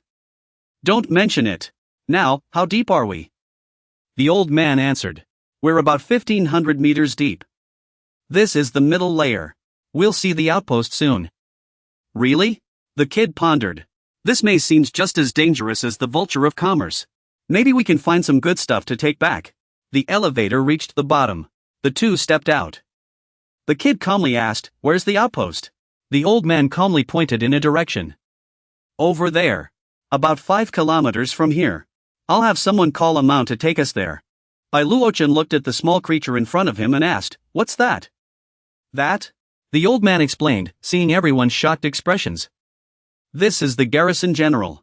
You all take the crystal ore and go first. I'll use earth magic to cut off its tail. Hurry! That thing is called a shepherd vulture beast. Those dark-robed old men. As long as we regularly offer them white magic, we can maintain the safety of the outpost. The kid gazed thoughtfully ahead, leaving the old man confused. He lost his way. Bai Luochen decisively jumped down. The old man chuckled happily and sat down. That young man is really impatient. The monster kept swallowing the surrounding boulders as it chased after the people ahead. David cast a spell with concern. His hands glowed with a dazzling golden light. Earth element. Earth magic. He loudly chanted the incantation. The boulders arranged themselves into a formation and flew toward the monster. Earthen foundation. A deafening boom echoed. The surrounding rocks and dirt were blasted away. Bai Luochen suddenly appeared on top of the monster's corpse and called out to him. Hey, David. Who? Luochen said calmly. I still haven't gotten my celebration candy from you. Don't you dare die on me. Bai? David asked in confusion. Bai? How did you get here? Aren't you supposed to be interning as a maid at home? I just came out for a walk. His question left David puzzled. Right. Did you just use magic? MHM. This is a basic earth magic spell the earth construction team taught me. I usually use it to clean up dust. Not bad, huh? But those moves earlier drained all my magic. Just standing is exhausting. Really? As the monster got back up, he calmly warned. Stop talking. You shouldn't stay here. You might end up as bug food one of these days. David panicked, sweating profusely. He pointed behind him. Bai, behind you. Bai Luochen spoke calmly as a massive monster loomed behind him. David warned nervously. A low-tier magical beast. Dark abyss layer. Death plague larva. I only earned this little? What do you mean by fate is thin? Tell Su Fong to come to the female slave camp too. I'll consider it. Look behind you first before saying anything else. The monster lunged forward with its jaws wide open. He calmly raised his hand and formed a seal. A 2-star spirit talisman. The monster bit down on Bai Luochen's side, enraging Dawei as he charged forward. Bai. You pest, I'll take you down with me. A deafening explosion erupted. The monster's insides scattered everywhere. Dawei collapsed to the ground in shock. My dark lord. Bai Luochen calmly stepped out from the monster's corpse. What are you waiting for? Go take your post today. I'll personally pick out a pretty slave outfit for you. That doesn't matter anymore. Dawei asked, confused. He just smirked. Bai, how did you do that? You cast such an advanced spell without magic. That's just unbelievable. This isn't magic at all. His answer shocked Dawei. Qingran, have you heard of cultivation? Immortal cultivation. He didn't answer, just countered with a question. I'll explain in detail later. Let's deal with this bug first. Where did it even come from? A telescope was pointed directly at Dawei. A monster wearing a tight mask observed through the lens. He hurriedly reported. Lord Mobajila. This is bad. The soldier's report infuriated Mobajila. A living dark rank 2 white demon as an offering. Mobajila. High-ranking demon. What's wrong? Can't you see I'm enjoying my mushrooms? Go find me some female demons to vent my frustration. The young soldier knelt on the ground. He pleaded humbly. Forgive me for disturbing you, Lord Mobajila. The female demon will come for you soon. But the offering is still alive right now. If you don't offer both ears, she'll come immediately. Please, master, take action. The offering isn't dead yet. He raised his staff. It's just a small matter. He stood up in fury. I'll personally cut off this bugkeeper's head. The contract has been fulfilled. But Pugialuo resolutely walked out the gate. I'll be back soon. He stood on the city wall and instructed. The soldiers obediently listened. Before I return, I must see the male and female white demons in my room, or else the next one will be you. Thanks. I'll get right on it. He stepped onto the city wall and leapt away. He charged straight ahead. A group of demons was besieging the two of them. Bai Lichen was happily talking, while Dawei looked utterly confused. This mini is perfect for you to practice on. Bai, what should I do now? Lichen told Dawei, leaving him completely baffled. By the law, hasten and strike. Slash. He immediately began chanting along. A red light flashed. Hasten by the law. The red light instantly struck the ground, tearing the demons to shreds. It worked. As Pugialuo swung his blade, Lichen merely lifted his hand to block it. Lichen grabbed Dawei and soared into the sky, startling him into screaming. Turned into a monkey. What you chanted isn't the same as what I chanted. Yunhuan language. Pugialuo stared in shock, eyes wide. I've been outsmarted by Bai. Bai Lichen said coldly. If you want to cultivate properly, fix your dialect first. Yunhuan language.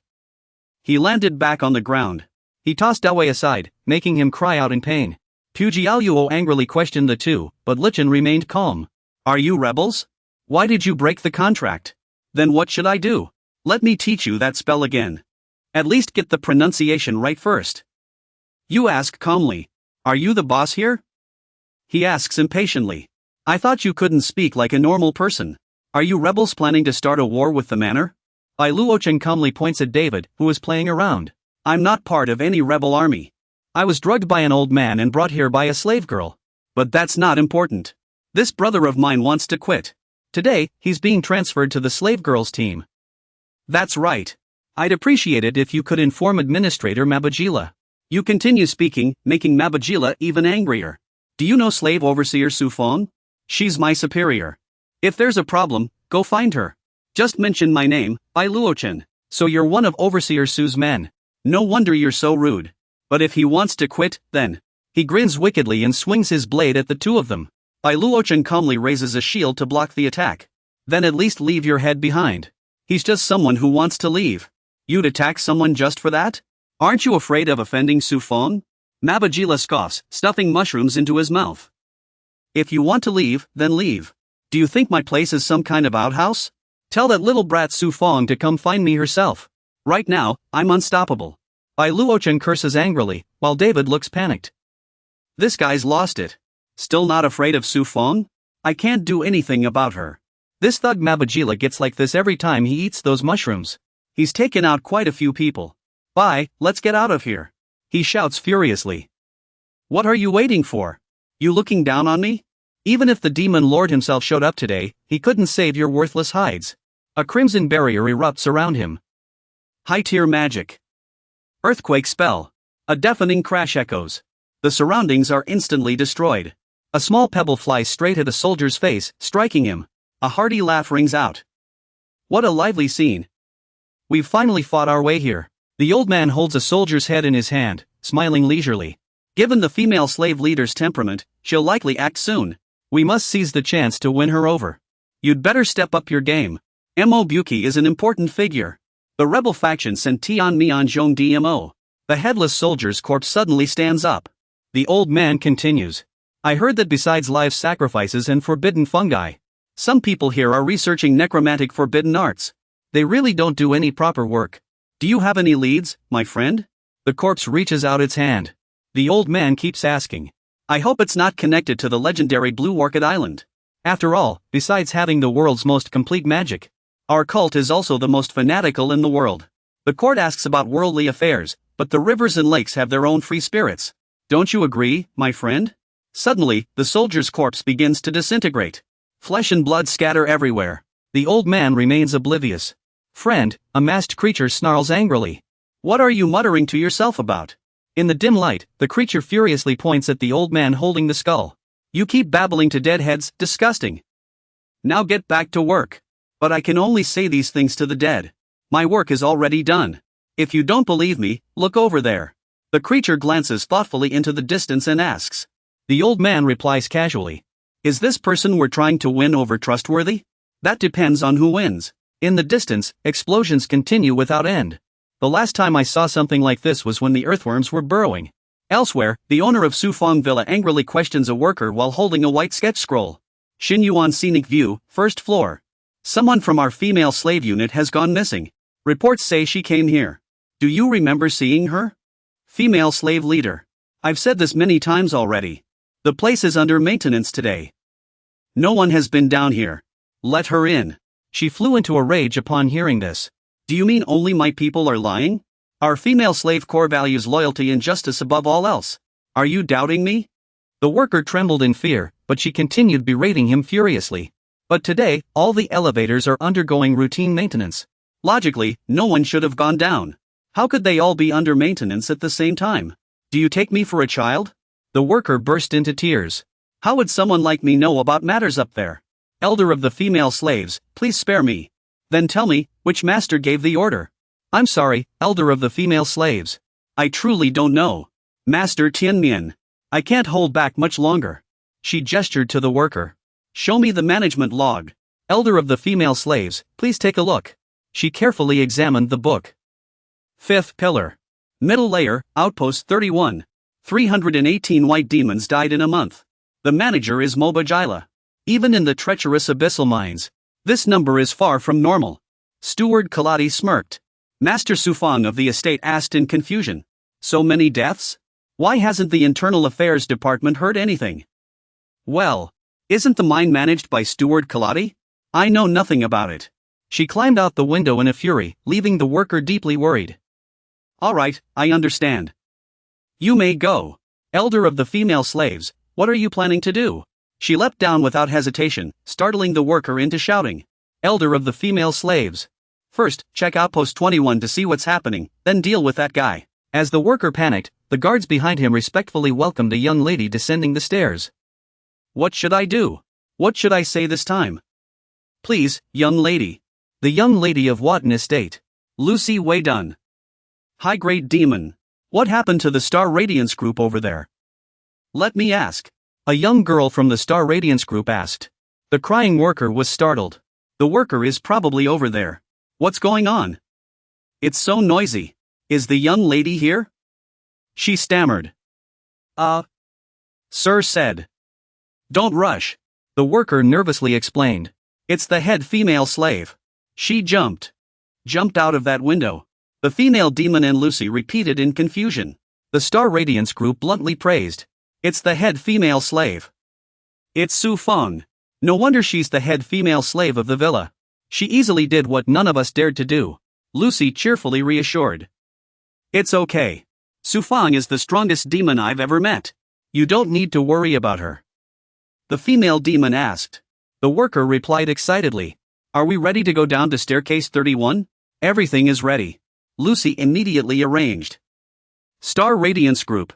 You stay here to coordinate. I'll go down with her to observe. Understood. The worker respectfully invited Lucy. Please come in, young lady. Thank you for your trouble. It's no trouble at all. The elevator doors closed. The elevator began moving downward. At the very bottom, Mabajila was unconscious and tied up on the ground. Bai Luochen walked over and asked David, who was dragging Mabajila. Do we just need to take this guy back for points? Would that be enough for a resignation certificate? Breaking a low-level contract only requires a bit of magic. Or the holder's magic document would work too.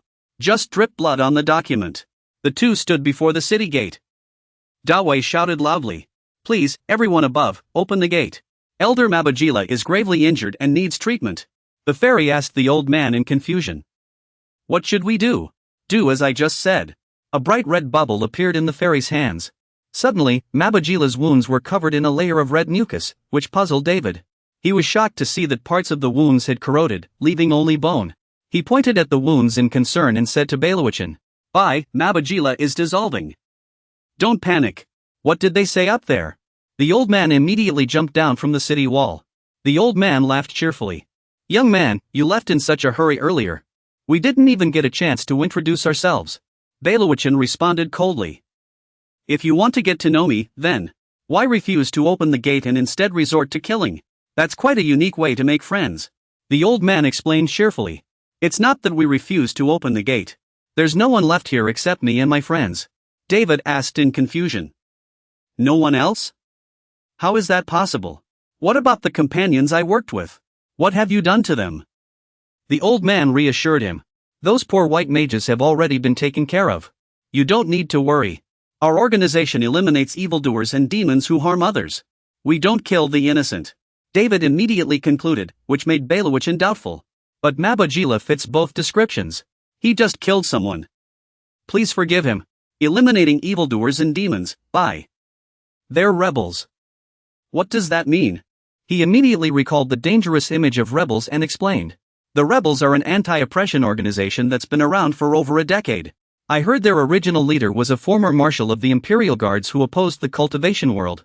Their goal is to liberate white mages, overthrow the Empire's rule, and build a nation where everyone is equal, regardless of skin color.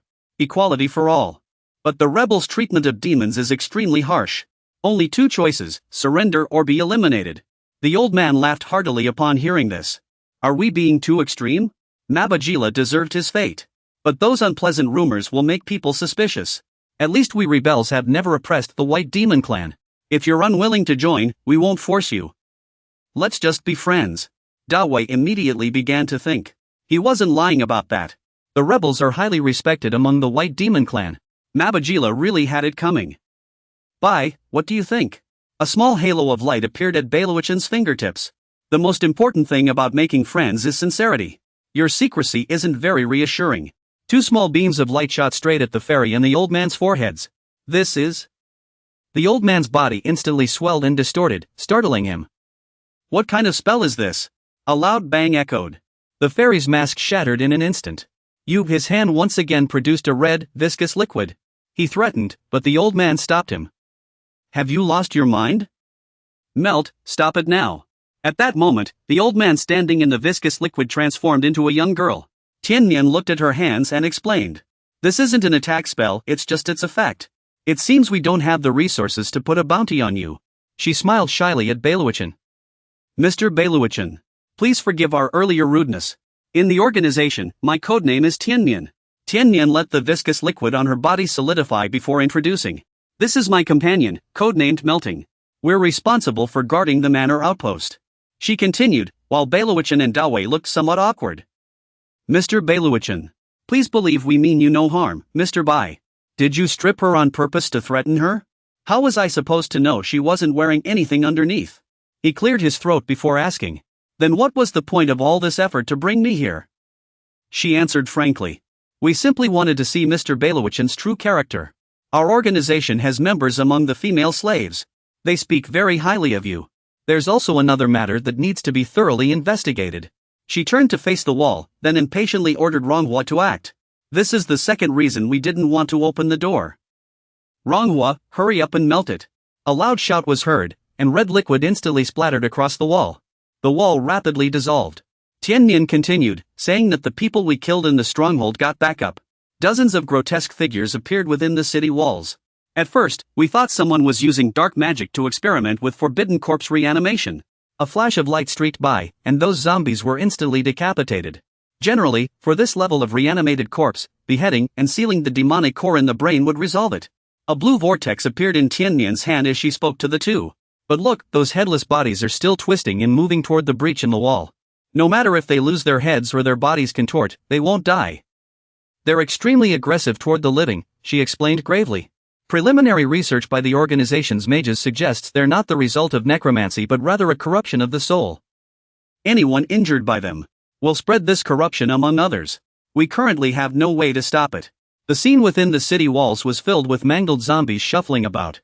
Earlier, we received reports from 31 strongholds about abnormal corpses.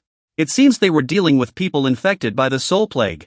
Tianyan turned and ordered Ronghua, who snapped in frustration. These things have another trait. They like to gather near the strong. Ronghua, seal the hole now. Ha? Then why did you have me melt the door earlier? Tianyan ignored her and continued explaining. Meanwhile, Dawei and Belowichin were utterly baffled. This is all the organization knows so far. No wonder you've had less work lately. So that's why.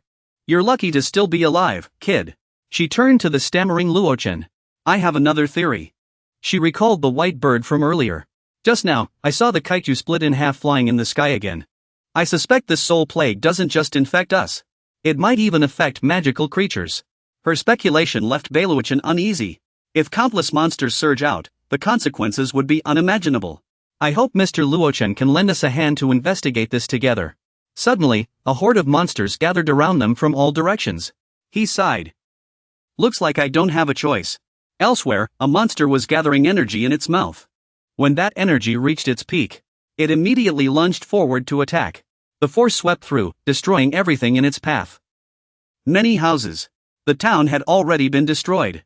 But just then, the force seemed to be blocked by something, preventing the monster from continuing its assault. Sika was frantic. She shouted loudly. The monster that had attacked them was suddenly split in half by another force. Duo struck the monster with her delicate wings. Surprisingly, Duo's attack worked. The monster was truly defeated by her. Duo looked at her wings in astonishment. This person's cultivation technique is truly powerful. Even delicate wings can be refined into weapons. Sika rushed over to ask about the situation. Duo, how are things? Duo's expression was grave. She shared what she had observed. The situation isn't looking good. I flew out earlier to take a closer look. She recalled the abnormality of the barrier sphere. The sphere formed by this barrier is extremely sinister. All of my attacks can pass through it. Duo confirmed one thing. The entire barrier area is only disconnected from the sky. That area emanates dangerous spiritual energy. I don't dare go over to investigate. It seems this time, they've gone to great lengths to capture us. Sika was shocked. Even your techniques aren't working this time? How many times do I have to tell you? That's not a technique, it's immortal arts. Duo blinked her eyes. She started boasting about her master again. If master were here, those birdmen's offspring would be dealt with in 2 or 3 moves. And wiping out their entire nation wouldn't be difficult. She went on and on but didn't get a response from Sika, which puzzled her. Sika, are you intimidated by my master? Don't worry. My master only kills evil people. Sika stared ahead. She suddenly asked Duo a strange question. If your master is as powerful as you say, could they destroy that thing? Following Sika's gaze, Duo saw many things flying in the sky. She was very curious. What is that? Those flying objects were actually a flock of white-headed griffins. High-tier magical beasts, Sika explained. That's the Empire's aerial legion, the white-headed griffin corps. She noticed the hellfire bombs hanging from their chests and scoffed. They even brought B1 grade hellfire bombs. Are they planning to level this place? Sika's eyes seemed to glow. She despised the Empire's hypocritical and pretentious rhetoric, as well as the people behind it. They claim they want to mediate the conflict between Saga and Cells. Those hypocrites are the real monsters. Several talismans appeared in her hands. She worried that this time, while gathering resources, they'd take more than their fair share. We're here to collect resources, not prepare for a large-scale battle. Bringing extra talismans should be enough. I'm afraid we might not make it out of here this time. I'm in charge of this mission. I won't let anything happen to you. A golden orb of light appeared before Sika. To Duo's astonishment, Sika rose into the air, enveloped in the radiance. The golden halo expanded further and further. It brushed against Duo, sending her tumbling to the ground. Duo cried out in alarm. Sika's entire body was now immersed in the glow. The barrier sphere below trembled violently, as if something was striking against it. Countless crimson beams rained down on Sika, intent on erasing her. Finally, Sika was completely encased in a blazing red sphere. Witnessing this, Duo finally understood. The sky was indeed a trap. A makeshift prison had ensnared Sika. Trapped, Sika closed her eyes, pressed her palms together, and softly chanted an arcane incantation. Suddenly, a violent explosion rocked the sky. The prison confining Sika shattered into fragments. The barrier sphere below was also destroyed. After the prison crumbled, Sika emerged, her wings wreathed in golden light. Gripping her sword with both hands, her eyes blazed with dazzling radiance. She swung her blade upward. Her expression was icy as she stared ahead. The white-headed griffin corps closed in on Sika. Several golden beams shot toward the griffins like ropes. The beams sliced across their necks, where the hellfire bombs were strapped. Caught off guard by Sika's ambush, the bombs on their chests were instantly destroyed. Moments later, a massive explosion erupted in the sky. The aftershock of the explosion was so intense that even Duo, watching from below, had to grit her teeth and raise her hand to shield herself. Just then, a dark figure suddenly plummeted from the sky. That dark figure turned out to be Zika. Duo quickly flew forward to catch her, calling out loudly. Seeing Zika severely injured and unconscious, Duo immediately took out a talisman to heal her. Are you okay? Are you hurt? After a while, Zika finally opened her eyes. She weakly reminded Duo, don't waste it on me. Save this precious talisman for the other warriors. Hearing this, Duo scolded her angrily. What nonsense are you talking about? I have plenty of these talismans. You must hold on. Take me back. Zika mustered all her strength to ask Duo before immediately passing out again. Zika, wake up. The scene then shifted to a basement. Outside Zika's room, someone inside was carefully wringing out a towel. After wringing out the water, Duo picked up the towel, ready to wipe Zika down. Ugh, you scared me half to death by passing out without a word. Sorry, I didn't have time to explain back then. This is the price of overusing angelic power. If not for you, I might have been reduced to nothing. Zika felt deeply guilty for being unable to repay Duo. It's your resources that have helped so many of us survive here. You've done so much for us, and all I do is cause you trouble. It's nothing, really. My master once said that doing good deeds often can balance out the bad ones. Duo didn't want Zika to feel bad, so she came up with an idea. But if you really want to repay me, teach me that ultimate move you used when you transformed the powerful holy talisman. However, Zika refused without hesitation. No, I can't teach you that move. Seeing her coughing uncontrollably from the outburst, Duo immediately stood up to pat her back. Fine, don't teach me then. Calm down. Just rest now. Before leaving, Zika tried to say one more thing. Duo, thank you. It's nothing. Go to sleep now. After leaving the room, Duo felt a pang of regret. I really wanted to learn that move. It was so cool. Just then, a little boy holding a flower wreath ran up to Duo with a smile. Angel, this is a victory wreath made by me and my friends. Kai-hwa, please accept this. Duo happily sat down across from the boy. Zika was still resting in bed, so she would give her the flower crown after she woke up. However, the boy said this was a gift for Lady Duo. Why? The boy's next words made Duo's expression change instantly. Her eyes widened. She was so shocked her mouth fell open because Sister Zika was about to go to the heavenly altar to serve the Venerable One. Wasn't Lady Duo the angel? The new angel. Something on the ceiling seemed to be melting. A purple liquid was dripping down. Duo held her weapon. She kept sprinkling something onto the stone in front of her. After sprinkling it, the stone slowly vanished, revealing what was hidden beneath. She never expected the angel's inheritance site to be so well concealed. Duo descended and stopped in front of the door below. Then she pushed the door open and stepped inside. The entire castle was filled with enormous stone statues. Duo looked around in surprise. At this moment, she barely remembered what the boy she met in front of the AK room had said. The boy pressed his hands together in front of his chest. He gazed up at the sky with utmost devotion. Every generation, the angel would burn the sacred soul flame at the age of 57 to bless Shalua. Eventually, they would ascend to heaven to serve the Venerable One, and the Chosen One would inherit the power of the new angel. The elders in the clan said that when I grow up, I might become an angel like Sister Sayaka, protecting Shalua. Duo looked at the headless angel statue in front of her and sneered. What angel? It's nothing more than a living sacrifice. She turned to the book bound by iron chains and called out. Sayaka. Then she immediately dripped the purple liquid onto the chains, melting them away. Duo began carefully flipping through the mysterious book in front of her. There must be a clue here to save her. Let me see. Suddenly, her eyes widened. This is... The book recorded a peculiar formation, with an extremely complex pattern. Duo recognized it as another variation of the 8 trigrams formation. A giant dragon was holding something in its mouth. Upon closer inspection, she saw it was Sayaka in its jaws. She was desperately trying to pry the dragon's teeth off herself. Finally, the dragon's head exploded. Sayaka quickly flew down. The dragon's body began to slowly collapse. Suddenly, she noticed Duo below dealing with the monster and shouted loudly. Duo. She heard someone calling her name. Duo was extremely surprised. Sayaka. Sayaka landed beside Duo and asked with concern. Long Kuei over there has finished dealing with things. How's your side? No problems here. We've captured all the controllers. Sayaka took out some food and handed it to Duo. Eat something first. Okay. Then, she took out something else and sat down. Sayaka apologized profusely to Duo. I'm sorry. We're too close to the enemy's base to start a fire.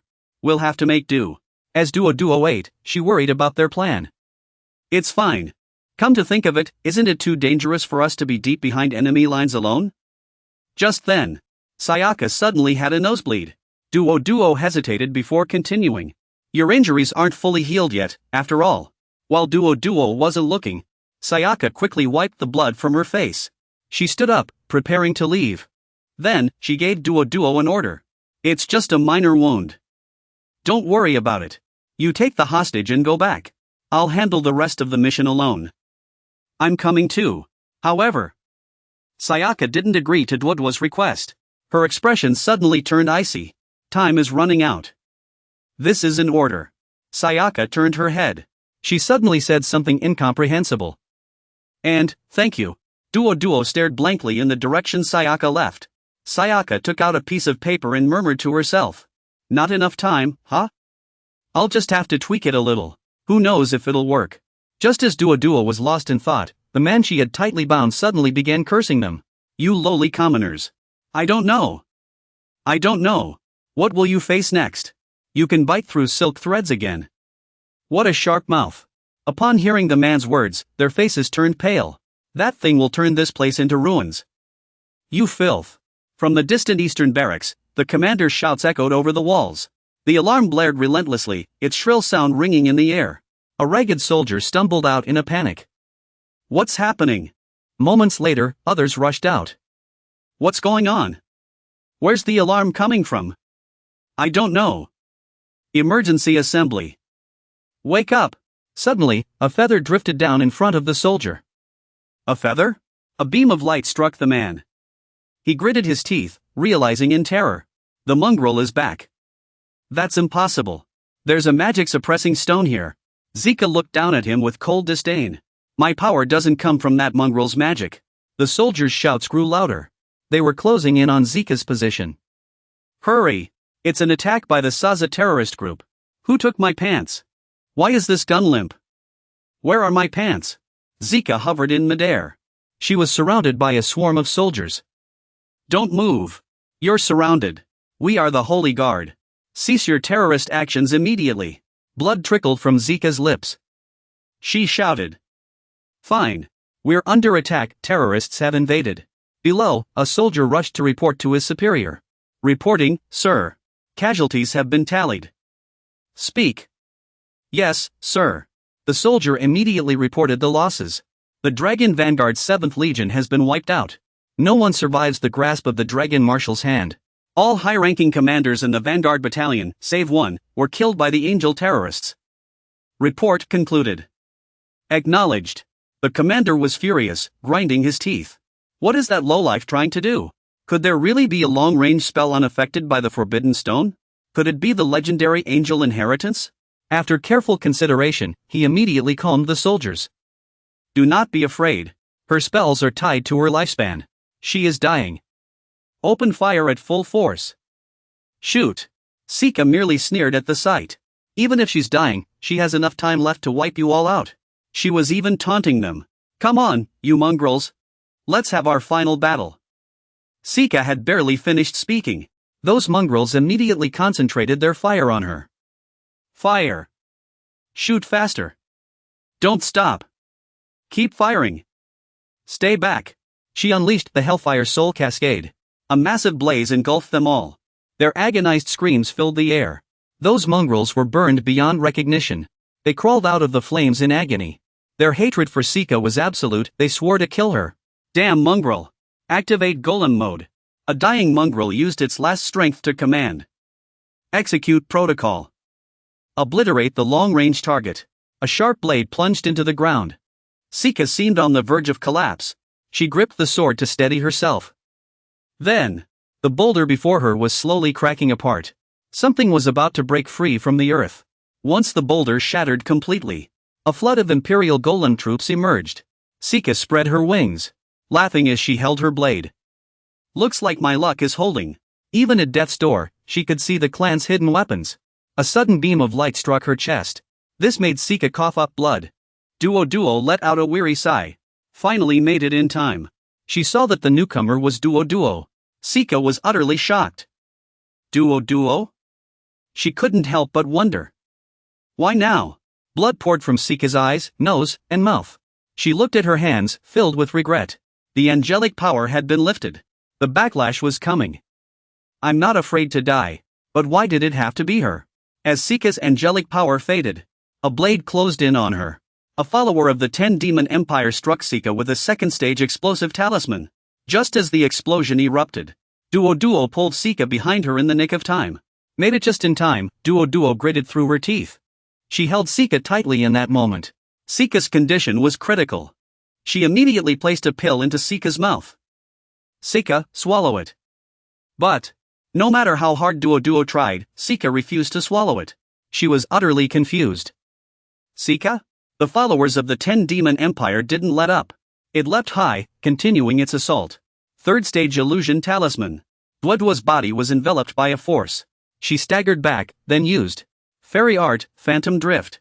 She quickly placed the pill in her own mouth, then looked up. I'm sorry, Sika. To make Sika swallow the pill. Duo didn't hesitate, she pressed her lips to Sika's. 3 days earlier. After reading the book's contents, Duo was stunned. This was the secret technique of angelic inheritance. It turned out that demonic beings had 8 restricted points for demonic essence flow. Unlocking these points would unleash greater power. It also puts an enormous strain on the body. That book also mentioned a problem. Selecting angels.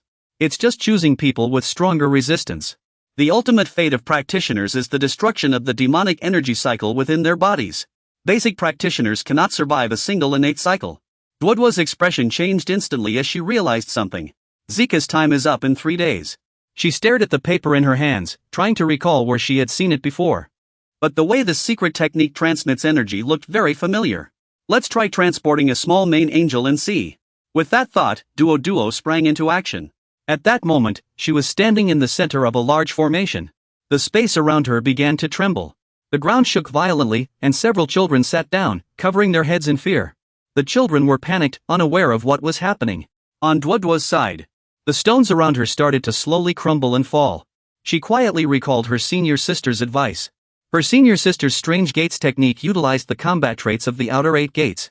The angel's secret art, however, was about unlocking the inner 8 gates to gain power. Duo tucked the secret art into her chest. If she could merge the internal and external, linking herself to the turning of heaven and earth, perhaps she could rebuild the cycle. She made up her mind. She had to make sure Zika took her along for the mission in 3 days. After successfully administering the medicine to Zika, Duo laughed triumphantly. It worked! Strange Gate's shield, heaven and earth as one. But just then, a sudden attack came her way. One of the Empire's 10 demon enforcers used the giant force talisman, second form, to strike Duo, causing a massive explosion where she stood. The explosion was powerful enough to destroy the surroundings. The blast even shattered the ground beneath them, and Duo tightly shielded Zika. Facing the power of the 10 demon enforcers, she was utterly shocked. Since earlier, that strange giant puppet had been attacking us with talismans. Why would talismans appear in the demon realm? And why are they so powerful? Her head was badly injured from the explosion. Darn it, I missed my shot. I haven't analyzed it yet. 5 left. Should I call for the young master? My spiritual energy is nearly depleted. But before Duo's wound could heal, the 10 demon enforcers struck again. Duo stammered, calling out. Xiao. Her face was drenched in cold sweat. Duo gritted her teeth and shouted through the pain. Zika! After her scream, a massive explosion erupted in an instant, destroying everything around. At the critical moment, Zika snapped back to her senses just in time and carried Duo into the sky. Just in time. So lucky. A desperate gamble. Zika burst into laughter. She felt the power surging within her, overjoyed.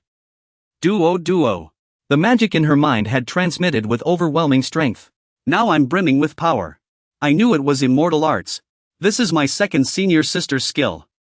Mystic shield armor. I must remember it. After escaping danger, Zika landed on the ground. She confidently instructed Duo. Wait here for me. Leave the rest of the battle to me. All right. Only after Zika left did Duo let out a sigh of relief and sit down. Phew. Finally, I can rest. She looked up at Zika. Zika's body transformed into a streak of blue light, shooting toward the 10 demon enlightenment empire. She condensed her power into a longsword and shouted. Mystic. Slay. That force cleaved through the 10-demon Enlightenment Emperor's body, tearing it into pieces. One of its arms had been completely severed in the earlier attack. At that moment, she closed her eyes slightly, slowly sensing the new power within her. The force that had once threatened to tear her apart was gone, replaced by something both powerful and gentle. Zika couldn't believe this new power. Is this truly the mystic shield armor? Duo. From the severed arm of the 10-demon Enlightenment Emperor, a force began to gather, radiating dazzling beams of light straight at Zika. However, before it could strike, Zika had already moved swiftly to another position. Mystic passage. A long sword appeared in her hand as she shouted, "Mystic note." Zika swung her sword, shattering the 10-demon Enlightenment Emperor's body. Its form was reduced to fragments. A massive explosion erupted violently before Zika. After dealing with the 10-demon Enlightenment Emperor, Zika could finally breathe easily. It's finally over. We're safe now. Suddenly, Duo held a flower in her hand. She happily ran over to give it to her. "Zika, happy 17th birthday." When Zika didn't take the flower right away, Duo instantly looked disappointed. "I walked around here to pick this flower." "Don't you like it?" "I do like it." Zika's face suddenly turned bright red. She explained to Duo, "You might be from outside and don't know, but this is a white lotus." "It doesn't matter what it means." Duo laughed cheerfully anyway. "Who cares? Make a wish." "Happy birthday to you." "Happy birthday, Zika." "I hope Sarah stays safe forever." Then, they quickly left. "Let's go back too. If we don't hurry, you'll miss your own birthday feast." At this moment, a gloomy atmosphere hung over the frontline command center. A hand pointed at a location on the map and began explaining. The magical puppet experiment was destroyed, the advance force's control over Sarah grew increasingly chaotic, and the number of dragon riders plummeted. After hearing the report, the Western Front commander of Santonix remained silent. He raised his hand and pushed up the glasses on the bridge of his nose. He adjusted his glasses and called for his subordinates to stay, Lutz, Asa, and Ike. Everyone else, leave. After receiving orders from above, unrelated personnel exited one by one. Lutz, Ike, and Asa stood pale-faced and trembling before Antony. Antony was furious, pointing at the three and shouting, "You three useless fools! Look at all the trouble you've caused us." Though scolded, the three could only accept it silently. No one dared to argue. This week, not only did you achieve nothing, but those peasants crushed you. Everyone else was terrified too. The dragon rider troops under your command were wiped out like fools, and even the magical puppets sent by the Empire for testing were destroyed by your incompetence. In the end, Antony had to accept reality. Fortunately, the Empire agreed to send more magical puppets in the future, which would improve the situation. But as soon as he finished speaking, Ike immediately spoke up. "Commander, there's an unexpected issue with the magical puppet plan." He was about to continue. Ace could only lower his head. The Empire likely won't be able to assist us anymore." A furious roar came from outside the command center. "I'm so angry."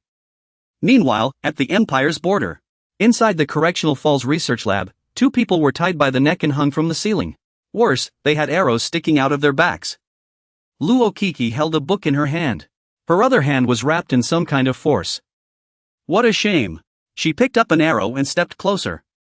Luo Kiki complained angrily, "Wasted one of my cocoon pills. The people sent back this time are much more skilled.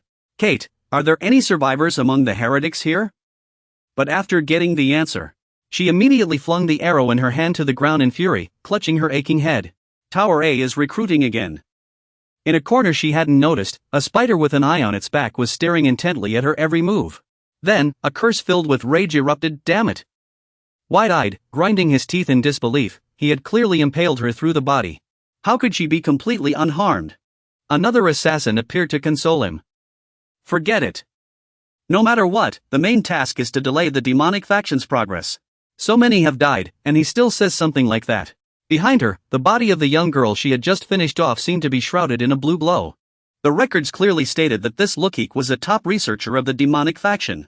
"Oh great demon lord, please let me return safely this time." The girl who should have been dead suddenly stood up and lunged at the assassin. Lookik also noticed the commotion over there. She suddenly smiled faintly. Her face lit up with excitement as she shouted, "Found them." Lookik stared at the empty ceiling above, muttering to herself, "What is that mark on the ceiling?" Above, a body riddled with arrows through the chest was trembling, about to fall. Then, it plummeted straight down, right before the horrified eyes of its companions. The assassin's eyes widened in shock, his mouth agape. The dead have risen. The target cannot be killed. What kind of cursed place is this? Someone save me. The assassin was terrified by the situation beyond his understanding, yet he was still roasting meat by the fire.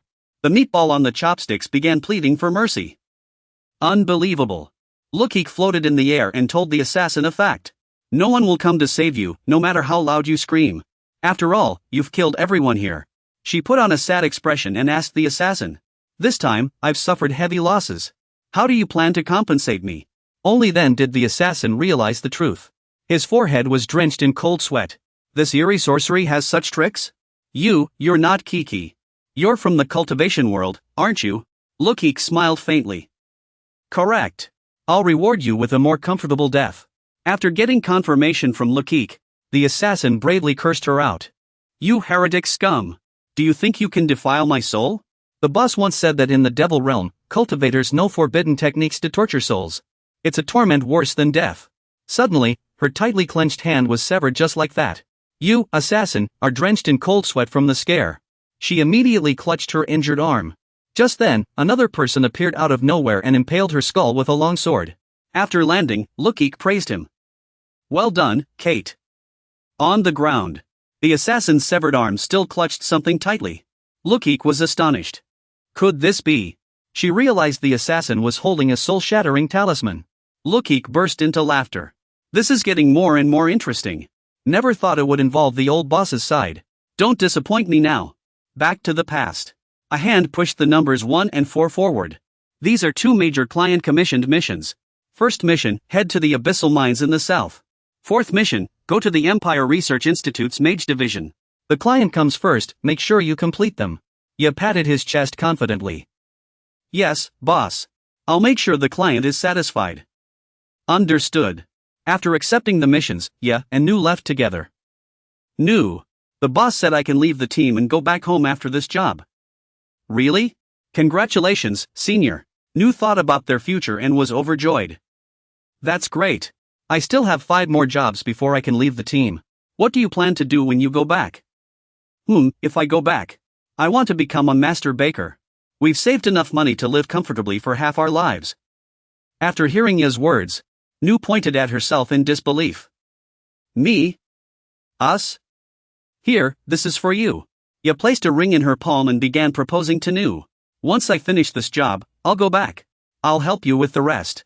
Let's go back home and get married.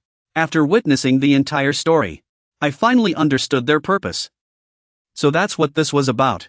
Is this boss trying to play both sides? She let out a cold laugh and made her decision.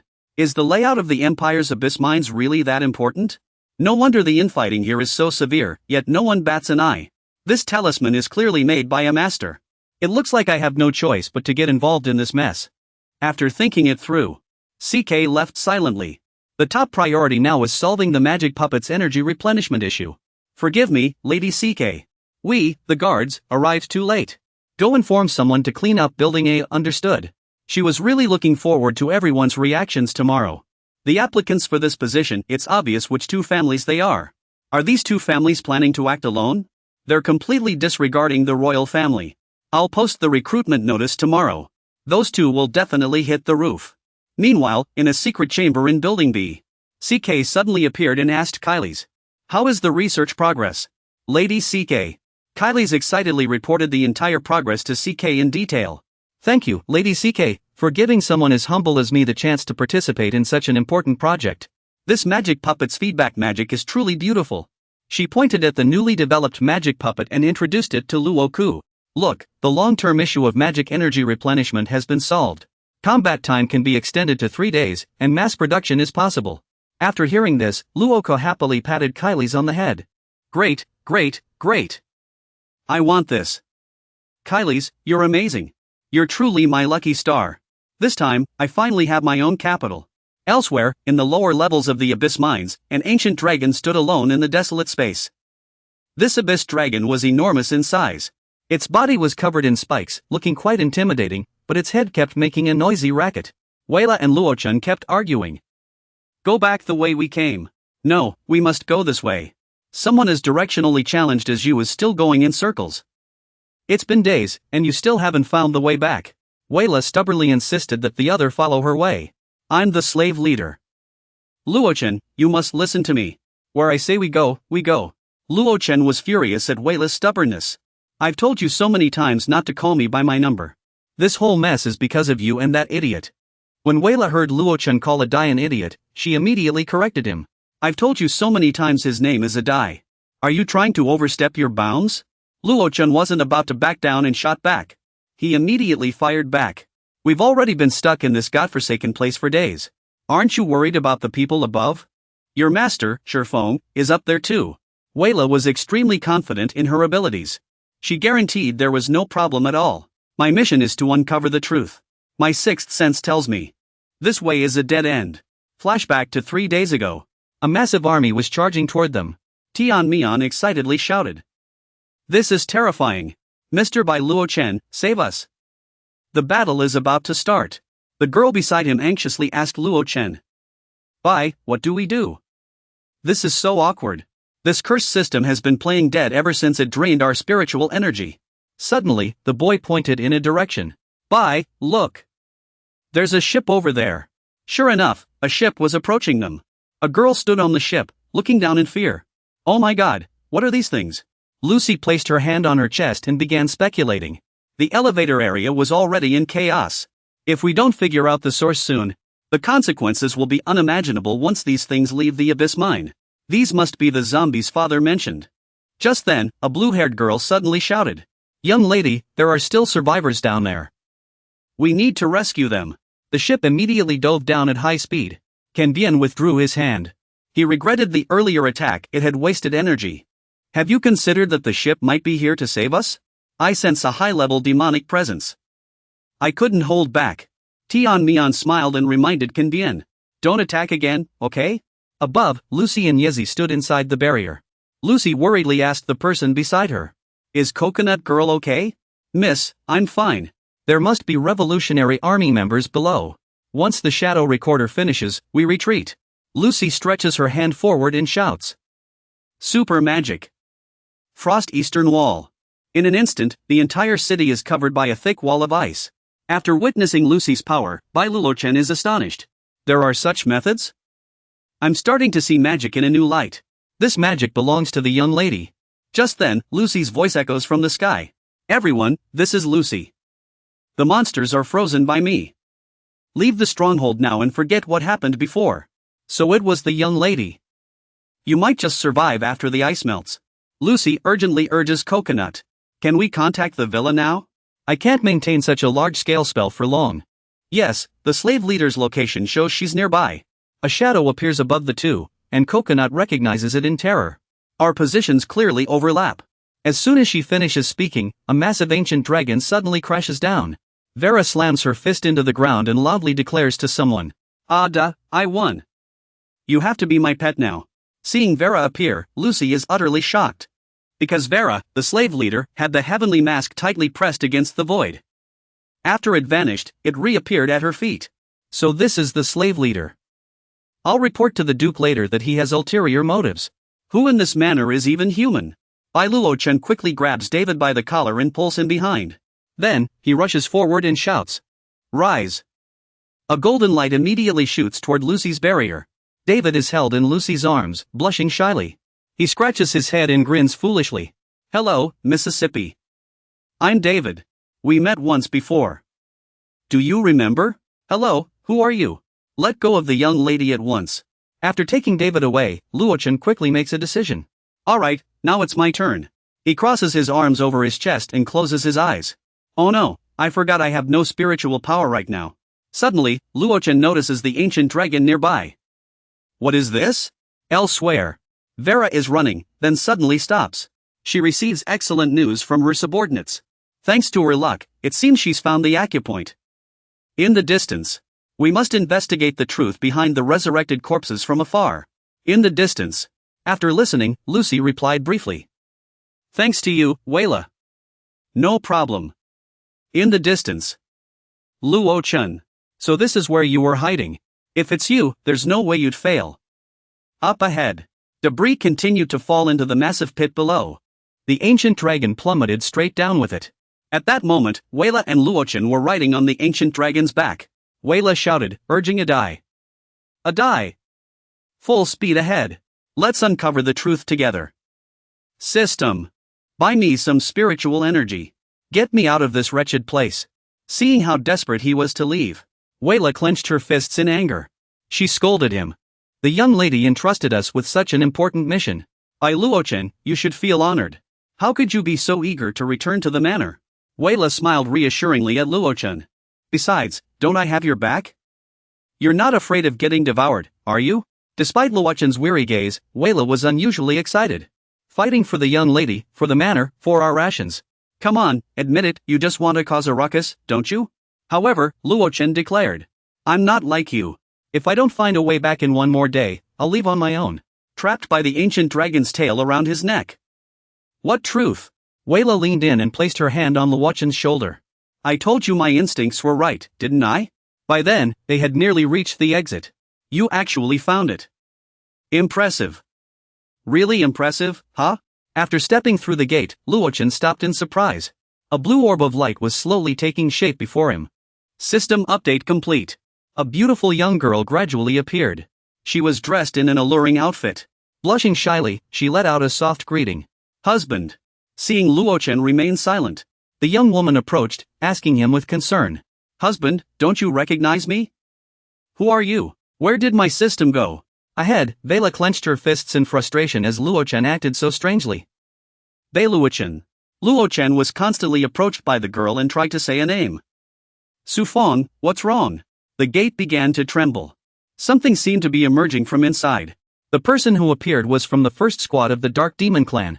When he landed, the ground shattered beneath him. Then, a streak of purple light slashed across the Azure Dragon's neck. The man leapt into the air, sword in hand. With a single strike, he severed the Azure Dragon's neck.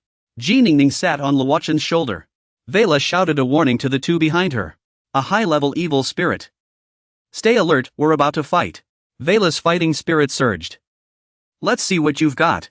Suddenly, a streak of purple light flashed before Luochen's eyes. He shouted. Ji Ning. The ground beneath them kept crumbling. At that moment, Weyla was pinned to the ground by the man. She blocked his blade with her hand. Don't push your luck. Her grip easily crushed the blade in her hand. Seizing the moment, Weyla sprang up and punched him square in the face. Though his head was sent flying, his body still twitched, refusing to collapse immediately. Still moving? Yet, his body began to revive. Coming back from the dead is real. The headless corpse fell at Weyla's feet. A massive yellow symbol appeared on his back. Then, Luochen appeared, reassuring Weyla. Don't worry. I've sealed his soul with a talisman. Luochen held the man's head and aids too. Both are contained. I finally understand. Their souls were being controlled. It's not some kind of resurrection from the dead. And it's definitely not some wandering spirit. If I'm not mistaken, it should be related to the clan soul. After hearing his explanation, Weyla finally understood. All we need to do is capture that person. Then this matter will be resolved. So that's how it is. Adai's massive body was now buried beneath the yellow sand. Weyla set up a simple gravestone for it. Then, with unwavering resolve, she promised Adai, farewell, Adai. We will definitely find the real culprit and avenge you. Amen. Weyla glanced back at Luochen. What filthy thing got on you? Why are you spacing out? Come here. It turned out that where she couldn't see, Xining was tightly holding onto Luochen's arm. More importantly, let's hurry through the portal. The sooner we resolve this, the better. Let's go. Seeing how proactive he was, Weyla was quite surprised. Since when did you become so eager? Now go back. The maids in the manor are probably climbing the walls by now. As soon as Luochen finished speaking, Weyla clapped her hands in delight. You're right. Then let's go deal with that culprit and head back. Let's move. Why are you standing so close to me? The scene had now shifted to the upper levels of the Abyss Mine. My lady. Bai and the head maid have been missing for days. Are we really not going to do anything? Bai, I can't take it anymore. The main issue is that the head maid is, after all, a lower demon. Xining is an outsider. She's too strong. Lucy further explained to them. Father once told me not to judge people by their rank. In this demon world, there might not be any demons who can rival Xining. Their safety is not a concern. We just need to control the spread of the wandering souls. Daiwei finally understood Lucy's reasoning. I see.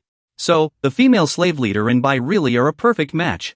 Both are so strong, yet their horns are so small. Yezi unhappily reminds Daiwei. Hey, that's rude. How can you casually comment on another girl's horns like that? Sorry. Not only that. Yezi continues to scold him. And the weakest one here is still you. You haven't even recovered from your last injuries and you still came along. Are you trying to become monster food? No way, I'm fully recovered. And didn't you say the young lady shouldn't judge people by their rank? I'm strong too. Seeing their argument showing no signs of stopping, Lucy speaks up to remind them. Watch out, there's movement over there. Just in time, I haven't even started scolding Bai yet. I've been training these past few days. I want to show off in front of the young lady. In the sky, a flock of kites is flying toward them. It's a flock of kites, Lucy identifies them. No, there's something even stronger, kite dragons. After observing the kite dragons, Lucy starts to worry. They all seem to be afflicted with soul poison. They must have been drawn here by our magic. Lucy immediately assigns tasks. Yezi, take Dawei's tail and go back on the boat first. Understood. However, Dawei confidently assures Lucy. Young lady, leave these monsters to me. What are you talking about? Get back here now. Dawei bites his tongue with his fangs, drawing blood. Look here, young lady. It hurts. Then, he spits out the blood in his mouth. The drop of blood slowly condenses into a blood pearl. Dawei shouts, with my blood, burn away the evil spirits. Hasten as the law commands. With just a drop of blood, Dawei creates a blood curse talisman. The talisman quickly forms a crimson glow. Dawei waves his hand and shouts, go! The kite dragons charge toward Lucy's ship. But before they could get close, the entire flock is wiped out. Witnessing this, Lucy is stunned. Even the kite dragon leader was killed in one strike? Even Yezi can't help but look at Dawei with newfound respect. I didn't expect you to actually have some skill. Hurry up and finish them off. However, beneath his cool exterior, Dawei's body is already completely exhausted. This time, the young lady will probably see me in a whole new light. Just then, the Abyssal Dragon King, a transcendent magical beast, suddenly appeared behind Dawei. Seeing he was still too slow to react, Yezi broke into a cold sweat and urgently urged him. What are you doing? Get out of the way. Blood sprayed everywhere in the next moment. Lucy shielded Dawei from behind. There's still one left. Don't move. All right, she warned the others. Since the king is gone, I'll handle the rest. Lucy stepped forward alone to protect everyone. The last few abyssal dragons were wiped out one by one. A crimson ring now enveloped Lucy's ship. After dealing with everything, Lucy ruffled her hair and scolded Dawei. Honestly, don't pull such reckless stunts again. Got it? You're still too weak. If I hadn't been careful, I'd be dead by now. Meanwhile, in the demon sovereign's secret realm, Luochen and Weila just stepped out of the portal. After looking around, Luochen was astonished. Not bad. This place is also part of the estate's assets. No, the Duke never mentioned there was such a place deep in the mines. The two stood before a massive boulder. These characters don't look like Demon Realm script. Let me try reading them. After finishing the inscription on the stone tablet, Luochen stroked it thoughtfully. It seems to say the demon sovereign is sealed here. Weila suddenly leaned closer to Luochen. She noticed something off. Demon sovereign? No, you can read this? It's my homeland script. Very few people recognize it. It's normal if you're not familiar with it. Why do you all like sticking these things on? His expression suddenly turned serious. Speaking of which, Shining, I think I know the truth behind this. Luochen looked at the dense array of talismans on the coffin and explained to the others. The ones on the coffin are holy talismans. Soul-refining talismans. Their grade isn't low, and there are so many of them. This is quite the extravagant setup. The corpses outside, resurrected and mindless, were corrupted by these talismans. They become puppets that only know how to plunder living souls. He recalled every person he knew. Sounds like he knows them well. Back in our hometown, there are only 4 talisman masters with this kind of power. Luochen stroked his chin and said confidently. From what I know, 3 of them wouldn't get involved in this matter. Then could it be that 4th jerk? Luochen's face instantly turned pale. Oh, that's impossible. That guy has a kind heart. He's tall, handsome, and always kind, never bullies the weak. He'd never do something so despicable. Hearing his certainty, Weila became even more suspicious. You sound like you know him really well. How do you two know each other? He's a total saint, everyone within 100 miles knows him. He's famous. Anyway, forget it. Let's deal with the matter at hand first. Luochen placed his hands on his hips. He looked up at the massive tombstone before them. All she needs to do is handle this tombstone. Once the coffin lid is opened, the problem will be solved. Easy. Suddenly, a massive arm appeared, gripping Wayla's wrist tightly. Hey, is this really necessary? Lord Mesa angrily questioned the two of them. You two. Not only standing on my grave but also trying to pry open my coffin lid? This is too much. I suggest you listen to her and let go. Let me go. Mesa was furious at Luochen and Wayla's actions. How ridiculous. I am the ruler of the underworld. In the underworld, I am a god. Listening to you two is a waste of time. Come here. Fine, I'll assume you have some skill. Stay here and become fertilizer for me. The moment he finished speaking, Wayla punched him in the face. Right in the eye. Mesa, caught off guard by Wayla's sudden attack, grew even angrier. Darn it. Why poke someone's eyes? I'll poke your lungs instead. That really hurts. Do you have to do this? Grabbing someone's hand like that. No manners at all. I ought to knock your head. Wayla is fired up now. How dare you talk back? Stay right there, you jerk. I challenge you to a duel. That sounds like her hometown dialect. Can you understand what he's saying? Doesn't sound like anything nice. Of course I can. A precise way of abandonment. Along with the master's way of dying. Misa's eyes turned crimson with rage. You're going to regret that. Misa's massive claws lunged straight at Wayla. Ultimate Dark Heart Wave. Move. I'm dodging. A giant black spectral hand appeared behind the Dark Lord. Misa continued casting the technique. Ultimate Dark Heart Wave. But Wayla wasn't afraid. Her eyes turned blood red. She raised her fist, ready to strike a powerful punch. Then, this punch, brimming with overwhelming force, hurtled toward Misa. Seen enough? That single punch shattered the Dark Lord's body. The rocks and earth behind him were blasted away. Wayla's punch alone left a deep crater in the ground. Standing before the Dark Lord's remains, she kindly reminded him, watch your mouth next time. After witnessing Wayla's power, Luochen was utterly stunned. No wonder the soul cultivators of the Dio family follow her. She crushes them with sheer strength. 9.527, let's go. Luochen looked at the coffin billowing with thick black smoke and made a suggestion. Just open the coffin and burn what's inside. His words had barely left his lips. The coffin lid suddenly burst open from the inside. A thick, black smoke slithered out. The smoke twisted into a long tentacle, lashing out to coil around Beluichin. Wayla watched in horror as he was dragged into the coffin, screaming his name. Beluichin. She rushed after him without hesitation. I'm coming to save you. Yet, the demon sovereign, who should have been dead, had unexpectedly revived. Its body was gradually reconstructing itself. As Wayla turned to leave, Misa spoke up. What's the rush? Its gaze, filled with malice, locked onto Wayla. Did you really think I'd die so easily? It's been ages since I've seen someone from the demon realm this formidable. Unfazed, it issued a challenge to Wayla. Let's see how long you can last. A sudden surge of power swept through everything. Meanwhile, Beluichin, pulled into another dimension by the tentacle, was stunned. At that moment, his entire body was tightly bound. Beluichin wondered to himself. Was he being treated like a pushover? The black smoke slowly lowered Beluichin to the ground. It suddenly spoke, praising him. It's been so long. You're the first living being to make it here alive. After surveying his surroundings, he noticed something unusual. The primordial soul was here. Looks like Shining is in for a rough time. Beluichin's gaze turned icy cold. He began questioning the black smoke about its origins. From what I know, the demon realm has no techniques for manipulating souls. If you can exist here in a spectral form, who exactly are you? Then, the black smoke revealed its horrifying visage. Knowing about souls means you're not entirely clueless. The figure arrogantly introduced itself to Beluichin. I am the god of malevolence and deceit. The legendary ruler of the demon realm, the demon sovereign. That body outside is merely a vessel, prepared for me by the soul sect after they seized it. My talent is unparalleled. Beluichin eyed the eerie mass at his feet with skepticism. But with such a creepy way of speaking, how impressive could its talent really be? Soon, the soul sect will resurrect me. This is a critical moment. I ask that you show mercy.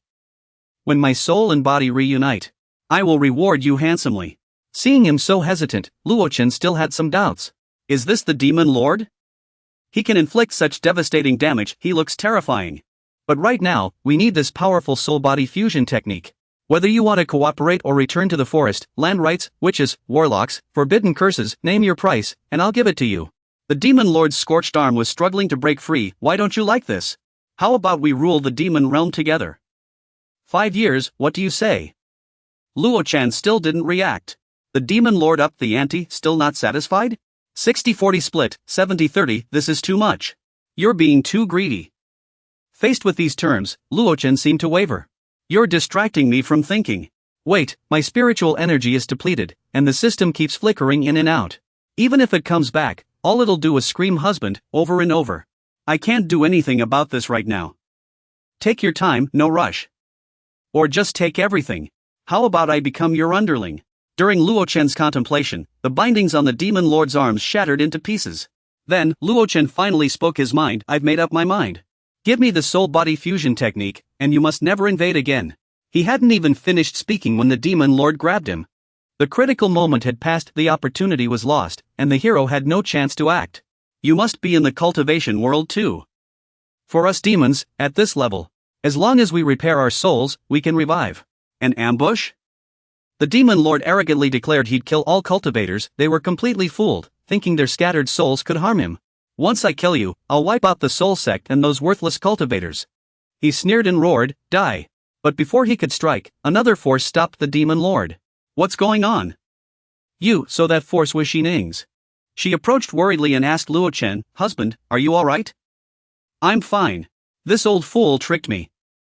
If you'd returned my spiritual energy, this wouldn't have happened. Suddenly scolded, Xining was deeply disappointed. Husband, some things you need to remember on your own.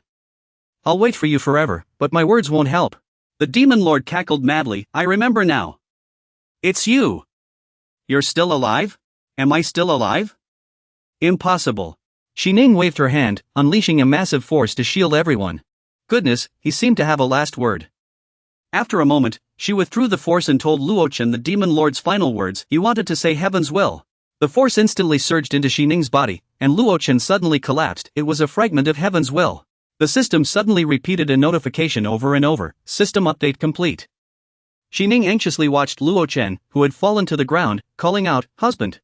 The scene shifted to a distant city, where a raging fire was consuming everything. A giant demonic puppet was wreaking havoc. She clutched her injured arm in pain, astonished by the power before her. The power of these vengeful spirits is growing stronger. Suddenly, an intensely blinding light caught her attention. Duo quickly shut her eyes and raised her hand to shield herself from the glare. Oh no! All the vengeful spirits struck by that light were destroyed. The light transformed into a sharp arrow, shooting forward. Behind it, a soldier excitedly shouted, "A hit!" He sneered triumphantly. These evil spirits are nothing after all. Then, he turned to his men and shouted, "Brothers, our newly formed Dragon Elite Squad has scored a victory. Promotions and riches await." Suddenly, several blue lights appeared before the man. Sika swiftly appeared and caught Duo. Duo, are you alright? You've cheated death again. While flying through the air, Sika suddenly spoke to her. Duo, go back to debuff first. Without the power of the strange gates to replenish you, the strain is too much. We'll talk after this battle. Don't worry, I still have plenty of tricks up my sleeve.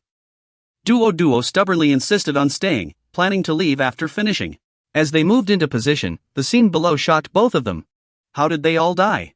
Duo's expression turned grave. This is serious. Sika was confused by her reaction. What's the big deal? Isn't it better that they're dead? These people had been drained of their souls. Everyone below had been drained of their souls. Duo quickly explained to Sika that someone was using this battle to collect souls right now. Duo and Sika immediately retreated. Duo recognized the blue lights and shouted, "This is the Soul Sect's secret technique." In the center of the blue light, something eerily shaped appeared. A massive surge of power appeared, enveloping the bud below. The bud continuously absorbed this power, seemingly undergoing a transformation. The bud's appearance was terrifying. Duo was also shocked by the appearance of the Azura Lotus. I've only read about this in the Cultivation World's Dietary Compendium, compiled by my master. She warned Sika gravely, these people are trying to summon something sinister. Sika, let's join forces and destroy this flower. Alright, but before they could act, two vengeful spirits suddenly appeared to block them. Sika shouted in surprise, vengeful spirits? One of the vengeful spirits charged forward without hesitation. He burst into laughter, mixed with the sound of sipping tea. The two puppet demons swung their swords at the two of them. They're really asking for trouble, sensing the danger too late. Zika was extremely worried about Duo. What should Duo do? Was she hurt? Forget about me, use the Mystic Gate explosion on them, quick. Ugh, if the master were here, these small fry would have been dealt with in one move. Zika pressed her palms together and began casting the Mystic Gate shield. Eightfold shield, Mystic Gate technique, then, a violent explosion erupted in front of the two puppet demons. Taking advantage of the billowing smoke, Zika and Duo quickly escaped. Duo happily praised Zika, saying she did an amazing job. Zika's eightfold shield was becoming more and more proficient. With guidance from an immortal, I still have a long way to go compared to that aloof cultivator. Hearing that, Duo became incredibly envious. Darn it, if only I had talent like hers. This time, we have to consider the worst-case scenario. It's fine as long as I'm with you. Just then, a cloud of smoke appeared before them. A massive airship soared overhead. On the deck of the airship stood a group of people, looking down below. After seeing the scene below, Daid fell silent. The Empire's secrecy measures are truly impressive. Even we didn't know the mines were powering the ghost puppets. Young lady, there's no record of female slaves in the mines. Lucy answered very briefly. Wasn't the mining of abyssal demon crystals supposed to solve energy issues and improve people's lives? Why is father keeping this from me? I understand now. Recalling Tianyan's words, Yezi could only sigh. The original plan was to observe under the young lady's name and delay the supply of puppet crystals as much as possible. With the young lady in her current state, she likely won't be able to complete the task. Tianyan, you've really given me a tough challenge. May I humbly ask Inspector Lucy how she feels? Are you satisfied with the power of the puppet demons? Ever since deploying the puppet demons, in less than a day, distant cities have been reduced to ruins. Even the once renowned angels now have only two left resisting stubbornly. Victory is within reach. Lucy looked at her suspiciously. Are you in charge here? Kiki proudly thumped her chest in boast. That's right, the creator of these puppet demons is Taisha. These puppet demons are controlled by talismans and equipped with the Empire's most advanced weapons. Their combat effectiveness is unmatched, they've never lost a battle. She couldn't stop laughing. Of course, what matters most is the exceptional purity and depth of the magical essence provided by your estate. It's the heart of the magical puppet. I heard Warden Manor is the backer behind the magical puppet project. I must make a good impression in front of the sponsor. Lococo reached out to take Lucy's hand. I am a senior researcher from the Lococo Empire. She extends the Empire's gratitude to you. Lucy also reached out and took her hand. So you're the one who made these killing machines. I remember now, Lococo. Trial executioner. Why is this girl's grip so strong? Outside the ship, a dazzling beam of light swept past where the strange men were standing. Oh no! That beam didn't stop, it's heading straight for the magical puppet and Dodo. Oh my! Under Dodo's shocked gaze, the beam directly attacked the magical puppet. What was that? The massive magical puppet was pinned to the ground like that. After the beam vanished, two strange little girls appeared at the same time. If I have to ride that broken sky ladder again, I'll turn into a dog. Is this your first time? The white-haired girl scrunched her face and covered her nose. Didn't you say we were going to the liveliest place? It reeks of blood here. Zika asked Dodo with deep concern. Are you okay, Dodo? I'm fine. There's a familiar presence below. I didn't recognize it at first. Who is it? Dodo suddenly turned pale as she recognized her. It's Aunt LV. What happened to you? I didn't even recognize you. What? Oh, it's Dodo? How's your cultivation coming along? The scene then shifted to Blue Orchid Island. Melon sighed angrily as she stood outside. Why hasn't my sister arrived yet? Lord Nine-Eye and the others have already left. The line has formed. Be polite while waiting in line.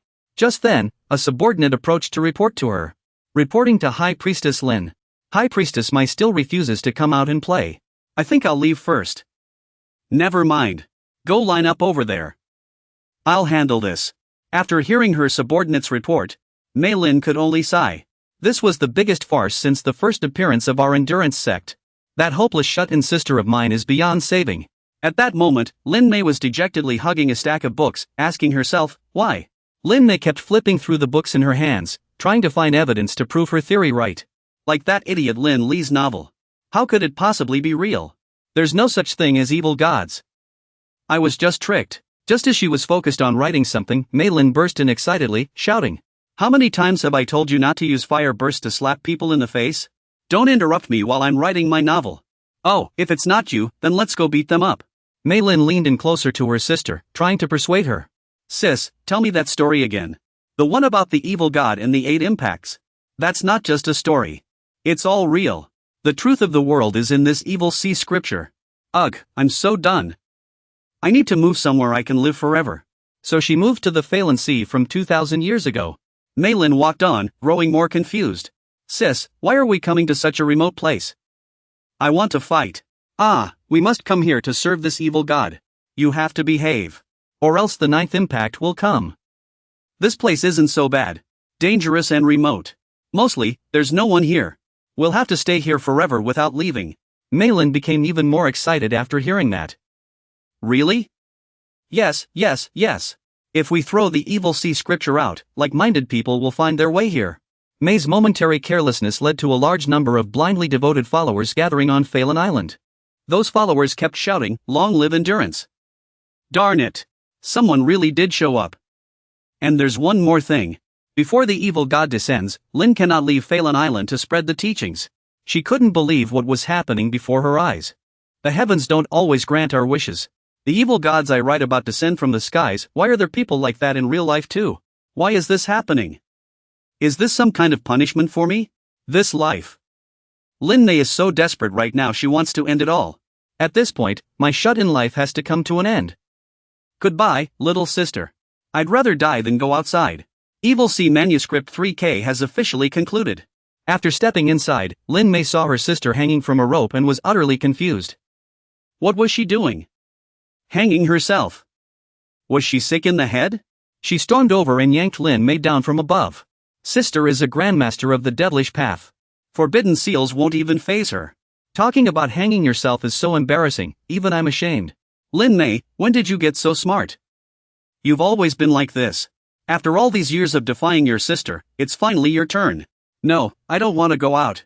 I want to die in my room. Nai Nai and Lord Luoluo are waiting for you. Even as she stepped onto the celestial staircase, Lin Mei was still wailing miserably. No, I refuse to ride that ugly thing. Back in reality, Duo asked Luoluo. Sixth sister, do you know where the master is? Ha? How would I know? I don't even know where here is. Ha? That's going to be tricky. Don't panic. Sister will tell you who to fight. Duo looked up at the crowd and tattled to Luoluo. Sixth sister, look. Those are the bad guys from the Soul Palace. The Soul Palace members are protected by an incredibly powerful demonic puppet army. The cultivation level of the puppets around them is at least nascent soul or higher. And their numbers keep growing. After hearing this, Luoluo got even more excited. Nascent soul? That's it? I thought they'd be something impressive. I've got a few outstanding underlings on their way. We won't even need to lift a finger for this fight. Luoluo had barely finished speaking when another strike force began approaching. They transformed into streaks of light, diving down swiftly. Luoluo flicked his fingers and issued the command. All junior disciples, listen up, dismantle this pile of metal. Understood, Elder Lulu. The Soul Hall's undead servants were routed by Lulu's forces. Zika grew curious when he saw Duo recognize them. Duo, who is this? She's from the same hometown as me. Sixth sister is the strongest here besides my master. With her protection, traveling far won't be an issue. Before long, all the undead servants were eliminated. Lulu proudly boasted to them. This is the power of my junior disciples. Sixth sister, you're amazing. In the sky, as the dust settled, the Soul Hall's forces flew into a rage after their undead servants were wiped out. Where did these lunatics come from? The undead servants are almost completely destroyed. The Church of Nair should investigate. The man clasped his hands together and began casting another spell. Who cares? We've already gathered 8 living souls. 9 now. The god Nair descends to the mortal realm. Abandon your struggles and join the church. Peace, justice, and love. The Church of Nair is recruiting. The bud below absorbed the energy and finally bloomed. A dazzling beam of light shot from the bud into the sky. Soul Hall secret technique, sacrificial summoning. A radiant halo appeared in the sky, dispelling the gloomy clouds. The man laughed triumphantly. It worked. Open the portal. Duo anxiously approached Lulu. Sixth sister, this phenomenon isn't something ordinary cultivation can achieve. Without our master, what should we do? We're panicking. This is nothing compared to that madwoman's earlier display. If we can't win, we'll just run. At that moment, Lucy's airship was approaching them. Luaka immediately ordered her subordinates. The moment has come. All combat-ready undead, attack. Yes. 500 combat-ready undead are prepared. Awaiting orders. Approved for deployment. From beneath the airship, a massive number of undead were released. After learning the scale of this undead force, Lucy was stunned. Each of these undead possesses Earth demon level power, and there are 500 of them. The Revolutionary Army only has 179 Earth demons in total. Even counting the Imperial Army, there are fewer than 500. Her eyes burned with flames of fury. This woman is far too dangerous. Are you planning to make a move here? Please rest for a moment, esteemed merchant official. I will take command of the forces. Before leaving, Luaka still worried and turned back to remind Lucy once more. Don't wander off. There are many high-purity abyssal demon essences here. Getting too close will harm your body. Alright, Lucy gathered a surge of power in her hand. She gave an eerily unsettling smile. We'll be good and listen. The people from the Floral Palace were gradually moving toward the portal. From that gate, something was crawling out. The man spread his arms wide in excitement and shouted. We welcome the return of the Sovereign's true soul, the reunion of Jiang Lin. From that strange membrane, a somewhat irritable voice came through. Why is this gate so hard to open? The man below heard this voice and instantly showed deep reverence. Sovereign, the strange voice spoke again. Break it open for me. Luochen leapt out of his bag, weapon in hand. I guess I'll have to use that ancient hammer after all. Xining immediately moved closer to him. Just a precaution. Can't use it too much. They'll notice. Forget it. But later. Luochen suddenly became cheerful again. Then this treasure can fuse with his soul. Then I'll take it. Luochen happily reached out to take what was in front of him. Finally completed the main quest. He blurted out. 3 talismans immediately flew toward him. The 3 talismans were wrapped in fine threads of light. Luochen asked himself in surprise. Is this a talisman? Then, the spot where he had just been standing suddenly erupted in a violent explosion. Luochen smirked. I know who's here causing trouble. Old fool, you just wait there for me. The man roared in fury after realizing his plan had been ruined. Where did you even crawl out from, you worthless worm? And where's your dignity when faced with this? Luochen answered with sheer arrogance. You mean that lingering spirit? I've already sent it to reincarnation. By now, it should have been reborn. A blood talisman appeared in his hand. Fuming with rage, he cursed. By Luochen. You ran off without even taking me with you. Are you trying to get yourself killed? Catch me. Now. The man was determined to kill Luochen. You ruined my plans. How dare you bite the hand that feeds you? Luochen swiftly caught Weila.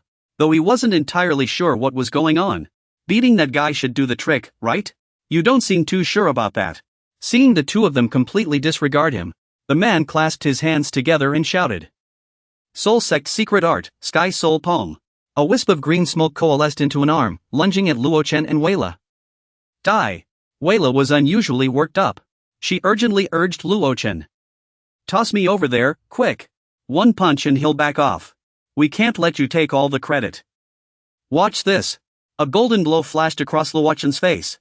Now that my spiritual energy's back, I haven't even stretched my muscles yet. He gathered his power and began casting a technique. Azura True Body, Dharma Form. Then, Luochen's Dharma Form unleashed a punch, shattering the ground beneath the man. Veins bulged on Luochen's face. He cursed under his breath. Damn it. The enforcer can only be dealt with by all of you. Underground. Duo happily points toward Luochen.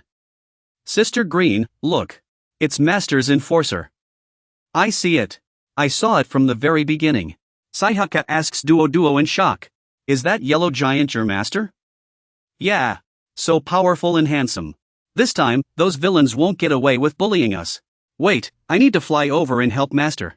But Sister Green stops her. Duo. You and I will stay hidden here. But I want to fight side by side with Master. With your current strength, Old Bai would have to protect you. Stay here and behave. Okay. Elsewhere. Lucy's ship is punctured with a hole. Black smoke keeps billowing from the breach. Lucy and the others. Yezi and David move away on another small ship. Yezi hastily shares the new intel with Lucy. Miss. There's a trace of the slave overseer's magic over there. This faint yet unique magic belongs to her. Lucy's mood suddenly brightens. We won't need to lift a finger in this fight. Who is that yellow giant? That face looks so familiar. It's Bai. The magical armor suddenly sounds an alarm. Warning to all signal motherships. Warning. Kiki starts to panic. Oh no. Why now of all times? Things over there are likely going south. She grits her teeth. Darn it. I haven't even enjoyed Wealth and Glory yet. How could he ruin everything? Kiki immediately turns into a beam of light and returns. I must return to the imperial capital at once. I can't use this identity anymore. We had no choice but to swap identities in the chaos. The demonic puppet kept blaring its shrill alarm. Fusion signal received. Countdown. 30, 29. Seeing this unfold, Coco in the control cabin was utterly baffled. What's going on? The demonic puppet refused to obey her commands. No. I just want to go home. Luochen tucked a talisman between his fingers and instructed Wayla. Stay here by yourself for a while. Before she could react to what was happening, Luochen trapped Wayla in a barrier and took her far away. Hey, when did I ever allow you to act alone? Taking advantage of someone who can't fly? Now, only Luochen remained. And the man finally asked him calmly. Why does your excellency seek to ruin our soul sect's grand plan? Are you not afraid of the consequences? Hearing this, Luochen merely scoffed. Grand plan? Consequences? The living souls within this soul energy want to devour all of you. The cultivators have all fled, no one dares to stay. Even mortals can step in now. Luochen's divine avatar extended a massive fist, blocking the man's path. Today, I act as heaven's justice. Risking your life for an ant like me? Aren't you afraid? Not wanting to be at a disadvantage, he let out a thunderous shout. The man gloated triumphantly. Scared now? Tremble before me. Facing the colossal puppet, Luochen's divine avatar began to fade. Cowards who fear death deserve none. You're the one who made this puppet commit such atrocities, right? We'll settle this later. Seeing Luochen's divine avatar vanish, he grew even more smug. Well, afraid now, seeing this puppet of a half-step divine talisman master? Those who know better yield wisely. I advise you to surrender to our soul sect. I can live in this world. Luochen snapped his fingers. You sure talk a lot. His face was suddenly squeezed out of shape by a hand. At that moment, a force suddenly ambushed Luochen from behind. Now's our chance to slip away. Luochen smirked at the girl trying to escape in front of him. Where do you think you're going, Xiling? What a coincidence. Has young Master Bai eaten? He's downstairs. Xiaolu stood up and kept asking questions. Looks like the task is done. Kid, do you want to go to Clear Warm Peak? So the little master is still usable. Luochen grabbed Lukik by the scruff of her neck with one hand. He gave instructions to his disciples. I've already obtained the life-saving treasure, Soul Merge form. Prepared to return to Clear Warm Peak. Master. Duo excitedly ran to his side. Stay back, little one. You've suffered enough. What's wrong, Duo? Duo wiped her tears and snot all over Luochen. The little master's puppet hasn't worked for days. Many times, if it weren't for AK, I might never have met my master. Blame me. For some reasons. There was a time when my spiritual power disappeared. But the problem has been resolved now. I don't blame you, master. I just miss you. So much. Xiaolu crossed her arms and glared at Lukik. Hey, what's wrong with you? This is the first time I've been spanked with a Dharma form. Who gets it? I do. Just then, a hand reached out and touched Luochen's ear, gripping it in anger. How many times have I told you not to act alone? Do you even care about me, your slave leader? Let go, let go, let go. Why do you always have to tug at people's ears? Who even are you? Let go of my master, now. Since when did he become yours? Right now, he's still mine. Away and I were stunned. Does the slave leader like this type? What a bloodbath. Bai. So you live with Mr. Bai. Well, sort of. It seems the Empire's plan has fallen apart. Lococo takes out a notebook and hands it to Lucy. Young Master Bai asked me to give you this. It's the intelligence the Empire collected. He doesn't want the demon realm to suffer needlessly. After reading the contents, Lucy's expression darkens. So that's what's going on. If the demon lord truly revives, this civil war will be unavoidable. The revolutionary army will never allow Zhuanfa to spark another war in the cultivation world. Strictly speaking, it'd be a demon realm invasion of the cultivation world. My apologies, based on this intelligence. The Empire isn't exactly united either. Finally, Lucy bows deeply to Lococo in sincere gratitude. Thank you so much. This intelligence will save countless lives. No need to thank me. If you want to thank anyone, thank young Master Bai. He seems to care deeply about those beneath him. Suddenly, a shocked voice reaches their ears. What's going on? You're quitting? Su Feng. Young Master Bai really is a man of many affections. Vera trembles with anger. I won't allow you to leave. There's still so much work to be done here. Luochen forces a faint smile. Su Feng. All good things must come to an end. It's time for me to go. Vera remains stubborn. She refuses to listen to Luochen's explanation. What feast? There was never any feast. A flicker of light passes through Luochen's eyes. He presses two fingers together over his chest. At the end of the day, we were never from the same world. Now, it's time for me to return to the cultivation realm. Hearing this, Vera is stunned. You're from the cultivation realm? That's right. Consider this a gift for the young lady, a token of apology for deceiving everyone before. From the cultivation realm. The study. The study's face immediately appears on the system screen. General. The portal is ready. When are we going back? Let's leave now. Duo steps closer and takes CAK's hand. Take care, Duo. MHM. You too, CAK. Hey. Let's all go home. This time, I didn't gain a single benefit. What a loss. After everyone leaves, Wayla stands in front of the portal. Until we meet again. Take care, study. It's all natural. A hand rests on her shoulder. Study. Lucian comforts Wayla. They were merely passing travelers in our world. Some things cannot be forced. David still feels a bit regretful. What comes easily goes just as fast. I didn't even get to celebrate his candy. Celebrate his candy? Wayla suddenly speaks. Young lady. Is the immortal realm far away? Facing this question, Lucian cannot give a concrete answer. It's on the same dimensional plane as us. Without a portal, reaching there would require immense power to tear through the void. Even if you reach the void, without dimensional coordinates, you'd be lost forever in the chaotic currents of the void. There is no concept of time or space there. Only eternal boundaries. Lucian gives a serious suggestion. If you understand, abandon this idea, study. I see. A voice full of doubt echoes from the void. Study? The scene now shifts to an extremely desolate place.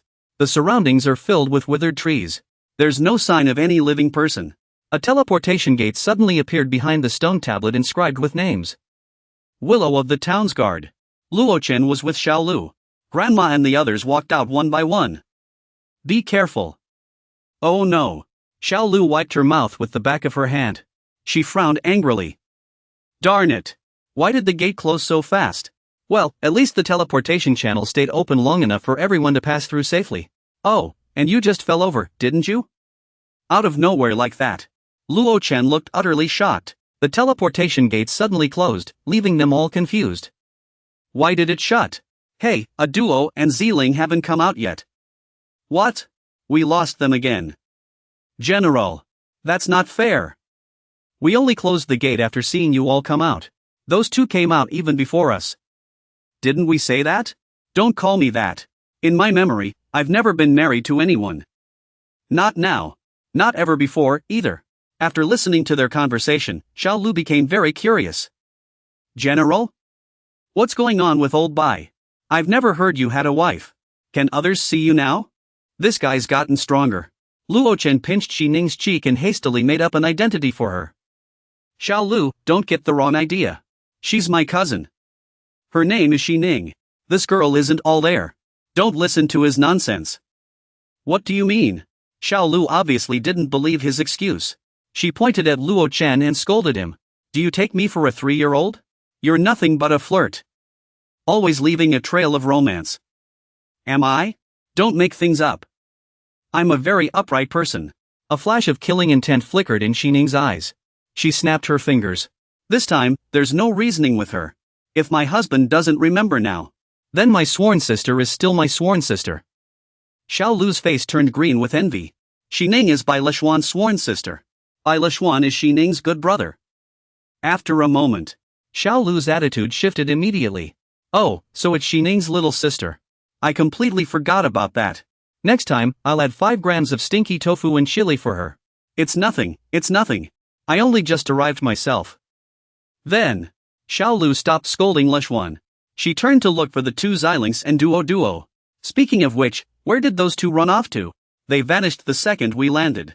They're like ginseng fruits, gone in a flash. They must have been hungry and ran ahead to find food. When Xiao Lu stopped paying attention to them, Lishuan whispered to Xi Ning. Correct your perception. You have that kind of ability too? There's plenty my husband doesn't know about me. Lishuan angrily corrected Xi Ning's address. Call me brother. Got it. Brother. She lifted her hand to twirl a strand of her hair. I know what you're thinking. Trust me. I won't do anything to harm you. Besides, there were others here just now with that kind of ability.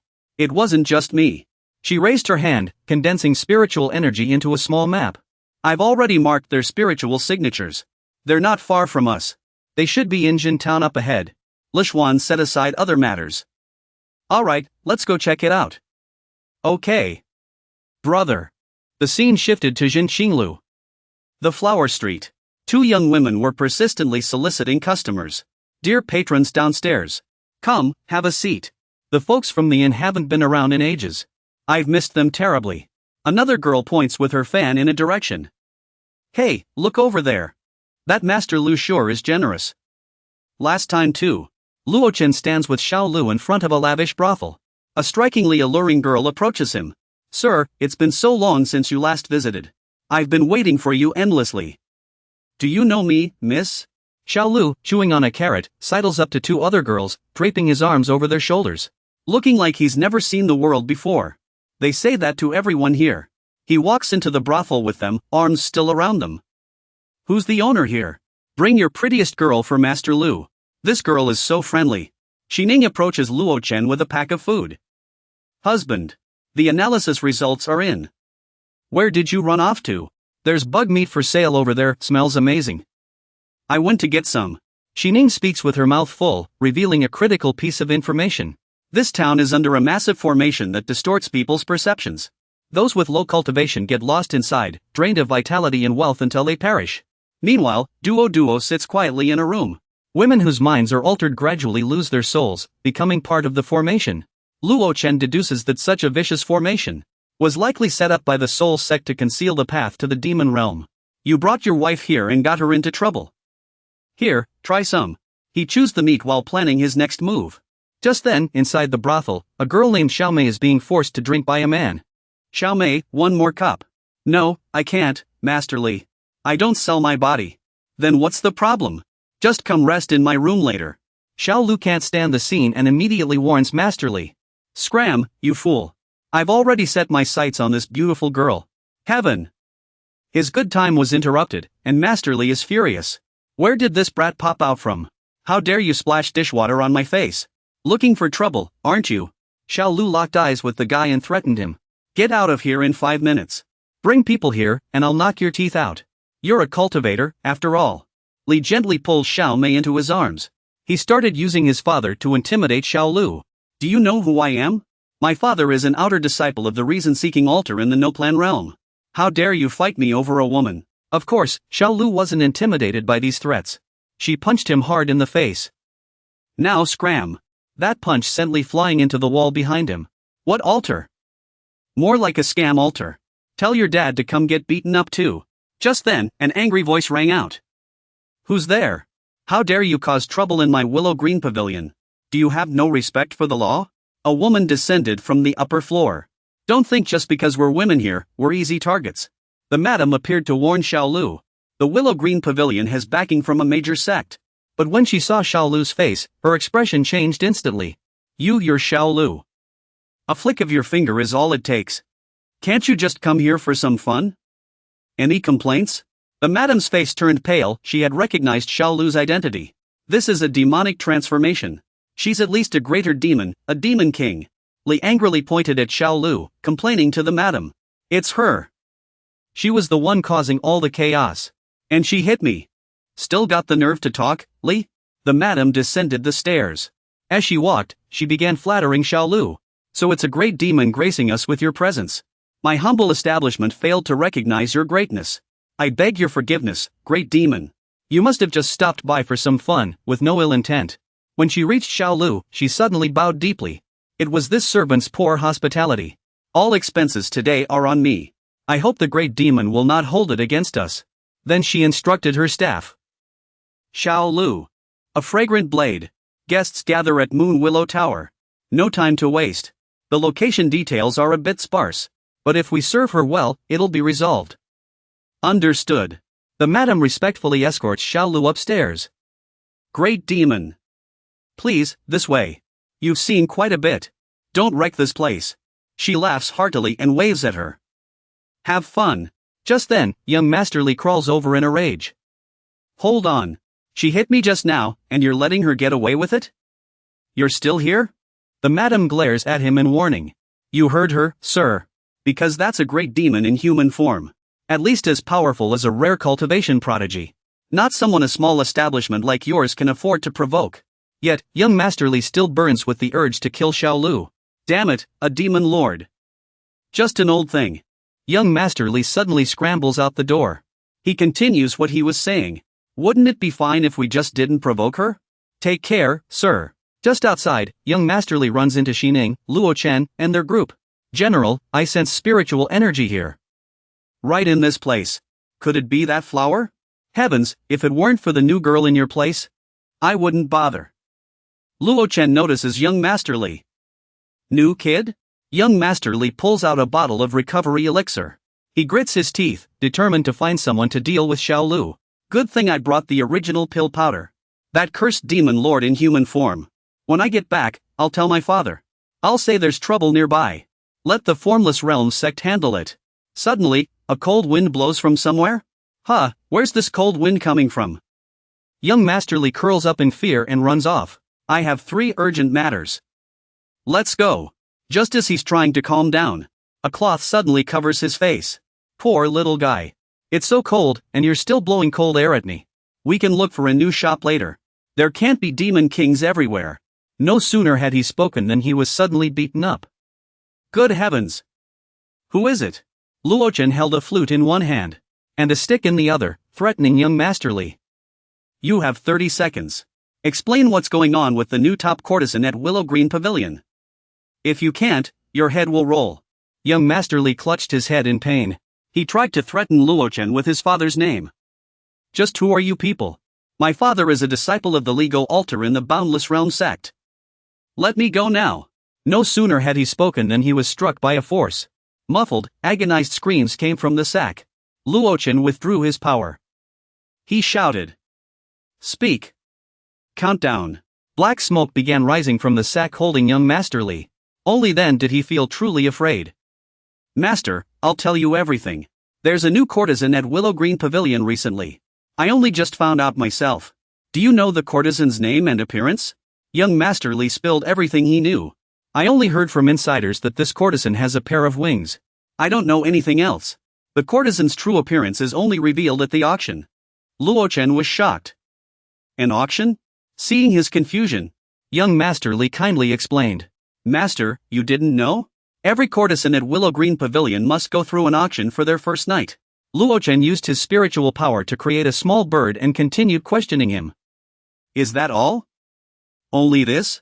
I swear I'm not lying, Master. It seems there are no more clues for now. We can have Xiaolu check out the auction. Before letting young Masterly go, Luochen stuck a talisman on his back. Get lost. Ouch. My body. After he left, Xining finally voiced her suspicion. Lord Xiang, listen to what he just said. That courtesan from the brothel is likely already withered away. Do you have a way to cure her of the poison? This array that alters perception is giving me quite a headache. Xining gave an extremely wicked smile. If it were just her, I could still manage it. And I wouldn't even get hurt. Lu Jin glanced at her. Lord Xiang, are you sure you want to do this? Lu Jin could only sigh. She said there were still many others present. We can't just ignore the innocent. Lord Xiang is indeed wise. Xining began explaining her plan. At first, under the array's concealment, she was shrouded in a pink aura, and I genuinely couldn't find her. But in town, hundreds of people share the same aura. If we forcefully break the array, we might save her. But the backlash on the others could drive them mad or cripple them. This is indeed a tough problem. Lu Xun urged Xining. Then what are we waiting for? Let's find the core of this grand array. Alright, don't get too close. No, that won't work. Meanwhile, Xiao Lu was lying on the bed, impatiently waiting. Why is this taking so long? Just then, a little bird flew over and whispered in Xiao Lu's ear. Coo coo coo. It's like this, like this. What happened to old Bai? After delivering all the information, the little bird vanished instantly. Xiao Lu sneered. So that's what's going on? No wonder I kept smelling something off about this place. Suddenly, the madam's voice rang out. Sir, the ladies have arrived. Finally. The madam led several stunningly beautiful women before Xiao Lu. She asked him with concern. These are the finest ladies from our willow brothel. I wonder if any of them catch your eye. Xiao Lu sized up the woman in red and commented. She's too much. Looks like trouble. Then he looked over the remaining women. This is too peaceful. Act like a man. Look stiff. Got caught. Got caught? The madam kept dabbing the sweat off her face with a handkerchief. Tao Xiang and Yu Lu are already the best girls here. What kind of lady are you looking for, esteemed cultivator? Xiao Lu gestured to her. Come here. She angrily grabbed the madam by the collar. Every one of them is caked in makeup thicker than their own skin. How dare you think these mediocre women could satisfy me? Let me undo this. Calm down, sir. What do you require, sir? Just say the word. I will fulfill your every desire. Only then did Xiao Lu reveal her true purpose. Stop pretending. I already received the news. You have a flower beauty tonight, don't you? At the Willow Tea House outside. At a skewer stall by the roadside. The owner warmly greeted the customers. Come on, come all. Don't miss out. Authentic Western frontier skewers. After Xin Ning handed the owner some silver, she bought 10 skewers without hesitation. Boss, give me 10 skewers with extra chile. Coming right up. Luochen stared at her in disbelief.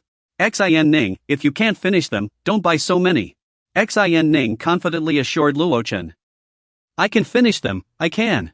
Women have a second stomach for food. Husband, take them. Don't let them go to waste. These foods will be stored in the ring and added to Qing Yuan Peak's menu. After putting all the food into the ring, Luochen finally realized. So I'm just a second stomach? Xin Ning completely ignored him.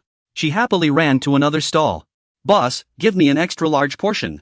Luochen couldn't just stand by and watch Xin Ning anymore. He walked over to remind her. Stop fooling around. We have important matters to attend to. Before he could finish, Xin Ning stuffed food into his mouth. Try some, husband. Xin Ning suddenly turned serious and warned Luochen. No more jokes. Husband, didn't you notice anything strange about the crowd here? After her reminder, Luochen began to observe his surroundings. What's wrong with the crowd? He pointed out what was unusual about these people. Yeah, everyone is moving in the same direction. Luochen was surprised to notice this. Even the shop owners are doing it. I'll be out for an hour. If you need anything, go to manhwa. Understood? Got it, Mom. Don't worry. Xining took out a talisman. General, please take a look. This is the energy field formed by the people of Green Willow Town. Is this an array? With a flick of her finger, she made the energy field map disappear. The general was right. Based on my observations, the grand array in Green Willow Town is laid out along the alleys.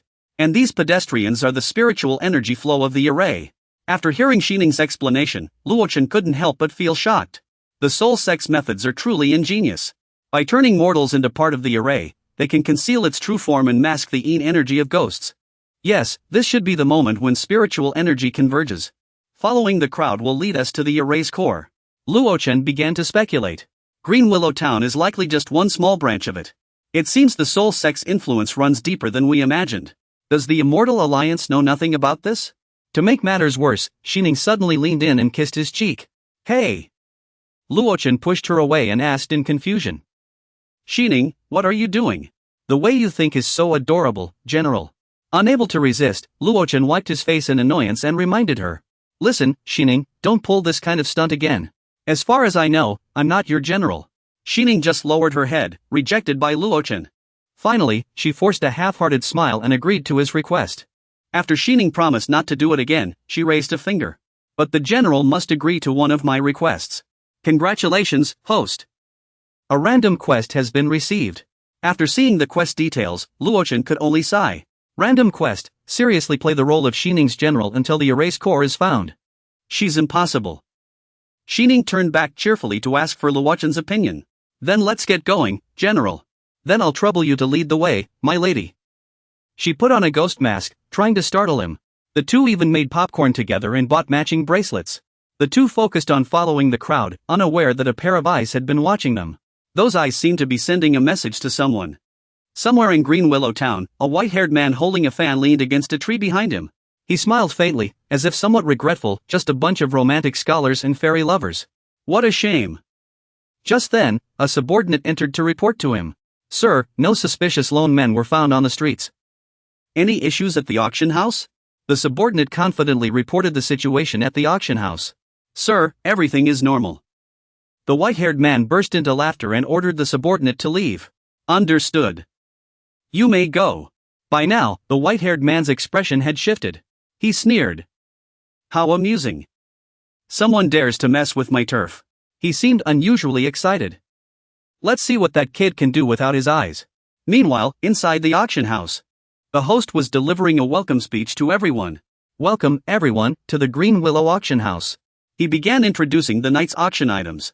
Tonight, there are 12 astonishing items up for bid. The host continued mysteriously, 2 of which I'm sure you've all heard of. At this moment, Xiao Lu was furious. Didn't you say you'd find me new suppliers?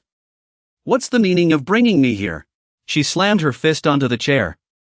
What's the point of bringing me here? Calm down, madam. The brothel keeper hurriedly wiped the sweat from his forehead with a handkerchief. Madam, you may not know this, but the town has special rules. The first night of every girl must be spent here at the auction house. Only then can they be sold to the buyers. Xiao Lu threatened the brothel keeper harshly. What nonsense rules? If tonight doesn't go as planned, I'll wreck your place without mercy. If tonight fails, I'll destroy your shop without hesitation. Don't worry, madam. I've already made arrangements. The brothel keeper tried his best to please Xiao Lu. Madam, please take a look. It's about to start. What's that smell? So familiar. The host at the auction began introducing the first item. This is a luminous pearl from the Lingfang Sea. And the woman holding this pearl is Xiling. Xiao Lu was shocked. Xiling? Meanwhile, Xining and Luochen had also arrived at the auction house. Welcome, everyone, to the Green Willow auction. Looks like we made it just in time. After scanning the surroundings, Luochen couldn't help but sigh. Tonight's auction features 12 world-class treasures. No wonder it's such a spectacle. Under the watchful eyes of the Soul Sect disciples, he looked puzzled as Xining placed her hand on his shoulder. What's the meaning of this? Xining smiled faintly. She awkwardly explained, this is to avoid causing a scene. Blend in with the general's environment. Blend in? She gave him a meaningful look, signaling him to check their surroundings. Hey, everyone here is hugging so intimately. There are 12 items up for auction tonight. Honey, would you like a kiss? Let's find a seat first. Just as he was about to sit down, Luochen was interrupted by the referee's shout. Next up is the first auction item. He felt quite puzzled. It turned out Luochen had also noticed the appearance of a young girl on the auction stage. Brother Xiling, the white-haired young man sitting next to Luochen, suddenly spoke up. Judging by this gentleman's reaction, has he spotted something unusual about the first auction item? Something unusual? The kind white-haired man explained it to him. This lower ox is said to be a treasure cut from a dragon blade on the verge of transformation by an elder of the formless sect. Only then did he get to the point. If someone can refine this, they might stand undefeated against 100 opponents. Luochen looked at the white-haired man in surprise. Are you also interested in this? He observed the white-haired man with spiritual energy and was shocked to discover. I'm merely restricted by my cultivation method and still yearn for certain things. This guy is a eunuch. Xining suddenly called out to him. Husband, look. The person who bought this ox wants to consume it now. The buyer turned out to be an extremely ugly old man. Old master. The old master wants to take on 100 opponents. Xiling on stage shot the old man a look of utter disgust. Isn't this just a health supplement? Is it really worth going this crazy over? Without hesitation, the old man opened his mouth wide and stuffed the entire ox bead inside. Xiling suddenly noticed a scrap of paper left on the auction item. What's this? After reading the paper, Xiling's expression darkened instantly. Then, the old man's muscles began to swell. He shouted excitedly. It's coming. I can feel the power of the primordial era. Congratulations to this honored guest for achieving his wish. Witnessing this scene, Xiling immediately fled, leaving the referee utterly confused. Xiling, where are you going? Come help me move some things. I'll go get the next auction item. It's in the audience seats. A clueless girl reminded her boyfriend. Why not buy one and try it? What do you mean? However, the old man's body began to split apart. Before he could even understand what was happening, he burst into maniacal laughter. Tonight, that old man in Flower Alley is in for a rough time. The power inside him is about to burst him apart. He hadn't even savored his triumph for long before his body exploded. His blood splattered onto the faces of others in the audience. Xiling sighed with his eyes closed as he swept up the mess. That poor soul really had it coming. The referee wiped the sweat from his face with a towel and apologized to the crowd. Sorry to keep you all waiting. My apologies. Now, let's move on to the second item. The second item is an exquisite dancer. A world-class dancer from the distant western regions. The starting bid is 50,000 spirit stones. The moment the crowd saw her beauty, they erupted. I bid 60,000. No sooner had the bid been placed than another voice chimed in. 80,000. The referee happily pointed in one direction. VIP room 2 bids 5 million. Going once. Going twice. Any higher bids? Sold. The next few items were also purchased by VIP room 2. The third item, sold to VIP room 2 for 10 million. The fourth item, sold to VIP room 2 for 8 million. The fifth item, VIP room 2. The white-haired man sitting next to Luochen suddenly asked him, I haven't seen you bid yet. Nothing caught your interest? Luochen gave a vague reply. Not yet. My turn hasn't come. The white-haired man's body was enveloped in a purple glow. I see. Meanwhile, inside VIP room 2, Xiao Lu leisurely enjoyed being waited on. She hugged the dancer she had just purchased and asked curiously, Madam, how many have we gone through now? Where's the courtesan I asked for? Xiao Lu began to grow impatient, questioning the madam. It's taking so long. Are you playing games with me? Great demon, please rest assured. The next one is the one you want. Willow Brothel has already reserved her. She picked up a fruit from the tray and began eating. This lady should probably wait another half day. Finally, the second act begins. Xiling was anxious outside, urging Luochen in his mind. Hurry, hurry. No need for makeup now. Who wrinkled the hem of this dress? She bit her finger nervously. Young Master Bai, Tai Chin has done his best to stall. But it's still not enough time. Duo was wrapped in a piece of cloth. Tai could no longer protect Miss Duo outside the arena. The referee began announcing loudly. Next, we present today's final auction item. Xiao Lu and Luochen both tensed up. Here it comes. The referee kept praising Duoduo's beauty. A peerless beauty, unmatched for 1,000 years. A gem of the music world. The cloth covering Duoduo's head nearly slipped off with the referee's movement. Without further delay, the referee immediately pulled the cloth away. I guarantee this is the most beautiful woman you've ever seen. Duoduo's wings instantly became visible. As Duo was revealed to the crowd, the referee exclaimed excitedly. Starting bid, 500 million spirit stones. But after hearing the price, the audience hesitated. 500 million? Even top-tier sects can't produce that much at once, right? However, Skybox 2 didn't hesitate to bid. Skybox 2 bids 600 million spirit stones. Again, Skybox 2. Who exactly is in there? Luochen stood up, stretched, and waited for a while. Finally, someone made a move. That guy in Skybox 2 offered 600 million spirit stones. Looks like this gentleman isn't as wealthy as he seems. Yet Luochen glanced at him with disdain. That wretched fiend. Who said I'd pay him? The white-haired man, suddenly called a fiend, flew into a rage. I've never offended you. Why insult me? Do you know the consequences of your words? Luochen channeled spiritual energy into his fingertip and pointed at the man. Enough chatter. You're from the Inspection and Shock Division, aren't you? Did you think I knew nothing? The man in the audience seat exploded violently. The referee's face was scorched. Xiling was shocked to see Xining and Luochen arrive. Stop. Who are you? Miss Xiling demands an explanation. Quiet, young Master Bai. Luochen turns to explain to the guests in the audience. Well, who I am isn't important. Everyone has 1 minute to leave your auction items behind and get out of here. The one greeting her was Xining. He injected venom into the remains of the judge. If you don't leave, you'll end up like him. Under Luochen's threats, the others scattered immediately. A cultivator has killed someone. Exhausted, Ziling urged Luochen, run. Young Master Bai, Master Rin, and Elder Shining have arrived. If they don't come soon, I won't be able to hold on. Luochen turns to ask Ziling about Duo's condition. Ziling, how is Duo now? Ziling immediately explains to him. Rest assured, young Master Bai. This is merely a seal I set to deceive the soul sex spies. Luochen still feels uneasy. Ziling, are you sure Duo is alright? Miss Duo's consciousness has been sealed for so long. It will definitely take some time to recover. Where is our master now? After waking up, Duo immediately recounted what happened right after leaving the portal. All I remember is being enveloped in a red light after coming out of the portal. Luochen reaches out to stroke Duo's head. As long as you're safe, that's all that matters. We'll discuss the details later. Then, he looks at the swirling black smoke before him. Now, there's another problem to deal with. So you're in league with that brat and tampered with my family's painting. The black and white-haired man threatens him. But if you insist on taking the auction item, does the great demon of heavenly rank 2 approve? Even my untrained eye can tell that one is at least a demon sovereign of great power. Luochen is shocked. Heavenly rank 2? And a demon sovereign? No sooner had he spoken than the heavenly rank 2 room was broken open from the inside. Damn it! Xiao Lu jumps down in a rage. Who dares steal from me? The white-haired man sneers. You've offended a demon sovereign.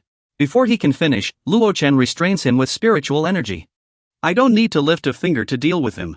The white-haired man is struck from behind by a sudden attack. He cries out in agony, eyes widening in pain. Luochen watches in surprise as Xiao Lu beats him mercilessly. Is he going to beat him to death? After dealing with the white-haired man, Xiao Lu turns to Luochen. So it was you who took him. If I hadn't reacted fast enough, that thief would have stepped right over your head. That thief was clearly after me, wasn't he? Ziling asked Green Venerable with deep concern. Green Venerable. Where's the girl we just bought? They haven't been assimilated by this formation into man-eating tigers yet. They're innocent. Don't worry. With me here, nothing will happen to them, Little Green assured Ziling. I told that octopus to protect them. We'll just take them back to Clearwarm Peak together later. Luochen angrily flicked Little Green's head. Let them go at once. Don't even think about keeping them for yourself. The ceiling stones kept falling. What's going on? Luochen realized something. The formation has been activated. Outside, a massive formation was enveloping the entire Green Willow town. In a room at the brothel, Hong Hong was being held in a man's arms. Come on, come on. No. But the man kept pressing closer to Hong Hong. Come on, Hong Hong. Let's share a kiss. Please, sir, don't. The man's expression suddenly changed. His eyes widened in terror. Red. Hong Hong's beautiful face was now twisted and deformed. Her eyes blood red. Her mouth stretched to her ears. She turned to him with a horrifying expression. What's wrong, sir? Demon. His shrill screams echoed. Demon. Help. Outside, the white-haired man was gathering power in his hands. He smiled smugly. So much young energy. This should be enough to revive my darling, right? He closed his eyes tightly, beginning to absorb the collected solar energy. Unfortunately, just then, the others who had lost their way in the mortal realm had also arrived at this place. Ziling hastily pointed at the man. Young Master Bai, he's in the sky. The white-haired man coldly looked down upon them. You could have spent the night in peace and left freely afterward. He seemed utterly confused. Why must you oppose my soul sect? The orb of solar energy in his hand grew larger and larger. Though it was a bit earlier than planned, the great formation has already been activated. The demon sovereign is about to descend. By then, your deaths will be inevitable. After hearing his words, the lost immortality still wore a fierce expression, not understanding what he had just said. What did he say? It sounded like he said the demon sovereign was descending, meaning this guy had been trying to open the demon realm's gate all this time. After digesting the white-haired man's words, Xiao Lu burst into laughter. He opened the demon realm's gate, and even tried to summon the demon sovereign. The mockery continued. The white-haired man grew furious with embarrassment. He gritted his teeth and loudly threatened them. Do you have any idea how serious it is for the demon sovereign to descend? By then, the entire Yunhuang continent will be drenched in suffering. Aren't you afraid at all? Of course, lost immortality showed no fear. He even dared to provoke the man. Oh? Then summon him already. The white-haired man's eyes nearly rolled back in anger. He accepted lost immortality's challenge. Fine, I'll remember this. This is your own doing. He spread his arms wide and shouted wildly, shaking the world.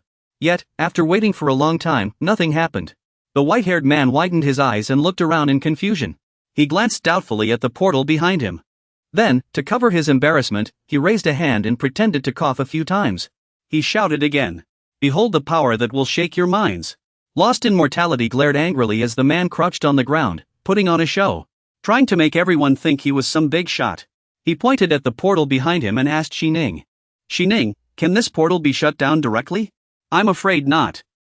I can only interfere with my own gates. Seeing this, Luochen no longer paid attention to it. Let it be, then. Besides, there's nothing happening in the demon realm anyway. Just let it close on its own. Suddenly, a crimson beam burst from the gate, exploding into a massive blast upon hitting the ground.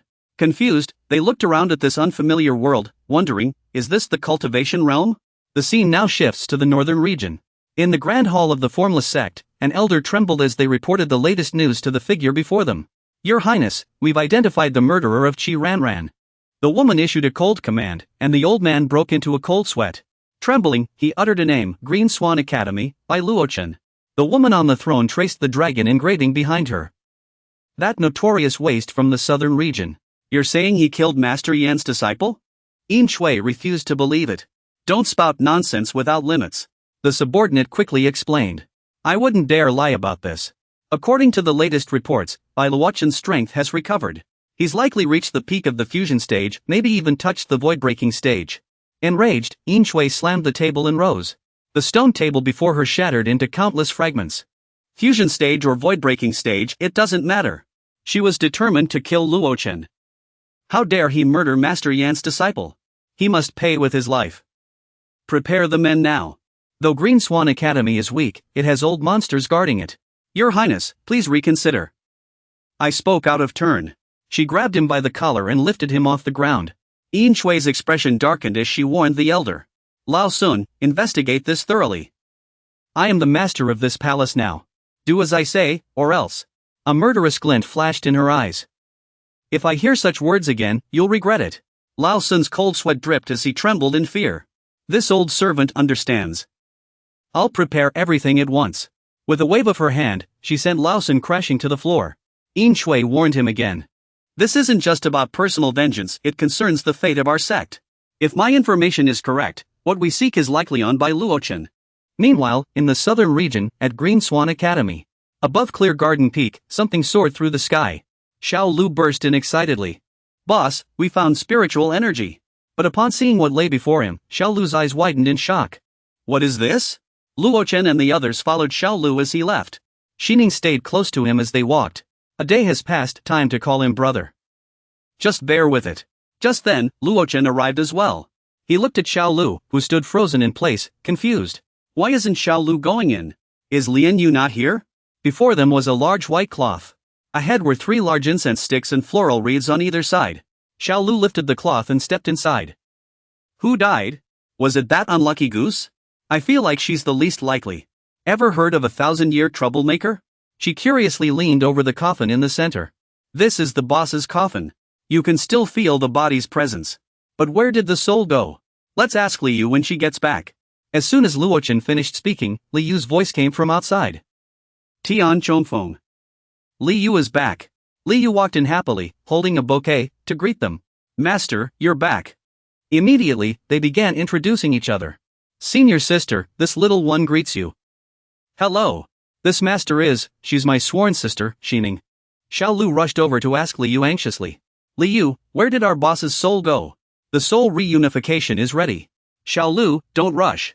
Li Yu quickly explained Man Man's situation to them. Right now, Man Man and Cheng Per are touring the mountains. Xiao Meng said this soul guiding method would make the soul more comfortable. The flowers in hand have the same effect. I see. Luochen looked at the wreaths around them and asked Li Yu curiously. Is this underworld scenery also Xiao Meng's idea? He then turned to ask the girl beside him. Xiling. What do you think of this approach? Xiling crossed her arms and immediately denied it.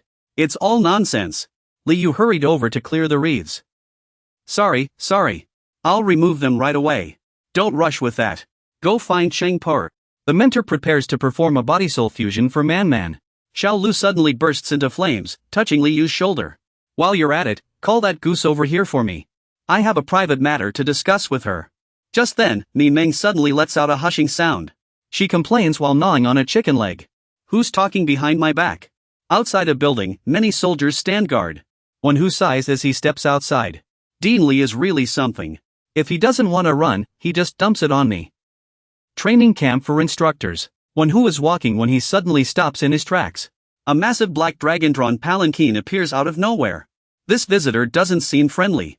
One who channels his spiritual energy and leaps into the air. Mystic art, phantom drift. He politely smiles and asks the man before him about his origins. I am One Who, an instructor at the Azure Rainbow Formation Academy. May I ask what brings you to our academy? The old attendant's expression turns grave, as if listening to orders from the palanquin's occupant. After a moment, he bows respectfully. As you command, Your Highness. The old attendant points at One Who and orders. Someone of your status is unworthy to speak with my master. Fetch Li Guanqi to see me. Faced with such an unreasonable demand, One Who laughs. The dean is occupied with important matters. Please state your identity and purpose. I can arrange an introduction for you. The old attendant summons a staff. One Who recognizes the weapon, breaking into a cold sweat. 4th rank shockwave staff. Immediately after, the old attendant swings the staff forward. One Who quickly shields himself with his fan, blocking the attack. This isn't good. He grits his teeth. He frowns at his ruined fan. The old attendant shrinks and stows away his weapon. The elder repeats his initial demand. Bring Li Guanqi to see me. If you keep talking, I'll have to take action. A trickle of blood seeps from One Who's lips. This is a peak wind fusion cultivator. This is serious trouble.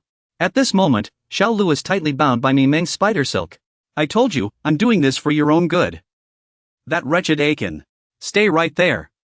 I'll deal with you. Take your punishment like a good kid. Secretly try to make up with Little Green in the dream realm. 6th sister. We can't escape for a while anyway. Later, I'll take you somewhere to eat radishes together. How can the two of us make up? Xiao Lu tightly gripped the glaring cocoon silk. You little sneak, Mi Meng. Don't think a little progress lets you negotiate with me. Today, your hope must be split into 4 pieces. She loudly commanded Grandma. Grandma, attack. Ha! Grandma wrapped her tentacles around Mi Meng's body, making her cry out in discomfort. What is this weird thing? It's so strong. Why is it so sticky? Xiao Lu pulled out a wooden stick. This white snail may be a bit dumb, but it can fight me for 5 years. This is 2 against 1. Don't worry. I'll only hit you once. It'll be over quickly. Mi Meng sneered. Calling for backup? So can I. Then she shouted. Dumb horse, come save me. Immediately, a girl appeared to rescue Mi Meng. However, Dumb Horse suddenly kicked Mi Meng in the face. Dumb Horse made a cool entrance. She reminded Mi Meng. If you want help, show some respect. She stomped her foot on Mi Meng's shoulder and demanded. You pest. Did you sneak into my radish stash again? You never learn. Just then, Duo appeared in a fury, scolding them. Quiet. Everyone, stop. Master wants to help senior sister Man protect everyone's souls. The entire building was bathed in golden light. Senior sister Ziling is setting up the formation now. You all need to stay quiet. All right. At this moment, Li Yu was soothing the little snake in her hands. Be good, Xing Xiar. Ziling, is the wind spirit formation ready? Ziling wiped the sweat from his face. Young master Bai. I'm ready.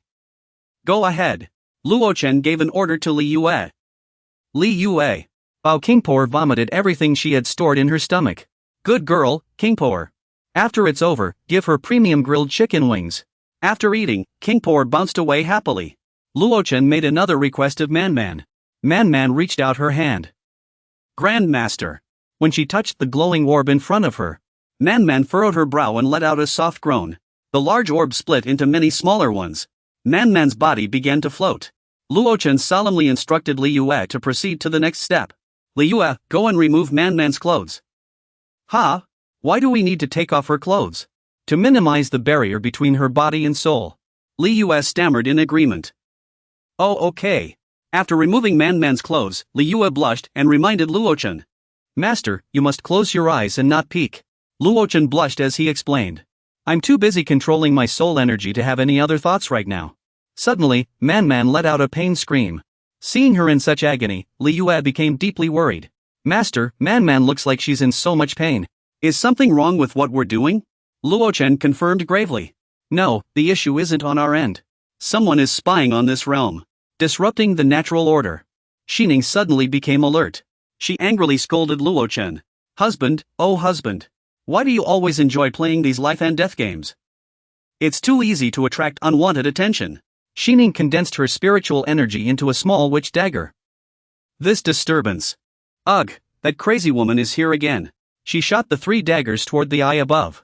Xining muttered defiantly to herself. This time, we should be able to hold on, right? Probably. Just then, a chubby bird flew over and asked her. Xining, how should she handle this sudden change? Oh, my dear husband is just too adorable. Leave this kind of thing to me. It's nothing. After confirming nothing serious had happened, the bird vanished instantly. Stay on guard. I'll get back to work. Not even a word of praise. Xining pouts and sulks. Always thinking about other women. Doesn't care about me at all. I'm upset. What task could I give him to make things a little difficult? She snapped her fingers. It seems quite lively outside the door right now. Perfect. I'll give my husband a little errand to run. A streak of blue light flashed across the sky. Li Guanqi arrived with a few disciples to meet Elder Sun. Stroking his beard, he asked the person before him. This young lady insisted on seeing me. Now that I'm here, speak your mind. Elder Sun cupped his hands in respect. He bowed politely toward the mist beside him. Yin Shui despised Li Guanqi and his group, wanting to eliminate them all. A life for a life, a debt repaid. Li Guanqi. Hand over Jiao Bai Luo Chen to me. Be gone. Li Guanqi frowned and asked Yin Shui.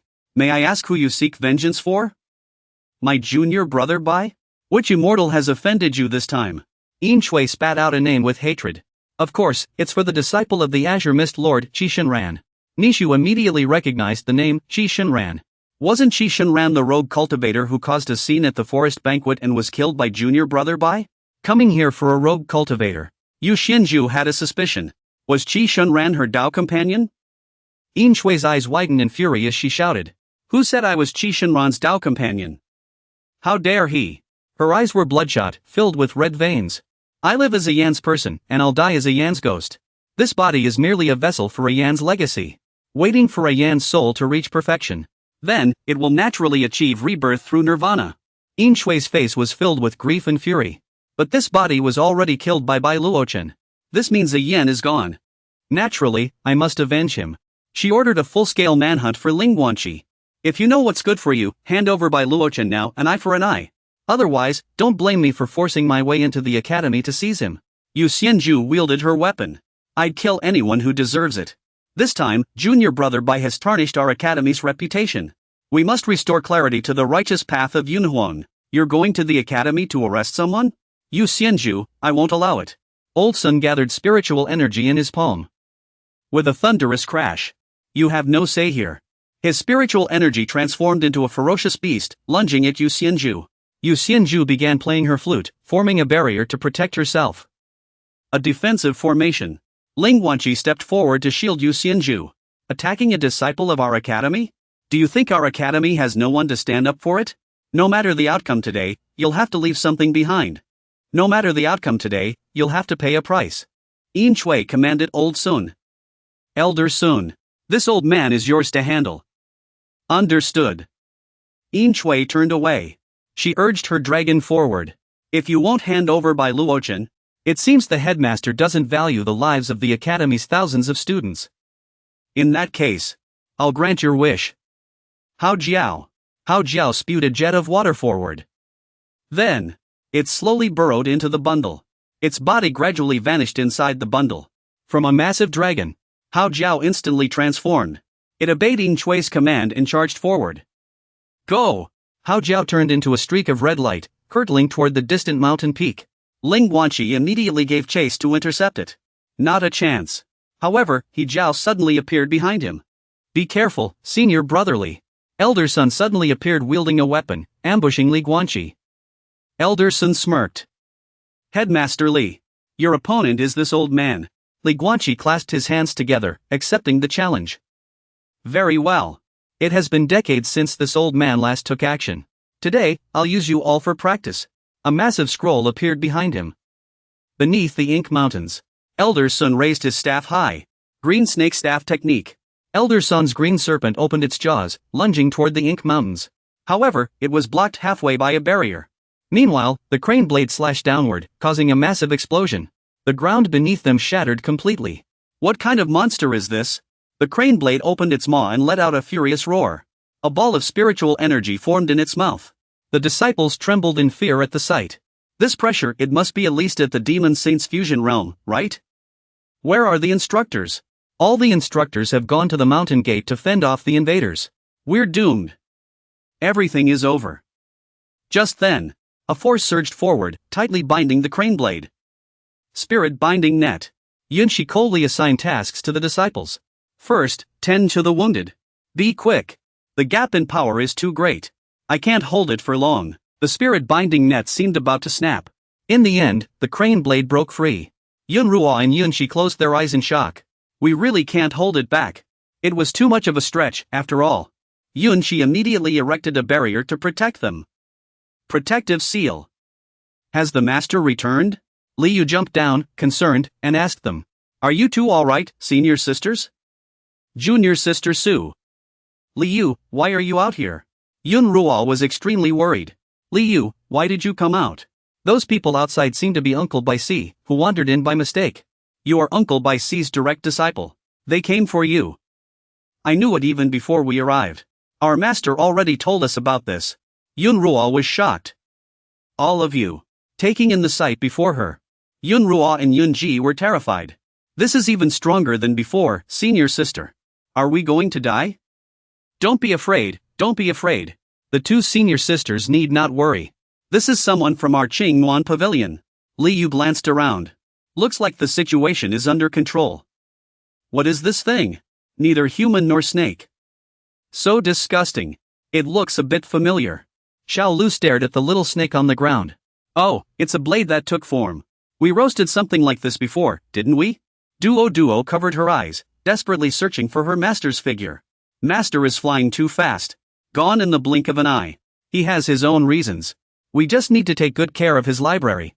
Yunshi stared at the people before her, utterly shocked. Since when did the talisman sect have so many people? Sometimes Duo has to make sacrifices for her cultivation. It still needs to be cooked properly, though. Do you really want to eat it? Boss, are you going to eat it? Just then, the ground suddenly shook again. Are the enemies back? Duo called out anxiously to the others. Look! What is that? Xiao Lu, carrying a staff, spoke in surprise. No way. A golden dragon charged toward them again. Did the old man from the library lose? Li Guanqi suddenly coughed up blood. The two disciples behind him were deeply worried. Dean. Li Shi Huang. Yin Shui withdrew her hand and coldly said to them, You've been fighting for so long. You all look exhausted. That woman is a being beyond tribulation. Li Guanqi ordered the others. This woman's cultivation surpasses mine. Go and summon the Grand Elders at once. Yin Shui continued to threaten them. If you don't hand over by Luochen, today this library will become a graveyard. Yu Shenju and Wan Su hurried over to Li Guanqi.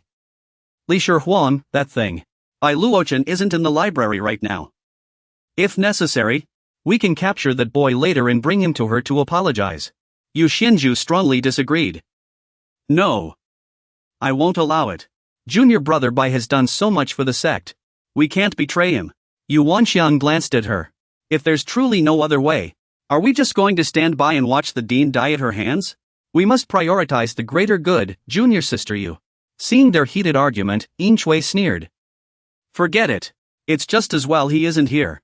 She immediately unleashed her ghost general's hand. This will let him taste the pain of losing someone he loves.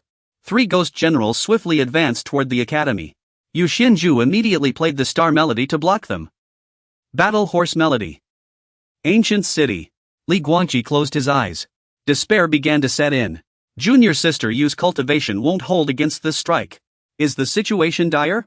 Yin Shui excitedly commanded the ghost generals, Mantis blocks the chariot. Ghost hand phase. Devour them. The 3 ghost generals charged straight at Yu Xuanju's barrier wall. Unexpectedly, the ghost generals were swiftly shattered, leaving everyone stunned. What? Yin Shu was pushed back by a powerful force. How is this possible? Yu Shenju looked at the talisman before him, puzzled. Is this Luochen? A surge of spiritual energy suddenly appeared, slicing through Yingshu's palanquin. Damn it! Could it really be the Supreme Elder who has come out of seclusion? Yingshu's hatred burned fiercely, fueling her resolve to eliminate everyone. I used half of the sect's resources to build the Black Flood Dragon Alliance. That Supreme Elder deserves to pay. No wonder the old geezer always had issues with the accounts. So it was you, Your Highness. Bai Luochen appeared, armed and looking down on them. Stop your wailing. The Supreme Elder is in closed-door cultivation and cannot be disturbed. Dealing with the two of you is more than enough for me alone. Luochen coldly asked for their identities. Speak. Who are you? Why have you come to cause trouble at the academy? Yingshu let out a cold laugh.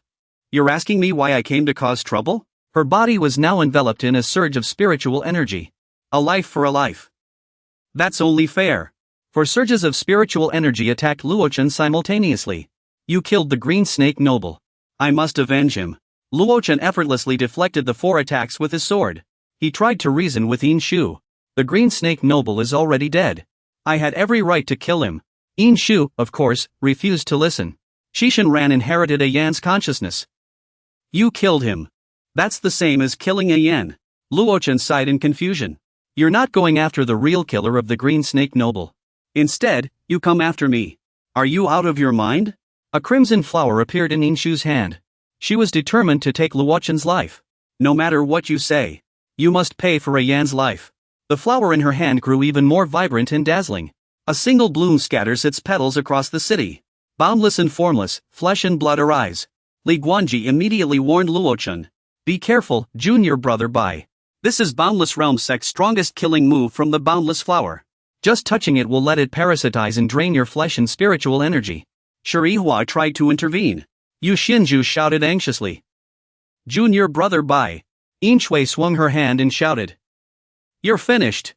The flower closed in on Luochen at top speed. Faced with such speed, he couldn't help but be shocked. Too fast. But before it could touch his body, he raised his sword to block. Heavenly Insect Gale. Automatic defense. Seeing this, Yinshui grew even more smug. Trying to block it with a magical tool? How naive. Luochen was surprised to find his sword corroded with a large hole. Yinshui explained the Boundless Flower's ability. The Boundless Flower can even absorb and digest magical tools. You'll end up a withered husk. Yu Xinju gritted her teeth, believing in Luochen. Junior brother Bai. He won't lose. Yet, instead of dodging the Boundless Flower, he opened his mouth wide and swallowed it whole. He chewed while commenting on its taste. Feels tough. Doesn't taste like a flower at all. More like meat. It'd make a great stew. At this, Yinshui was too stunned to speak. Even Li Guanqi and the others couldn't believe their eyes. Am I seeing things? This can't be real. No matter how you look at it, this shouldn't be possible. Ha! Master Bai is truly extraordinary. Yu Xinju blushed and smiled. As expected of junior brother Bai, the man looked toward them. Facing Yinshui, she was so furious she laughed. This must be some kind of illusion. Where's the Boundless Flower? How could it be chewed up like a bean? Your Highness. After chewing the Boundless Flower, Bai Luochen still has one very large one left. Do you have any other moves? If not, it's my turn. The beast's body erupts with power. Don't get cocky. Even without the Boundless Flower, I can still kill you effortlessly. However, Elder Sun stops her at this moment. Your Highness, please calm down. This Bai Luochen's strength is even more terrifying than our Grand Elder. We should think this through carefully. Silence, or I'll kill you too. Despite his fear, Elder Sun still tries to stop her. Your Highness's Boundless Flower is already destroyed. If we cause more trouble, this old servant won't be able to answer to the sect. Li Guanqi is confused. Junior brother Bai ate the Boundless Flower like peanuts. Has he now reached the legendary primordial fly realm? Wen Su forces an awkward smile. That shouldn't be possible. Junior brother Bai isn't even 50 years old yet. Only Yu Xianju believes in him. 10 years ago, everyone said junior brother Bai was the most likely to break through in the southern frontier within a century. Now it seems they were right.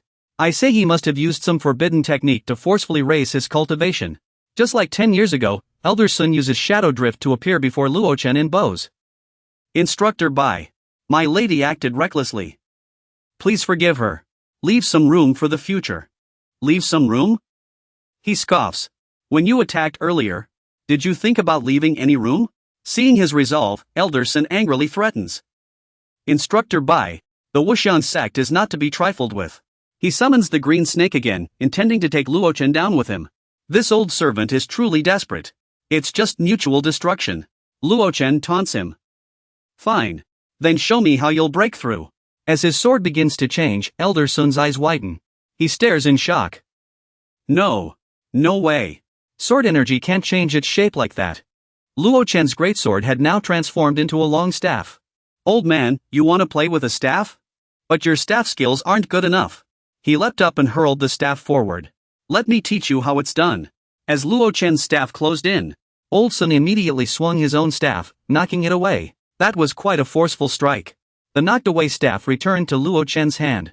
Luochen jumped again, delivering a powerful blow to Old Sun. Watch closely, under the strike. His staff snapped in two. Old Sun plummeted straight to the ground. The impact behind him left a massive crater. Dust billowed up, obscuring the view. She covered her mouth in shock. Old Sun, defeated in just one move. Luochen arrogantly slung the staff over his shoulder. This move is called Mighty Divine Strike. I hope you learned something. After dealing with Old Sun, he turned to Yin Shui. What are you looking at? Now it's your turn. Yin Shui stammered in fear. Why you? Don't you dare insult my palanquin. Palanquin, come on. But her palanquin had shrunk to a tiny size. Why did my palanquin get so small? She barely managed to sit atop it and rode away. I'll be going first. Even as she left, Yin Shui couldn't resist leaving a parting shot for Luochen. I'll be back for sure. Is this woman joking? Luochen released the staff in his hand and shouted. Behold the power of my Rui staff. Go! His staff transformed into a streak of light, instantly chasing after Yin Shui. Just as she was riding away, the staff struck her from behind, leaving her face flushed red. Yin Shui trembled uncontrollably. Her whole body flushed red. She gritted her teeth and shouted Luochen's name. That despicable by Luochen. She shouted even louder, her fury growing. If I don't get my revenge, I'm no human. Just you wait. After Rui Bang returned, Luochen was utterly shocked. The final strike was too fast, I couldn't catch up. Upon inspection, the general had successfully driven the enemies back to Fan Academy. This was the reward for the general completing the mission. It could be used to upgrade with spiritual energy quota. Congratulations, congratulations. Luochen curiously asked Xining. Xining? Can I exchange this random weapon for another? No. Doing so would defy the laws of heaven and earth. Is something wrong with the general's sky-piercing wind? He frowned, showing clear disdain for his own staff. No. It's just, maybe a little unclean. Yin Sui hurried away. After landing, she clutched her backside and cursed angrily. Bai Luochen is going to pay for this. This isn't over. Yin Sui's face darkened with rage. Suddenly, a shadowy figure appeared before her. The shadow stepped forward and asked if she was all right. Sister? Why is the princess of the divine realm in such a sorry state? It's all because of that junk you gave me. The shadow vanished instantly upon hearing this. Don't worry. As long as the saintess doesn't forget our deal. I guarantee that by then, the Wuxian sect will become the strongest sect in the world. Bai Luochen will regret this. Qinghong Academy will regret this. One day, you'll all see the consequences of mocking the Wuxian sect. Luochen's two senior brothers rushed to the scene, worriedly asking their junior brother. Junior brother Bai. You've been hiding too much from us, junior brother. Senior brotherly, be careful of your injuries. All right. Don't cry, senior brother. In the room of Qingting Peak's disciples, Bai Luochen and two others. They were whispering among themselves. This was a crucial matter, whether Aiden could be successfully removed from the body. There can be no room for error. Understand? Bai Luochen had the other two take out a pair of scissors. After busying themselves for a while, he told them to wipe his sweat before taking out a needle. Whatever they were doing looked incredibly serious and meticulous. Just then, Demon Emperor Miming barged in, asking loudly, "What happened to my demon core? Did you successfully remove it?" She waved her hand cheerfully, greeting them. But when the three saw Demon Emperor Miming, they immediately froze. I'm here. Demon Emperor Miming took in the scene before her and instantly flared up in anger. Fire seemed to spew from her throat as she demanded of Bai Luochen. So after waiting half an hour, all you've been doing is sewing bedsheets? TSK, what's the rush? We just finished sewing that girl's new bedsheet. Demon Emperor Miming grew even angrier at the sight. Honestly, none of you can be relied on. Next time, can I skip eating dragon vegetables and respecting my teacher? It's Mayan Manman's turn now. And yet, she kept watching them diligently sewing the bedsheet, which only infuriated her more. TSK. Removing a demon core isn't that difficult. Demon Emperor Miming stretched out her hand, claws bared. Nalan Duo immediately sat up. Just guide the energy upward. Nalan Duo's demon core reacted at once. She stammered, it's rising. Demon Emperor Mimim continued her spell, trying to extract the demon core. She didn't notice the murderous glare approaching from behind. How odd. I just feel like something's stuck, it won't come out. Bai Lichen angrily grabbed Demon Emperor Miming's ears. What did you just say? What won't come out? And nothing. Bai Lichen walked over to help Nalan Duo lie down, completely ignoring the sobbing Demon Emperor Miming behind him. I already said I'd return your demon core today. What's the hurry? It's done, it's done. He gently touched Duo's burning cheek and asked soothingly. Next, I'll remove the demon core from your body. Meisham, I'm ready. Upon hearing this, Bai Lichen immediately made her float, preparing to extract the demon core. Though it had made the child much stronger in the demon realm. But it also caused your demon core to fuse too deeply with Xiao Meng's. His face was drenched in sweat. After a while, Nalan Duo floated in the air, her expression filled with agony. Finally, the demon core was extracted. Bai Luochen rushed over to help her down and gently informed her. The demon core has been removed. Nalan Duo looked at Bai Luochen with hazy eyes, gasped a few times, and called out Master twice.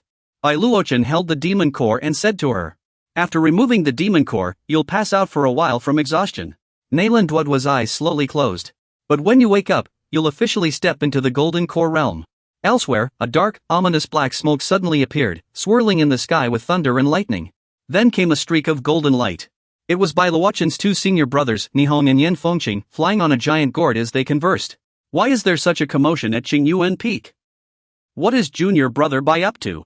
It's strange that his side is usually so quiet. The two discussed animatedly. Do you remember that strange spirit beast from the Pure Maiden sect gathering at the library?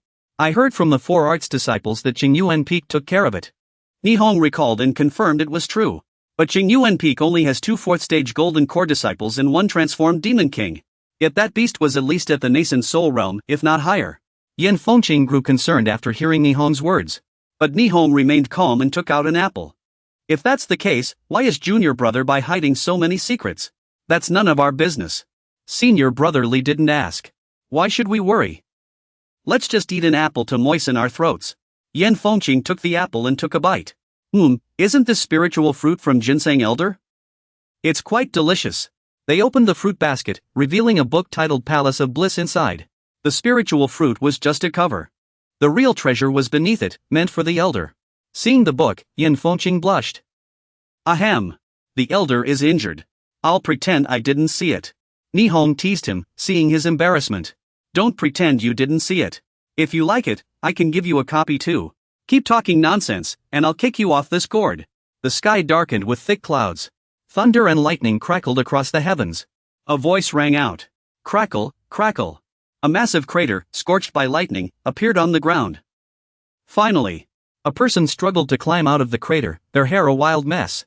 It was Demon Emperor Mimang, who said in a trembling voice, My Mimang has finally broken through. Demon Emperor Mimang announced loudly.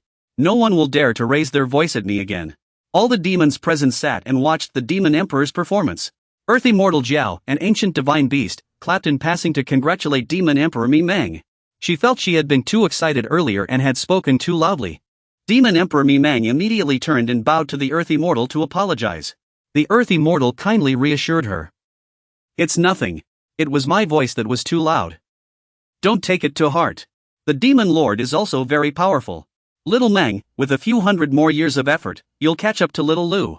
Mimang glanced to the left and saw Su Liu moving rocks to fill the crater. Su Liu immediately scolded her. What are you looking at? Come fill the crater. Demon Emperor Mimang looked at the little one beside her and gave a sly smile. This little one seems to be just a demon king. With that thought, she walked forward, ready to pick on the childlike figure. Sorry, little one.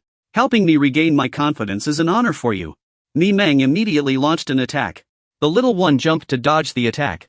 Hand over all the radishes. No way. But what she didn't expect was an accident. The little one immediately counterattacked. You pesky bug. If you want to eat like this.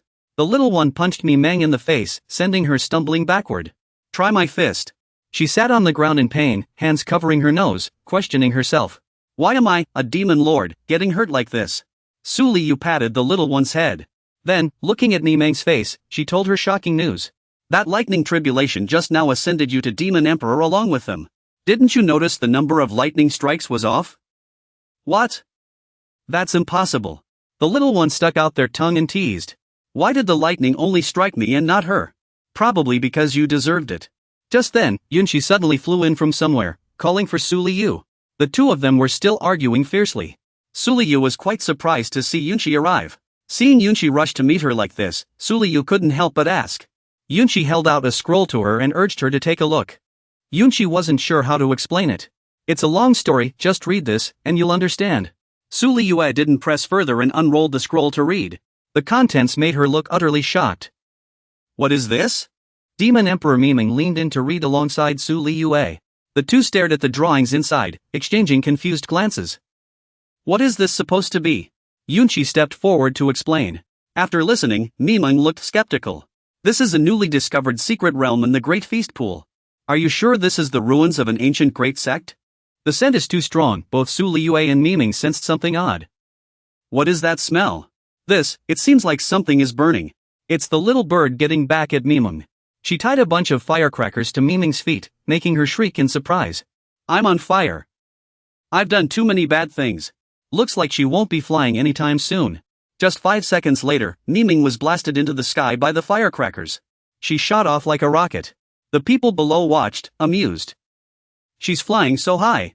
Next time, we should send her to the moon. Yunqi watched, lost in thought. Cheng Wanfeng is playing rough. Su Liu casually told the little bird to go play elsewhere.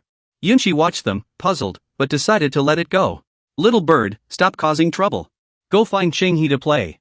Another rising star has joined the ranks of the demon kings here. Yunqi stepped forward, pointing at the sky to ask Su Liu, Senior, is Miming alright? She'll be fine, she has wings. She'll fly back down on her own in a moment. Su Liu returned to the main topic, frowning at the drawing. It even says, for female cultivators only. Male cultivators who enter will be killed. This secret realm even has gender restrictions. It feels like a trap.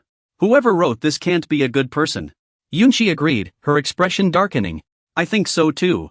But someone has already gained an opportunity inside. Last time the library was attacked.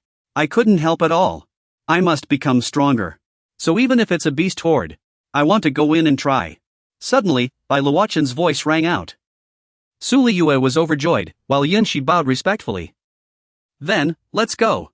Bringing Master Duo along. We ran into Uncle Bai. Bai Luochen walked over. He was holding a giant shrimp and eating it with relish. Duo just broke through and needs some cultivation to stabilize her realm. Once she wakes up, you can go together. Suddenly, a muffled thud echoed. Something had just fallen beside Bai Luochen. It was Mi Meng. She climbed out of the huge crater she had just made. I can leave for a while.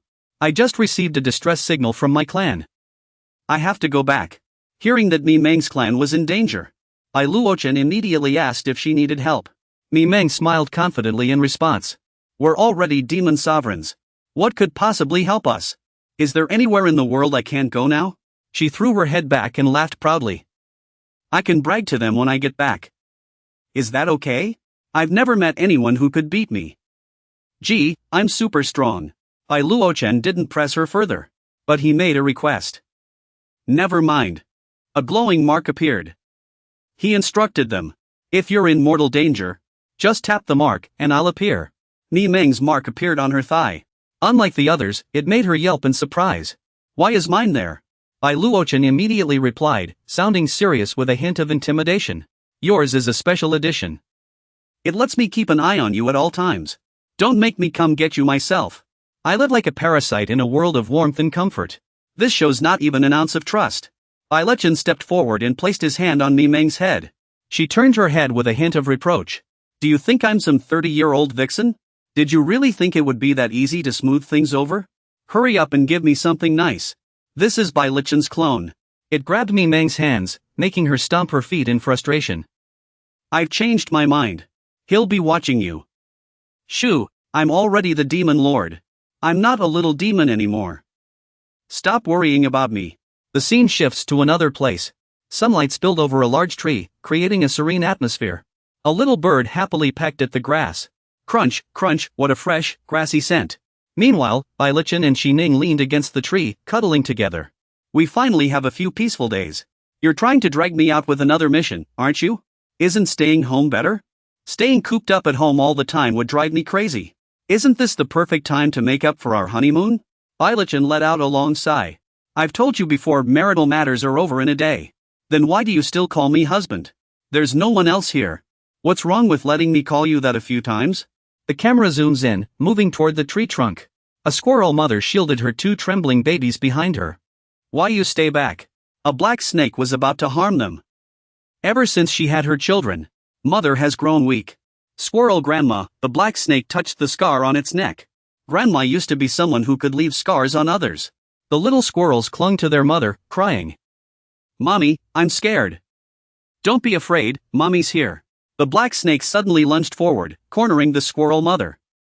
Hold on. I'm only here today to fill my stomach. I don't want to hurt anyone unnecessarily. It lifted the squirrel mother with its tail, threatening her. Grandma, you wouldn't want anything to happen to your children, would you? They're so young. At least not here. The black snake opened its jaws wide and lunged at the squirrel mother. This won't do. I'm starving. It sank its fangs into the squirrel mother's neck, sending the little squirrels shrieking in terror as they called for their mother. The squirrel mother collapsed weakly to the ground. Spare my children. You promised me. The black snake licked its lips. How convenient to go back on your word. Oh. I don't recall making any promises to you. The squirrel mother clutched her wound, her voice trembling. You despicable creature. The black snake slithered closer to the two trembling little squirrels in the corner. A sharp scream pierced the air. Blood pooled beside the squirrel mother. The squirrel mother's eyes snapped open. A flicker of hatred flashed in them. Her eyes turned blue. The black snake stood there, savoring its meal. Before it knew it, the squirrel mother pounced with lightning speed. Guess I underestimated you. The squirrel mother sank her teeth into the black snake's neck, making it shriek. What? A squirrel and a snake tumbled out from the tree trunk. Bai Luochen suddenly noticed them while sitting under the tree. Both animals were injured, collapsing to the ground. The black snake fled in panic.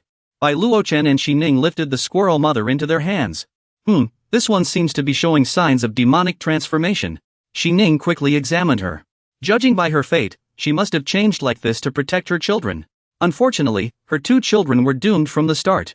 Bai Luochen was surprised by Xining's ability. You can do this too? I can only glimpse the fate of ordinary creatures. But those who cultivate the Tao and touch heavenly secrets are beyond my reach. Bai Luochen studied the squirrel in his hands for a moment. He decided to save her. Little one, cultivate well and don't do evil. Then the two of them left. The squirrel mother, now saved, couldn't help but weep with gratitude. She bowed her head to thank her saviors. Bai Luochen gave her a final warning. I hope I never have to kill you with my own hands. Those who do good will be rewarded. Helping a little demon earned their gratitude. In the future, they would surely live in harmony. Outside, a torrential rain poured down. Bai Luochen had lit a campfire. Besides Bai Luochen and Xining, there are two others. An elderly man and a child. The two of them stepped forward, cupped their hands, and said, Thank you, sir, for letting my grandson and me take shelter from the rain. You're too kind, elder. We're just travelers passing by, taking shelter from the rain as well. The child took out a pastry from his pocket and said shyly, Sir, I noticed you haven't eaten anything. If you don't mind, please try some of my rations. Bai Luochen happily reached out to take it. I was just feeling a bit hungry. Then I won't stand on ceremony. He looked at the pastry and smiled brightly. I'll remember this kindness from you, little brother. The old man beside them lit a pipe and asked, Are you and your wife heading to Ling South City? Bai Luochen, mouth full of pastry, explained awkwardly. You've misunderstood, elder. She's my attendant, not my wife. Before he could finish explaining, Xining cut in. The old man is right. My husband and I are indeed heading to Ling South City. The old man froze, staring at them. Then he burst into laughter. Ha ha ha, just a misunderstanding. The old man continued. His expression turned serious. But you may not be aware, sir. This area hasn't been safe lately. You too? No. It's dangerous for the two of you to be traveling. Bai Luochen raised an eyebrow and asked, Oh? What danger? The old man's face darkened slightly as he lowered his voice and whispered to Bai Luochen. There have been monsters lurking around recently. Just then, the child suddenly pushed the door open and shouted, "Brother Luochen, the rain has stopped." The master and disciple, seeing that the horse could talk, turned pale with shock. "Master, this horse can talk. Even the horse calls him brother." Bai Luochen and Xining stood up to bid farewell to the two frightened travelers huddled together. "Then we'll take our leave." The two of them and the horse approached the door. Bai Luochen raised his hand in farewell. "The martial world is vast, if fate allows, we shall meet again." They have already left. The young disciple immediately asked his master, "Master, do you think that gentleman just now? Was he an ordinary person?" "Of course not." The elder widened his eyes at the young disciple. Even the horse called him brother. The elder tapped the disciple's head with his pipe. "Definitely not. What on earth are you thinking at your age?" The elder recalled that horse. A demonic beast capable of human speech must have undergone skeletal cultivation. That horse must be a top-tier spiritual beast. He sensed it. The spiritual energy fluctuations from that gentleman were extremely faint. Yet he could tame such a spiritual beast as his mount. His background must be extraordinary. Bai Luochen and Xining arrived in Lingnan City with the young disciple. The place was bustling with people. "Come, take a look. Our shop has new items just released. Don't miss out if you're passing by." Meanwhile, others gathered to watch a street performance. Bai Luochen patted the young disciple's head and reminded him, "Don't speak anymore once we're in the city. We wouldn't want to startle the mortals." Suddenly, a fragrant aroma wafted past his nose. It made him take a deep breath. Bai Luochen turned to look. There was a noodle shop behind them. He immediately turned back and said, "Xining, let's have this for dinner." "All right, I'll listen to you, dear." The waiter greeted them with a smile. "Welcome. Please, come inside. What would you like to eat?" "2 bowls of mixed noodles will do." The young disciple wanted some too and gently nudged Bai Luochen with his elbow. Bai Luochen understood and raised 3 fingers to the waiter. "Sorry, make that 3 bowls." "Sure thing, let's find a place to sit first. The 3 bowls of mixed noodles will be ready soon." Bai Luochen patted the young disciple's head. "Go find a quiet spot and return to your original form first." Xining watched the young disciple's retreating figure and asked, "The words you just said could land you in a death row cell in a few more steps. Why did the general choose such a small restaurant?" Bai Luochen's face was full of pride, but she didn't understand. "The flavors from this street-side eatery are just as good as any grand restaurant. You can tell this place has incredibly delicious food. And the aroma here carries the warmth of home." The 2 master and disciple elders also appeared near a noodle shop not far away. But they didn't notice each other. "That's how it was. Then we must try the flavors of your hometown." "Stop calling me that." The elder raised his hand and knocked on the gate of the grand residence. The boy couldn't help but ask in surprise, "Wow, master. Is this your uncle's home?" The boy looked up at the grand residence and couldn't help but marvel, "It's so impressive." The elder tapped the boy on the head. "This time, I brought you out to see the world. Not to show how sheltered you are." "Yes, master. I understand." Just then, the gate opened. A kind-looking middle-aged man stepped out and happily embraced the elder, "Senior Brother Chen. I knew you'd come, brother. Quick, let go. I can't handle your enthusiasm, brother." He looked down at Lu Xiaowan. "Is this your disciple?" "Yes, his name is Lu Xiao." Lu Xiao politely bowed in greeting. This junior pays respects to Uncle Yaoan. Seeing how polite the boy was, Elder Yao patted his head and praised him. "Excellent, a fine young talent. Even compared to the prodigies from major sects, he's just as outstanding." "Uncle, I'm a boy." Hearing this, Yaoan could only chuckle awkwardly and apologize for the misunderstanding. Elder Yao immediately turned and pulled the elder inside. "Senior Brother Chen, let's save the catching up for later. Let's go inside and check out that residence first." "Am I being brushed off?" The 3 of them entered the main hall together. Tang Xiao hugged her shoulders, trembling uncontrollably. "Why is it so cold here?" The 3 of them walked to a bed. Chen Ning invited them to take a look. "My granddaughter hasn't woken up since she left the secret realm that day at the banquet." Tang Xiao stared at the girl lying on the bed, her cheeks flushed, and blurted out without thinking, "This sleeping sister is so pretty." An intense chill emanated from around the bed. The elderly man from Yan'an asked with concern, "Chen Xiaying, is there still a way to save my granddaughter?" The elder placed his hand on the motionless girl's face. There was a blue stone in her mouth. The elder picked up the stone and asked in shock, "Heavenly frost marrow? Where did you get this?" As soon as he finished speaking, the elderly man from Yan'an coughed up blood. The elder quickly stepped forward to support his junior brother and asked worriedly, "What did you do? How could you be so severely injured?" "It's just a minor wound. Don't trouble yourself with this, Chening. The elderly man from Yan'an winced in pain, clutching his chest. What matters most is my granddaughter's condition. The elder placed his hand on the girl's forehead to sense her state. Her consciousness has been sealed. Someone is absorbing her soul. After saying this, he immediately ordered Tang Xiao to set up a formation. The young boy understood at once and began to act right away. Meanwhile, at Bai Luochen's place, a steaming bowl of noodles was served. The waiter smiled brightly. 3 bowls of mixed sauce noodles are here. Right next to the noodle shop, a group of people, led by a purple-haired girl, marched aggressively toward Yan'an's residence. Bai Luochen sensed something. He raised an eyebrow and glanced over. Even in this remote border town, there's a cultivator at the Tribulation Passage realm? The group had already arrived at the gates of Yin Manor. The purple-haired girl leading them was the supreme elder of Mingxin sect, Tong Xian, at the early Tribulation Passage stage. A disciple whispered in her ear. Supreme Elder. The thief who stole the 1,000-year frost marrow is here. Break in. Ignoring the loud commotion over there, Bai Lichen picked up a bowl of noodles and took a deep breath. This is the taste. A blessing from a past life. Either way, it has nothing to do with me. Shi Ning was also savoring every bite. Though this bowl of noodles wasn't some rare delicacy, the flavor carried a special kind of happiness. Bai Lichen ate with gusto, calling over the waiter. Boss, add half a head of garlic.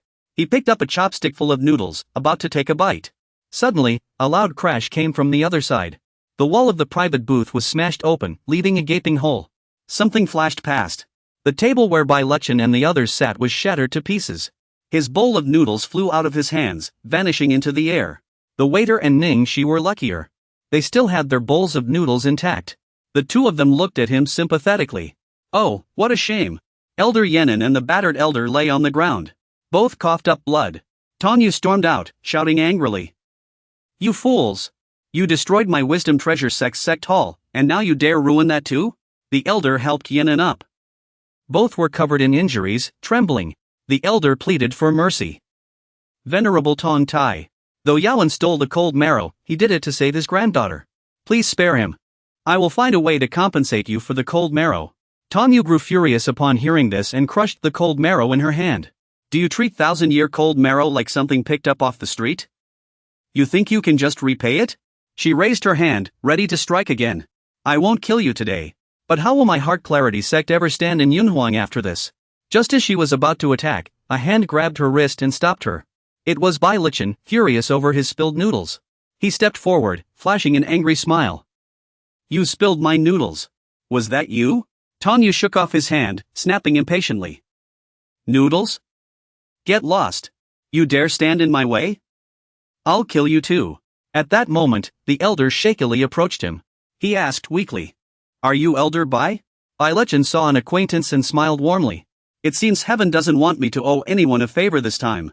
So soon, I get a chance to repay a meal. Suddenly, the elder's eyes widened, cold sweat dripping. It was Tong Yu ambushing Bai Lichen. The elder shouted, Elder Bai, watch out.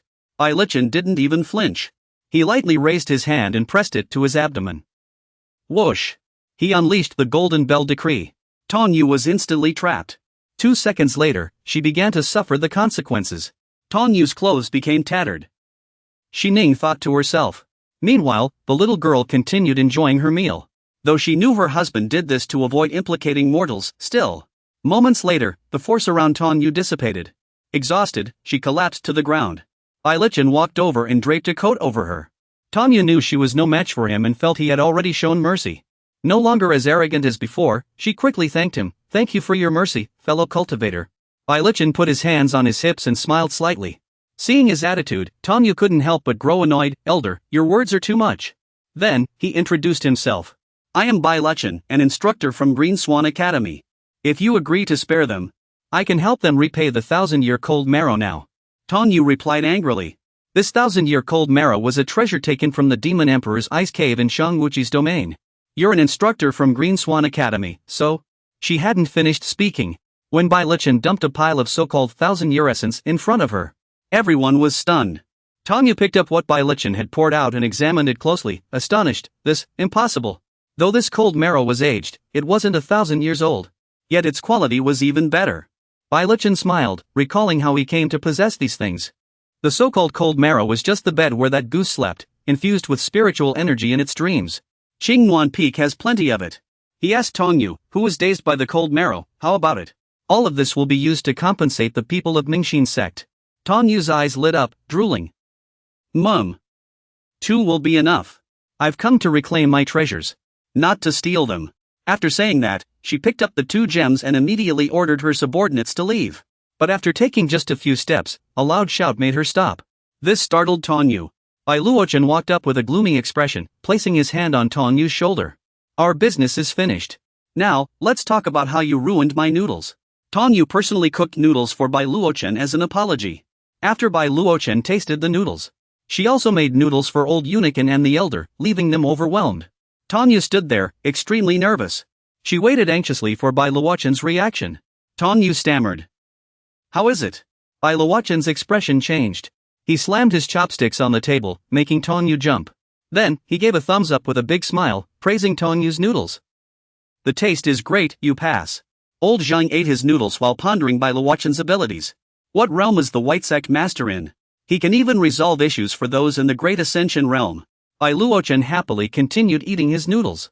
After receiving praise, Tongyu immediately offered to buy the noodle recipe from the shop owner. This mixed noodle recipe belongs to the Mingxin sect, I bought it. Are 2 spirit stones enough? Suddenly, old Unicorn knelt down and pleaded. White Sect Master. Please save my granddaughter. Bai Luochen glanced at Xining, who was eating noodles beside him. He thought, is this a quest? Do I have that many quests? This is just meddling. The elder stepped forward to help old Unicorn up and spoke. Mr. Bai has already saved our lives. How can we trouble you further? But your formation only temporarily blocks the issue. It remains the same even now. Hearing this, they really do seem pitiful. Bai Luochen thought for a moment. He opened his mouth wide and finished the noodles in his bowl within a minute. The 2 elders stood by, stunned. Bai Luochen wiped his mouth with satisfaction. He turned around cheerfully and said, Boss, give me another bowl of noodles. I'll be right back. Together, they arrived at the top courtyard of the Rao residence. By now, Tang Chao's sobs echoed throughout the entire Rao residence. The little ghost in the main hall was burning paper money while crying. Master left too soon, abandoning his disciple. Bai Luochen and the elder were both shocked by the scene before them. Only old Rao walked while muttering to himself, oblivious to everything. My granddaughter has been in a coma since she went to the secret banquet. Tang Chao had already set up a memorial hall for the 2 of them. The 2 elders were so stunned they couldn't speak. Hearing movement behind him, Tang Chao wiped his tears and turned around, still muttering. Left so soon, and the inheritance.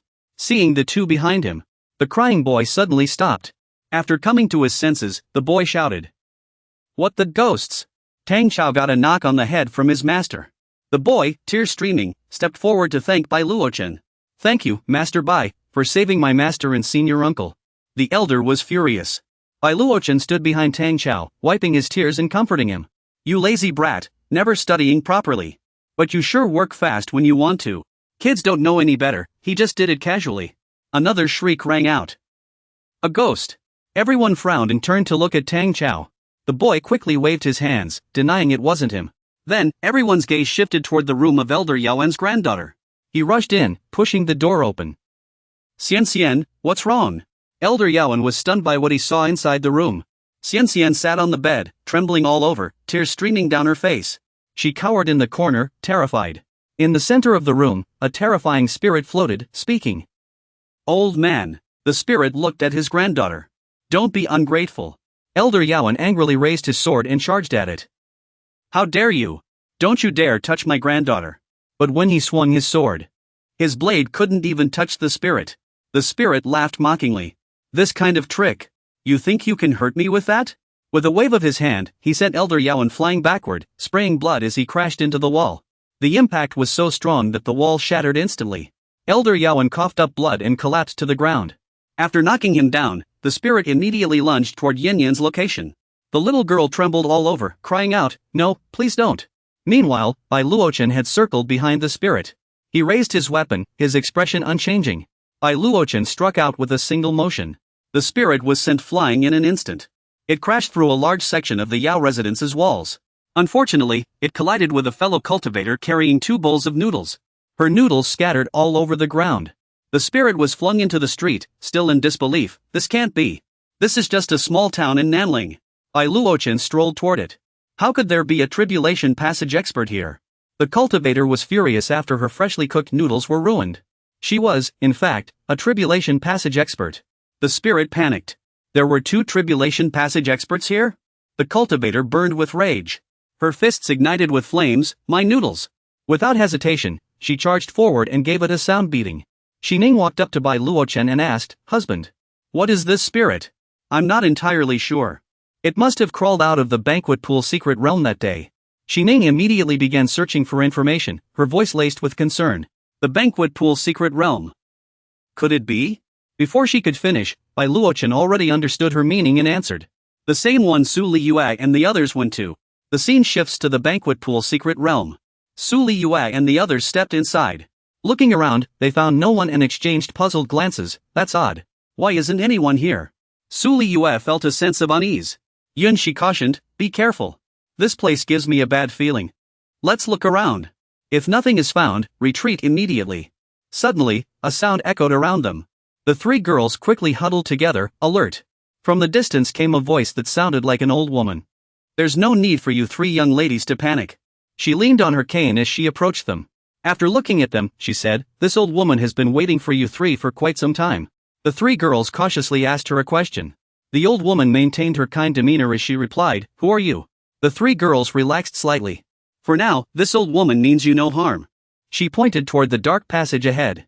Without another word, the old woman turned and led the way. I can't sense this old woman's cultivation level. She is likely far beyond us. Before her, we may not have a choice. Duo sounded frightened after hearing this. How could this be? Wasn't this secret realm only open to those below the golden core realm? Yunqi pondered seriously. What if she has been here since this secret realm was created? From the very beginning? So the old woman stopped talking and turned around to lead the way. The girls were still in shock. Was she the one who created this secret realm? The scene shifts back to the Lu residence. Zhao Yan had woken up and was recounting everything she had experienced. It was that old woman who created this secret realm. She recalled what had happened to her. She lured us in with spiritual pills and treasures, then captured us. Afterward, she stripped us and threw us into a large pot. Fortunately, senior sister Lanyi sacrificed herself to save me, allowing me to escape. Zhao Yan recounted the story while sobbing uncontrollably. Xining could only comfort her from the side. But no one knew what had become of senior sister Lanyi. Everyone has their own fate. If she had the ability to save you, then she must have a way to protect herself. Bai Luochen sat there, pondering the old woman's methods.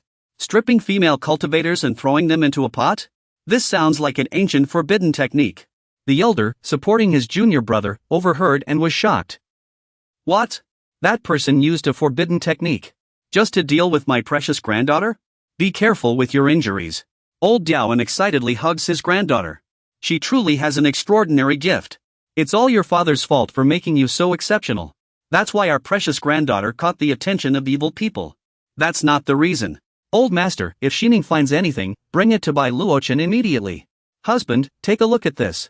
Our Diao family lineage has the constitution of a heavenly Diao body, which is considered a highly auspicious sign in cultivation. No wonder Diaoan said that. Bai Luochen steps forward and speaks to the grandfather and granddaughter. Your granddaughter is right. This forbidden technique isn't targeting her. What? So it wasn't because my granddaughter is a heavenly Dao body. Bai Luochen tells them what he knows. This ancient forbidden technique is a method of reshaping oneself using others' flesh and blood to achieve revival. Your granddaughter is merely one of the ingredients. Old Diaoan is shocked upon hearing this. What? My granddaughter, a heavenly Dao body, was treated as an ingredient? It could have been worse. Bai Luochen turns to ask Xining. Are you sure you don't have any other tasks at hand? This seems like an important matter. I'm not sure right now. The heavenly secrets of this matter seem to be concealed. Xining continues examining it and asks. But since we know this is a trap, should we go find them first? It's fine. I've left them with contingency plans that haven't been used yet. They shouldn't have encountered any danger. If the Diao family says that old hag used a spiritual treasure as bait, I think we can take the opportunity to strike them. Old Diaoan whispers something mysterious to his granddaughter. Hurry. Later, you watch what this immortal bite does like this. Ha? Will this work? Old Diaoan grips his granddaughter's hand, his expression serious. Hurry. This time, you've turned misfortune into fortune. The prosperity of our Diao family rests on you now. That's good. Jiaran's face turns red. She nervously watches Bai Luochen talking with Xining. Zhao Ran timidly steps forward and touches Bai Luochen's hand. Immortal Bai. Bai Luochen turns around in confusion to look at Zhao Ran. She stammered shyly. There's something I want to tell you. Zhao Ran remained speechless and turned her head to look at him. Old man Yaowen kept winking at his granddaughter from behind. Zhao Ran lowered her head. She struggled to close her eyes and said, I want to become your disciple. The room had been silent until suddenly, Zhao Ran's stomach let out a loud growl. Zhao Ran was mortified upon hearing it. She clutched her stomach as tears streamed down her face. Overcome with embarrassment, Zhao Ran kept apologizing to Bai Luochen. I'm so sorry, Master Bai. Bai Luochen stepped forward to help her up, giving her a gentle smile. Zhao Ran looked up at him. Her cheeks flushed crimson with shyness. It's alright, it's alright. It's normal to be hungry after being unconscious for so long. What should we do now? He grinned brightly and pointed toward the door. We should eat first, of course. You can't become a disciple on an empty stomach. Bai Luochen and Xining took Zhao Ran out for noodles. There happened to be a noodle shop right by the door. The flavor was authentic. Once she finished eating, we can discuss the matter of becoming my disciple. Old man Yaowen let out a long sigh as he sat in his chair. It seems everything will be fine now. Suddenly, he coughed up a mouthful of blood. It was likely from the earlier battle. Elder Zhang and Tang Xiao rushed over in alarm. Brother Yaowen. Uncle Yao. Elder Zhang took out a medicinal pill and handed it to old man Yaowen. The injuries from those sects nearly took your life. You've been forcing yourself to stay strong so Zhao Ran wouldn't worry. I'm fine. As long as Zhao Ran has a bright future, I wouldn't mind dying. Elder Zhang scolded him angrily upon hearing this. Brother, don't say such foolish things. Zhao Ran only has you left as family. What would she do if something happened to you? Tang Xiao noticed something stuck to old man Yaowen's back. Lian pointed and asked, Master. Grandmaster, what is this? Elder Zhang walked around to see it and was shocked. This is a holy talisman. He examined the talisman. This must have been done by Elder Bai. Elder Zhang felt that Bai Luochen was no ordinary man. I never expected Elder Bai to possess such divine abilities. Yao and Leo also strained to look back. What is it? Elder Bai is actually one of the world's only 3 sacred talisman masters. Bai Luochen quickly offered his congratulations. Congratulations, Brother Yaowen. What do you mean by that, Brother Chen Zhai? The elder stroked his beard. Though I don't understand talismans, even I can see the sacred talisman on Brother Yaowen balances the 5 elements, with gentle spiritual energy. The more Yao and Leo listened to the elder, the more astonished he became. I suspect this talisman won't just cure Brother Yaowen's illness. It may even help him break through a long-standing barrier. What? Tang Xiao couldn't help but ask, looking at the talisman on his uncle's shoulder. Master, is the sacred talisman really that miraculous? The elder tapped the boy's head with his pipe and scolded him. You little fool. How dare you question the sacred talisman? Yao and Leo stood up and asked. Brother Chen, do you truly believe this is my good fortune? Why do you say that, Brother Yao? Yao and Leo's expression turned distant. I once thought, with my niece's innate Dao physique, Elder Bai had no reason not to take her in as a disciple. Now it seems Elder Bai is far beyond our reach. Meanwhile, after days of unconsciousness, Zhao Yan was starving. She devoured her food. Bai Luochen scratched his head beside her. Eat slower, no need to rush. As they ate noodles, beautiful fireworks suddenly bloomed in the sky. Bai Luochen was puzzled by the fireworks in the streets. Is today some kind of festival? Zhao Yan, still eating, suddenly put down her bowl, catching Bai Luochen's attention. She shouted. Oh no. Zhao Yan jumped to her feet. Her mouth still full of noodles. I forgot something this important again. Bai Luochen asked worriedly. What's wrong? Anything else? Zhao Yan forced an awkward smile. It's nothing. Elder Bai, don't rush. I just remembered today is the Lingnan Lantern Festival. Bai Luochen, hearing of the Lingnan Lantern Festival for the first time, couldn't help but ask. It's already dark. The whole neighborhood is immersed in the festive atmosphere. A small boat is drifting on the river. The lantern viewers are chattering away. Brother Zhou. Brother mentioned, able to scatter autumn leaves. What could blooming in February refer to?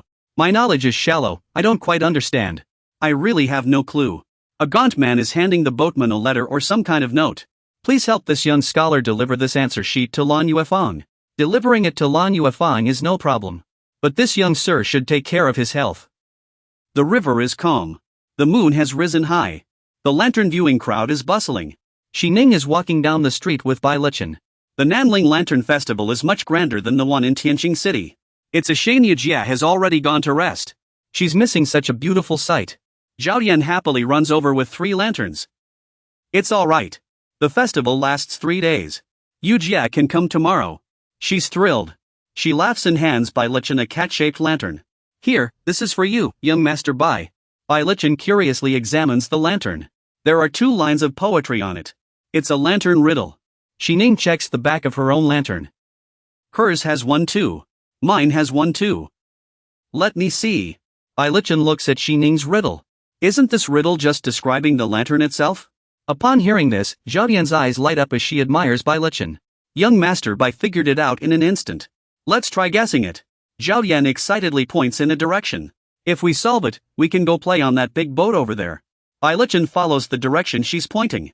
That big boat sounds like a place I'd love to visit. What big boat? A magnificent boat appears before everyone's eyes. Inside, it's bustling and extravagantly luxurious. Beautiful women are serving wine. Master Shen, have a drink from this lady. This lady's wine is even better. Alright. Let's all drink together, everyone. Some couples are on dates here. The lady toasts the gentleman. Xining watches them and tries to mimic their actions. Bai Lichen blushes. General, please. Bai Lichen stands up and slams the table, speaking loudly. His actions draw everyone's attention. That's not right. Why is this big ship in this place? When people hear Xining call in General, they start whispering. Look at that guy. He even brought his wife and child. Exactly. What is he thinking? Bai Lichen scratches his head in frustration and asks Zhao Ran. Zhao Ran answers bluntly. Miss Yao. This gathering. Is this organized by a brothel? Yes. This is the biggest Flower Moon Festival event hosted by the brothels. Zhao Ran happily enjoys the food. I'm so glad you brought me this year, young Master Bai. In the past, I could never guess the lantern riddles. Bai Lichen freezes. Miss Yao, you don't know what a brothel is? Zhao Ran looks utterly confused. The books say brothels are places of flowers and smoke. Aren't they just places that sell fireworks? Bai Lichen doesn't know how to explain her innocence. So he asks Xining to step in. I can't really say it myself. Could you break it to her gently? Don't worry, General, leave it to me. Xining leans in and whispers to Zhao Ran. A brothel, huh? Well, it's like this and that. The more Xining explains, the redder Zhao Ran's face gets. No one knows exactly what he said. Zhao Ran's face turns so red it looks like steam is rising from her head. Bai Lichen has no idea what's happening. He thinks Xining might have gone a bit too far with his explanation. Zhao Ran feels dizzy and flustered. She weakly says to Bai Lichen. Young Master Bai, let's go back. She hurriedly grabs their hands and leaves. All right. Mr. Bai. Enough said. Let's go quickly. Zhao Nan recalled what Xining had just told her. She never imagined a brothel would be that kind of place. She had no idea how Xining had explained it to her. Zhao Nan could already picture those deeply embarrassing things. If they stayed any longer, could it be that Mr. Bai and I would also? She kept slapping her own face. No way. I mustn't think like that. I still want to become Mr. Bai's disciple. Zhao Nan timidly glanced toward Bailshan's direction. Besides, Mr. Bai already has a Dao companion.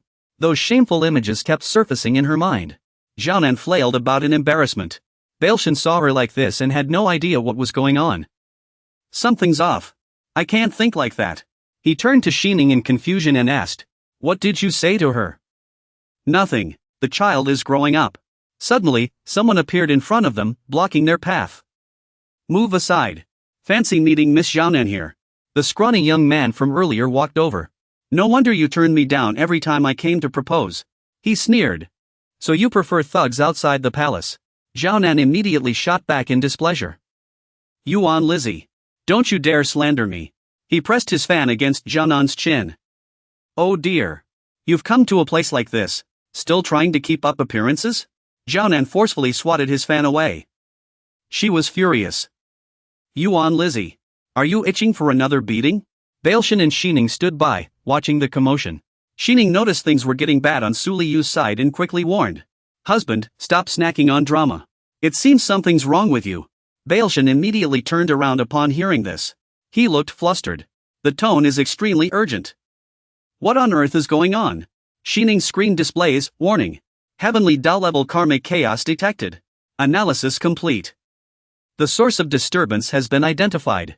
Confirmed, the disturbance originates from the target individual, Su Lu Yue. An hour ago, during the grand feast in the secret realm, the three girls were still following the old woman. Duo whispered urgently into her wrist communicator. Senior Sister Yun, where exactly is that old lady taking us? We'll take it one step at a time. For now, we have no choice but to follow her. Su Lu Yue pondered to herself. Strange. Why do I feel like there's something off about this old woman? She stared at the old woman's back. There was an inexplicable sense of familiarity. The old woman walked ahead and suddenly waved her hand. A massive door appeared. It immediately swung open. Yunchi and Duo gasped in shock. Oh my goodness!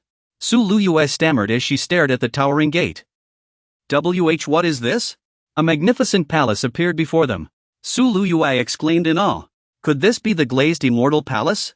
A grand and resplendent palace. It radiated a dazzling glow. In the courtyard stood a stone statue, which looked eerily familiar. The statue bore a striking resemblance to Su Lu Yue. The three girls followed the old woman into the palace courtyard.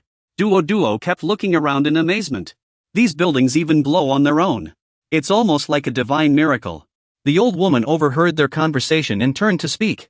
This isn't like a divine miracle, this was once the residence of true immortals. Duo was stunned. What? This was really an immortal's residence? Su Lu Yue reached out and touched the bell on the door. After all these years, it remains unchanged. The old woman sat down at the table and chairs in the courtyard. Yunchi looked at her curiously. Then are you an immortal? I am not an immortal. The one who ascended was my master. She began preparing tea. But I never expected my master could truly ascend using that deceptive trick. Su Lu Yue asked in confusion. A trick? What do you mean by that? The old woman holds a teacup. That was thousands of years ago. I might as well tell you about it. Thousands of years ago, in the Lapis Palace. That year, I once became a disciple under the Earth Immortal Seiju. Lingxi has said it many times. This Meng Zhang practices heretical ways and is no good person. The Earth Immortal Seiju's face darkened. If you insist on becoming his Tao companion, I will expel you from my sect. Meng Zhang knelt on the ground, begging for mercy. No matter how wrong Seiju was, it was all Meng Zhang's fault. I can leave Linger, just please don't punish her. The wind spirit ghost beside them panicked upon hearing this. No, she also began pleading. Master, Meng Zhang has already turned over a new leaf. No matter what, I've chosen him for this life. If you expel me, so be it. Hearing her disciple say this, Seiju flew into a rage and shouted angrily. Fine, then I'll grant your wish. She turned and left in a fury. From now on, you are no longer a disciple of the Lapis Palace. Pack your things and leave at once. Seiju slammed the door shut with force. Meng Zhang stood up. His fists clenched tightly, trembling slightly. Fengling took his hand to comfort him. Senior brother, don't take the master's words to heart. She was just speaking in anger. Meng Zhang lowered his head. No, it's not about me. I just think the master is being unfair to Linger. Fengling was taken aback by these words. Meng Zhang was refuted sternly by Dalian. Unfair to me? An outsider with such talent, every major immortal sect would fight to take me in. How could she just expel me like that? Fengling felt sad upon hearing this. After all, she is our master. No matter how talented a disciple is, without the master's resources, they can never achieve greatness on their own. Meng Zhang grew even angrier upon hearing this. What if I told you that with the same resources, Linger's achievements would never be less than Seiju's? Fengling's heart wavered upon hearing this. Lately, the master has been struggling with ascension. I think we can use this to our advantage. The scene shifts to the northern Kangwu prefecture, at the Yuanbai Spirit Stronghold Ridge. So it was all to seize master's resources. That year, Meng Zhang and I went to seek another Earth Immortal. Fengling and Meng Zhang knelt on the ground. The Earth Immortal spoke up. Did you two plan to harm the Radiant Gathering Fairy? He slammed the table in fury. How dare you? Poison King Fong pointed at the two kneeling figures. Do you not know that I have long admired the Radiant Gathering Fairy? Meng Zhang lifted his head, his voice trembling. That is precisely why I wish to ask for your majesty's assistance. I am the Radiant Gathering Fairy's direct disciple and can surely aid your majesty. Overjoyed, Poison King Fong helped them to their feet. If I had known sooner, you need not have waited until now. So that was your majesty's intention. He produced a map of a secret realm. If Radiant Gathering has been struggling with her cultivation lately, take this to her. Tell her it's a celestial seed found in the secret realm, she'll surely take the bait. Pleased with his scheme, he nodded in satisfaction. All I need then is her body. I have no use for those resources. Thank you, Your Majesty, the old woman said, sipping her tea. Who would have thought the radiant gathering fairy would truly ascend using that? The more she spoke, the darker Su Luyue's expression grew. But after ascending, radiant gathering lost her mind. She clashed with the vast fairy and took many lives. The once glorious crystal palace was reduced to ruins after that battle. After hearing the story, Su Luyue spoke slowly. I see now. Her emotions flared violently. You traitor! How dare you conspire with those scoundrels to harm my master? The old woman was none other than Fengling. She paused for a moment. You are my master? Suddenly, the crystal palace trembled violently. Yunshi stepped forward, while Duo looked shocked. What's happening? What's going on? A vortex began to form in an instant. The old woman slowly stood up. Fate truly has a cruel sense of humor. I never expected to meet you here. Fengling grinned wickedly. Your life will be perfect for my revival. Yunshi and Duo were stunned. Sister, is she really our master? It's complicated. I'll explain later. Duo suddenly noticed the ground and gasped in shock. Groaning faces keep emerging from the ground, closing in on them. Duo screams in terror. What on earth is this? Su Luyue suddenly realizes something and turns around. Could this be? She raises the scepter in her hand high and shouts. Turn the heavens and shift the earth, winds and clouds transform. Disrupt yin and yang, even ghosts and gods tremble. A skeletal ghost is summoned by her. Shatter bones and crush branches, bamboo writes. All illusions fade, revealing the true realm. The moon in the sky begins to be obscured. Heavenly secrets blur, the sky's eye is veiled. The earth sinks into the 9 nether, the 7 stars are hidden. But she doesn't stop. Beyond the Avicii hell, escape the 6 paths. Countless spirits and flesh, reverse the cycle of life. Su Luyue shouts loudly. You've harmed so many female cultivators again. You're still practicing the spirit attachment technique, aren't you? Fengling smirks. So what if I am? This is a once-in-a-millennium celestial anomaly. The perfect opportunity to perform the spirit attachment technique. More and more souls gather around her.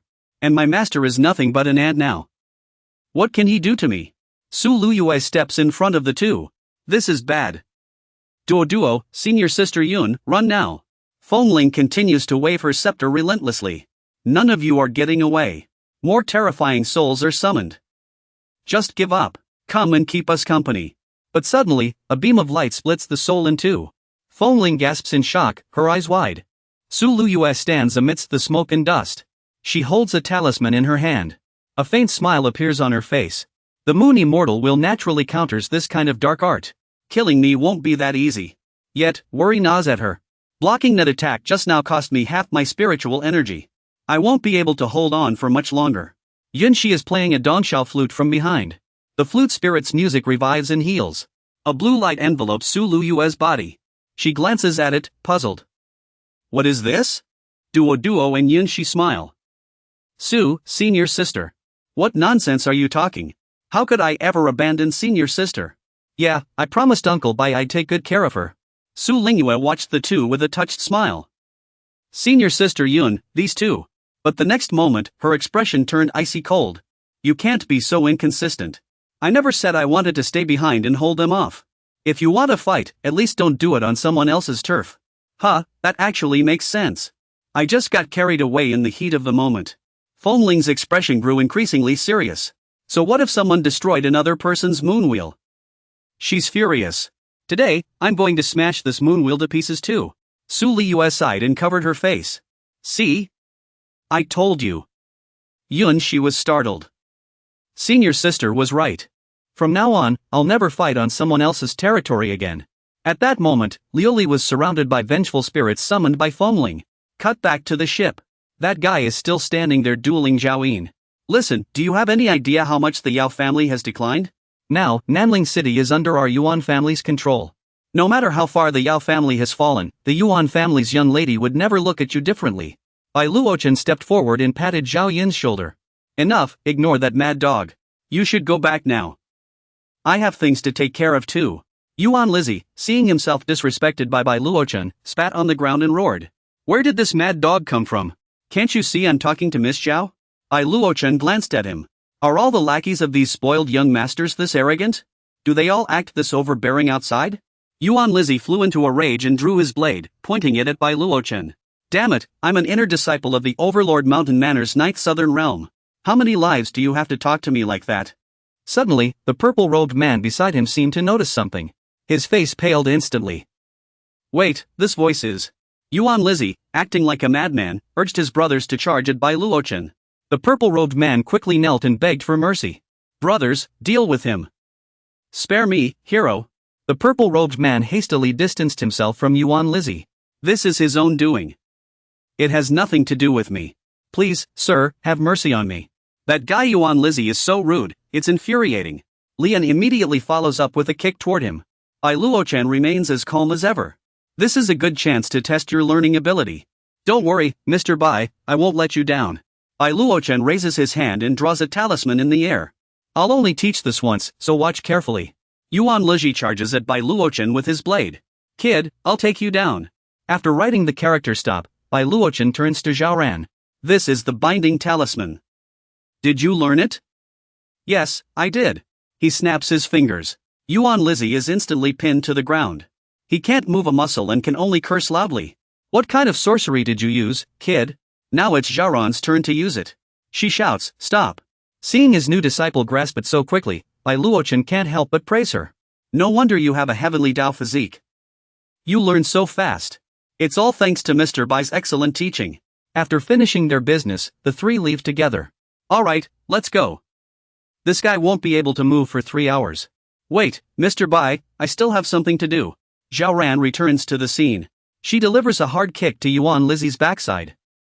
Take that for insulting me. Yuan Lizzie immediately foams at the mouth. Mr. Bai, I'm done. Let's go. Hold on, don't leave yet. Bai Luochen says to Zhao Ran. Miss Yao and Xining, go back to your home first. I have something to take care of. When it's time for my official apprenticeship. He pats her head. The Academy's recruitment day is coming soon. If you can rank 3rd, I'll take you as my disciple. No tricks. After finishing his business, he turns to Xining. If that Yuan Lizzie dares to cause trouble, please ask you and the O family to handle it. Rest assured, Elder Wall. Our O family has been training hard these past few years, and our strength has recovered quite a bit. Xining grins mischievously. Handling him once won't be a problem. Hearing this, Bai Luochen leaves with peace of mind. I'll leave this to you. Safe travels, Elder Wall. Take care on your journey, Mr. Bai. Su Liyue is severely injured at this moment, coughing up a mouthful of blood. Yunxi and Duo are knocked unconscious and lie on the ground. Su Liyu stepped in front of the two of them. What's between you and me has nothing to do with them. You can do whatever you want to me, but please spare their lives. Fengling continued to frantically use forbidden techniques. I never imagined. The once arrogant beauty-gathering fairy would one day beg me for mercy. This feeling is just too satisfying. How dare she be so haughty? But begging me won't help.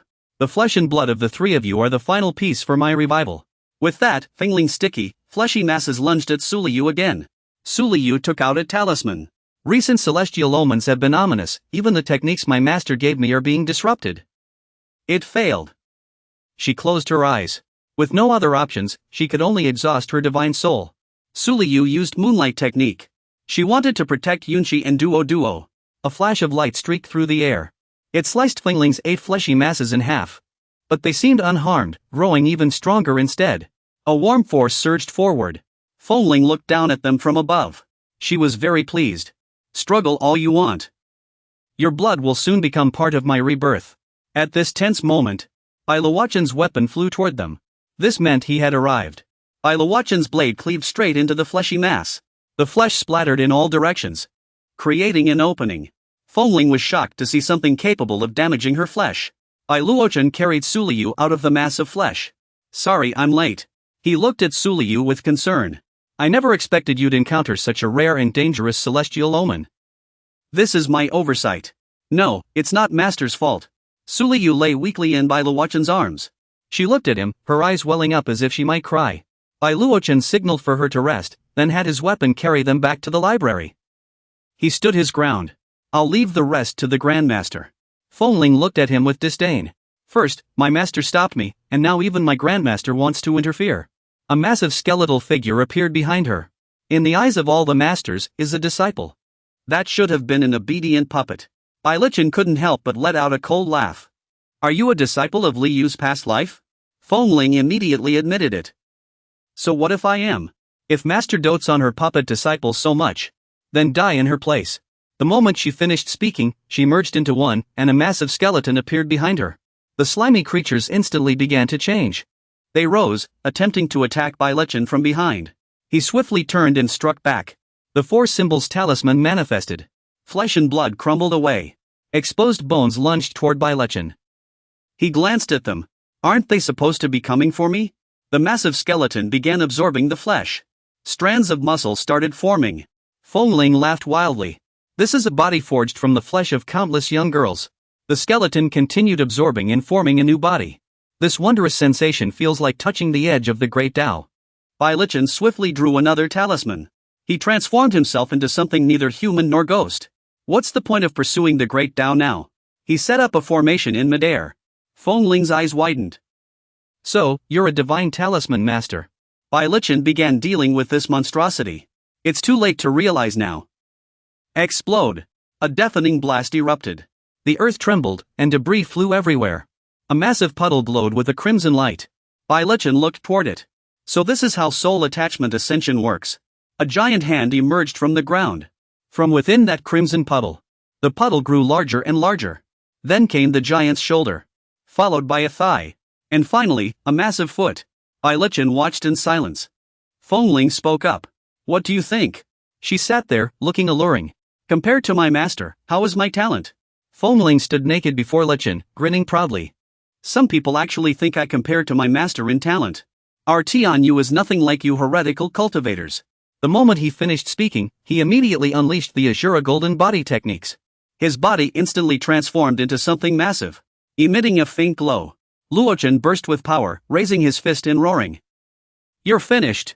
Like lightning, his fist struck heavily against Fengling's reverse scale cage. She smirked challengingly in response. Looks like you're just blind. Luochen couldn't help but be surprised. A viscous substance oozed from her body. Clinging to him, it looked terrifying. Luochen spoke calmly. No wonder you're in league with those heretics from the Paradise Palace, harming others for your cultivation. By now, his arm was already entangled by the liquid. It was slowly seeping into his body. But the Paradise Palace uses the undying lightning vein. Yet you seem to have already achieved a celestial body, haven't you? Fengling merely smiled smugly in reply. Master sure has a good eye. The ancestor of the Paradise Palace only received a fraction of my inheritance. The viscous liquid quickly covered his entire arm. She spoke softly. Originally, it required the flesh and blood of 3 young girls. But now, at last, it's complete. Luochen watched in shock as the unknown liquid dripped slowly. Fengling joyfully reached out to grab it, shouting. It's here. This is the very essence of my heavenly lightning drunken body ascension. Luochen steadied himself. Fengling looked at him with disdain. How dare you call this disgusting stuff heavenly lightning? He immediately activated the 5-fold heavenly tribulation of the void. A surge of immense power erupted from him. If you want to face a tribulation, then I'll give you one. In an instant, the beams of light transformed into several massive dragons, lunging fiercely at Fengling. The technique's power was so overwhelming that mountains crumbled and the earth shattered. Fengling sneered in response. Master, this protective charm of yours is quite painful. Before she finished speaking, she swiftly moved behind him, brimming with confidence. But it's only a little painful. Then she struck, unleashing an overwhelming force that sent him flying. Luochen barely managed to defend himself and said, Your celestial body is quite something. Even a protective charm struggles to harm you effectively. Then, Fengling suddenly unleashed her power, and watermarks gradually appeared in the sky, making her gasp in shock. To immortals, all worldly pursuits are meaningless. Before immortals, you are nothing but ants. In an instant, the sky shattered in response. Thick droplets of water began to fall one by one. Having witnessed everything from start to finish, Luochen couldn't help but exclaim in astonishment. At this, Fengling burst into laughter, saying smugly, This is something mortals spend their entire lives unable to witness. Suddenly, something ethereal began to materialize. That was the heavenly ladder to ascension. Luochen rushed forward desperately, shouting, Don't ruin this. He grabbed her leg tightly, refusing to let her climb any further. Fengling turned back, furrowing her brows in anger. Let go of me, you fool.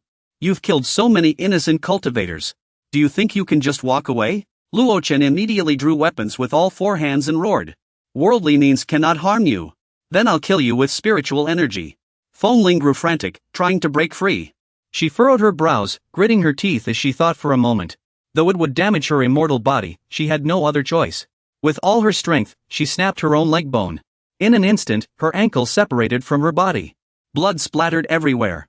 Luochen was stunned, blurting out, "What?" Suddenly, a horde of demons and monsters appeared out of nowhere, blocking his path. They lunged at Luochen, attacking him, leaving him no time to stop Fengling. At that moment, she dragged her bloodied legs, painfully climbing the steps one by one. Fengling endured the pain, crawling to the top of the staircase. Through gritted teeth, she said, as long as I can reach there." Meanwhile, Luochen moved like lightning, cutting down the blocking demons with a single slash, catching them off guard. Luochen cleared away the obstructing demons. He looked up, his expression turning to panic. "This isn't good, there's no time." At that moment, Fengling cried tears of joy, shouting, "I am the true immortal." But suddenly, a long, pale hand appeared, blocking her path. That hand pressed down on her head, and Fengling's face turned ashen. With a gentle squeeze, that person crushed Fengling's skull, killing her instantly. Her body lost all strength and plummeted straight down before him. Luochen was stunned, glaring at her with furrowed brows and anger in his voice. "Is that you?" Sexia the immortal maiden replied smugly. "I never expected to run into you while dealing with a rebellious fool." Luochen immediately waved his hand, shrinking his massive form. The sight of her made his blood boil. His fists clenched as he spat out, "Humph, cut the nonsense. I'm taking you back now." Yet Sexia merely flicked her wrist, blocking his attack with ease, and replied cheerfully, "No need to see me off. I wasn't here to fight you in the first place." Luochen instantly pulled out a prepared pickaxe, adopting an offensive stance. "Are we doing this or not? How did you get so weak? Little Moonwheel remembers your hammer." Luochen raised his hand and cast a spell, roaring, "What's it to you? I've got 9 ways to send you packing." 9. I already said I'm not fighting you. Don't push your luck." Suddenly, Sexia turned around and spoke. "Oh, right. I recently learned something in the upper realms. Though the heavens must not be revealed, I can still give you a warning." She smiled faintly and said, "Beware of that little girl called Shining." Luochen frowned in confusion. "What do you mean?" Sexia only laughed.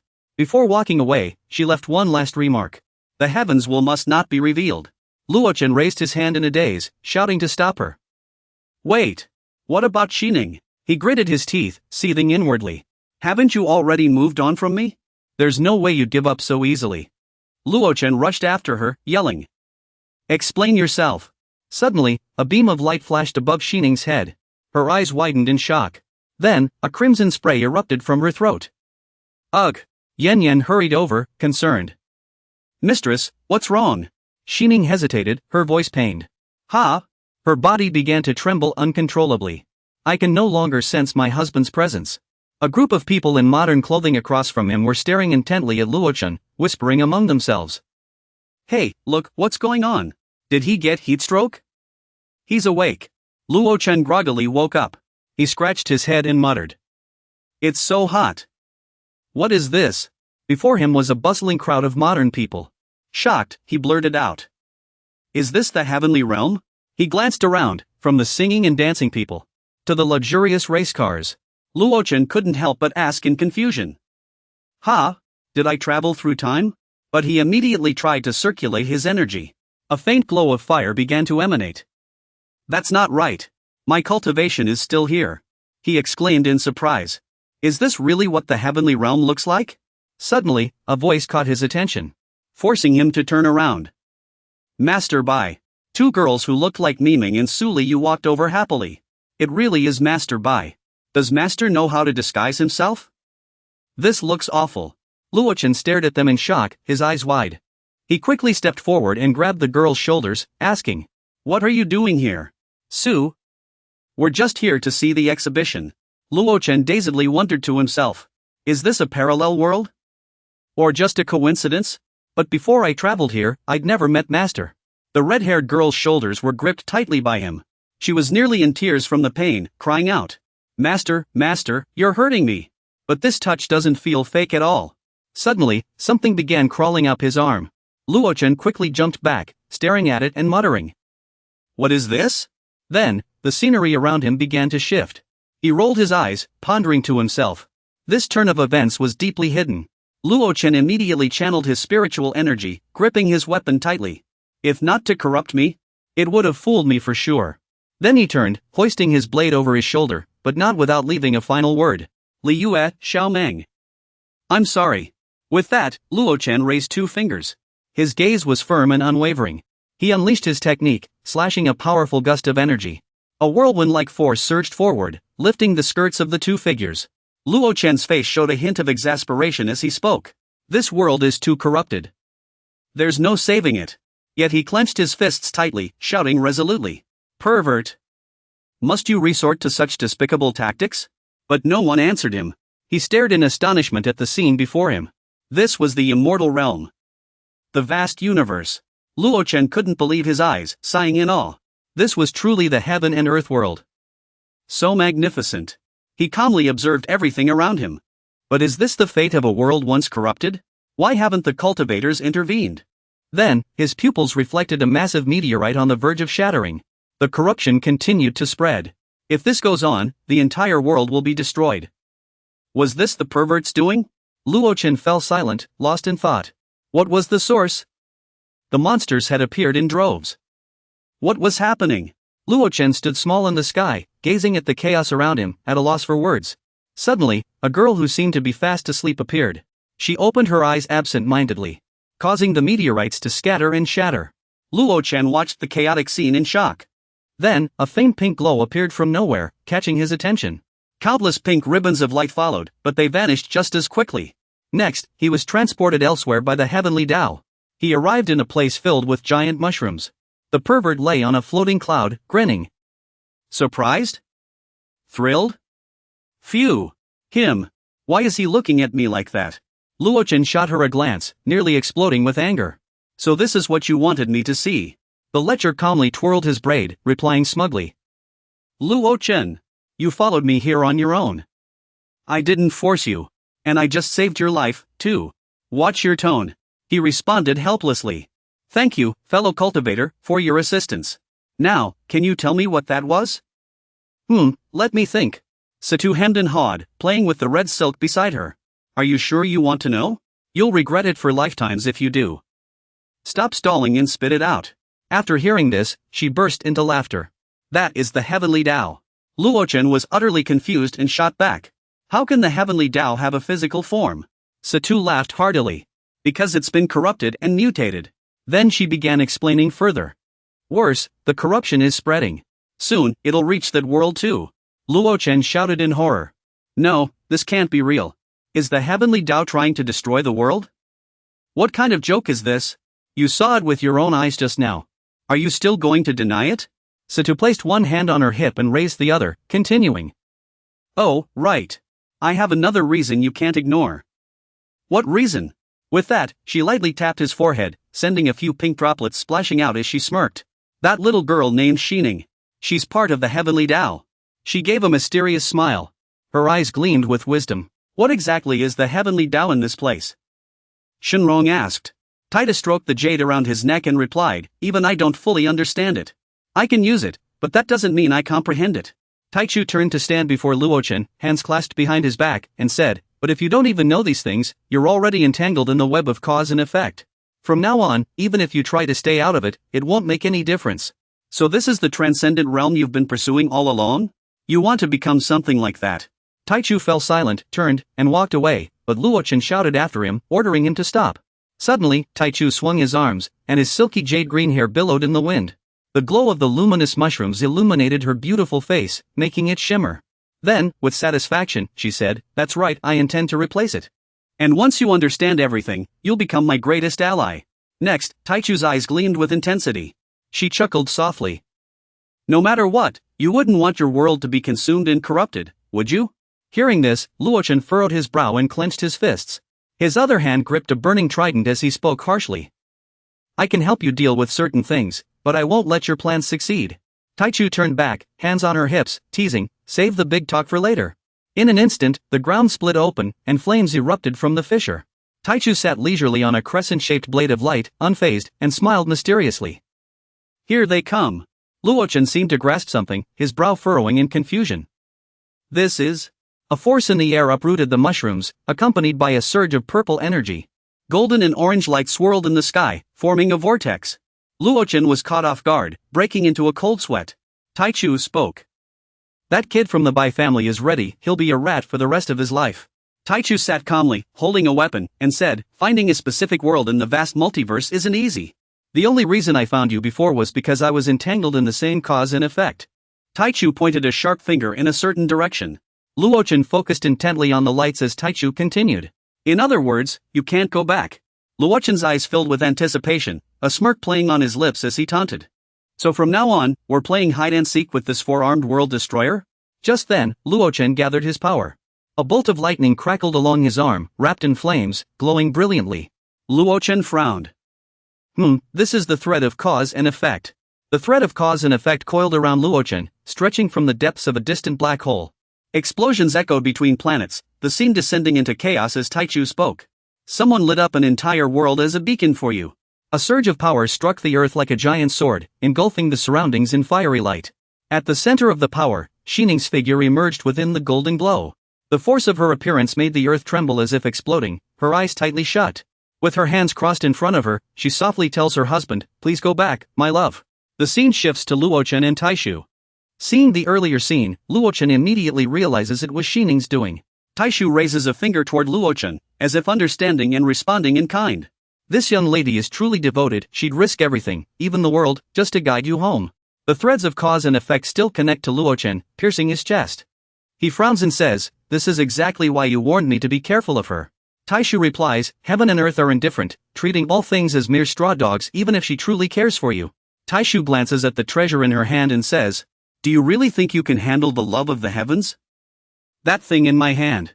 Suddenly, it slips from her grasp, circles by Luo once, then scorns him with a glance. Taishu continues, "Wake up. She didn't tell you the truth, she's just using you." Suddenly moving closer, their eyes lock, noses nearly touching. Luochen grins and asks, "What? Come with me. Let's change this outcome. Let's kill the heavens." Luochen grits through clenched teeth, his brow furrowed. He quickly pushes her away. Taishu smirks and asks, "Are you refusing my offer?" Luochen replies bluntly, "Of course. Do you think I'll just take your word for it? I'd rather ask Xining myself than listen to you." Taishu frowns, displeased. "Why? Isn't the truth obvious enough? To me, you're nothing but her puppet." Luochen turns his back to Taishu and says firmly, "Stop trying to sow discord. I'm not going anywhere except to fulfill the demon-slaying decree. You'll do anything to ascend, but you don't even know what family means." Stung by his words, Taishu's face pales with rage, spitting out, "Family?" Luochen remains silent, flying toward the swirling golden vortex in space, signaling for it to open. Taishu stands below, shouting furiously, "What do you mean by that? Am I your family? You're even crazier than I am." "Ha! Luochen, you madman!" A sharp finger extends from the distant infinite ring, where Luochen is enveloped in golden power. A voice echoes from somewhere unseen. Look, their commotion has drawn her attention. Bailuo flies toward Taishu's power, where light churns like a battle about to erupt. Baichen raises two fingers, preparing to cast a technique, and shouts, "We just need 10 breaths of time." No sooner are the words spoken than Luochen is engulfed in raging flames. His eyes glow with brilliant golden light, his cultivation has reached the golden body realm. Taishu's power swirls around him. Luochen's subordinates are poised to strike. The flames surrounding Luochen have vanished. Luochen glares at Taishu in fury and roars, "Taishu, why did you destroy my golden core?"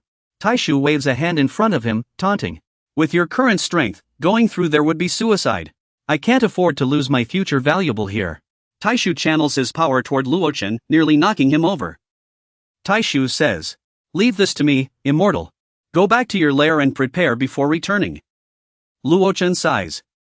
"This guy." Standing on his scythe weapon, Taishu shouts and begins to think. "How should I stop you? I've got it, mix it with the place you left." At this moment, multiple forces intertwine in the heavens and earth, creating a dreamlike scene. This is called Chaos Sky. The planets gradually disappear, as if devoured by the power. Suddenly, a golden flame-like force descends from the sky, piercing the earth. The explosion shakes the heavens. The ground shatters and scatters. The force dissipates like a storm. Xining appears, kneeling on the ground, her hands glowing blue. She says weakly, "My lord, I'm sorry. This is as far as I could hold on." The spatial gate is shrinking. Suddenly, Luochen bursts out from the gate, rushing over and shouting, "Xining!" Xining sees Luochen appear. Xining's face lights up as she responds, "My lord." Luochen fully exits the gate, shooting toward the ground like an arrow. Xining waves her hand, calling out. The Lord reaches out his slender, beautiful hand. Luochen quickly grabs Xining's hand. Xining leans her head weakly against his chest, relieved and joyful. Welcome home, my lord. Luochen kneels, supporting Xining, his voice pained. I'm here. The two gradually fade away, leaving only faint blue light and a dropped bracelet. Luochen watches Xining fade, sweat breaking out as he shouts anxiously. Xining. The screen displays, energy insufficient detected. Luochen focuses on the screen as it continues, switching to power-saving mode. Suddenly, a dazzling orb appeared, its blinding light forcing Luochen to drop to one knee and shield his eyes. What did you just say? Cracks began to form on the orb, seeping droplets of light. After a moment, the orb shattered completely, revealing Xining in the form of a child. She spread her arms cutely and excitedly leaped into Luochen's embrace. Clinging to him, she cooed, "Husband, you're finally back." Xining rushed to Luochen's side, nestling against him with a delicate and obedient demeanor. Luochen was still processing what had happened, bombarding her with questions. What's with this appearance of yours? Xining explained that the system's energy was depleted, forcing her to temporarily take this form. Luochen looked at Xining tenderly and said softly, "Don't scare me like that again. I thought you were going to disappear." Xining's cheeks flushed, and she lowered her head. She began to explain slowly. What you said was right. I nearly exhausted my energy and was about to fade away. But if you hadn't returned in time, it wouldn't have just affected me. The entire savage lands, even the entire Great Thousand Worlds, would have faced destruction.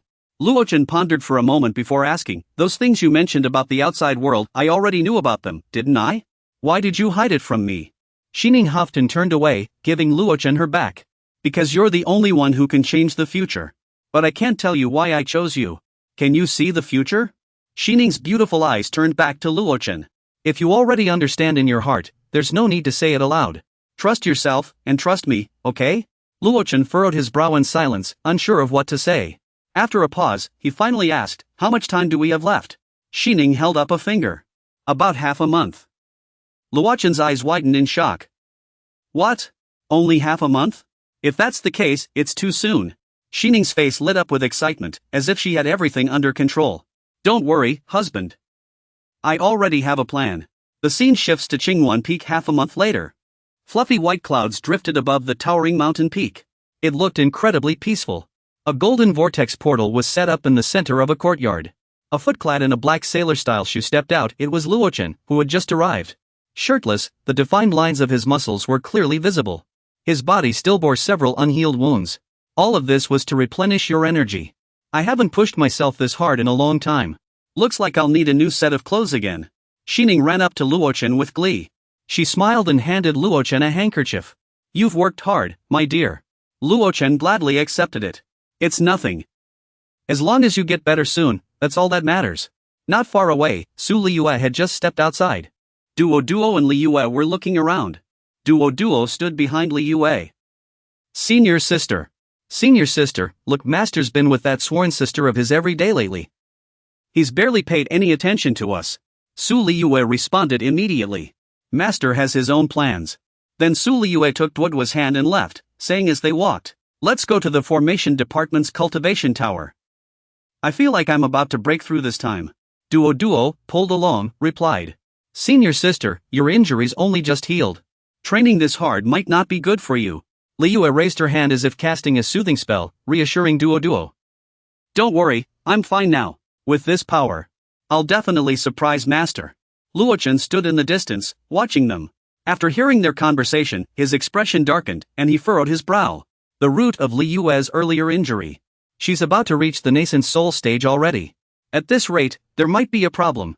Just then, a young disciple flew in from the sky and called out, "Great Uncle Bai." He landed in front of Luochen. He bowed respectfully. "The sect head sent me to notify you. The trials at the front mountain have begun. Please hurry to the front courtyard to select disciples, Great Uncle." Duo and Su Liyue turned around and smiled awkwardly. Luochen replied, "Change clothes." He adjusted his formal attire and reminded the two disciples, "Don't rush your cultivation." The skyworm bee began to transform. It turned into a ship.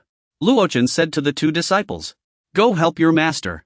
No matter how many times I see it, Master's skyworm bee is still so cool." Soon, the skyworm bee carried them on their way and arrived at their destination. There, they kept praising each other. "This recruitment. Dual cultivation systems actually despise absolute true sword cultivators like Zhang Hemming. You all flatter me. He took in over 300 disciples in one go. That's truly enviable. A voice rang out, making Zhang Hemming's expression darken. Look over there. It's the talisman sect's gathering. Luo Chen appeared amid cheers from the crowd. That's the one who defeated the Green Serpent Lord of Star City, Luo Chen. He's really handsome. Wasn't his cultivation destroyed a decade ago, leaving him useless?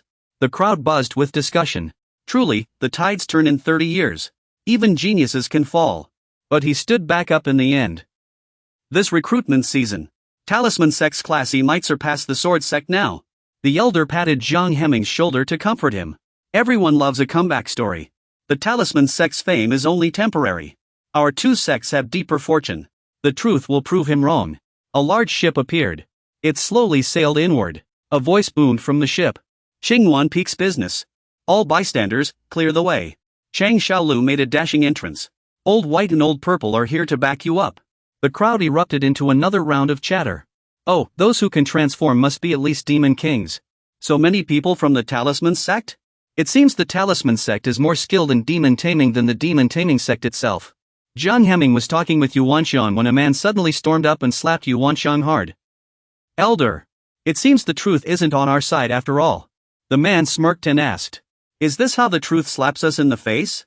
He raised his hand, ready to strike Zhang Hemming. The man quickly spoke up. Wait, what are you doing? On the other side, Yu Xinju set off celebratory fireworks. Congratulations, junior brother Bai, on your successful recruitment. Your garden is full of blossoms. Luo Chen took off his glasses and smiled in response. Thank you, senior sister. But isn't senior sister you busy with sect affairs? Why come to my place? Yu Xinju answered. First, since junior brother has officially returned, senior sister will definitely come to congratulate him. Second, Yunqi can finally get out of bed and move around this morning. This is the perfect opportunity to thank junior brother. To thank Uncle Bai for saving her life. Yu Xinju stepped forward, looking at Luo Chen with some nervousness.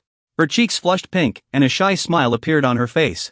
Junior brother has saved so many disciples from the four sects. I really don't know how to repay you. It was nothing, just something I did in passing. Duo and Su Liyue saw this scene and were so angry their eyes turned red. Right after, Su Liyue rushed into Luo Chen's arms, making him awkwardly ask with a smile, Liyue, why are you doing this too? Well, why not? Master has saved me so many times. I want to repay you too. Luo Chen was sandwiched between the two girls. Ha ha ha, it's common for a master to save their disciples. If Miss Liyue wants to show gratitude, just focus on your cultivation. After all, helping senior sister Yin was just something I did in passing. Senior sister, there's no need for formalities. Luo Chen sighed helplessly. Fine. Let's not bring that up again. Just as the tension between the two girls was rising, Xiaotian's voice rang out. Found him. Master Bai is over there. She also brought another girl with her. Xiaotian happily waved and ran over. Luo Chen quickly ran to greet them to escape the awkward situation. I'm here. Miss Su is here. As he got closer, he noticed the girl standing behind Xiaotian. Standing next to her was, this Miss Su got lost in front of our house. When I heard she was also looking for Master Bai, I brought her alone. The young lady, Miss Su, gave him a cold stare. She slowly spoke. I've finally found you. Without another word, she immediately lunged toward him. Miss Su grabbed him tightly and shouted. Do you know you left behind a huge mess? You deceived me for so long, then just left like that? Is that how it's going to be? What do you mean, deceived you and left? Don't make it sound like I'm some kind of scoundrel. And how did you even track me here? Xiaotian saw a little girl walking by with a carrot and called out to ask her a question. The little one cheerfully invites her to eat carrots together. It seems Lu Chan is too busy to pay attention to her for now. Come over here and eat carrots with me. Yu Xinju quickly steps forward to pull the young lady away from Lu Chan. Miss, please don't rush. Junior brother Bai would never deceive you. I think there must be some misunderstanding here. She still can't suppress her anger. There's no misunderstanding. He sold himself to me long ago. He just ran away without permission later. Junior brother Bai sold himself? Sister, don't listen to her nonsense. I was just working. Over there, flirting with every flower. Duo. The little one in Chang's Isle are having a feast behind the fruits and vegetables. They're eating and gossiping. Never thought the Demon Realm slave girl would come all the way here for old Bai. Your family sure knows how to put on a show for us. though Master never mentioned anything about that side. But back then, that slave girl and him seemed quite close. Liu heard their discussion and turned her head. I thought senior sister Su Fang was a demon like you. So Master has been to the demon realm too. That's quite an epic story. I'll tell you the details after I finish explaining the distant matters. Hearing this, Su Liu's cheeks flushed red, and she shyly lowered her head. Where did this person come from now? She rushes forward and hugs Lu Chan in front of Su Fang. This is my master. None of you can take him from me. Liu, why are you joining in on this nonsense? Lu Chan is suddenly surrounded by 3 beautiful women, making all the junior brothers envious. Their eyes lit up. Is that the talisman division over there? So many beautiful fairies. I'm starting to regret joining the sword division. Is it too late to switch now? Just as they finished speaking, an angry shadow appeared behind them. Zhang He, holding a long sword, threatened sternly. Those who practice the sword must maintain purity of mind and body. If you're not pure, this instructor can help you with that. Instructor Jiang, we were wrong. We won't switch divisions anymore. Yunruo comes running, out of breath. Master, senior sister, we finally found you. She runs to Yu Xuanzhu's side. What happened? Come back with me quickly. There's a problem with our department's admissions. Could it be those refugees from the sword technique department causing trouble? Yunruo said it wasn't. This time, a few men disguised themselves as women and insisted on joining the 4 arts department. The ghost enforcers over there couldn't drive them away. They absolutely refused to leave without seeing the master. Another disciple, Luo Chen, who looked nervous, stepped forward to ask. Senior sister Yu, what's wrong? Need any help? No, thanks. It's just a small issue in the department. I can handle it. Yu Xinju left with her disciples. Zhao Yan grabbed Luo Chen's sleeve, making her hesitate. Could Master Bai take me to see my future living quarters? My family is still waiting at the mountain gate with my luggage. Luo Chen turned and said. Don't worry. The department lacks nothing. Su Fang, you come too. Su Fang was furious. Just call me slave leader Luo Wei. You weren't even an official number 9527 before. After walking for a while, Su Fang couldn't help but ask, are we there yet? Do we have to tour the garbage dump before reaching your place? Fine. I'll pick the best one for you later. Zhao Yan forced a smile. Ha? Really, senior sister? You'll get used to it. Luo Chen was speechless. Shallow waters without dragons lack vitality. Cultivation isn't about external realms but about the heart. Time to make senior brother Bao cough up some gold for me. Su Fang secretly rejoiced. Dragons bring vitality. What does he mean by that? Suddenly, the house next to them collapsed. Unfortunately, it was the kitchen. Don't worry, senior sister. I've come to add to your troubles. I mean, help. Oh no. My lifebound carrot is still in there. Luochen felt a bit ashamed. He quickly explained to Zhaoran. Though living conditions are a bit tough, the cultivation environment isn't an issue. Deceiving so many innocent children like this. Doesn't your conscience bother you? When Su Fang asked this, Luochen quickly changed the subject. What do you mean, deceiving? This is guidance. The truth is, we're really short on funds right now. How you teach your disciples is your business. I can't accept that a former trial participant, a servant girl, is still so uncouth. She was furious about the harsh conditions here. Luochen then asked. So you mean you're planning to stay here? What about the manor? They'll blame you for this. The young lady who ran away herself is blaming me for not keeping an eye on you. She gave me a long leave to come and drag you back. Luochen scratched his head and awkwardly turned to Zhaoran. Miss Rao, don't take what she said to heart. Our sect is small, and our resources are limited right now. Things will get better over time. It's all right. I don't care about these things. After hearing this, she shook her head in denial. Her attitude remained cheerful. Just as my master said. Those are all worldly concerns. Cultivation is about refining the heart. Hearing this, Luochen was overjoyed. He took out a book and handed it to Zhaoran. Good. You have potential. Our talisman sect needs disciples like you. Take these 2 books. From now on, you'll have to self-study with them. Zhaoran took the 2 books as Bai Luochen explained. This one is the textbook for my course. It covers all the basics of learning talismans, from easy to difficult, step by step. She flipped through the book. The second one is the exercise book for after you've studied. It's labeled with the corresponding difficulty levels. Work through them at your own pace. Don't rush, and don't bite off more than you can chew. Luochen hadn't even finished speaking when Zhao Yan cut him off. Reporting to Master, I've finished reading it. Luochen was stunned, unable to believe what he heard. No wonder she has a primordial Dao body. This learning ability is truly terrifying. Since you've already finished reading it, then share your understanding. Zhao Yan looked a little embarrassed after hearing this. I exhausted all my spiritual energy just reading it once. I really couldn't grasp the content. Upon hearing this, he patted her head. So you only skimmed through it. After all, a primordial Dao body still falls short compared to Liyue's reincarnated primordial body. Cultivation must be done step by step. One must not rely on their constitution and rush progress, or their foundation will be unstable. Thank you for your guidance, Master. I understand now. Su Liyue watched the scene from afar, feeling extremely displeased. As the sky darkened, they lit a bonfire to keep warm. Su Fong brought over a table full of sumptuous food. The kitchen collapsed, so conditions are limited. This is the best we could do. Everyone, dig in while it's hot. They ate with great enjoyment, praising the food non-stop. So delicious. Amazing. Luochen noticed Duo crying while eating and was puzzled. This tastes way better than what senior sister makes. Why aren't Liyue and the others here to eat? Duo replied. Senior sister said she's going into seclusion to break through. Man and Xiaolu are guarding her. Luochen frowned with concern after hearing this. Liyue's cultivation progress has been so fast lately. I feel like she's at risk of losing control. Su Liyue was training alone in a secluded spot. She was pushing herself to the limit. Liyue's eyes gradually became unfocused. Her body reverted to that of a little girl, curling up and clutching her magical artifact. Sword energy tore through the sky like rifts. She kept unleashing powerful strikes. Countless explosions echoed around her. The ground was shattered by the sword energy. At this moment, Liyue floated in midair, continuously absorbing abundant spiritual energy. The aimless sword energy quickly found Xiaolu's radish garden. But before it could strike, Xiaolu had already rushed over. She sprints over, putting all her strength into blocking the attack. Her voice still carries a hint of anger. Don't even think about touching my radish. Seeing the dire situation, Man stepped forward to help set up a formation. She used her own power to set up a formation to resist.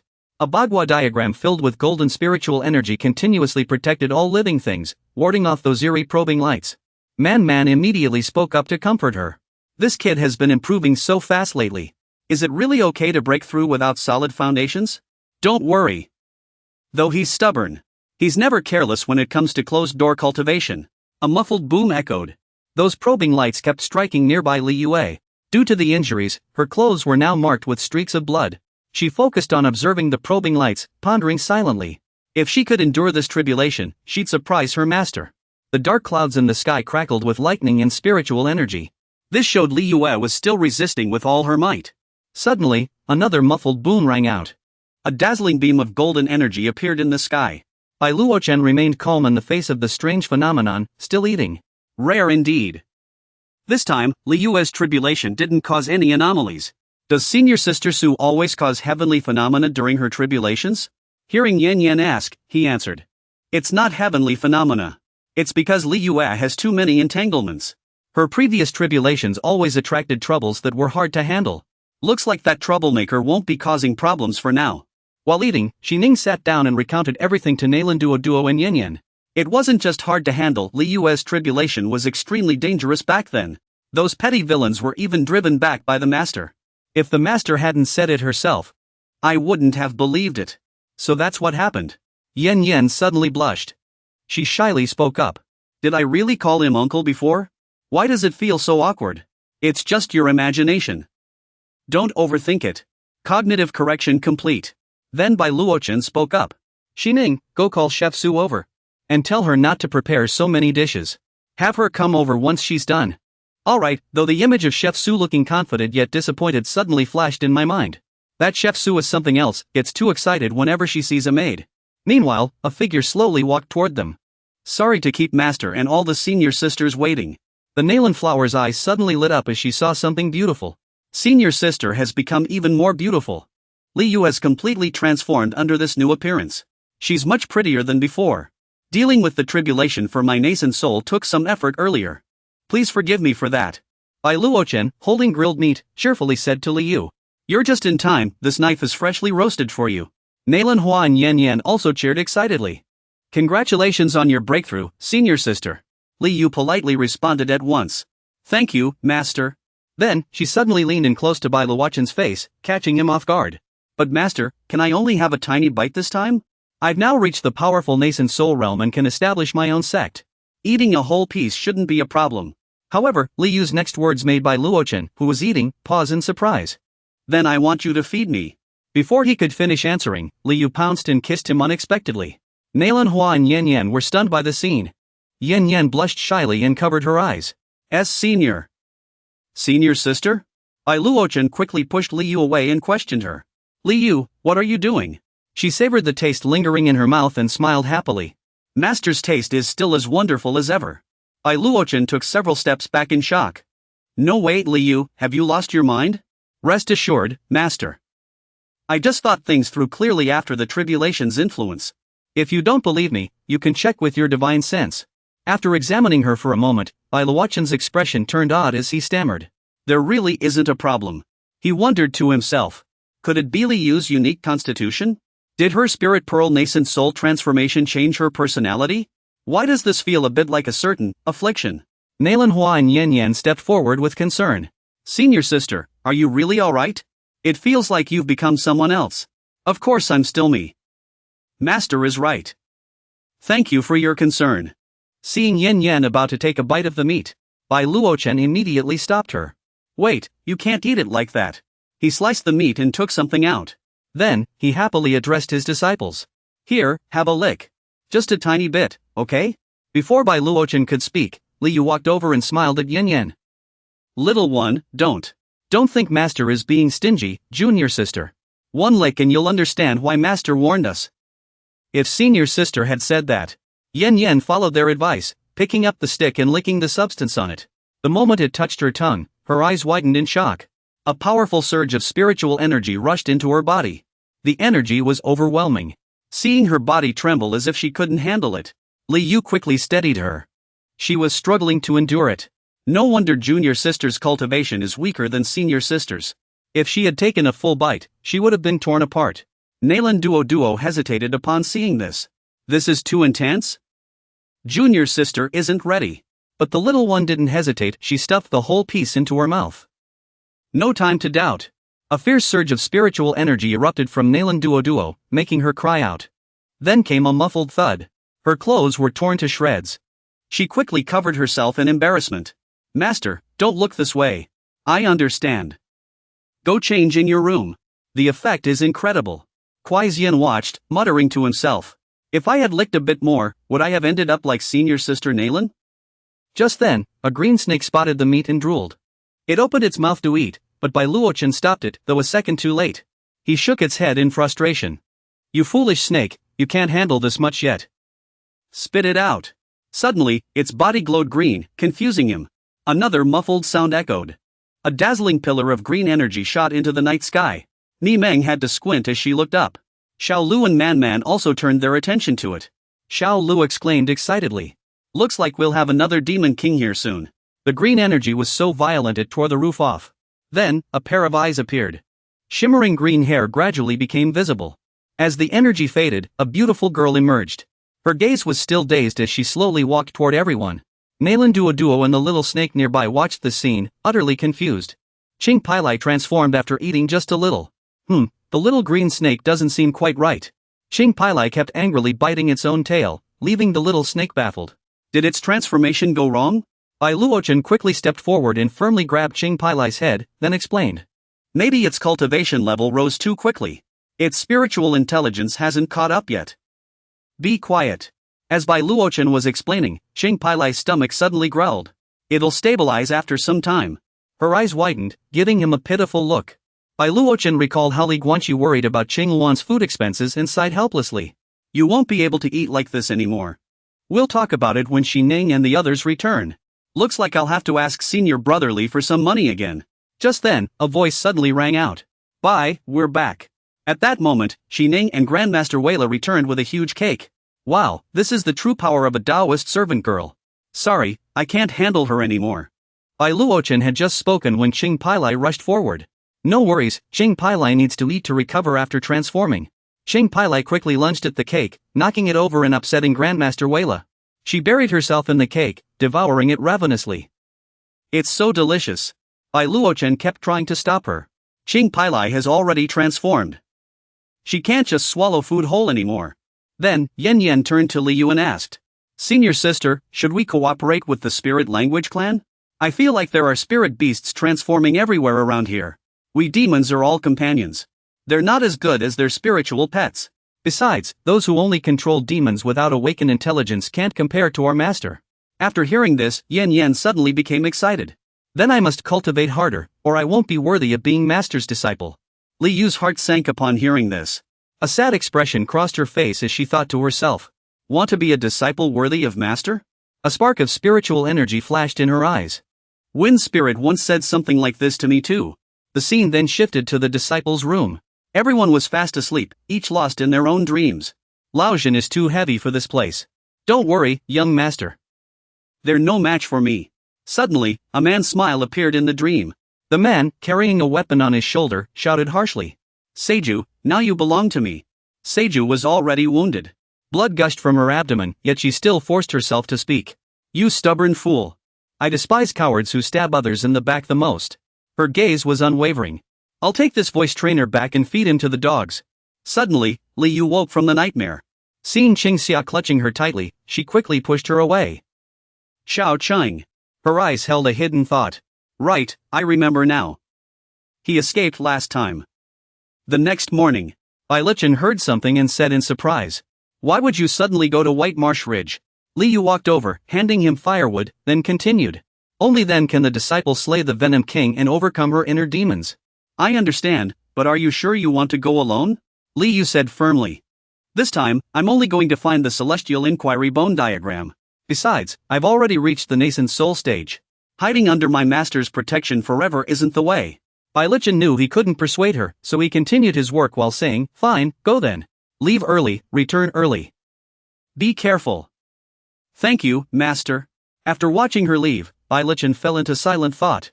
After a while, he put down his knife and said, Forget it. I'd better follow her in secret. Soon after, Elder Weila noticed Bai Lichen sneaking out. She turned back, feeling puzzled. What's that boy up to, sneaking around like that? The scene quickly shifted to the southern frontier's Xianming flying shipport. Countless flying ships came and went, bustling with activity. The line for tickets was packed. Li Yu quickly secured her ticket. She happily took the ticket from the female staff member. This is your single cabin ticket from Southern Frontier's first flying shipport to White Marsh Ridge. Please keep it safe. Thank you. Meanwhile, Bai Lichen was following behind her. But to everyone's surprise, Elder Weila was tailing him. Next, please. He quickly spoke to the ticket seller. Give me a single cabin ticket from Southern Frontier's first flying shipport to White Marsh Ridge. We don't have any single rooms left, only a luxury suite. Would you like it? This made him pause for a moment. Things have been in a state of emergency lately. Living alone in such a big room would be a waste. I'd better follow the heavenly soldiers and generals instead. Seeing Bai Lichen still hesitating, Grandmaster Weila walked over and patted her shoulder. Alright, I'll take this ticket. Bai Lichen was a little surprised when she saw her. Su Feng, what are you doing here? Wherever you go, I go. Don't even think about leaving me behind. The ticket agent quickly stamped both of their tickets. There you go. A ticket for a luxury suite room 12, South Scenery Port, was handed to Bai Ziling. A 2-day, 1-night journey. Enjoy your trip. But when they went to claim their room, they froze in shock. What's with all the love-themed wind chimes? The whole room was filled with scented candles. Especially that heart-shaped bed in the middle. This is clearly a couple's room. The two of them were speechless. Bai Lichen turned to leave but was stopped by Grandmaster Weila. I'll go get a refund. Her face turned as red as a tomato as she spoke. The ship has already set sail. Let's just make do with it. In room 306 on the cruise, Su Liyue was talking to herself. She hadn't expected her former master, Sun, to show no reaction after her promotion. A hint of disappointment flickered in her eyes. Does master really not care about the reason? Suddenly, a voice came from behind Su Liyue. What's the difference between master and disciple? How about leaving the sect? Su Liyue jumped in shock and quickly turned around, asking loudly. Who's there? But she soon realized she was alone in the room. There was no one behind her. Su Liyue wondered. Was that my imagination? Suddenly, a loud crash came from the next room, startling Su Liyue. A chilling voice echoed. "Don't worry, it won't hurt." "No, stop." Su Liyue's cheeks flushed as she pressed her ear against the wall to eavesdrop. It turned out to be the noise from the next room. The ship had just set sail, and they were already so eager. How indecent. Just as she was listening, a loud bang suddenly rang out. A picture frame from the wall just smashed right onto her head, hurting like hell. Su Liyue flew into a rage. Her eyes turned bloodshot, burning with fury. She immediately took out a talisman and stuck it on the wall for soundproofing. Then she complained about how poor the room's soundproofing was. The talisman took effect at once. Su Liyue could no longer hear any noise from the next room. The girl in the next room had already been killed. A man in black ended her life with a blade. He looked like a bandit. This guy looked decent, but he turned out to be ruthless. Even after she was gone, he wouldn't let her be. "This skin is too good to waste." After saying that, he immediately used his blade to remove the girl's skin. A perfect disguise was draped over him. The man then continued to rob other rooms. His next target was Su Liyue's room. Disguised in the girl's skin, he kept knocking on the door. "Due to this guest, we've discovered dangerous individuals on board. Could you open the door so we can inspect?" But no matter how long he knocked, no one answered. It was likely because of the soundproofing talisman Su Liyue had just placed on the wall. Frustrated, the man had no choice but to leave. The scene shifts to another room filled with candles and flowers. Elder Weila was sitting on something. Bai Luochen turned his head and asked, "After all this time, aren't you satisfied yet?" Elder Weila's cheeks flushed red. "It's still too stiff, which means it's not enough. Are you two thinking something inappropriate? We're just giving each other massages. Your muscles are so tense, it's not good for your health. Things are different on our side. Cultivators' meridians are reinforced. It's normal if they can't be loosened." Elder Weila raised a hand to wipe the sweat from her forehead. "If it's too hard, then forget it. You're drenched in sweat, and you don't even say thanks." Bai Luochen woke up and stretched. Elder Weila watched him, lost in thought. "Isn't it because you asked me to give you a massage? My strength is really something else. Some of my meridians can't take it anymore. I'm going to wipe off my sweat. No peeking, okay?" With that, she walked behind the curtain across from him. Bai Luochen gave a wry smile. "No wonder this is called a luxury suite. The design is really thoughtful." Ancestral Master Weila began removing her clothes layer by layer. Her skin was fair and smooth, making a soft, moist sound. Water splashed everywhere. Ancestral Master Weila lay in the large bathtub, utterly content. "This jade bathtub of yours is truly amazing. The water has stayed at just the right temperature even after soaking for so long. It's just an automatic heating formation. Most decent inns have something like this." She was thoroughly enjoying herself. Happily playing in the water. "You people here sure know how to live well. When our young lady bathes, we have to keep boiling water." "That's right, and we're the ones who have to chop the firewood for it." As Bai Luochen was speaking with Ancestral Master Weila, the cruise ship suddenly lurched violently. Ancestral Master Weila worriedly pulled back the curtain and asked, "What just happened? What's going on? Stay here and don't move." "I'll go check." Outside the cruise ship, a strange purple mist had enveloped everything. Su Liyue was already outside. She stared ahead in shock. "What is that?" A purple whirlwind had formed on the sea, carrying an eerie presence. It looked like a massive tornado. The communication bird suddenly cried out. "A large whirlwind has appeared ahead of the ship. This vessel will alter its course to avoid it. All passengers are requested to return to their cabins immediately and avoid staying on deck." The first mate turned around anxiously. "The spatial turbulence isn't looking good." After assessing the situation, he reported, "A demonic aura is approaching from behind the ship in the distance. There's no time to avoid it. Can you confirm the level of the demons? A group of monsters is heading our way. The highest level detected is a spirit demon. But we can't rule out the possibility of a demon king." The captain's expression darkened immediately. "Rather than being chased by these beasts, we might as well take a gamble." He ordered the cruise ship to charge straight into the whirlwind. "Execute the order." The captain continued giving instructions to the first mate. "Activate the large defensive formation. Notify all passengers on the Era vessel to gather in the main hall." Their cruise ship began charging straight into the whirlwind.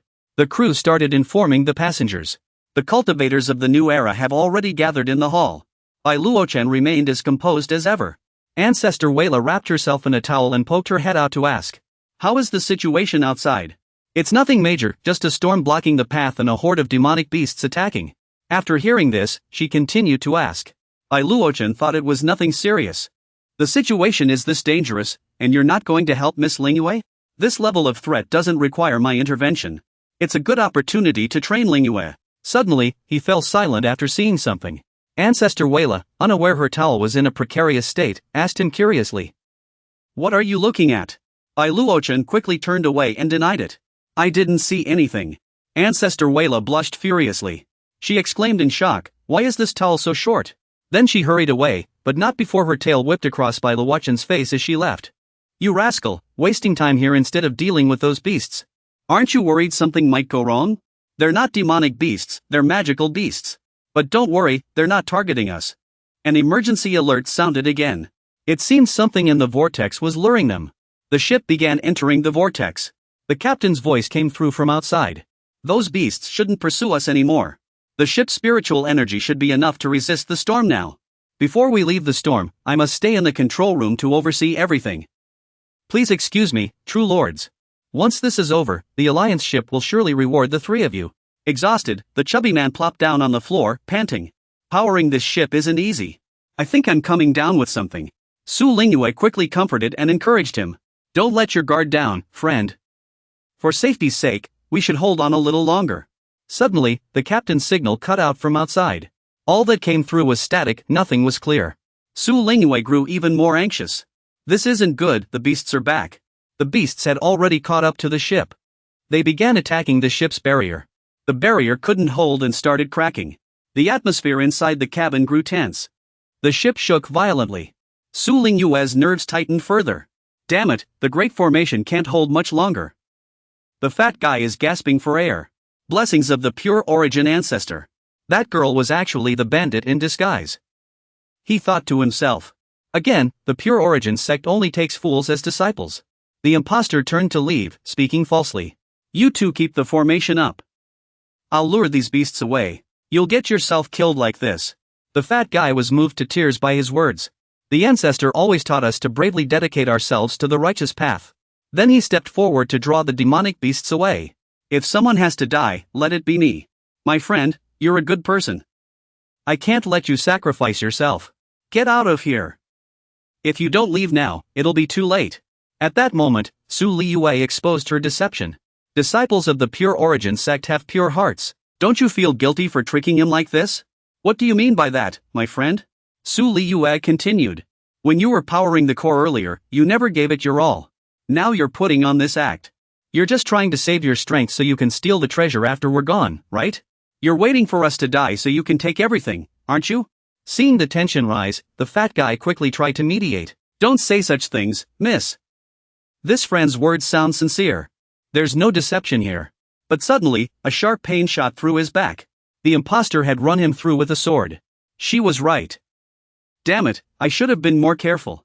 His soul immediately tried to escape his body to save itself. But she wouldn't let him. Trying to run? A massive mouth opened in her chest. A long tongue stretched out from it, wrapping around the fat guy's soul. Formless devouring heaven.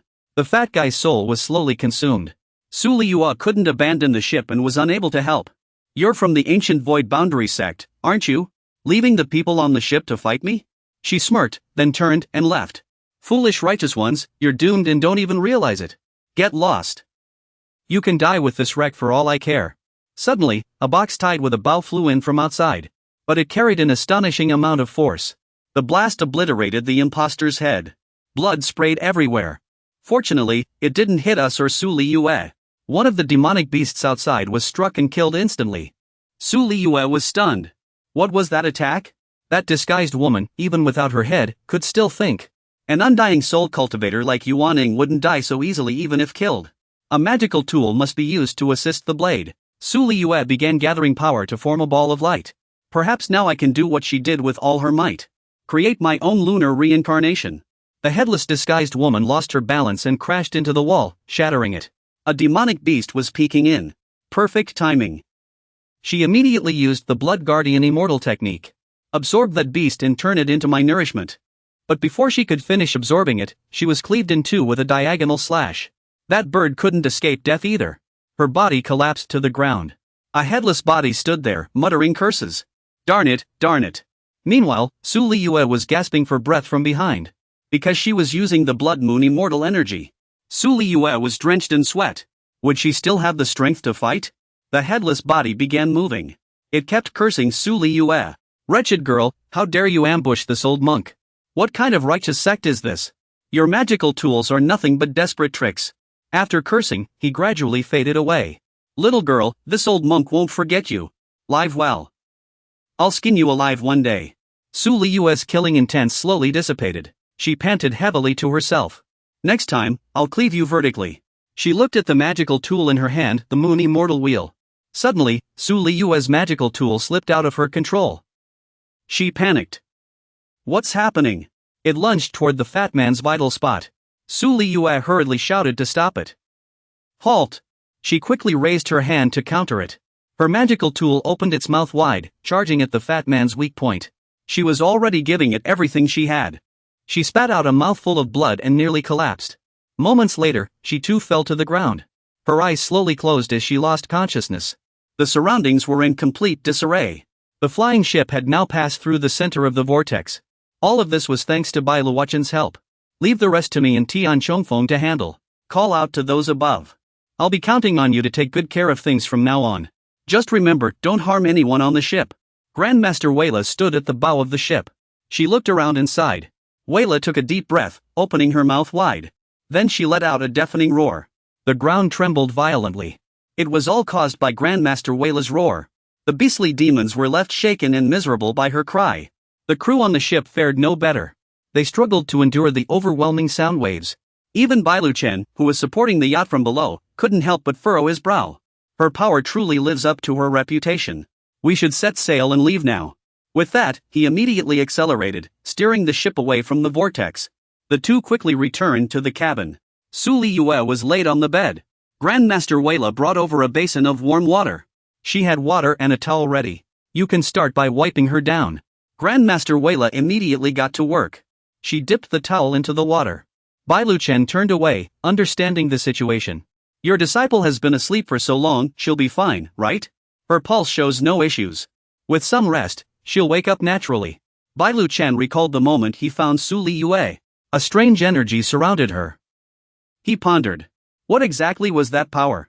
Toshi Weila began wiping Su Liyue's body. She started mumbling incoherently. Grandmaster Weila sensed she was about to wake up and called for Bai Luochen. She seems to be waking up soon. Su Liyue slowly opened her eyes. She sat up, clutching her head. She cried out in pain. My head hurts, what happened to me? She looked around the unfamiliar room. Why does this room look like a bridal chamber? Then Su Liyue realized she wasn't wearing any clothes. Her cheeks flushed red. But after checking, she found nothing unusual. Su Liyue let out a relieved sigh. That was close. She examined the room, puzzled. But why am I here? And what was I cultivating earlier? She recalled the candle that had suddenly flown into the room. Could that candle have been her master? Su Liyue pondered to herself. What was her master up to? Was it him? She put her clothes back on properly. If her master had really followed her, why hadn't he shown himself? Was there some other hidden purpose? Just then, someone approached and knocked on her door. A voice came through. The passenger ship had docked. The captain asked if she would honor them by joining for a meal. No need for a meal. I have things to attend to later. With that, Su Liyue turned and left the room. Ancestor Weila and Bai Luochen hid in the wardrobe, whispering to each other. With your vast powers, couldn't you have used an invisibility technique? Why did you have to hide in here? Don't move around so much. You'll make noise and get us caught. Ancestor Weila continued impatiently. You've already been exposed. Didn't you hear her calling for you earlier? We were supposed to assist in secret. Getting discovered right after departure is inconvenient. After a few words, Bai Luochen's cheeks flushed red, and the wardrobe began to shake violently. The scene shifts to White Cliff Ridge, Yunhua Harbor. Su Liyue stepped off the yacht. The people on the ship were deeply grateful for her help. May fortune favor you, benefactor. Until we meet again. Su Liyue walked alone down the street. Suddenly, a voice from a corner asked.